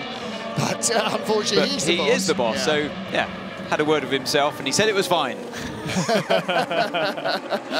So as ever, right from the very first stint, the number 7 car pitted a lap earlier than the number 8 car, and they are still pitting a lap earlier than the number 8 car. There was a little bit of a position change a couple of stops ago when the number 7 got a little bit held up coming out of the pit lane. There was a GT car in the way, didn't get up to speed, and that was enough to allow the number 8 car back in front. That was only momentary. And Mike Conway takes the Toyota all the long way down the pit lane and back out behind the slow GT car.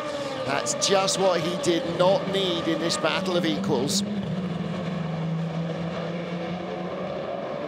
Toyota number 7 leaving the pit lane, finds the 54 AF Corsa AM Class Ferrari. It was 55 Spirit of Race, I couldn't quite tell, but that's who it was.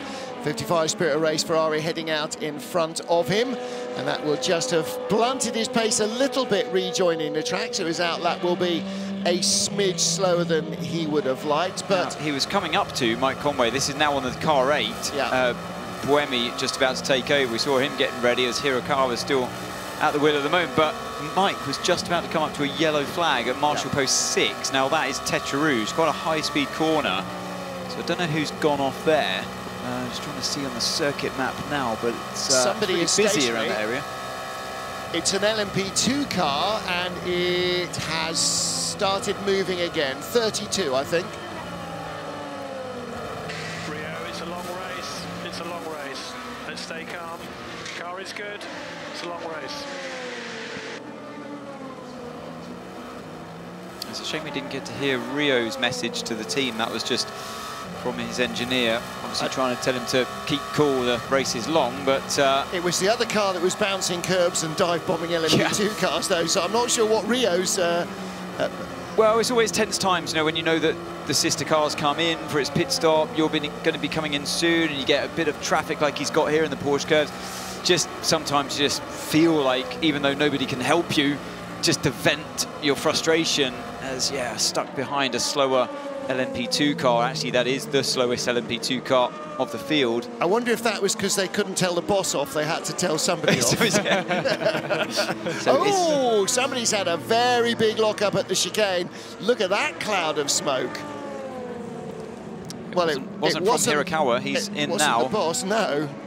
It wasn't Hirokawa either, so whoever was just ahead of them coming across the line, I'm not sure whom. This is when we see mistakes starting to creep in, though. Yes. You know, the sunlight goes down, your eyes are on stalks, just trying to see what's going on in front of you, and as Buemi gets ready to get in the car, and all these little tricks that you learn along the way, like do not look at the car coming towards you in the pit lane. You know the car's coming in, you've had the radio on, as Buemi straps himself in with the help of his driver helper. You won't be looking down the pit lane as the car comes towards you, because you don't want to get those kind of sunspots in your eyes from the lights. And then you're blinded momentarily as you head out onto track. So you're looking down at the floor, you see the car come in, and you instinctively just run around the car and always looking the right way down the pit lane instead of back towards your car. Visor down for Buemi. And of course you go from this very brightly lit pit lane basically out into the pitch black right now, because it is proper night time outside, and you're trying to wake yourself up. I mean, it's you know, 10:30 here, and the drivers will start to feel a little bit tired around about now, and you've enjoyed a nice bit of rest outside the car. You got a job to do, obviously, getting back in it, and you're trying to G yourself back up, trying to get up to speed as quickly as possible. Getting back up to speed. Track. Yeah, does he come back out in the lead, or does the number 7 car go by him? Mike Conway was a little bit held up coming out to start his stint. And Sebastian Buemi, it looks like, has retained the lead for the number 8 car.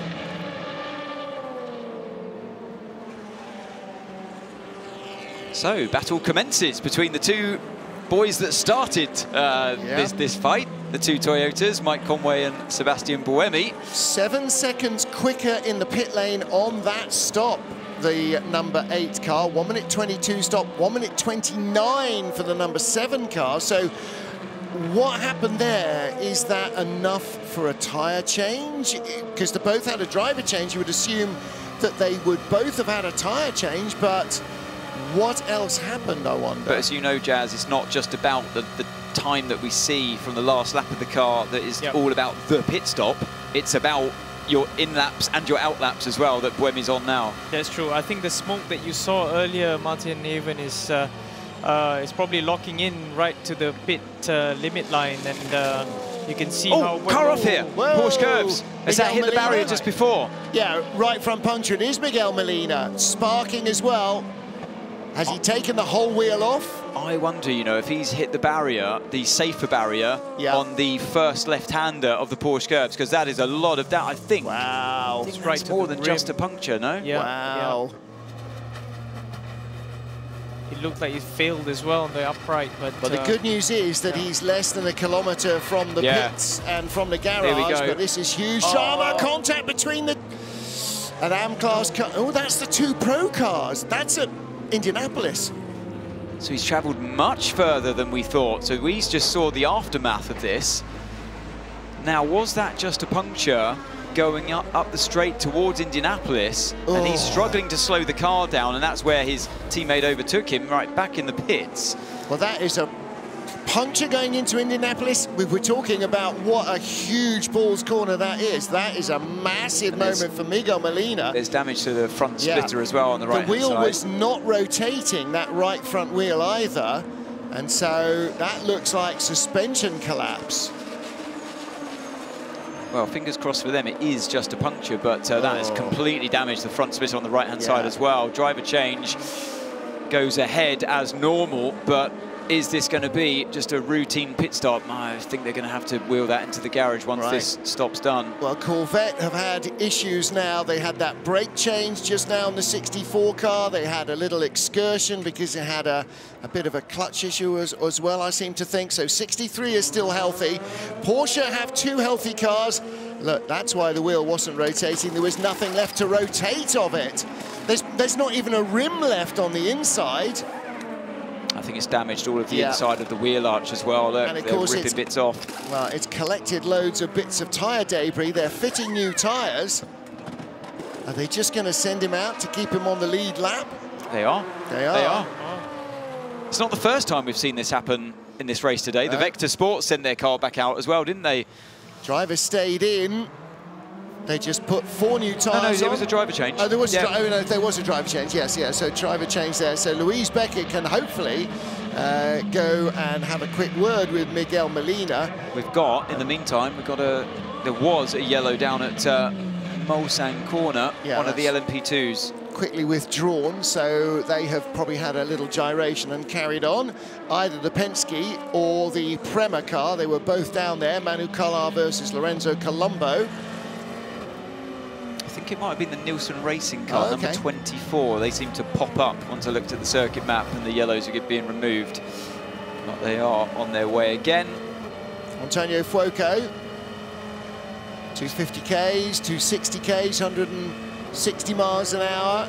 So where could you get a front right puncture around that part of the track? I'm just trying to think.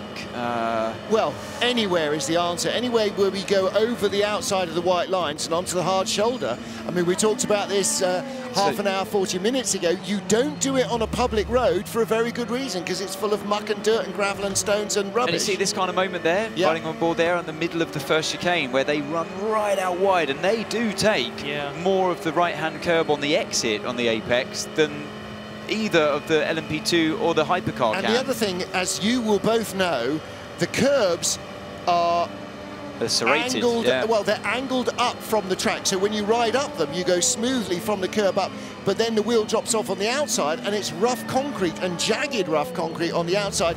When the wheel comes back in, gets pulled over. I know this curb, sorry, Martin, on the left-hand side there, I know that a few years ago, GT cars were experiencing punctures on that curb, but that's left-hand side, so... But so often, it is the inner sidewall that gets punctured as you drag the tyre back up over this rough concrete. Yeah, that's You know, you wouldn't run your foot over it, a barefoot. You definitely don't want to run your tyre over it. Yeah, they must have pushed through that stint over that curb and might drag the tyres on. But it's a shame because they lost a lot of time during that stint and had to do an extra stop just to change set tyres. But they might just catapult it by doing a full service. He had only done a double stint, had Molina in the 52 Ferrari. So That's it's not like they were as much as you want to do in one of those closed cars. But it's not like they were pushing that tyre over its lifetime. No, I think nothing it's out of the ordinary. Louise Beckett has more. Miguel Molina, I can see your face. We saw the team deciding to just change the tyres and go back out. Tell me what happened, how you picked that up, and what the decision was. Yeah, just I had a contact with a prototype, I think, and we got the puncture. I don't know. I would like to see the image because I couldn't see him. Probably was in the blind spot on my mirrors.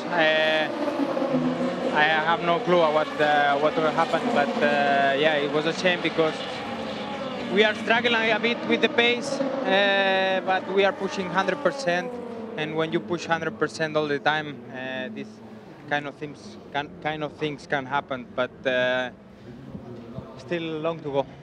What corner was it on? In Tetro Rouge. Okay. Wow, thank you. early in the lap. Thanks, Louise. Thank you, Miguel.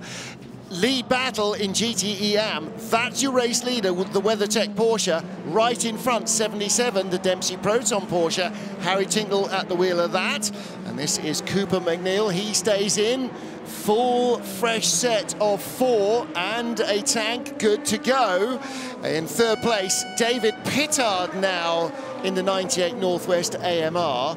So it's a Porsche 1-2 with the Aston's 3-4. By the way, from Toyota, the tyre change on the number 7 a little slower than normal. That's why the pit time was 7 seconds longer than the number 8 and why the lead has changed. And, you know, as with everything else, drivers make mistakes and pit crews make mistakes, and it's, you know, 7 seconds is...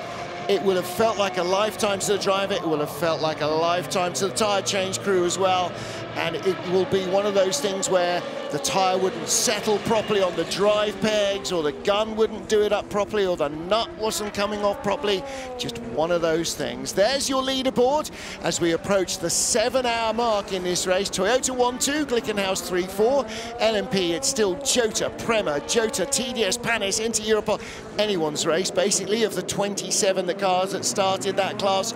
All 27 are still going. Mighty 38 having a wash and brush up. That's the one with the green paint on it. Same as the other Jota car. And that's Da Costa back in. Yep. So Gonzalez out, Felix Da Costa in. They were 1 minute 16 ahead of the Prema car with Lorenzo Colombo at the wheel. So this might be close when he leaves the pits here. When the pros are triple stinting and quad stinting, the gentleman drivers are double stinting, because that's pretty much as much as you want to stress them. Gentleman drivers will need to do 6 and a bit stints in a GT car. I'm not quite sure how the minimum drive time works out in stint length in the LMP2 cars. So Da Costa out there to start his 5th stint so far. I mean, they're shorter stints, of course. They're only doing 9 laps these days, as opposed to 10 to 11 from last year. When Gonzalez has done. Men in LMP2. Hey, Jazz, that's right, isn't it? Yeah, that's right. I agree with that, Martin. But so Gonzalez just did the 2 stints there. Plain double stint, out the car, and Felix Da Costa back in. And you were saying before, Jazz, that Jota had quite an audacious strategy that they're about to embark on. Yeah, I think they wanted Roberto to feel comfortable, and they wanted him to do the stints that he's familiar with. Obviously, he's done this a couple of times, but they didn't want him to drive deep into the night. They prefer the more experienced drivers, no, not more experienced, but more highly rated drivers like Antonio and Will into doing quads later on. And just explain why that would be. You know, what are the extra challenges? I think for Roberto, mainly is solely on pace and his confidence. They don't want to fall into doing other errors. But having said that, this is his 5th Le Mans or 6th Le Mans start, and he knows where his weaknesses are at, and he knows where his strengths are at as well. And he's better off to maximize his strength than his weaknesses. Well, I saw a lot of this last weekend in the FIM Endurance World Championship, the bike 24-hour race at Spa, where the real pros were doing a lot of the heavy lifting in the night time to keep, like, team owners, gentleman drivers like Roberto, physically in one piece as well. Because on bikes, you single stint. So you get 25 or 30 minutes off before you have to be back in the garage ready for the bike to come in after the second rider. So stints are short and it's very physical. And so some of the older riders, some of the more mature riders, and again, you know, that would be our classic Genpod driver guys like Roberto or Francois Perotto, physically, they don't spend all their lives training like pro drivers do, so they're not going to take it as, they can't take quads. So get them in, get them to do a double, and do a couple of quad stints and give them 3 hours rest, and then they can get back in. So it's a really good way of preserving your gentleman driver.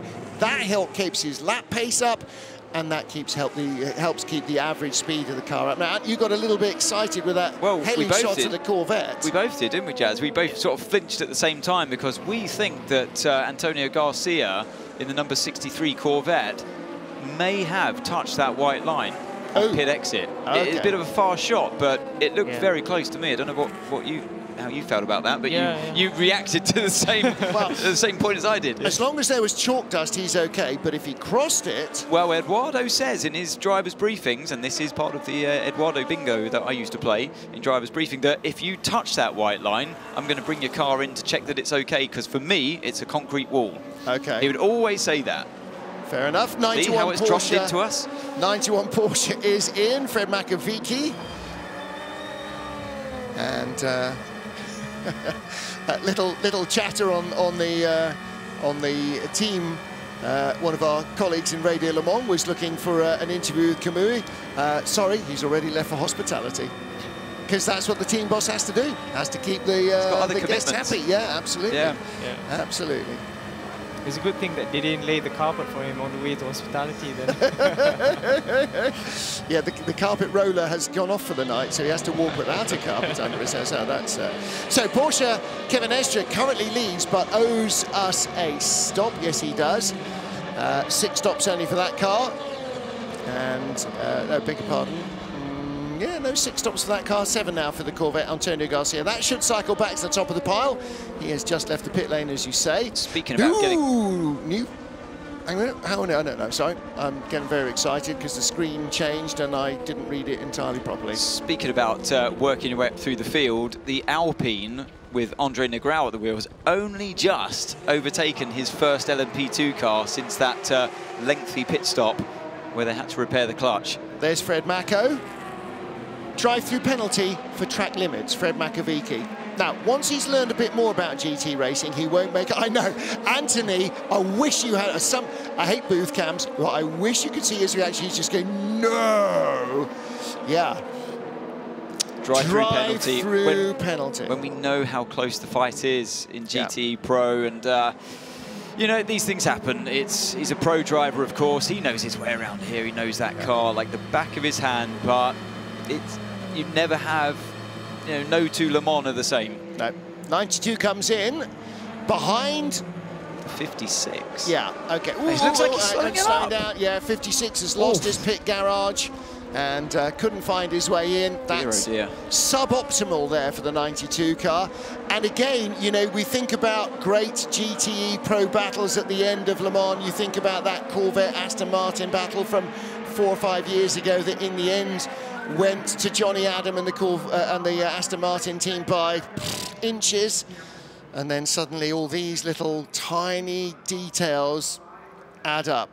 56, the other Team Project 1 car, their problem child, remains in the garage, the 46 car.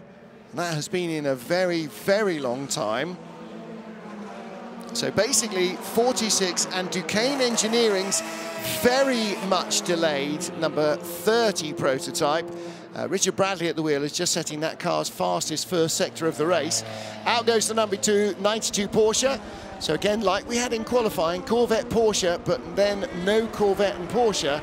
The 64 car with that brake change, particularly dropping it down the order. That is Corvette Racing's problem child, I'm afraid, this weekend so far. Speaking of fast split times, I'm looking at Mike Conway in the number 7 Toyota, that's second place at the moment. Gap started around, well, it's 8 seconds, wasn't it, when the two cars came out? It's now 5.9.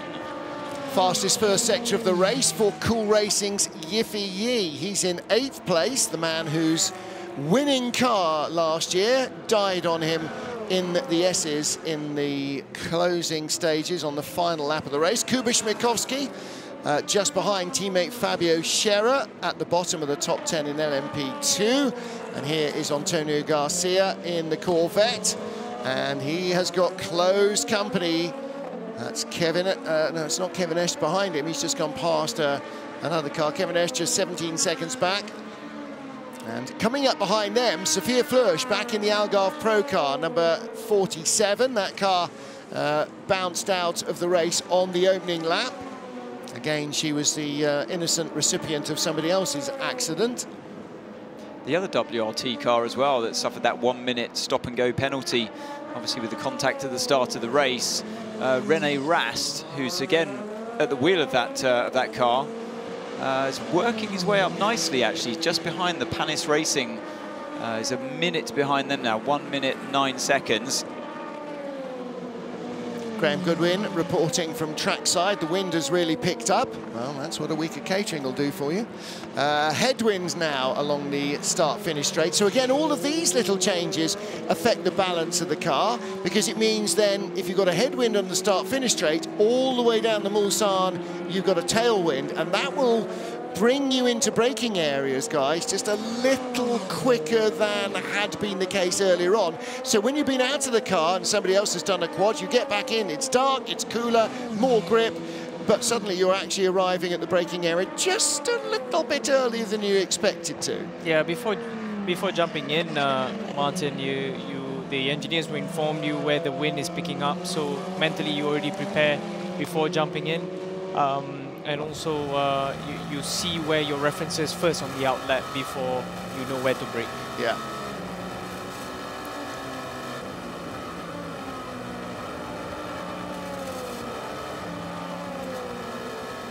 Okay, Seb, time to be gained to turn 7. Work on the exits. Get a good exit. Well, you hopefully won't need to turn your TV volume down. I hope that wasn't deafening for you as much as it was for us. They must be using a different circuit map to us, because I've always called Tetra Rouge turn 6. That's what it says in our circuit map. So turn 7 is the kink after Tetra Rouge. So if you're trying to make up time there, try just going flat out, Seb, on a corner that already is. I guess they mean Tetra Rouge. Well, now, we were talking about the reliability of these cars in the race, and that means that wielding the marker of doom is always a little bit... Oh, they're checking the mirrors there on 709. Always a little bit of a preemptive action. He's not checking the mirrors, he's emptying out the gubbins from the cooling He was vents. using as a kind of handle, wasn't he, to lean on. Having a little polish of the numbers. All these things are important, but I think we are going to have... Sam Haven, I'm going to get to be the official wielder of the marker of doom, because Graham Goodwin assures us that the number 46 Team Project 1 car is out of the race. It is in the garage, it is last, had a ride across the gravel at about 7:15. They've been trying to fix, they've changed the tyre, the diffusers, stabilisers, they've checked it end to end. They can't figure out why it is a death trap, and so as a result the car has had to stop. So Sam Haven wield the marker of doom, and we will officially cross the number 46 Team Project 1 Porsche off our big spotters guide. So 46 is the first, although it's yet to be official, abandon of the race. How many more we will have, I'm not sure. Well, there are a few cars that are still a long way back in the field on the comeback trail after problems early on, one of which is the Algarve Pro number 47 car, Sophia Flörsch at the wheel of that. Andre Negrão in the pits for Alpine Elf, and that car is still just ahead of the GTE Pro leaders, and really literally just ahead of them on the comeback trail. That is in 28th place overall. They had a clutch issue, then they had a couple of coil packs pack up on them. They are our championship leaders, as Louise Beckett points out. So, and really important that they finish. They know they're not going to get a podium unless they send out some snipers into the forest in the middle of the night to take out some tyres, but points make prizes. Yeah, exactly, and yeah, you've got to stay out there, keep plugging away, and hopefully you get a bit of luck on your side. So Nico Lapierre changes over from Andre Negrão, driver that started the race, of course. Tough day for the Alpine today.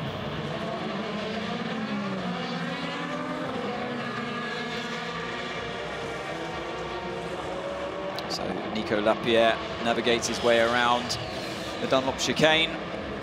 back out there with all the other drivers, it seems, that started this race today. And trying to get yourself back up to speed through that Dunlop curve to the right.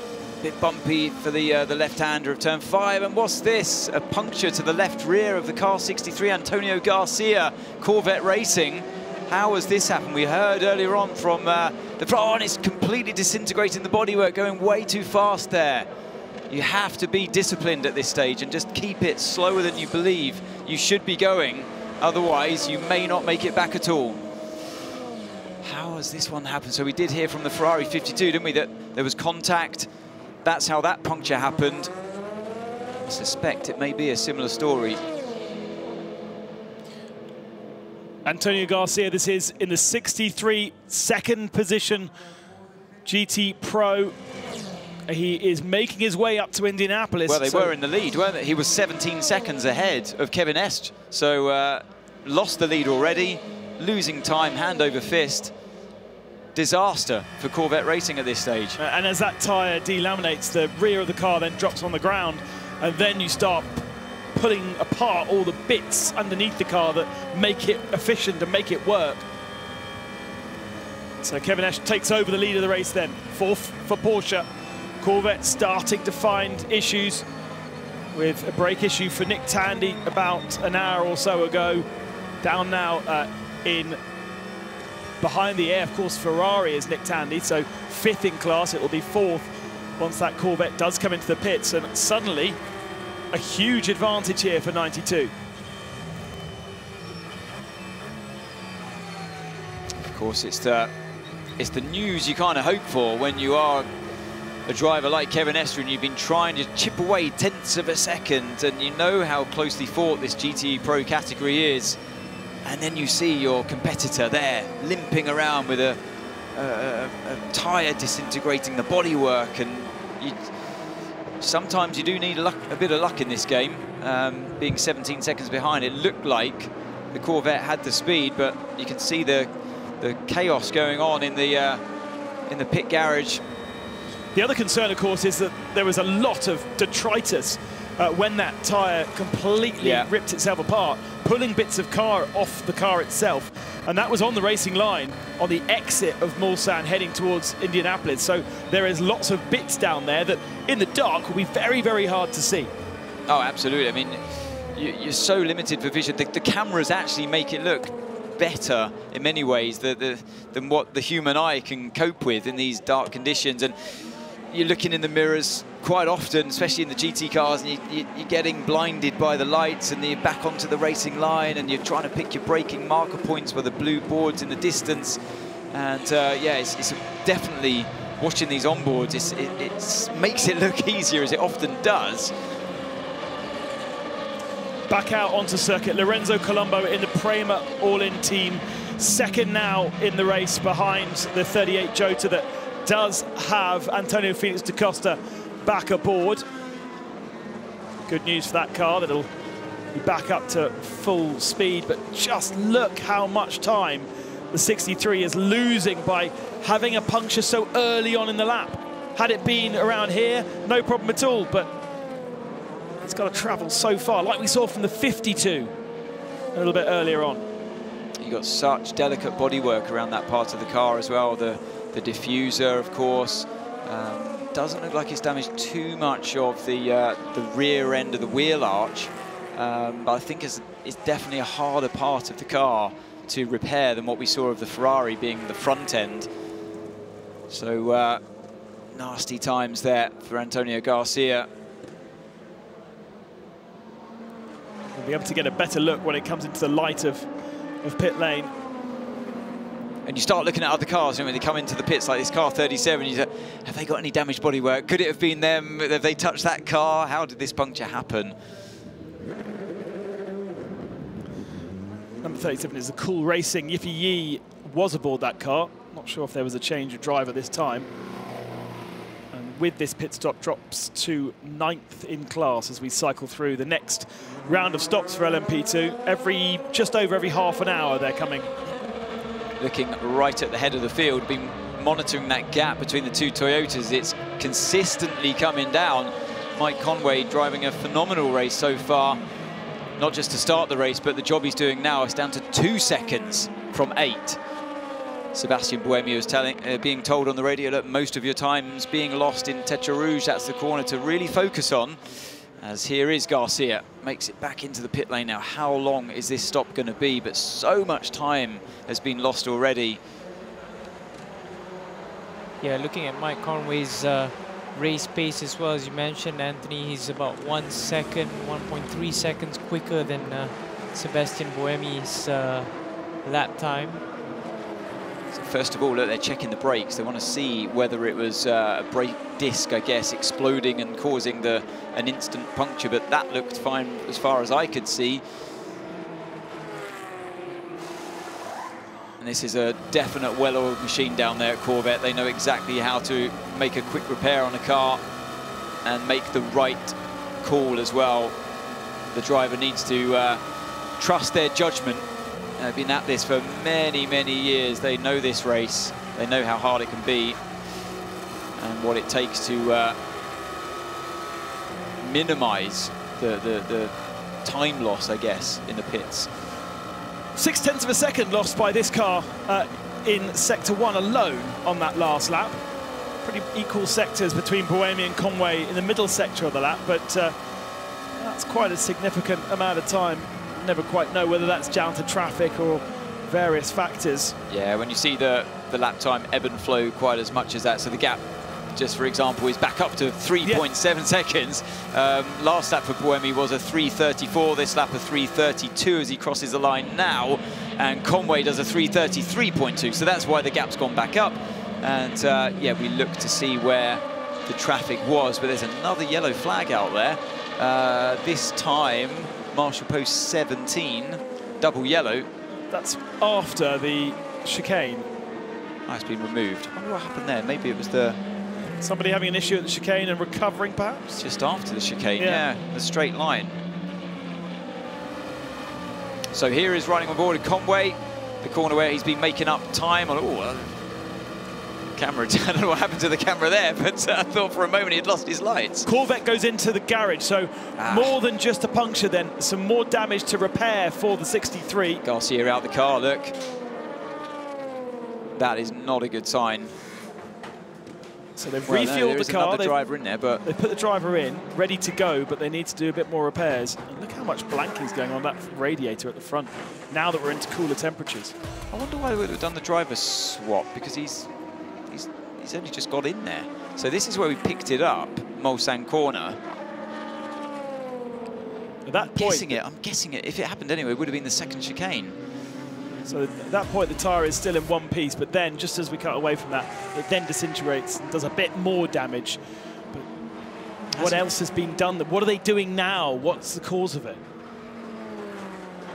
Well, I guess the cause of it is that must have been contact. We got Louise down in the pit lane.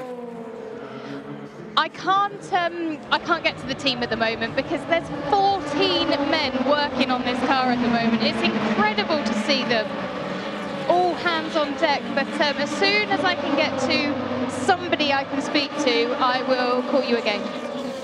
I don't know, sorry, if Louise, if you're still there, I don't know if that was Garcia that was out of the car, and I don't understand why, if it is, why they've swapped the drivers. I don't know if you've got a better view of the pit box there. I did see a driver get out as I arrived here, but let me get round there. There's so many people in front of us as well. I wonder whether they planned on sending the car straight back out, thinking it was just a puncture, and on further inspection realising there's more to do. So then the car then has to come into the box, having already planned for it to just go straight back out. Because they've refueled it, they've done the tyres as you would usually do. It's just that Garcia just literally got in the car. Oh, did he? Yeah, we were talking about him leaving the pit, maybe crossing the white line, and yeah, he'd only done a handful of laps. But we don't have we're not privy to their strategy tools. We've got our own strategy tool that only tells us mere numbers of laps that they've done in stints and their average lap times, which is always good fun to see. Cycling through the vehicles that are still in the race, and we do have 61 cars still running. A couple obviously in their pit boxes, as we've seen, and just the one retirement from the 46 car. Gap back down to 2 seconds. Mike Conway and Sebastian Buemi. I'm liking this fight. And for those of you at home watching, thinking, well, it's just 2 Toyotas out in front, boring. They've probably got team orders and they're not really pushing. Oh, they are. They really are pushing. It's a personal fight between those 2 car crews. And yeah, they've both won Le Mans. They've both been world champions, those 2 car crews. Well, apart from Ryo Hirakawa, of course, that replaces Nakajima this year in car 8. But they want this race desperately, and both have had a DNF in this year's championship as well. So it's even Stevens for them. So this race, scoring more points here, of course. There is Buemi in front. Conway can see him. He's got to get past this this slower car, which he does. That was a good lap from Conway, 29.4. Very good. So he really is very close now, just 1.1 seconds. Yellow flags down at marshal point 25. Indianapolis. Plenty of flag waving down there today. That is a corner, isn't it, Jazz? It can really catch you out in the dark, particularly. And there we go. Okay. Car 93. Car 93, so that is a Michael Fassbender Porsche, who is in that car right now. Michael is in that car right now, I'm afraid, and it looks like it might be in the tyre barrier, if not parked very close to it. Oh, Michael. Just as we were saying, so obviously he had quite a hefty crash in FP1, if you can remember back that far. A lot has happened since then, but in the barrier once again, Michael Fassbender. What has happened? So, he's lost a bit the front end. Oh no, he's made contact. It wasn't his fault. He's trying to make room for the car on the inside. Now, who was that? Unfortunately, he's made big contact with the tyre barrier. But I would say that wasn't his fault. I think you saw the car lurch to the left in desperation to make room. I'd love to see another shot of that one. He does get the car going, but I'm not sure I can blame him for that one, actually. Tough the thing car is, on the inside, that's a risky place to overtake, but... He's facing the wrong direction, isn't he? Look, because he's followed the access road.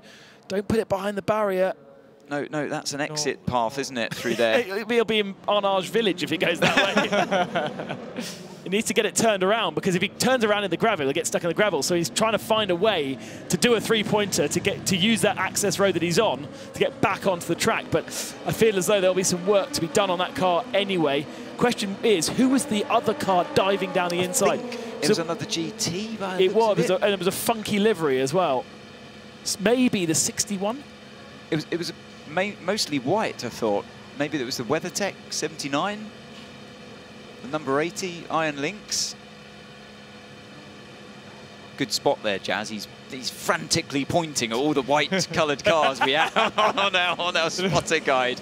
Trying to find... It's not the 46. That has a massive cross drawn through it. Not that one.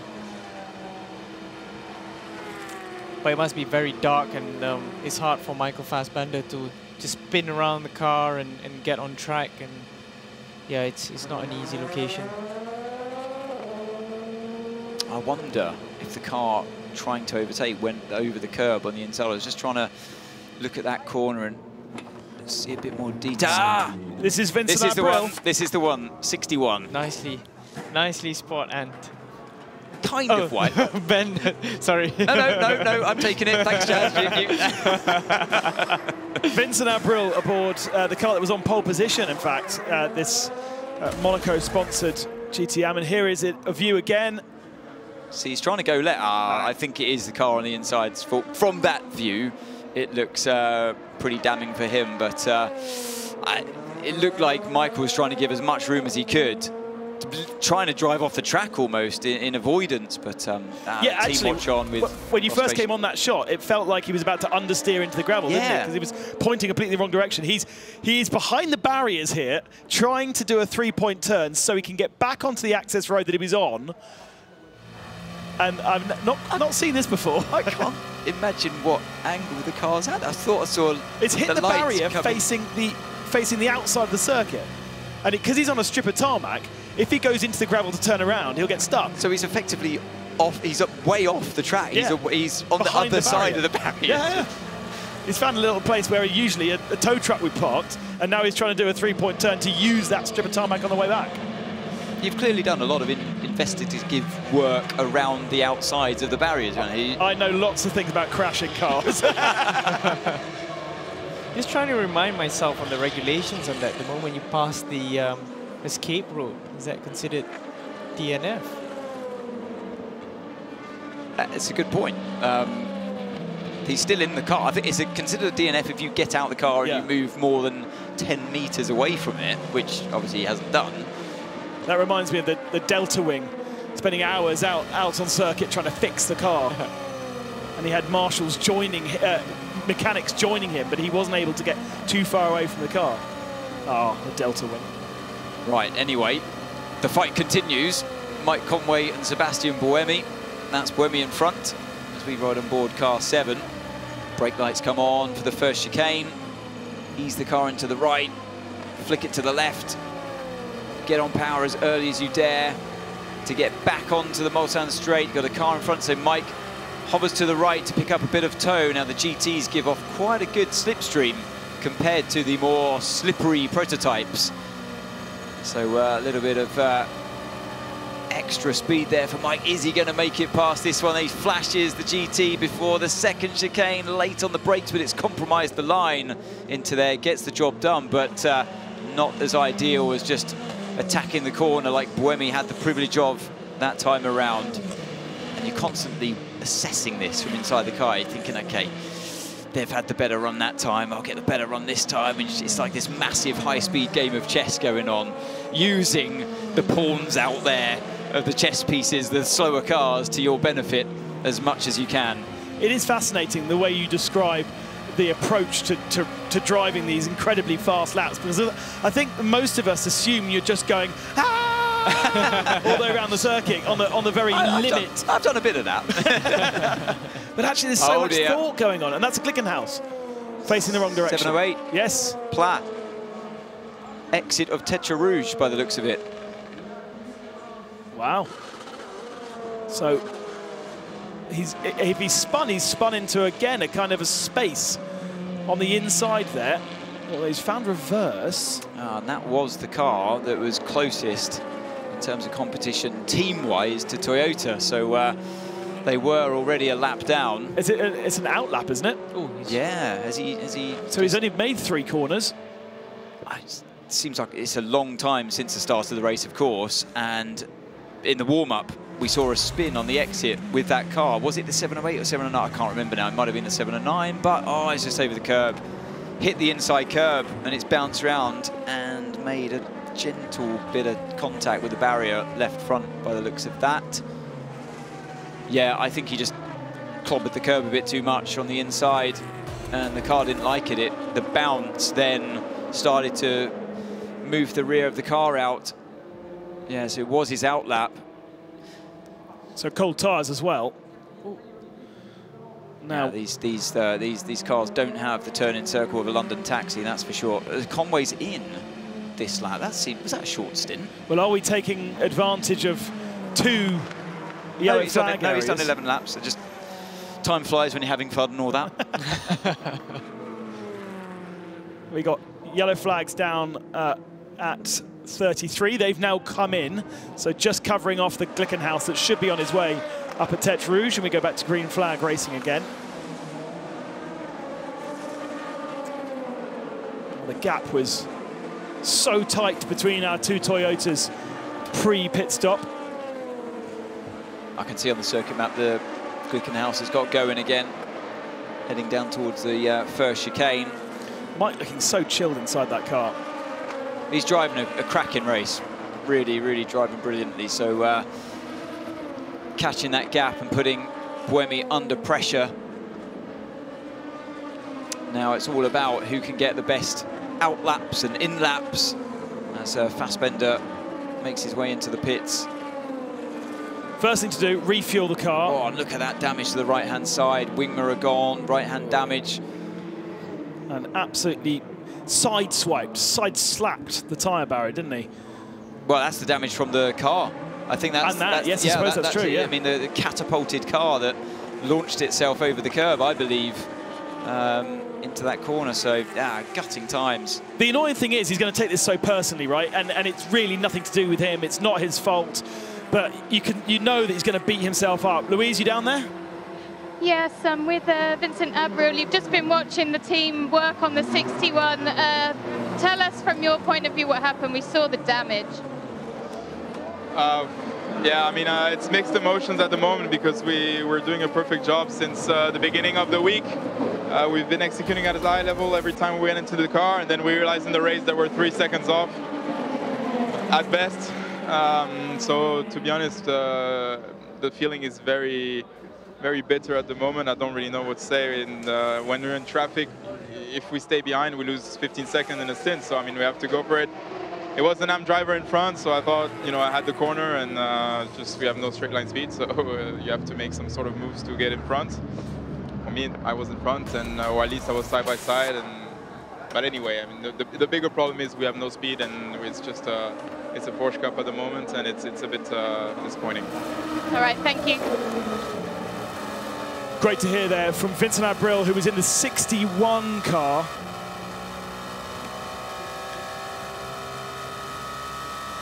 What is this topic? I mean, I've never seen this. Mamma mia. Yeah, it's quite busy.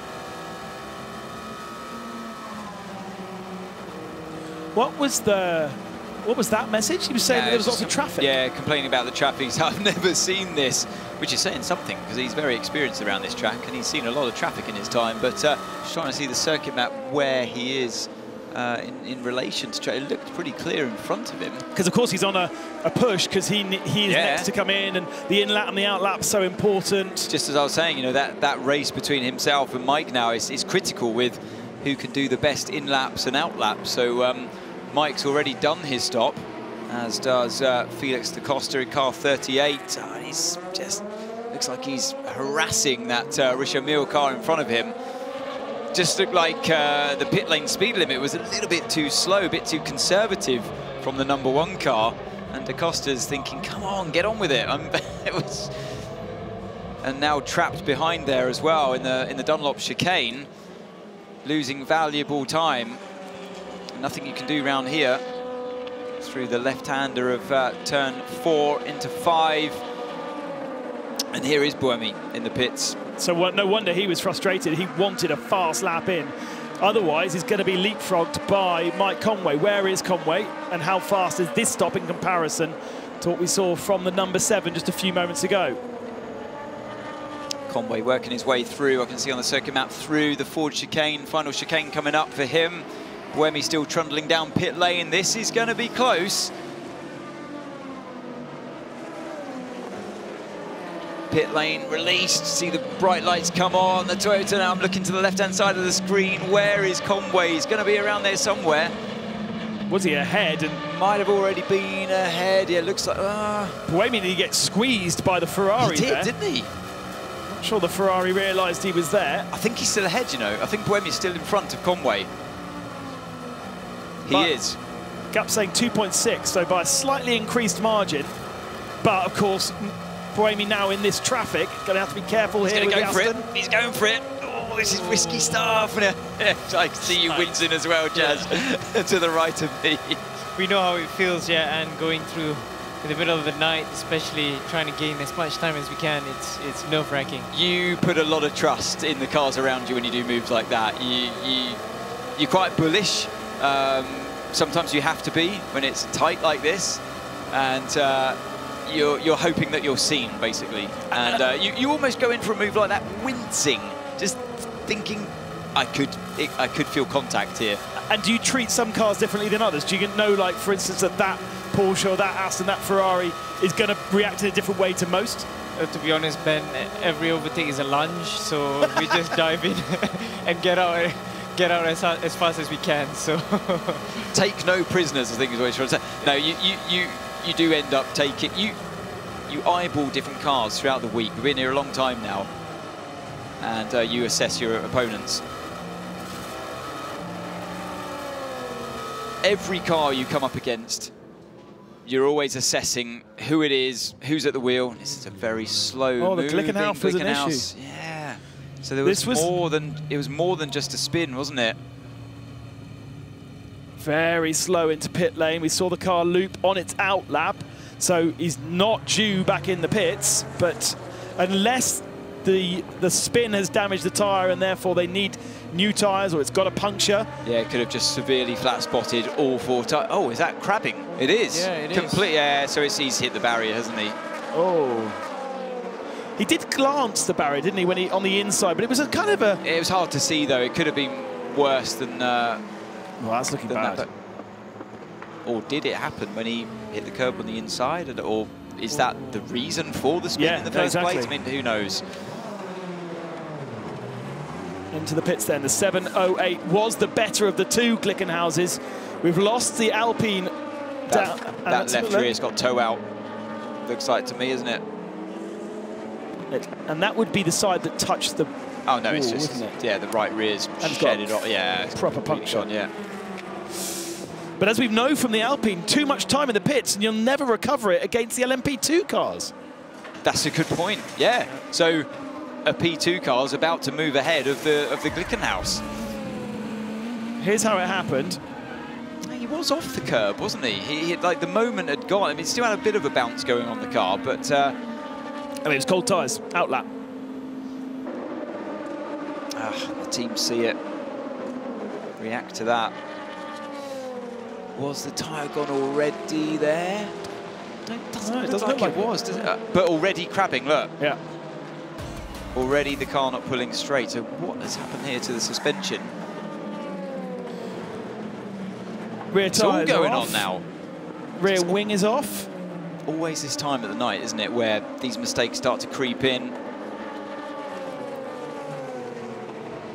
And there is Olivier Plaus, had just come out of the pits. Being the star of that car, the driver that qualified that car.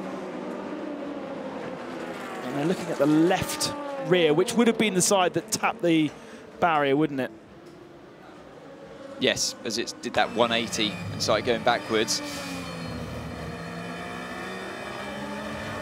I think you and Graham worked out that it was you could only spend 3 or 4 minutes in the pits and you would never recover it across the rest of the 12 hours. Well, and they lost 10 minutes to get there as well. That's a good point, yeah. And you just have to look down to see where the Alpine is. Nico Lapierre currently lapping in that one, and he's still only overtaken one LMP2 car in position.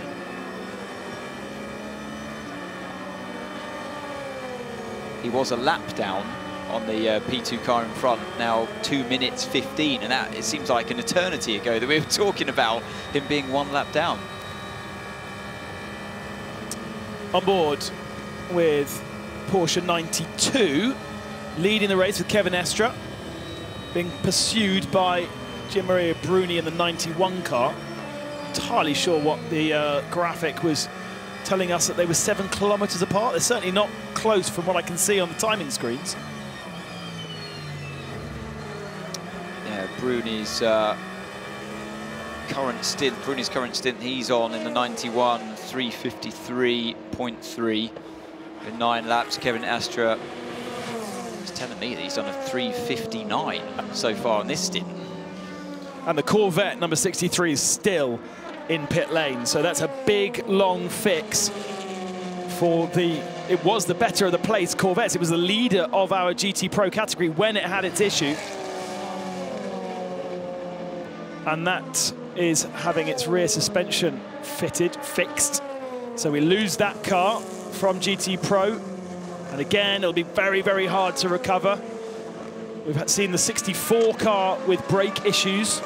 We saw the 52 Ferrari from GT Pro with a puncture as well, which actually then leaves just the 2 Porsches and the 51 Air of Course Ferrari without any maladies in GT Pro so far after 7.5 hours. It was such a shame that we lost the 63 Corvette. Well, not lost, but from the lead of the race, because that was really hotting up between Kevin Estre and Garcia.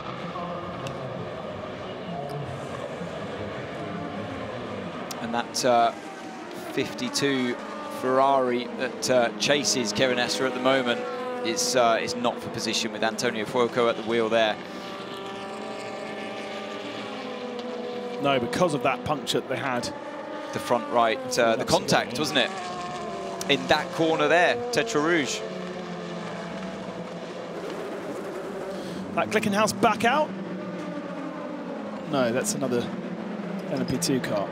Glickenhaus slips down, now 2 places behind, 3 places behind the LMP2s. Now they've caught up those laps that they were behind, and now every position they lose, this is for position. So as we see that bodywork damage getting slowly repaired there. Here are boys that have worked incredibly hard. That car was completely written off, a brand new shell. Done this before. Yes, we know how to do this. We've already done this in a day. But half the car being repaired and renewed in the 93, having already rebuilt totally. And it should be stressed that whilst we weren't completely sure what happened to Michael Fassbender with his crash on Wednesday, it was actually a disc failure that sent him into the wall. So it wasn't driver error, and that's why he got spat onto the inside of the first chicane and wrote off the chassis, wrote off the car. They had to rebuild a new car from scratch. But when you look at the way that those Porsches are built, it actually looks quite, it's never easy, but it's designed in a way that it can be rebuilt pretty fast in the event of contact like we've seen. Yeah, there's certain parts of it's like a Lego actually. Yeah. In other words, like the front body parts has a certain number that they just plug and lock into it. So they have like a brochure at the back with a IKEA 1 to 50. 1 to 50, yeah. Exactly. But yeah, even the design for the brake disc and the brake pads as well. Certain races, for example, the Spa 24 hours, it only takes 3 minutes to change them. So this is rear left suspension on the Glickenhaus with a... If you can't fix it, whack it with a big hammer. With a mallet. That's like my kind of repair job. I'm good at doing stuff like that. Oh dear, oh dear. And there is Jim at the back of the shot. The man behind the project puts his name to the car, to this, and to the road car that competes in other championships. 2 types of Glickenhaus. And disappointment, although the engine cover going back on, obviously whatever it was a relatively fast fix, maybe just a tow arm that was damaged. Let's hope so. Wow. Oh, that's even better than a hammer, look. Yeah. What we were saying about how easy it was to put the Porsche together? I'm not sure, Ben, if that's on the IKEA manual. Yeah, I've never put a Lego kit together like that. Yeah. Only when I get frustrated, I know I give it a try. A little kick. Right then, back on board with Mike Conway. Through the Porsche curves, Ferrari GT car in front. It's going to be tight, Mike, to do that one. Yeah, you're going to have to wait for that one. Get the car on the exit before the right-left kink. Make sure you're seen on the left-hand side. It's another place where you always wince. You think, I have to do it. Have I been seen? And now, look, you see, you get held up into the forward chicane now. It's just the way it goes. You just got to be patient, pick your time, your moment, and get on power as early as you can. Focus on the exit, draft past. You see Buemi in front going into turn 1. 3.2 seconds behind now. Yeah, it was 2.4 on the last lap, so slightly elongated, just catching the traffic at the wrong times. Up and over. That's Dunlop chicane under the bridge. Sends you down the right-hander into the slightly cambered left-right section. It's a fantastic part of the track to drive. Right, the 708 Glickenhaus back out there in pit lane. They have lost 12 LMP2 cars have overtaken it. So but on the same lap. Not as bad as the Alpine. No. Penalty for its issues. And now, Olivier Plas still aboard that car. Don't make the same mistake again on your brand new tyres. Well, was it his mistake? Did the car fail on him? Or something? It still looked a bit weird to me, but I think he did hit the barrier. I think you're right. It went 180, and I think the left rear did hit the barrier, and that probably broke the toe link. Tyre graphics there saying MM on the front and HH on the rear. Is that medium and hard? Or is that just a... I missed the graphic. Okay. They have different compounds available to them. I'm wondering, I mean, there's something you do in rallying quite a lot, split the axles and have different things. You can put, yeah, all 4 tyres a different compound. Well, you know, you can have the 2 softs on the front, 2 hards on the back, or you mix them side to side. You can do whatever you want in these cars. The LMP2s, they only have 1 compound, so you can't. It's easy for them. But yeah, you do play around sometimes to, you know, it's a clockwise circuit. The left-hand side of your car naturally will take a bit more of the brunt of the force, and you can heat them up. Obviously, hey, look, you see him weaving around. So it could have been cold tyres making him have that spin before. And we've heard so much about getting them in the window and making sure the tyres are at operating temperature. Otherwise, you're losing lap time and losing comfort in the car. The problem is that if you're on a harder compound that's faster once you get them up to temperature, you need to suffer the pain on the outlap before they get there.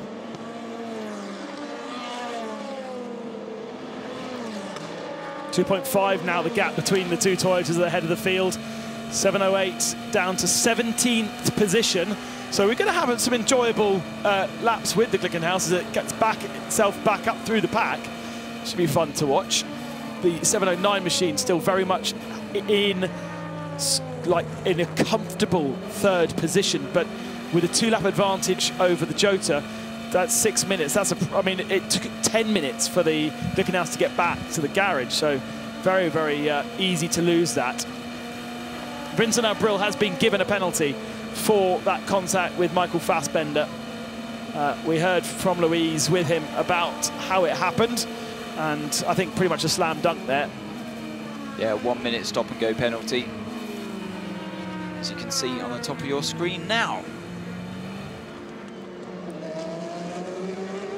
Penske were at the sharp end of the field in LMP2.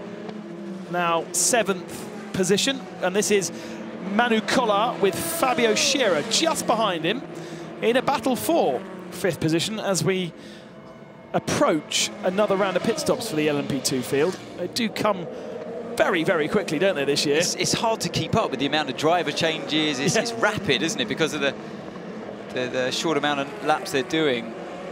Antonio Felix da Costa, meanwhile, personal best lap time of the race for him, or that car, in fact, a 3:32.7 last lap around. He's flying out there again, and a personal best 1st sector on the board this lap. Extended the gap to 38.8 seconds over Lorenzo Colombo, who's still out there in the number 9 Prema. What I find amazing as we're coming up close to midnight here at Le Mans is this is a time when the drivers can't see as much, but yet the times still come down, and we're seeing best laps from various different cars. Antonio Felix da Costa on the best lap that car has done throughout the race. It's amazing. Well, don't forget the last time he was in the car, it was blistering sunshine. Then we had Will Stevens in the car. Oh, that was a bit of a late move there, wasn't it? Was that the number? Oh, Jazz said every move's a lunge. That's a clear cut, especially at 11 p.m., 11:30. Go for it. Yeah. What's there to lose? Well, everything. Louise, we can go to you. Let's speak to Glickenhaus about their issues. Jim Glickenhaus, we saw the 708 crew do a fantastic job repairing the car. Tell me what was wrong with it. I don't know. We either got a puncture or he went out, you know, on the out lap, and he lost the car. He spun it. Unfortunately, hit the nose, the rear, the side, and he had to limp around, which took a bit of time. But it's a totally modular car. It's designed to be fixed quickly. We replaced everything. It's back out, and it's running fast, so we'll move back up. What did the team work on? Excuse me? What specifically did the team work on? They replaced some of the push rods, some of the rear suspension. The nose of the car was damaged.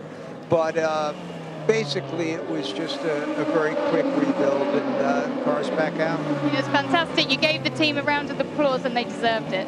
Oh, they do deserve it, and you know, this is part of racing. I mean, you know, it happens, and it doesn't mean anything. And the key is when you're knocked down to stand up and keep going. Thank you very much, Jim Glickenhaus. Thank you. Jim Glickenhaus just giving us a feel of what happened to the 708 with Olivier Plat. There is actually a onboard stream that you could watch from Glickenhaus, and I am told by those watching it that there was a little bit of contact with the wall. Before we get across midnight, there's an important anniversary, maybe not to celebrate, but it is 10 years since Ant had his big shunt at Le Mans, and he didn't want me to mention. Brilliant. Oh, brilliant. It's been mentioned already by our pit reporter, Louise Beckett, so we thought we'd mention it on air. Why, thank you very much. Well, thank you very kind much. of you. Yeah, Louise did remind me at breakfast this morning as well, which... and you have mentioned it a few times on air when people do similar things down at Mulsanne. That's how it happened to me. That's how it happened to me. Oh. Maybe I wasn't not thinking of that. Yeah, it's best to forget about that. But don't want to put any negative thoughts into any of the drivers' minds, in their heads, listening to this. And 13 Le Mans. I didn't realise the first one because that was such a long time ago when you... 2003, my first time here, yeah. But enough about me, more about these guys. Well, quickly change the topic. Away. The team I drove for started this program for Toyota. It wasn't called Toyota Gazoo Racing back then. Toyota Hybrid it was, and yeah, 10 years ago they came back to the world of sports car racing here at Le Mans, entered 2 cars, and just look at them now. They were hard times. There were a lot to learn, and not just for myself and the other drivers, learning this new hybrid technology, this new machinery. Never thought I'd be driving a semi-battery powered car when I first started racing in my career at any point. It was unthinkable. The technology didn't exist, and now look at them heading the field comfortably 10 years on. Great technology. It's such an impressive, different car to drive than anything else. And Toyota should be at the forefront of it because they had a road car, hybrid road car, miles before anybody else. It was a horrible looking thing, the Prius, but yeah, and it was laughed at actually. Yeah. And it wasn't cool, and hybrid technology was seen as not being very cool. Would you believe that at one point they asked me to drive it to try and make it cooler? They asked you to drive it? Yeah, I know. Absolutely. A bizarre marketing move. I bet that looked really cool going behind all of the secret barriers in the middle of Le Mans around the circuit, and finding your way in all obscure angles. There is also another reason why I know all the barriers, because there are various legends of Le Mans who tell you where to go and hide in the forests to get the best view and sneak through this. I'm not allowed to really say this, but you know, when I first came to Le Mans in 2006 and 7, it was get in the back of the car. We're going to take you down this farm track, through this wooded area, and you're going to have the best view of the Mulsanne. You're going to stand in a ditch. You're going to be head height to the car wheels, but it's amazing. It's all coming out now. In the late hours. Do you think Toyota have had it easy over the last few years? I think the assumption is that they just turn up and they know they're going to win, and they drive at 90%, and it's a done deal. Oh, without question, it's been easier than how the program started, and when we had Audi and Porsche as well in the LMP1 category. Yeah, of course it's easier now. They don't want it like this. Yeah. They want competition, and we're going to get competition later on this year. The next race, in fact. Peugeot arriving in Monza in the WEC. So yeah, hopefully this is the last race that we see this utter dominance from Toyota, and we'll see some, you know, big manufacturers joining the fray, and that's what they want. And they've got the extra year's experience in their pocket. Well, that's important. Yeah. And look how long it took for them to turn into this slick operation. And I went through those teething trouble years. You know, it was tough, but yeah, quickly they got on top of things, and the hybrid technology started to improve, and the cars did become more reliable. You watch, I've just cursed it now, both will break down imminently. It's never, but even a standard internal combustion engine, you know, you could have a normally aspirated V8, which has been around for decades now, and they fail. Yep. Well, look at the Ferrari.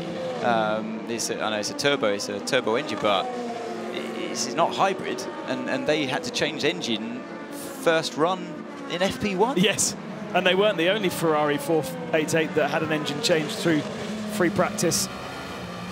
So yeah, they are complex cars, but as long as the racing's interesting, and as long as, I always say, it only takes 2 cars to make a motor race, and we've got that right now, and they are pushing. These 2 teammates, Buemi and Conway, are pushing, covered by just half a second, as we see here. And Conway, in fact, is in front now of Buemi, as we've been nattering on. We missed that Conway somehow has found his way past the car 8. It's incredible to watch, actually, having 2 cars and teammates beating each other. Car there, wasn't there? Yeah. And Conway's doing a fantastic stint. He did a 30.6 average earlier, 31.0 at the moment. And he's pulling away from Sebastian Buemi. For some reason, he's a lot slower than Mike Conway. That slow-moving car was the 777. This is how it happened. Ah, that's how it happened. He just let him by. Wow. Yeah, he backed out of it. Now, we heard that there were no team orders from Alex Wurz, that they were there to play fair when we had an interview with them earlier in the race, but yeah, that was very much... I think that's when the cars were at a more even speed, you know, than what they are now. Like Jazz was saying, Mike clearly had a bit more speed here. Now, is the car 8 saving a bit more fuel? We don't know. It has been done in the past. Bit of lift and coast costs you, you know, a good 4 to 5 tenths a lap around here, and you can go that extra lap longer. Did they? What? I'm just looking at the stints from before. Has this been a trend? No, they both did 12 laps last stint around, and before that as well, between the other 2 drivers that were in the car, Kobayashi and Hirakawa. So, I mean, Buemi was suffering with the rear end of the car, wasn't he, in the first stint, complaining on the radio, and maybe it's happening again. And the car was, I feel like car 8 was the faster car in qualifying. Maybe the car was just a bit more pointy and had a bit more of a qualifying emphasis to the car. And do they approach bites you in the race? Do the 2 crews approach the race in different ways on purpose to kind of split the load and try one with one thing and one with the other? Or? No, you're always looking for the optimum in with your immediate car crew, and that's part of the fun. I'm sure, Jazz, you've been there before as well, with you know, trying to beat your teammates via getting a better car setup than them, and being a bit more smart, a bit more wise with playing the long game. Yeah, that's right. I mean, different avenues of trying to save the tires, not to use too much of them. Also trying to pull the gap so that it's a healthy competition with the teammates as well. No team orders when I was racing earlier, but yeah, it's all down to lap time and performance at the end of the day. It's quite tricky in the LMP2 class because you have many drivers that are, you know, as I said, that's silver or bronze drivers in particular that are paying to be there. Yeah. So they are really the customer. So it gets quite tricky sometimes. A team, say like Jota, that are running 2 cars with 2 separate car crews that are paying to be there. It's very hard to start trying to give team orders, whereas it's a little bit different with 2 car crews of pure platinum drivers and professionals. But it's still an odd one, you know. You're your own entity as a driver, as well as trying to play the team game as well, and that's why we often see many tense moments between teams and drivers when it comes to team orders. This is a change of position, or is it a kiss? Contact between car 28. Yeah, that was, I do think the car 13 was, the TDS car was just enough alongside on the way into the corner, but just a bit unsighted. I don't think he saw he was down the inside. was in car 28, Jonathan Aberdeen. TDS right up there with Matthias Besch aboard, 3rd position at the moment for a car that was not even built 2 days ago. Crashed into a barrier. Driver, bronze driver, the money man, penalised and told he couldn't race here at Le Mans because he was deemed to have too many incidents in free practice. So then they were missing a driver. Sorry, but who stepped in there to remove him? Was it the ACO? The FIA stewards. Yeah. They decided that he was, after free practice 1 incidents, as well as the ultimate crash in free practice 3, he was suspended from the meeting. And it also points out that there is no correlation after this as well on the race director's recommendation. I don't think I've ever seen that before happen here. I'm sure it has happened before, but I've never witnessed it. It was one of those unfortunate incidents. I saw it happen. He was sort of trapped behind a GT car and ventured offline just as he was getting overtaken himself by, I remember it was the 31 WRT of Sean Galale, in fact.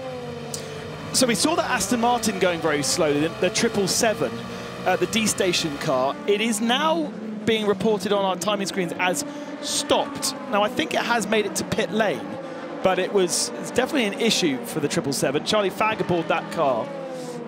And as I said, we saw it very slowly.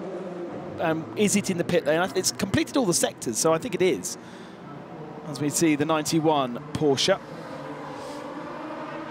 And that is our 2nd place Porsche in GT Pro. The 92 with Kevin Estre aboard, still out there on circuit.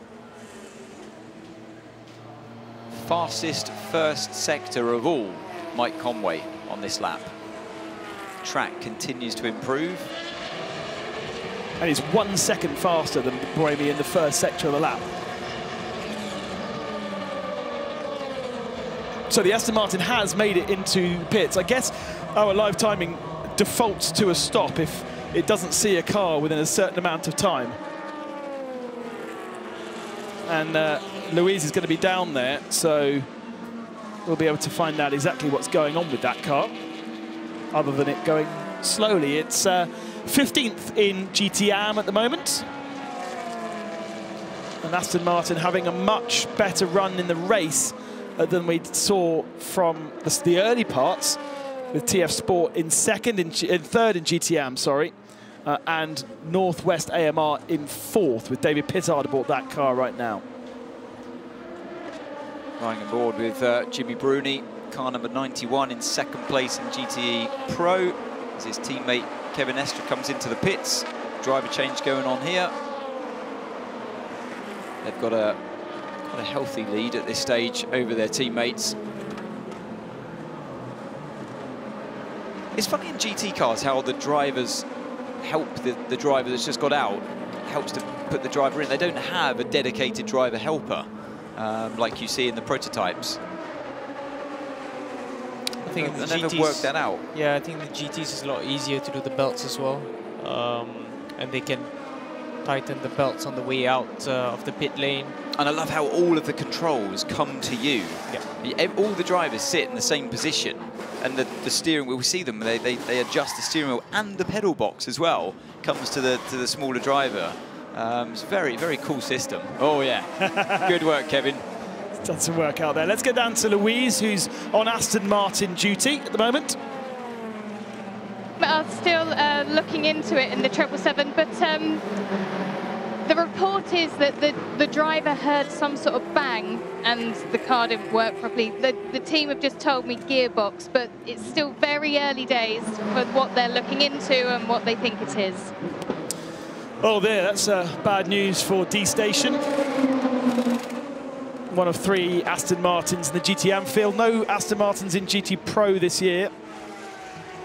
And conversely, no Corvettes in GTM. Although we will see that whole category amalgamated as one for next year. It's Dane Cameron in the Team Penske car, number 5. Driver change, Collard out. And the car back out on track. Now they're just above midfield in LMP2. I think Collard lost a little bit of time, but you'd expect that from the silver drivers. Every time you see that in P2, you get a shift of position. Car 38, leader of the race. Felix da Costa remains in the car. And they, like you said before, Ben, they're just in and out all the time. It's such rapid fire pit stops, aren't they? It's just 9 laps. It goes by so quickly. Thank you very much to Ian Court on Twitter. You can get in touch with us using the hashtag, whoa, that was a bit of a lunge, hashtag Le Mans 24. Oh, he's cleared off as well, lunging off. I'm not too concerned about the circuit at the moment. Look how much time he gained by doing that. Is that the 43? I think it was. Fabio Scherer aboard that car. He's in a rush, that's for sure. If I was race director, I'd say you have to slow down. You can't just drive through the chicane and pull away from the race leader like that. Ian Court reminds us that Stuart Hall in 2009 was banned from the race during the race. Yes, I'm stood corrected. Yes, that is correct. Yeah, I remember that now. 2009. He uses the word harshly banned as well. I feel like it was here that year, but I do not remember it at all. As I say, use the hashtag Le Mans 24. I'm at Ben Constey, and I'm monitoring Twitter. Ant Davison is on Twitter, but not really monitoring it so much. What? You weren't, I'm just saying you're not on Twitter. You're not actually on your phone looking at Twitter like I am.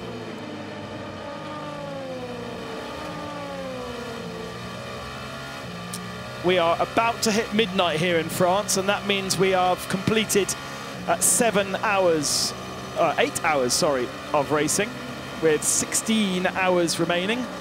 The gap just 1 second between our top 2 Toyotas, with the number 7, Mike Conway, leading the number 8, Sebastian Buemi. The positions changed a couple of laps ago, very easily for Mike. Buemi pulling over to the left-hand side and letting him past. And since then, Mike has done the best lap of that car's race so far. Even though it's pitch black out there, there is pace in the temperature of the air as well as the track. And yeah, it continues to come down. The temperatures fall, and you get more grip, you get more downforce, you get more power, you get more drag as well, though, with the lower temperatures. But you'll take that. You'll prefer having the car with more grip, and just the way the tyres work better on the tarmac as well. They're not overheating. You'd have less of a greasy feeling going on, with less sliding from the tyre, and they last better as well.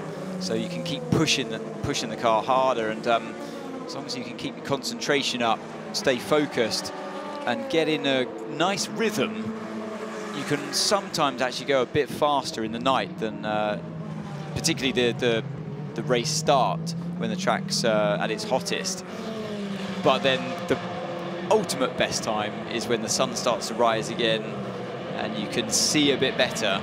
Something changes with the circuit. They call it happy hour, where the lap times fall even further, and that's really when it's a real joy to be at the wheel, when the car's working at its best. Whenever we do a track lap of any individual circuit, you guys always talk about reference points. Look at the tree on the left, brake then. You were talking about the blue boards on the track.